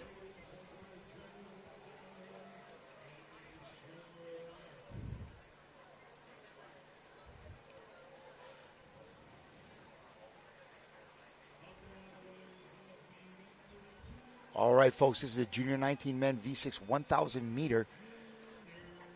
Race number 296. We're zeroing in on the 300th race of this festival of paddling, and our 19 and under men are off to a great start. Look at Canada. They are looking solid right now. Man, on the outside, we have Tuaiva Nui from Tahiti getting into that turn first there. They are first into the turn. If they bring this around, they'll have a great opportunity to keep the lead. But, lane 2 having a great turn. That's OPT right now just coming off your screen. But this looks really close. Your Lanikai men had a great turn on the outside in lane 8. And looks like they may have tried to get out as soon as possible, but we won't be able to see that angle until we get into turn number 2. Wow, that team 4 is looking solid from New Zealand. Pakuranga, CLM Va'a. But right here, if you look at OPT right here in lane 2. Wow, look at that. Obviously a development crew for the OPT Open Men's, but look at them go. Yeah, they are looking smooth. I mean, straightaways is everything for this crew as they are starting to really push the pace. But Lanikai men on the backside in lane 8 looking extremely strong and tough as well. But it looks like it's going to be this inside lane right here, Team OPT from Tahiti right here. And first ones into the turn is the other Tahitian crew on the outside, which is Tuiva Nui. And, man, they are looking strong. But OPT looking like they're bringing it around a lot quicker than all the other crews, as you can see right there on your screen. They are Man, wearing that steersman is yanking it. Yeah, they are definitely muscling it on the turn, but they are out. But also in lane 4, New Zealand's Pakuranga is having a great race as well. Man, these Junior 19 are tough. This is going to be tight races all the way across the field in all 3 of these qualifier heats. Man, again, look for the top 2 finishers advancing straight to the final. And then we're going to have 3 and 4 entering into a repechage. Yeah, this is looking to be like the heat of the day for the junior men. But again, this is just one of 3. That is so cool. We got Go Girls from Brazil. We just had our interview with our Wahine earlier and how they had this travel and their 18 months of learning how to paddle va'a. So very big shout out to that team from Brazil and making their way all the way here to Hilo Bay. But here is the talk of the town right now for our first heat. It's going to be lane 7 and lane 2 coming into the turn first. Lane 7. Oh, these 2 Tahitian crews are battling it out with each other. Yeah, this is the 2 crews, and I think it's going to come down to a repechage to find out who's going to qualify. Man, this is neck and neck. Come on, Pakuranga push boys from Tom Rata. Yeah, Pakuranga is in lane number 4. They're just trying to push and make their way. Man, Kalai, this is going to be a close one. And is it going to be the New Zealand boys moving on to a repechage, or is it going to be Lanikai trying to take it and spoil it? But here we go, 2 and 7. Keep your eyes on 2 and 7. 2 and 7 are on fire. They are blazing into that finish line here. Yeah, this is going to be close. 2 and 7, Team OPT. That OPT development crew is sailing into this finish line, as well as on the outside, the other Tahitian team. That's going to be Tuaiva Nui on the outside, but it's going to be between these 2 clubs. But lane 7 having a great race right now. Wow. All right, who's it going to be, Kalai? I think lane 7 is firing, bro. They were great. Lane 7 has got this. Lane Tuaiva Nui on the outside, OPT on the inside in lane 2, and lane 5. And lane 8. Lane 5, that was from New Zealand. That was He Matau Paddlers. That was the Whakaponga. I'm sorry. The He Matau Paddlers, for sure. That was them. Yeah. And then in 4th, Lanikai Canoe Club. Both of those crews from New Zealand and Hawaii headed on to a repechage. Wow, what a great race by these Junior 19. Again, that was heat 1 of 3. Top 2 is advancing to a final. 3 and 4 will be moving on to a repechage to make it into the final. All right, we're going to have a quick recap of that race.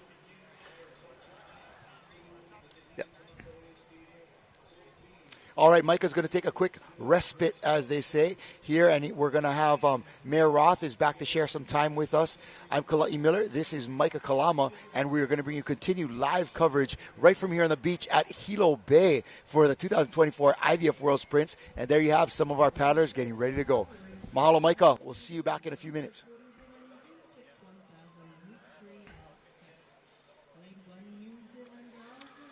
Look at this gang getting ready to go. Looking fly, looking fresh over there. And here goes the USA. All right, it's Tuaiva Nui coming in just under 5 minutes with a 4:56 OPT for the silver. And both of these crews going to be moving on to the final. And, of course, coming up into the repechage, that was not yet. And in lanes 5 from New Zealand, He Matau Paddlers and Lanikai Canoe Club heading into the repechage. But we're going to bring it into the studio now, and we've got a visit from our friend Mayor Roth. And so, Mayor, welcome back to the studio here in Ocean Paddler Land. You are in Va'a Central, Mayor. Oh, my goodness. We are here on the beach at Hilo. And again, mahalo to you folks here from the Big Island to hosting such a great event. How's your day been, Mayor Roth? Day has been pretty awesome. Got to move around the island a little bit, but came back here. Got a big shout out for Kaitu, friend Richard Kimetete, one of our park workers, doing an amazing job. I know they've got several golds. They got several medals today. That's kind of a cool thing. There are several clubs repping the Big Island of Hawaii yes. really well. Kaihitu, Puna, there's a lot of clubs from right here on the Big Island that are tough, man. And not only from this side, but, Kona side as well, of course. Oh, it's just amazing. But they said, hey, if I came back, I could get a Schmedium shirt so I could look good like you. We're going to find it. That's the only size we make. That's the only size we make at Ocean Paddler, bro. You got a Schmedium. Careful, Mayor Roth. Mrs. Roth might be giving you an extra look this afternoon when you wear that thing home. It's not all Aloha shirts and Kaihitu hats. You put on that Schmedium, Mayor Roth, and that's a way to start any campaign. Oh, yeah, there you go.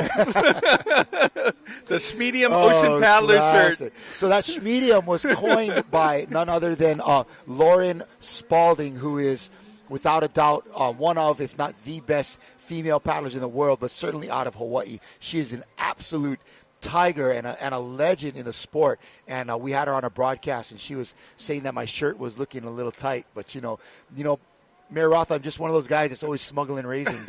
and it's just the way I am, and, it's cold somewhere, and I'm going to find it. But enjoying our broadcast here, and really, the weather's been great here the last couple of days in Hilo. We hear that there's going to be a little bit of rain coming along later on, but, the paddlers are going to take their chance, their shot at Edith Kanakaole this afternoon for Culture Night. Oh, yeah, International Culture Night. That is, what an amazing event. We're looking forward to that. And for all the folks out there in Hilo, you don't have to be a paddler to come down and check it out. Anybody and everybody is welcome. It is free. Doors open at 6. We're trying to kick off festivities about 6:30. We got paddlers here. They had a long day of racing.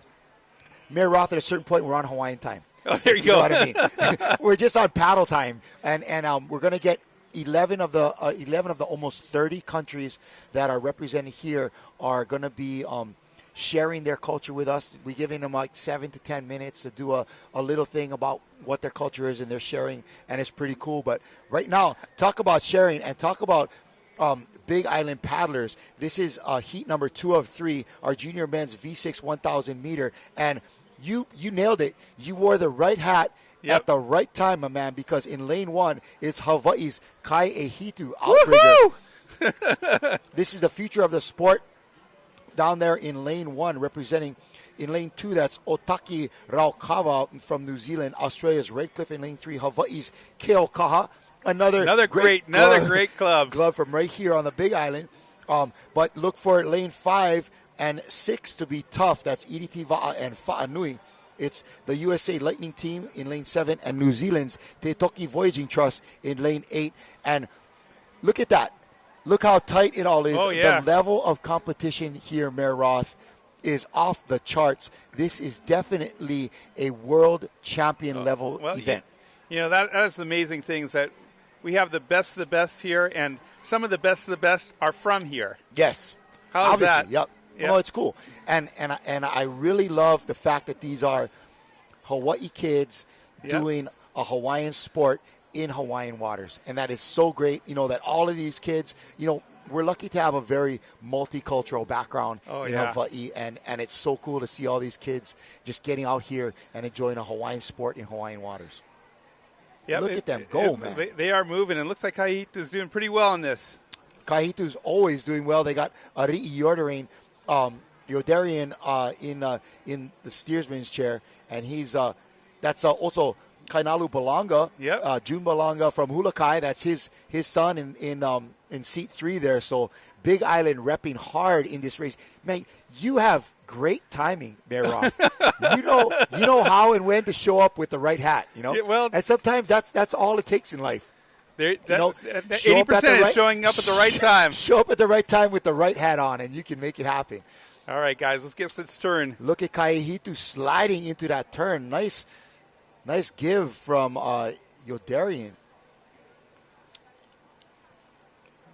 All right. Actually, that's Yodarian from Keakaha out there. He is in lane 3, I believe. Let me check again. Yep, Keakaha Yodarian. I want to say his name like 5 different ways. And so it's a trip trying to jump back and forth between like Spanish with the Chilean folks and then to Portuguese with the Brazilians, and then trying to pronounce some of these Maori words and the Tahitian names. But it definitely keeps you ready for a tongue twister.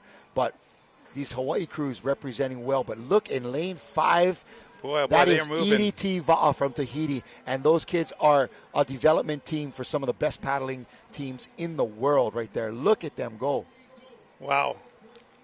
Looks like they're coming into the finish on this V6 1,000-meter race. Holy mackerel, and just outside of them in lane 7, that was USA Lightning. Wow. Nice race there. Yeah. Lane 3 coming in here, that is Australia's Redcliffe. And so we're looking forward to a great multicultural night this evening. What's next coming up for the mayor's office? What's a next big thing coming for your office and for the Big Island of Hawaii? Well, we've had a lot of big events recently. Our Parks Division just put on a international foosball competition. Oh, wow. Futsal, not futsal. Okay, futsal. Yeah. And in 2 weeks, we have about 40 or 50 volleyball teams coming in from around the country to play volleyball. So a lot of big events happening. It's great having these people in town and being able to represent our culture, being able to represent, what we have here, sharing our beautiful, That's why they all want to come here, man, because of the weather. Oh, yeah. And what is so cool is that, the county of Hawaii has been able to maintain all of these facilities to be able to have these events and invite people to come and enjoy our weather and enjoy our facilities. And it's a lot of work from the Parks and Recs folk. It's a lot of work for them. But, there's a whole bunch of county workers that have been involved. Parks and Rec has been doing just an amazing job. But we have our police officers helping people across the street.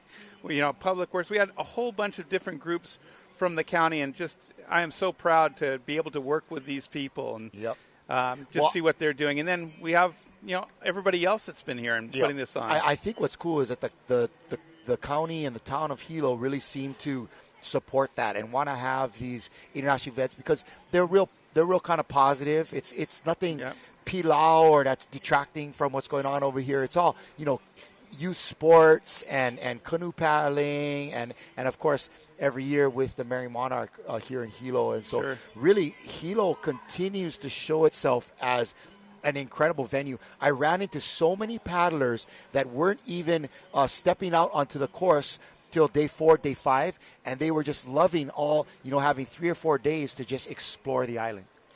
Well, and the restaurants, the stores, we've been seeing people like in, the different stores, KTA, our supermarket, Target, and all over town. And again, the energy has just been electrifying to see how everybody's been out there, and even the local people, the amount of aloha that's been going out to the paddlers, it's been amazing. I mean, everything is so far gone off without a hitch. Well, and definitely without trying to drain those resources too much. I know it takes a lot to host, just like when somebody comes to your house, right? It takes a lot to host people, as it is for the town of Hilo, to host thousands of paddlers. And hopefully, at least economically, there's been a bit of give back of folks, renting hotel rooms, visiting the restaurants, purchasing local goods and stuff to be able to take home. And so hopefully there's been an exchange and not just Hilo hosting us. There's been a little bit of give and take. Well,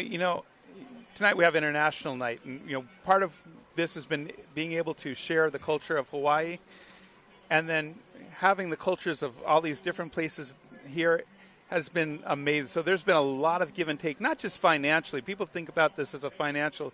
It's really more than that. It's a whole cultural sharing and back and forth. It's just been really amazing.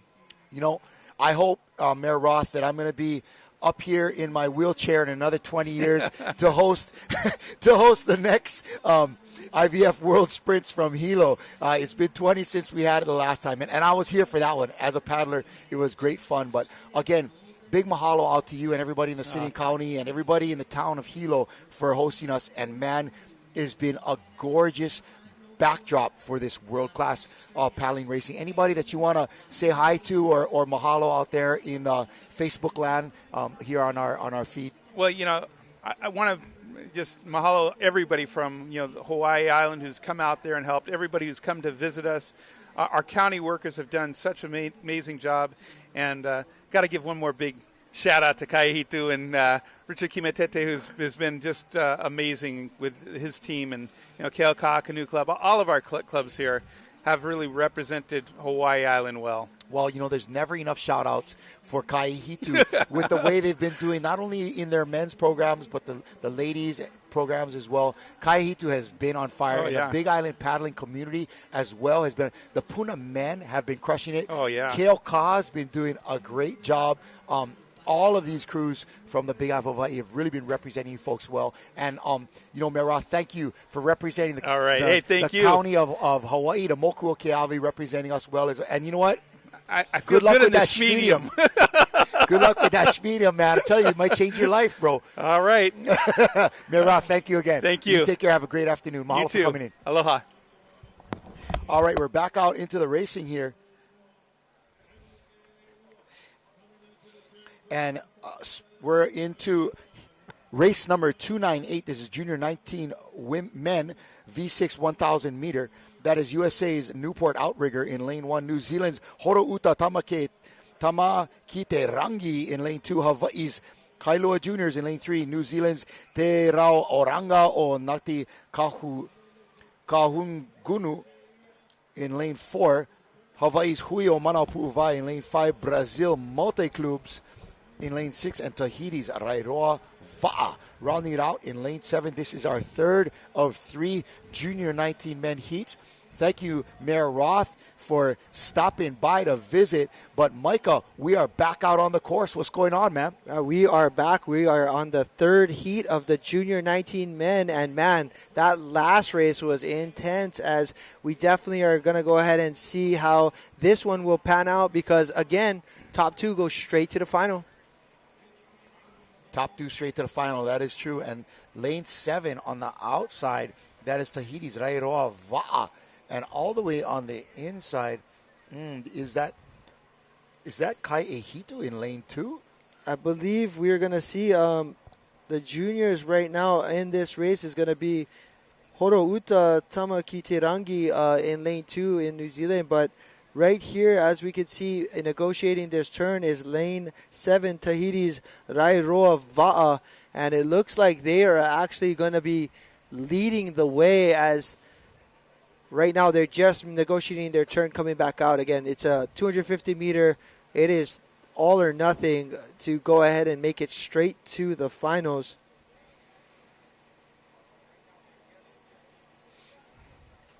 All right, here we go. Right there, lane 7. That's your Rairoa Va'a. We have a Go Pu'uvai boys. They are in lane number 5, and they are actually having a great race as well. Here you go. Top 2 will be moving on to the finals. The remaining 3rd and 4th will be moving on to a repechage, but it looks like it's all Tahiti on the outside in lane 7. Wow. Lane 2 is doing a beautiful job. That's Horouta Tamakite Rangi. Yeah, here we are. New Zealand. And right now it looks like both of these crews are having an excellent race, but it is lane 7 potentially taking the win. But let's see the finish flag, and there it is, lane 7, and then followed by lane 2. Close behind is lane 5. Who's that in lane 5, yo? Lane 5 was your Pu'uvai team, and they unfortunately are going to be on a repechage, but moving on nonetheless. But, man, Tahiti, Rairoa Va'a coming in first, followed by Horouta Tamakite from New Zealand in second. And big shakas and sniping job right there by Tahitians in your lane 7. But right there on screen, a great recap of the race. And there you see our great turns right here. Man, lane 7, lane 2 having a great race. And you can see it right there on your screen, how strong of a finish they had. Man, that was a great finish. Those young men from Tahiti on the outside, right off Va'a, killers. Man, they were definitely had a commanding performance there. And in lane 5 as well, that was our gang from Hui Omanaka Pu'uvai representing Hawaii. Well, they'll be in the repechage. All right, we're going let's to take head it down to the beach now for a interview from our man Eric. What's happening, bro? We're here with the Junior 19 Hawaii team. You guys had a great race today from Keaukaha and Koi program. Can you tell me about the race? Yeah, the race was good. I'm really thankful that we get to compete in this competition with the top people in the world. I'm grateful that I get to paddle with these guys, my crew, my team right here. Even it's hard work being out here, and it takes a lot to be able to compete out here. So, it just says a lot about everybody in the competition. I'm really grateful just to be out here with everybody. Well, appreciate you guys being out here. Really, really tough competition, and you guys are doing great. All right, we look forward to seeing more from you guys. All right, thank you. Back to the studio.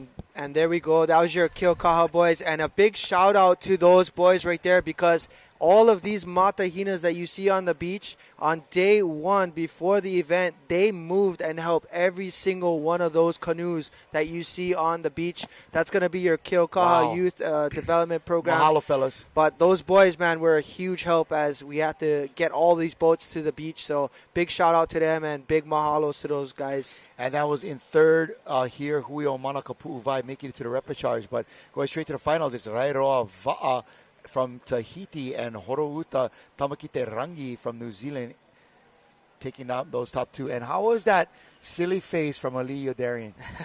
The great part about those boys is they've been paddling together for quite some time, but the type of fun and chemistry, but when it's on the water, definitely all business, and they come to play, and they definitely deserve all the time they get. I'm going to go with that dude that they had doing the interview, that big boy with the arms and the low voice. He's definitely in the middle of the canoe, bro. He's a hammer. My goodness. And right here, we're at event 299, your Masters 40 women. In lane number 1, we have Horouta Mai Tahiti. That's from New Zealand. Lane 2, we have Kaihitu Outrigger team from Hawaii. Lane 3, we got Redcliffe Gold from Australia. Lane 4, we have Helekaua from USA. Lane 5, Ihilani Va'a Tahiti. Lane 6, River Runners from Canada. And last but not least, lane 7, we have Kaluana from Brazil.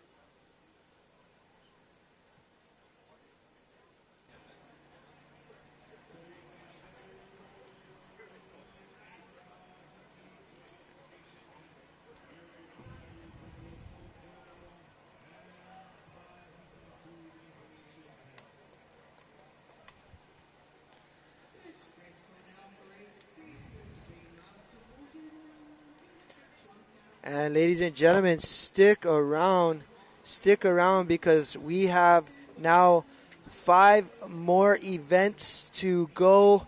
5 more events to go for the day. Right here again, we have 6 heats on the water.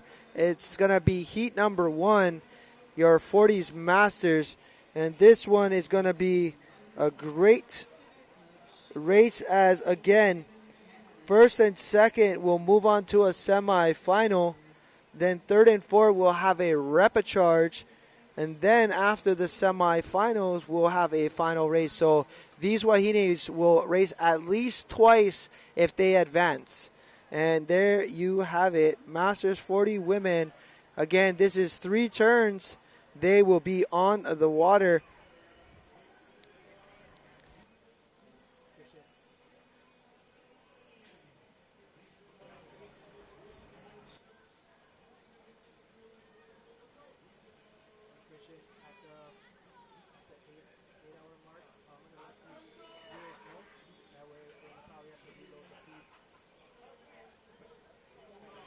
And here we are again. We have got started Again, for those of you who have been viewing us for now, we are at 7 hours and 40 minutes of live coverage right here at Hilo Bay. So just to give you an update, if you're watching this, in about 20 minutes, we will have reached our 8-hour mark. That just means that we will have to cut the feed for our Facebook viewers because it only allows 8 hours. We will restart the live feed, and it will show part 2 of day number 5. So please stay tuned. Do not go away. We have 6 heats to go. Right now, this is heat 1 on the water, and right there you see lane number 2 coming into the turn. That's Hawaii's Kae Hitu outrigger. It looks like they have a really good turn there, as so does lanes 5, 6, and 7. They are all bringing it around on this first turn, but please stay tuned because, again, exciting races to be had right here and right now. Mayor Roth is a big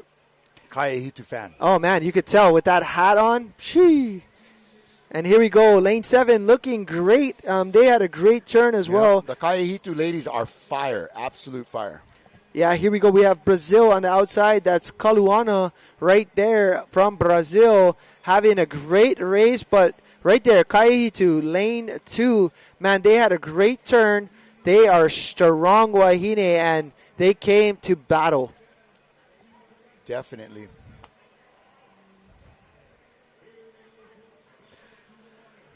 All right, so this is your second turn. Once they hit the second turn, that's going to be your 500-meter mark. That means 2 more turns to go, but Brazil looking powerful on the outside. There are 4 canoes coming into this turn right now, Micah, and they are looking pretty tight. Pretty darn tight from this angle. I think it's going to be Kaeitu sliding into that turn first, though, brother. But the other 3 crews on the outside are literally within inches of each other. Yeah, here we see right now lane 2, Kaehitu coming around, making a great turn. Lane 6 is Tahiti's Ihilani Va'a. Lane 5 is Ihilani Va'a. Lane 6 is Canada's River Runners. And lane 7 on the outside, Brazil's Kaluana. But it's all about right here, lane 2. Man, these Kaehitu women looking good. They are looking solid. But here we go. It's, again, anybody's race. Top 2 will move on to a semifinals here, Kalai. There's 6 heats, so top 2 move on to a semis. The 3rd and 4th place move to a repechage to make it to the semis. And then top 4 from each semi will move to the final. So these women will guarantee, if they progress, race twice.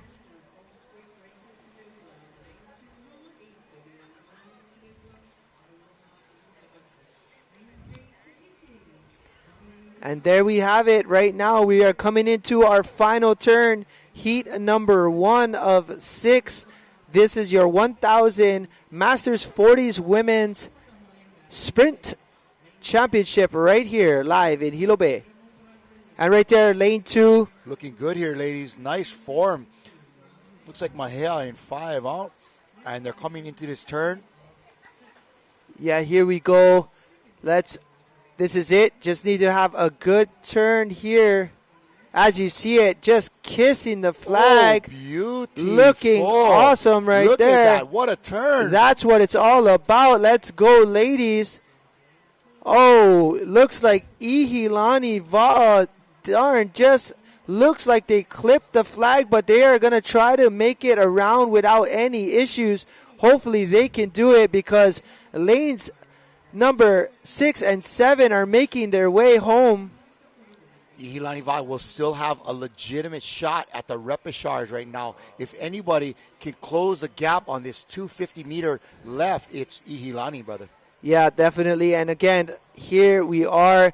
Kaehitu women looking great as right now they're moving into that final 100 meters, and they are well ahead of the other 2 crews on the outside. So not safe to say, but I'm going to go ahead and say they're going to take this win because we are closing the last 70 meters of the race. Kaehitu having a really strong finish here, getting a lot of support from their ohana on the Big Island. And they have a strong lead coming into the finish. It's going to be an easy couple of boat lengths on the next cruise. Who will it be? Yep. Bringing in the second place. Second place is looking like outside. It's going to be Canada's River Runners. Ooh, can Ihilani do it? Watch this. And they're definitely going to make it to the repechage. Oh. So lane 7 is Brazil's Kaluana coming in third, as well as in fourth is going to be Ihilani. They'll be able to move to a repechage, but Kaihitu women taking the first place in that heat. But, man, Canada was strong, man. They came in and got a solid second place there. Man, a couple of rough trips around the buoy by not only Ihilani Va'a able to kind of salvage their race, but those ladies in the inside from Horouta. Yeah. Unfortunately. That was a rough one. Yeah, so unfortunately, anybody outside of fourth place will not be racing in the future for this women's Master 40, but Ihilani able to save their... Look at this. Man, they were able to save the race by keeping the flag up. They worked their way around and actually ended up managing a fourth place finish, which allows them to move on. But that's going to be a tough crew in the repechage, I'll tell you that. Yeah, definitely. I mean, they were having a great race, but as you see right there in lane 6, your River Runners from Canada, man, they also had a great race. Not too far behind your Kaihitu women there, as, again, it was about 8 seconds difference. But Kaluana coming in third place at 5:57. And Ihilani in fourth. Yep. So Kaluana and Ihilani going to the repechage. Yes, they will be moving on to a repechage to represent, again, still yet. And again, it's to a semifinal. So that just means that, man, it's still going to be anyone's race to get into the finals because all or nothing. Top 4, each semifinal moves on to the final. All right. That was event number 299. Oh. Brother. Oh. Ladies and gentlemen, are you ready for event number 300? This is the Masters 40s Women V6 1,000 meter Heat 2 of 6. I am pumped, Hawaiian. This is 300. I have never in all my life done like 300 kind races in like one shot, yeah? Kind of nuts, but that's okay. Right this here. is that 300 right here, V6, 1,000 meters. In lane 1, it's Avalon from the U.S., Kelowna Wahine in lane 2 from Canada, New Zealand's Wakaama o Wakatane, Wakari'i in lane 3, England's UK Wahine, Raya Tea from Tahiti, and in lane 5, Brazil's Hoa Aloha Hoi Va'a in lane 6, and Hawaii's very own Kai Opua Canoe Club from the Big Island of Hawaii. All right, this is our big 300, your Masters 40 women, V6 1,000 meter, 3 turns, and we are in the loading starting line. And is it going to be a green flag? It should be. There it is. I don't know, because I'm sucky pumped right now. I'm sucky pumped. Man, here we go. This is going to be a good one. Lane 2 off to a good start. Kelowna Wahine right there in your lane 2. Lane 1 kind of a little far back on the start, but hopefully they can make up the ground because, as we know, this is a 3-turn race. Anybody can win it.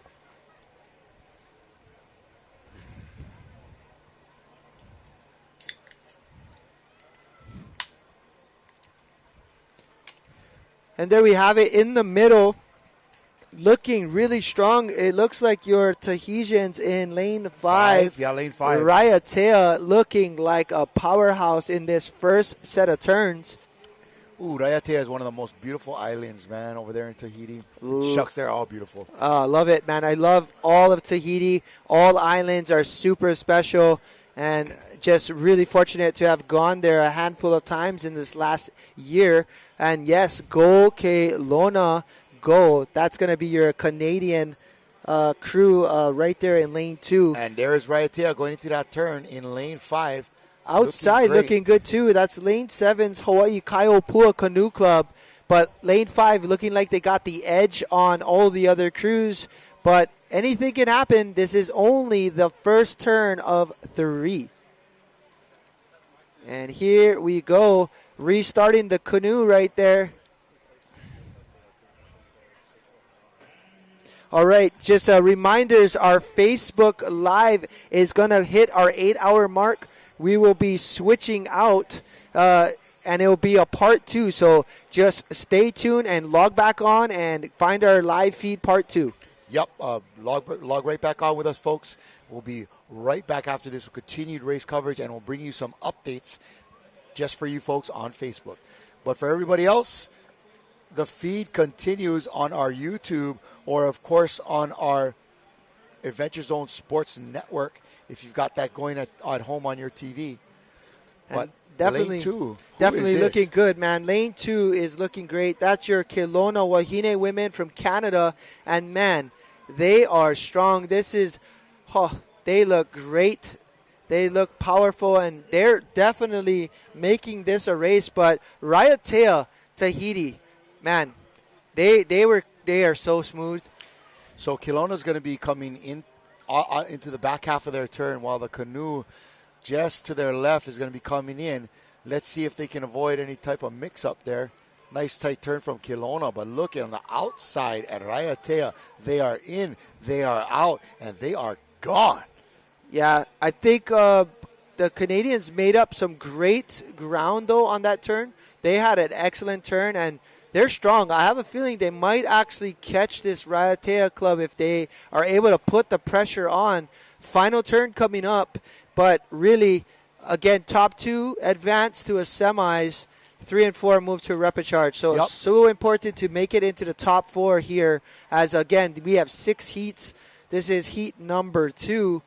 Man. And a lot of these Tahitian crews are very used to, a lot of these Canadian crews are very used to, this kind of racing, sprint racing, but maybe in kayaks or sculling or other types of watercraft. And so they know about stretching it out and finding your groove, whether it's rowing or paddling or whatever. So just because maybe they're not the most experienced 6-man paddlers doesn't mean they haven't had a lot of time in the boat. So definitely showing that here as they go into this next turn. Canada looking fierce. Kelowna. Yeah, and again, man, this is only heat number 2 of 6, so we're going to see a lot of racing from these Masters 40. But there you have it, some strategy to make sure they get around the flag. That was great. We just saw your Canadian Kelowna women, the Wahine, make sure they negotiated that turn, but this is a battle because, again, top 2. Oh, that was dang close. Maybe a little bump there. Hard to tell. All right, that is going to be a small collision there by, looks like lane 7. Man, we're going to have to take a look at that, but that was unfortunate because it looks like the Brazilians Aloha Hoi Va'a might have collided. Well, here comes lane 3. Lane 3, that's going to be New Zealand's Vaka'amo Rakaitane. And our ladies from Raiatea are being cheered on by the beach. Yeah, we're going to have to do a boat check, I believe, for boats 7 and 6 after this race.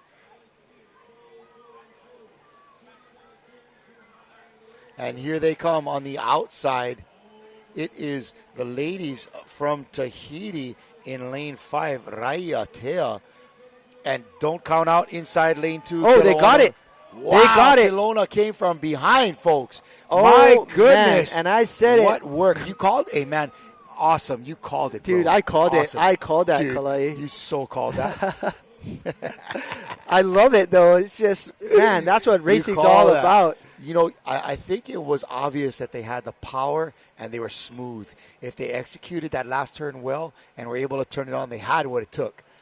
Looks like lane 6 coming in there in third place. Shaka Cam, great job there for your Kelowna Wahine from Canada. Yeah, Shaka Cam. They had an excellent race, but quick replay. I mean, they had a great start as well as Raiatea, so the battle was between both them and the Tahitians. But there's gonna be a shot hopefully of one of their turns where, man, they just made sure they were able to get around. But right okay, here we go. Let's slow this down, folks. Let's slow this down. They slid out right before that, but that's what happens when you come in a little too wide off of a little bit outside of your turn. But Kelowna sneaking in. Oh, sneaky. And what a great race there. Wow, nice shot. Man, if we could get that shot up again of that potential collision, that'd be great. Looking at Kelowna Wahine taking it home with a 5:37, Raiatea 5:38. Both of them making it to the semis, and Kaiopua going to the repechage. Kaiopua won from Hawaii with a 5:44.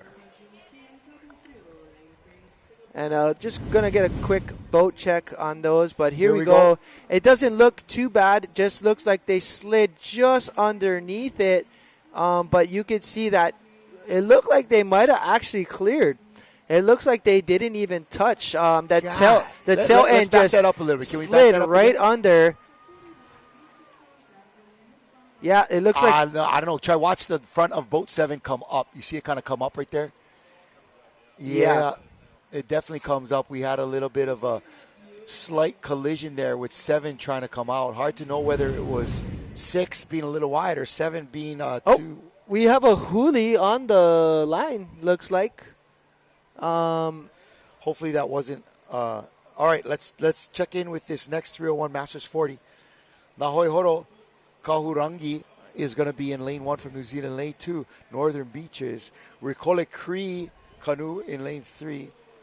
Sunnyside Northern Lights from Canada in lane 4. Wave Wahine Maya in lane 5 from Australia. And Hawaii's Puna Canoe Club from here in Hilo in lane 6. And just going to go ahead and make sure right now that we get a check on this crew on the outside. And not sure who that is, but I'm not sure why she's sitting on top of the canoe. I feel like she's trying to pull it over maybe. She's got a new method. This is some creative engineering here. Maybe they haven't been able to do a huli drill with this boat, so hopefully. What are they doing? I think they're going to straddle this canoe, and they're going to try to lean right. Okay. This will be the first time I've seen this. Oh. They should be able to get this up. Fairly unconventional. So usually what I do is I will be on seat 1 and go to either seat 5 or 6. I just lay over the top and I pull it. I just lean back. It's pretty simple. A lot of people will sometimes stand on the short side of the yako. Well, so this one, it's a little bit harder short because it's just a stub on the top. But as you can see right here, these wahine did huli. Looks like a team from Brazil. I'm wondering if that was a finishing crew from the previous race or a crew heading out to the... Why are they going onto the jet skis? They should handle this huli. I'm not too sure. I think they were just having trouble. This is where we have our safety crews, and we should have our team hopefully making their way out to help and assist this club.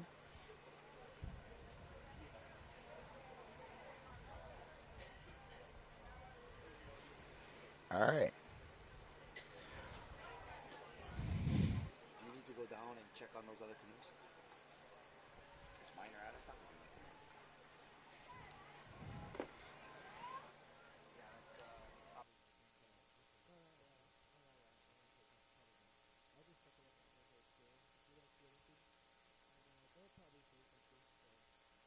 That's not for me to do.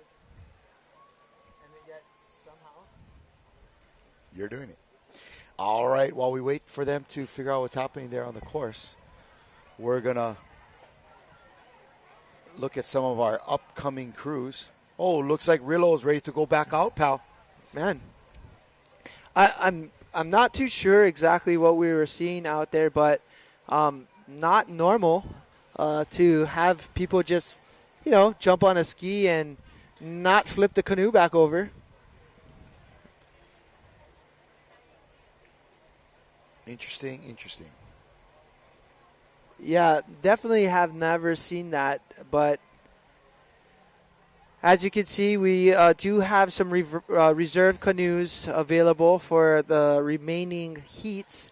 But like always, definitely not something you see all the time. As there we go.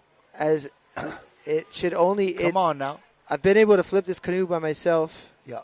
And as you can see right there, one guy can do it, and he's probably going to just paddle back in himself. All right, Eric, sending it to you real quick on the beach to get an interview.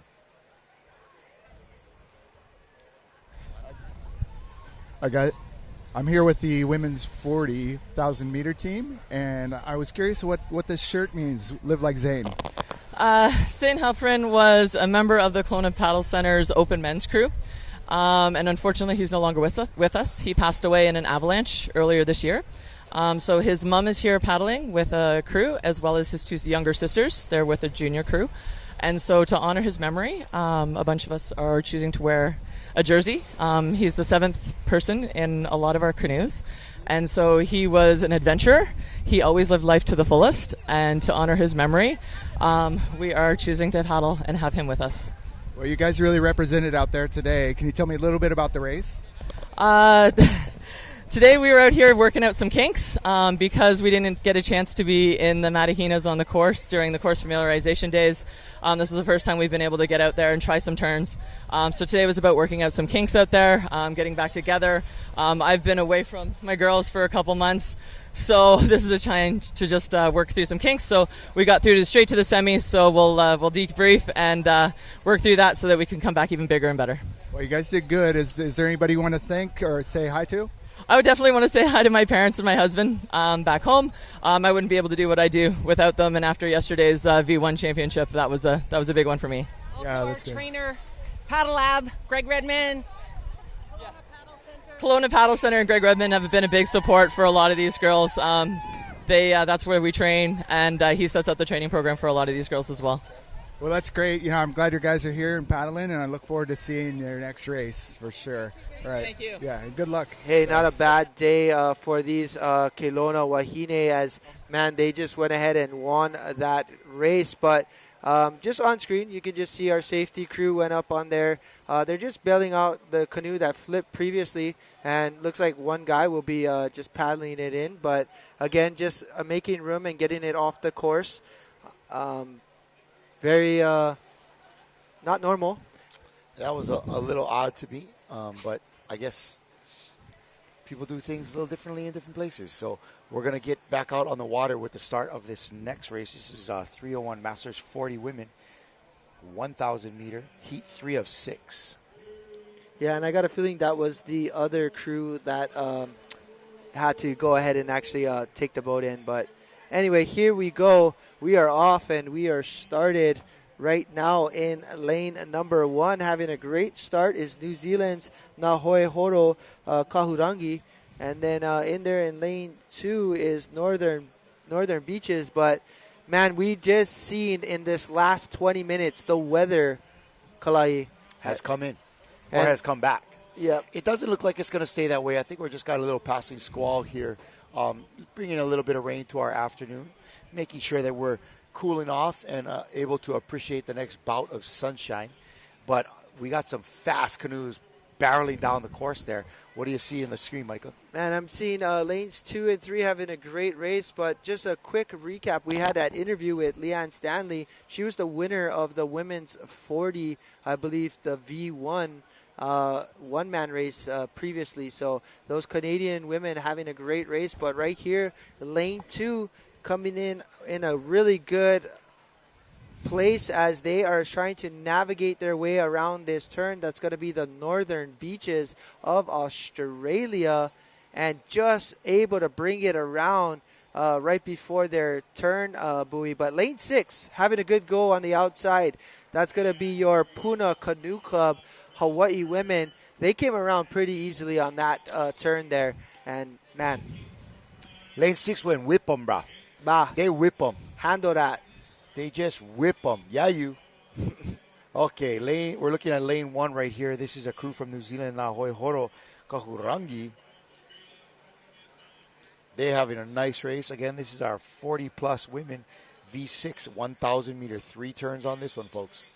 Yeah, definitely. Again, we are live back on our Facebook. And again, we got a Puna, Wachi Hu Puna. That's a guarantee right there from Hawaiians. Chi to the hu. And again, this is a heat number. This is going to be heat number 3. We've got 3 more to go for the rest of the evening. Wow. And right now, top 2 will be moving on to a semi. Again, top 2 move on to a semi. The 3rd and 4th place paddlers will go to a repecharge heat, and they will get a chance to be added into a semi in the future.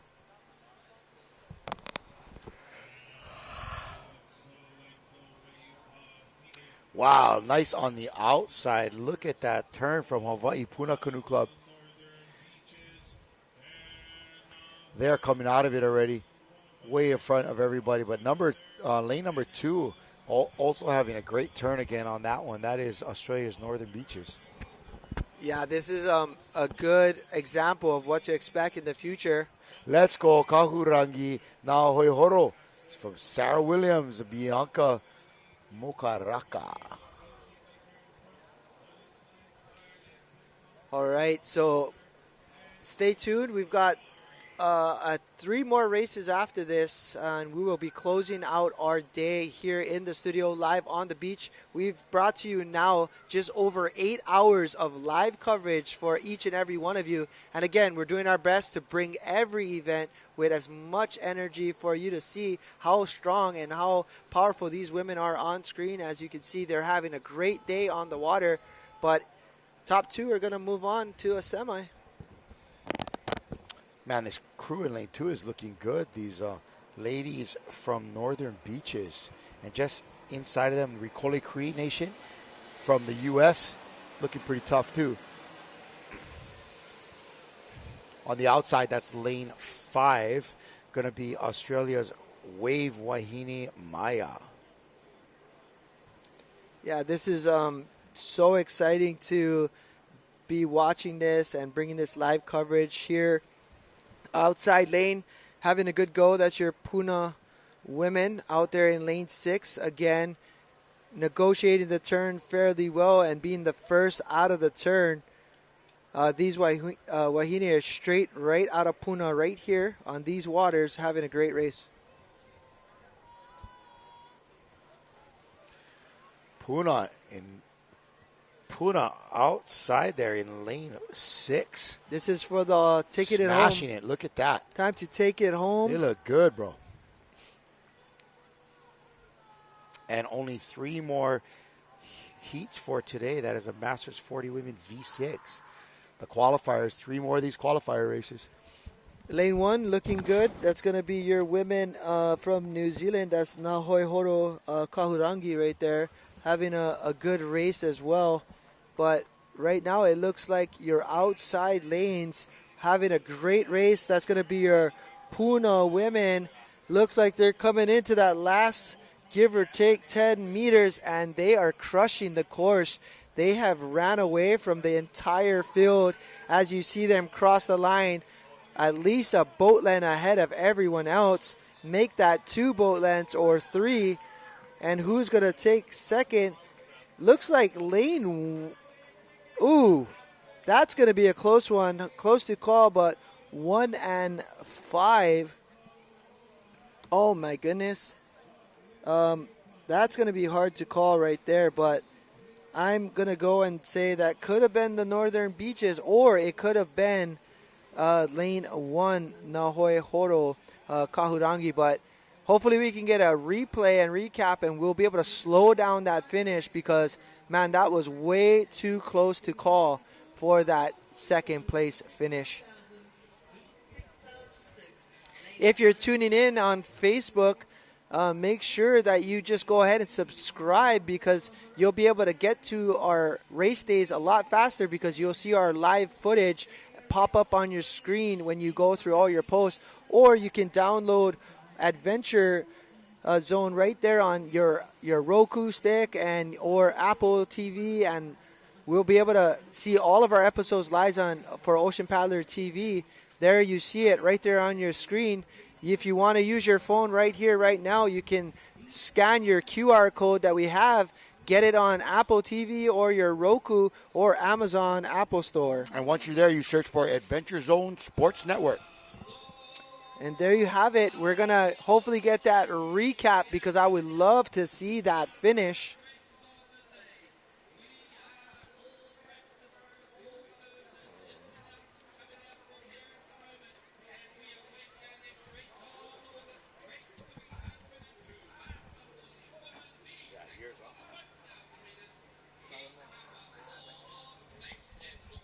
And there you have it. Look at that, Kalai. 0.45, 0.46. I don't know how they made that call because Nahoe Horo was on the inside in lane 1, and they pulled right in front of Northern Beach. That is why you have that 250 frames per second camera. You see that? And now what that means is Northern Beaches has got an extra race. Yeah, they have to go and do a repecharge, but Nahoe Horo looked like they're taking the second spot. Puna Canoe Club walking away with this one They walked away. Man, they were out. Give or take. Granted, that was a speed walk. Oh, for sure. That was like one of those speed walking marathons, and all of a sudden you're like, are you sure they're actually walking? But there you have it. That was your top 3 finishers. And again, 1 and 2 moving on to a semi. 3 and 4 will be going into a repecharge. We won't be seeing a replay just yet of that. We're moving on to race 302. Your race 302 here, Masters 40s, V6 1,000 meter. Again, this is heat 4. And it looks like we have a clean start here in our third to the last race. It is race 302. We got 2 more to go after this. 2 other qualifier heats for the V6 1,000 meter Masters 40 women. And again, Falls Creek over there, Hawaiian Canoe Club with that Aloha Unlimited in lane 2.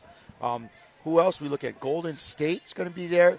We have New Zealand's Otaki Wakahoi na Tauhea and Tahiti's Varu Rea Va'a.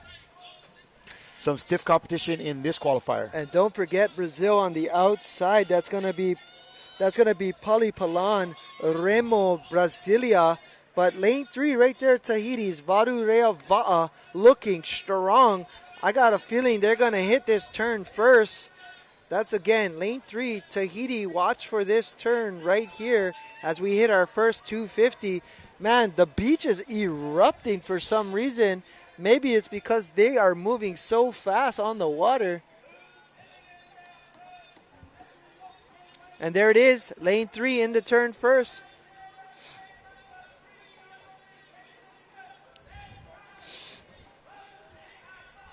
Oh, beautiful. Lane 3. Yeah, lane 3 right there doing awesome work as they are Varu Rea Va'a. And man, they are putting on a great effort right here. The first 250, they've separated themselves by at least a canoe length. We'll see if anybody can march on them as they move into the second turn. That'll be your 500-meter mark. Wow, in lane 3, Varu. Look how smooth they look, man. They are pretty. Look at that reach. Wow. Pretty paddling. Lane 1 looking great. That's going to be another Canadian crew. That's your Falls Creek Racing Canoe Club. And they're doing really well as they're trying to chase down this crew in lane 3 right here.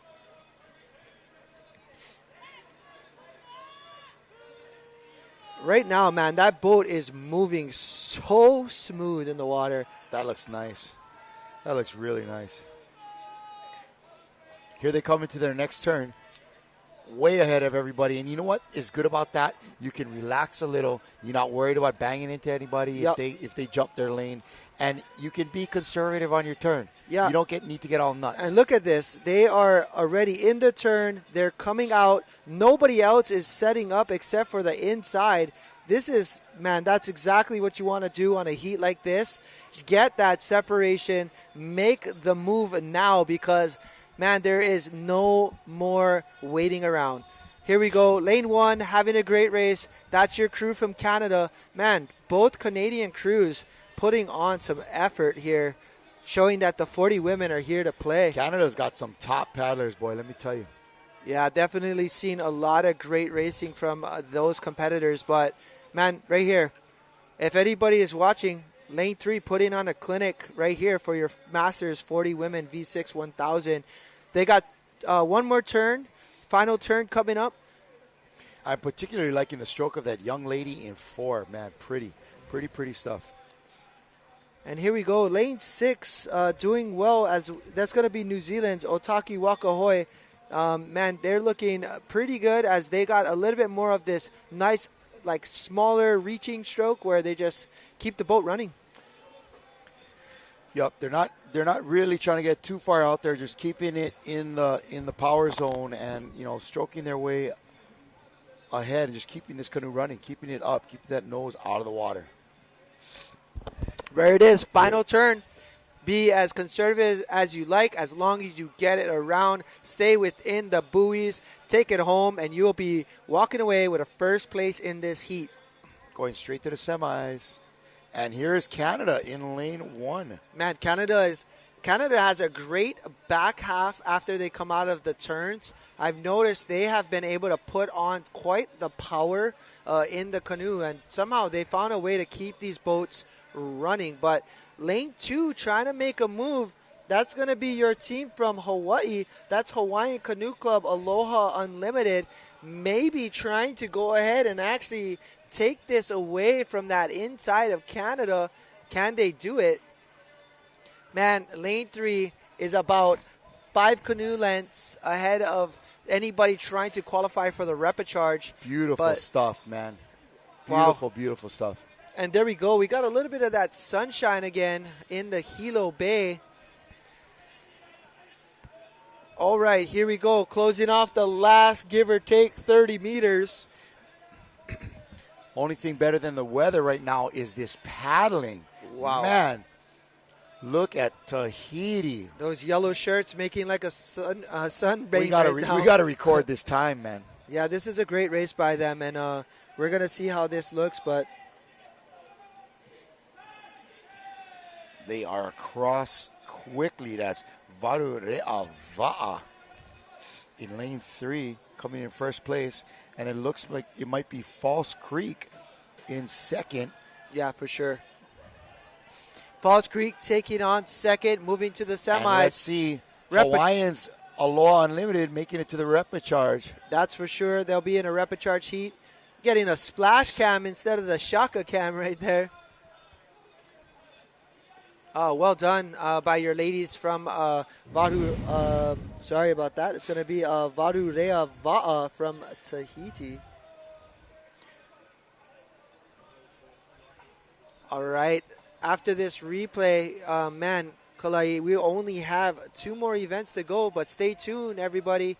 What a great finish right there. Great finish by the Tahitians. And we're going to head out to the beach after this replay and see who Eric's got to talk to on the beach, which one of our paddlers coming out for these races. And so what's the scoops, Eric? What you doing? We're back down here with the women's 1,000. Back down here with the women's 41,000 meter team. Can you tell me a little about your team? I'm Nia Rudolph from Northern Beaches, Australia. We're a team made up of paddlers from Queensland and New South Wales.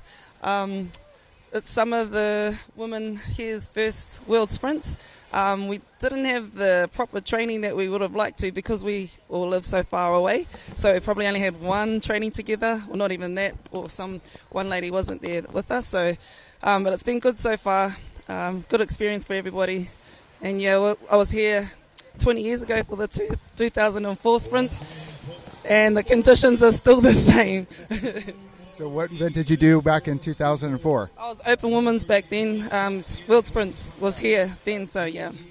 Well, that's great. We're glad to have you back, and we're glad to see you guys out on the water. You did really good. We look forward to seeing your next races. Thanks a lot. Thank you. Back to the studio. All right, great job by that team. Mahalo, Eric, for that. And in our last results of the last race. Sorry about that. A 5:35 from Varu. Man, that is smoking hot. And followed by Falls Creek in second and Hawaiian Canoe Club in third with a 5:57.39. All right. So, folks, it was time for a little bit of a wardrobe change because coming up in the next race over here, we got the gang from Heolani. Mahalo out to our guy, Kea Pai'aina, the head coach of Heolani Canoe Club, and that is his family's canoe club, the Pai'aina family, well known in the Oahu racing community. But it's time once again for the Cinderella story. Yep. Here she goes again in lane, let's see, number 6. 6. You're going to keep your eyes out for Heolani Canoe Club. Shigo Rillo. That's the team they got entered here. But right now, in lane 1, it's going to be Australia's Mululuba. In lane 2, Brazil's Mana Brazil. In lane 3, Singapore Paddle Club. In lane 4, New Zealand's Turaga Vai Amohia. And in 5, USA's Florida Paddling Hui. In lane 6, as we said, Heolani. And in lane 7, Canada's Salty Sirens. And so we've had a great start on this qualifier. 5 of 6, only one more race after this. And it is time to shine. Here we go, ladies. Let's see what you got. Yeah, we had a great start from all of these wahine, but right now, currently looking really strong is going to be your crew from Brazil. That's the Mana Brazil right there, as they have... Man, they had a blasting racing start, and they were able to get out of the blocks quite quickly.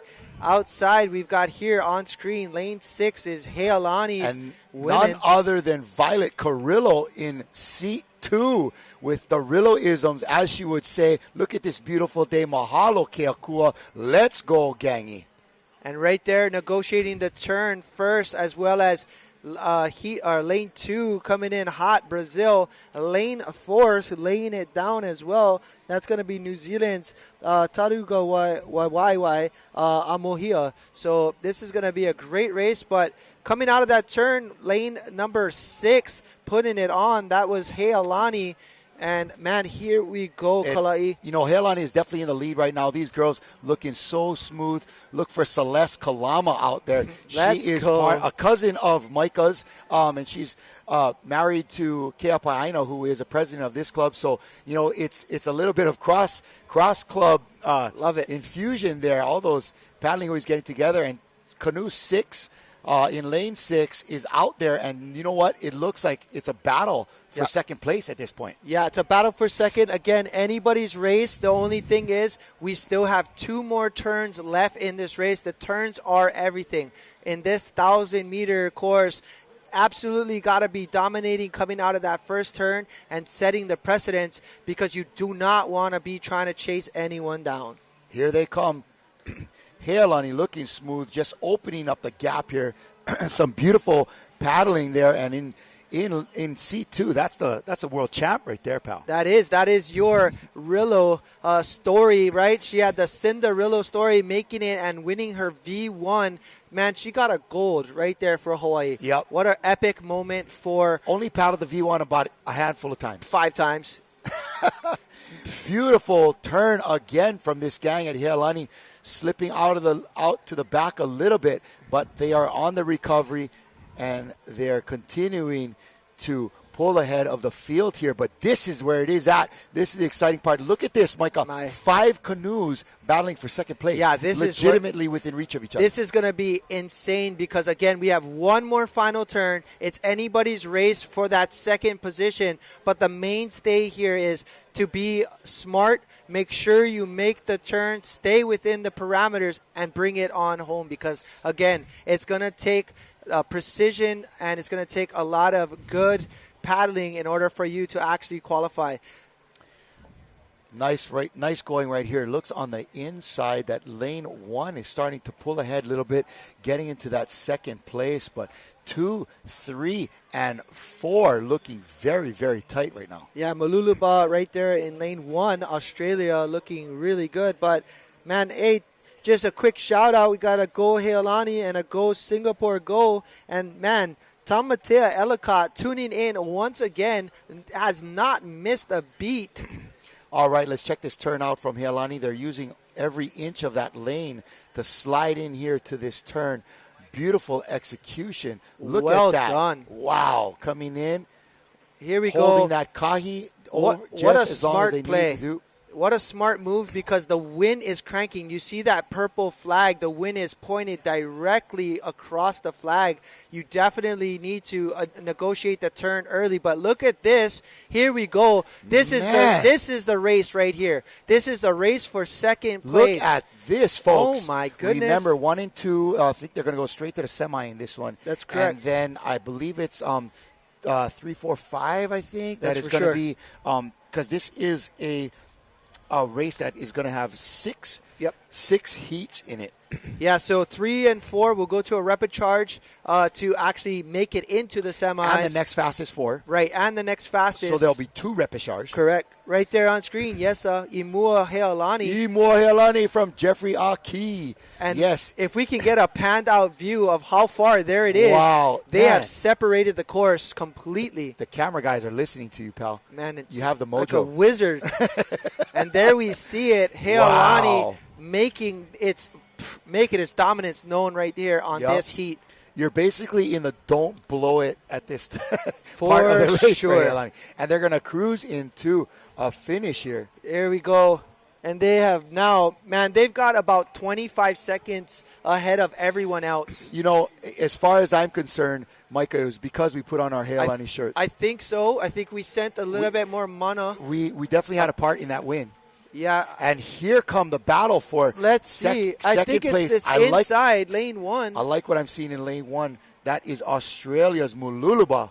Yeah, I think they're going to pull this off right there. Lane 1. And looking next to them in lane 2 in third place. 2 and 4 will be moving on to the repechage, and potentially somebody else within these heats as long as their times are fast enough.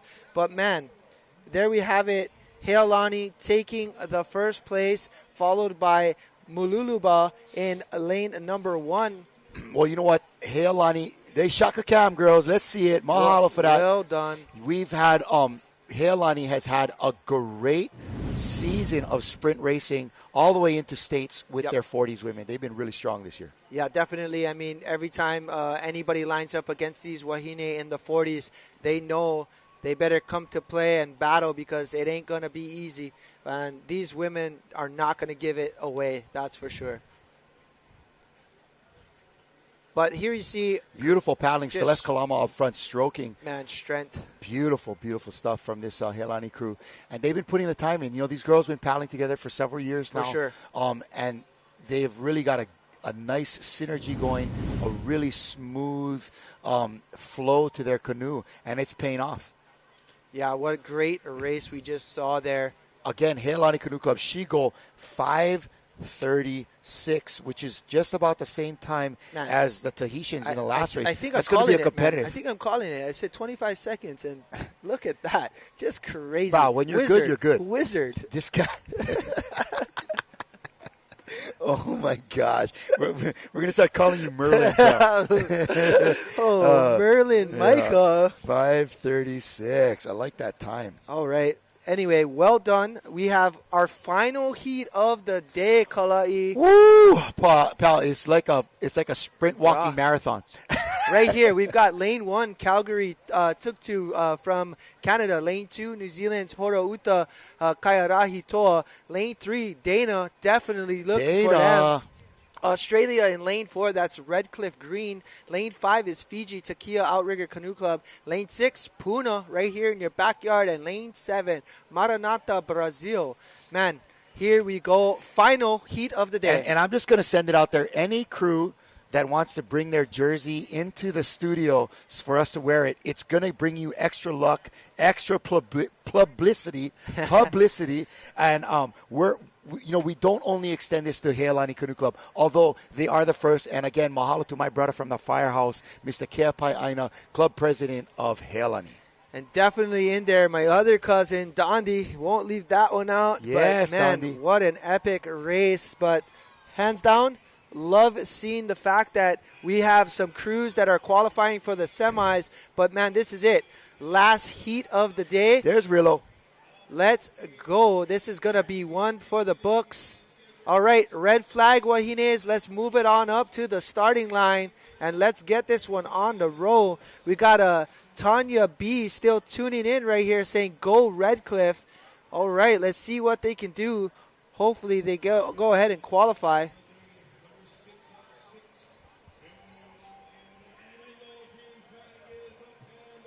And we are off. Yeah. Okay, this is our last race of the day, folks.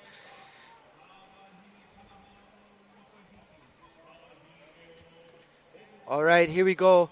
Great start from some of these Wahine right here in lane 2 and lane 1. Looking strong. We're going to see how it pans out as we do reach our first 250. Remember now, we've got 3 turns.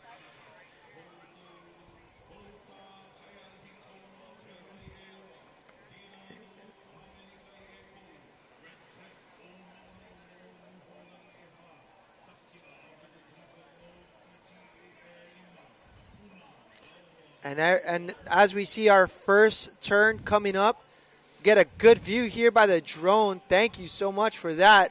Right there is your Puna Wahine in lane 6, having a good race as of right now. Again, it's going to come down to all of these turns. You got your Dana women in lane 3. Man, this is going to be a close race as well. We're going to see a great battle here. Lane 3 coming into their first turn. Dana is always a strong competitor, especially their women's teams over the last several years, man. They've been building a dynasty over there in California. And as you see right there, lane 2, though, they got it down. Lane 2 is Horouta Kaiarahi Choa. That is another dynasty from New Zealand. They know how to turn this va'a, and they are turning on the burners right now, coming back out. And they are literally neck and neck with that crew outside, Puna Canoe Club. Yeah, so Puna Canoe Club as well had a great turn into that first flag. But right now, look at that little runner running across the middle of the lanes. Can use that. Look, they're using that, man. Yeah, we've got. I've seen some emotion out there. Lane 5, Fiji's Takia Outrigger Canoe Club. Not sure what they were looking at. I think they were waving at maybe the officials, but of course, main thing is they're just having a good race out there. Go Dana. Nice comment there from Suzanne. Again, Horouta Kaiarahi Toa right here. Beautiful stuff from them. Man, look at that stroke. Watch Horouta. They all have really good turns. If you watch their turns, man, they definitely know how to move this va'a. But right here, setting up for their second turn. They are first into their second turn.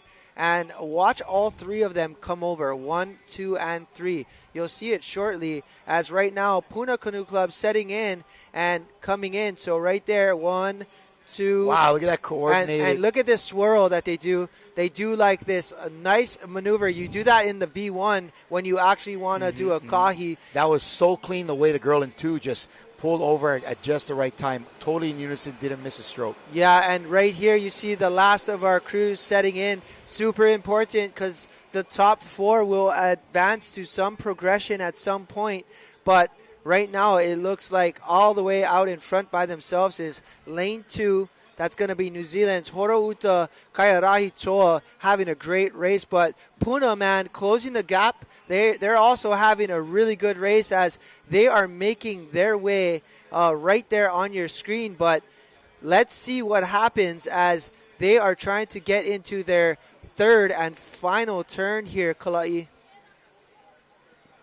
Outside, Puna looking great. Puna Canoe Club from right here in the Hilo coast. They are looking solid right there. But, man, Dana is trying to chase them down. And, wow, look at lane 2, brother. Lane 2, Horouta is all out there by themselves right now. Yeah, we got Kiwi Campbell and her girls comment there. Definitely seen a lot of that name. But right here, you can see, oh, wow, lane 7, coming out of nowhere is Brazil's Maranata.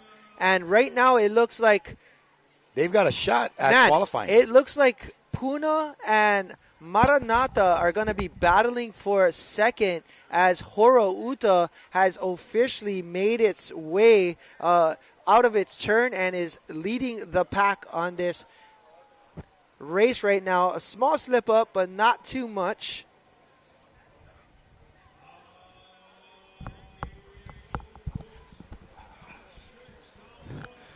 All right, here comes Puna Canoe Club number 6 in lane 6 on the outside. But Fiji is trying to make a go at it. Those girls from Fiji digging deep, trying to get into that top 4.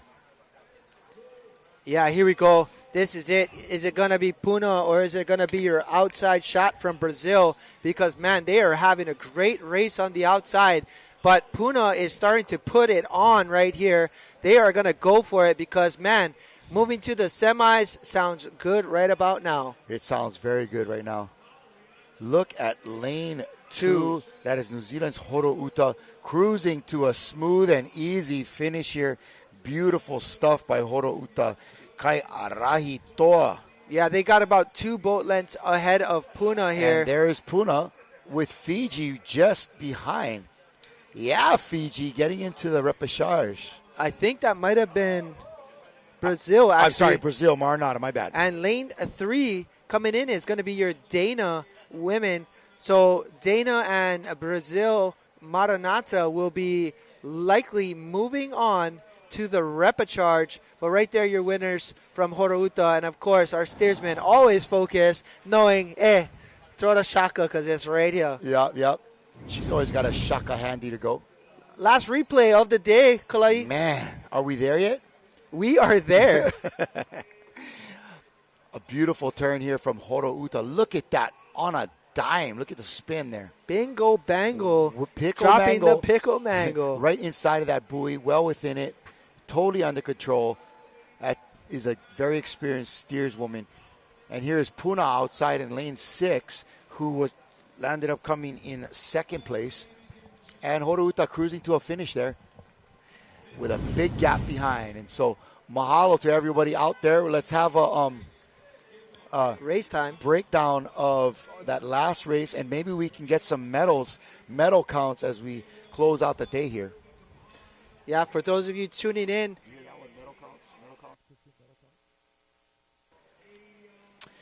here's the finish on that last race at a 5:31. That's Horouta Kairahi Toa from New Zealand, Puna Canoe Club in second, both of them making their way into the semis, and Maranata from Brazil.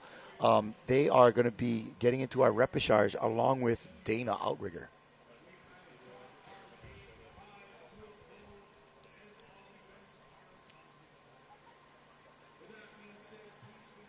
I had to change back into my Ocean Paddler, but my man Micah still repping his Ohana's other club, Heilani, and a great race from them in our fifth of 6 prelim races for the Master 40 Women's V6 1,000 meter.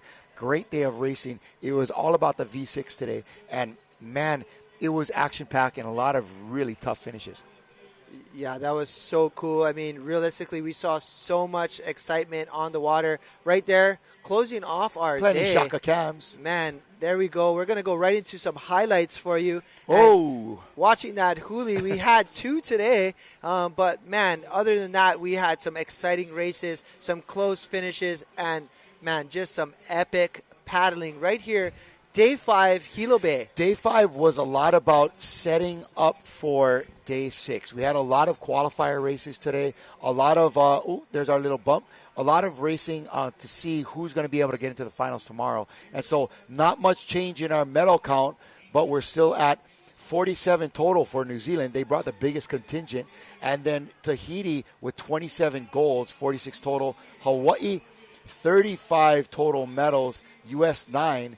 And Germany with a couple there. Brazil with 7 bronzes. I'd like to see Brazil get a silver or a gold. They really deserve it. They've been paddling great this week. Yeah, definitely. And, of course, we've been seeing a lot of outside countries being able to step in and make it to finals. So, of course, we didn't have any finals today, but be back tomorrow because guess what, Kalai? It's loaded finals. It's loaded finals. So for all of you that were able to log on with us today and check out our live feed that we've been having for the last 8+ hours, we thank you for joining us. We want to thank some of our guests that came in. Mayor Roth, of course, John Herbert. Yep. He was spent some time with us this morning, getting us kind of worked up and excited for the day. I tell you, having John here is like a fresh cup of coffee. It is the best. Really it's the best. But again, mahalo to my man over here, Micah Kalama, for keeping the conversation going and bringing us the best and bringing us some input and information about not only what's going on with the HCRA and VAA and the IVF, but as well as the canoes out there. And so today was a setup day.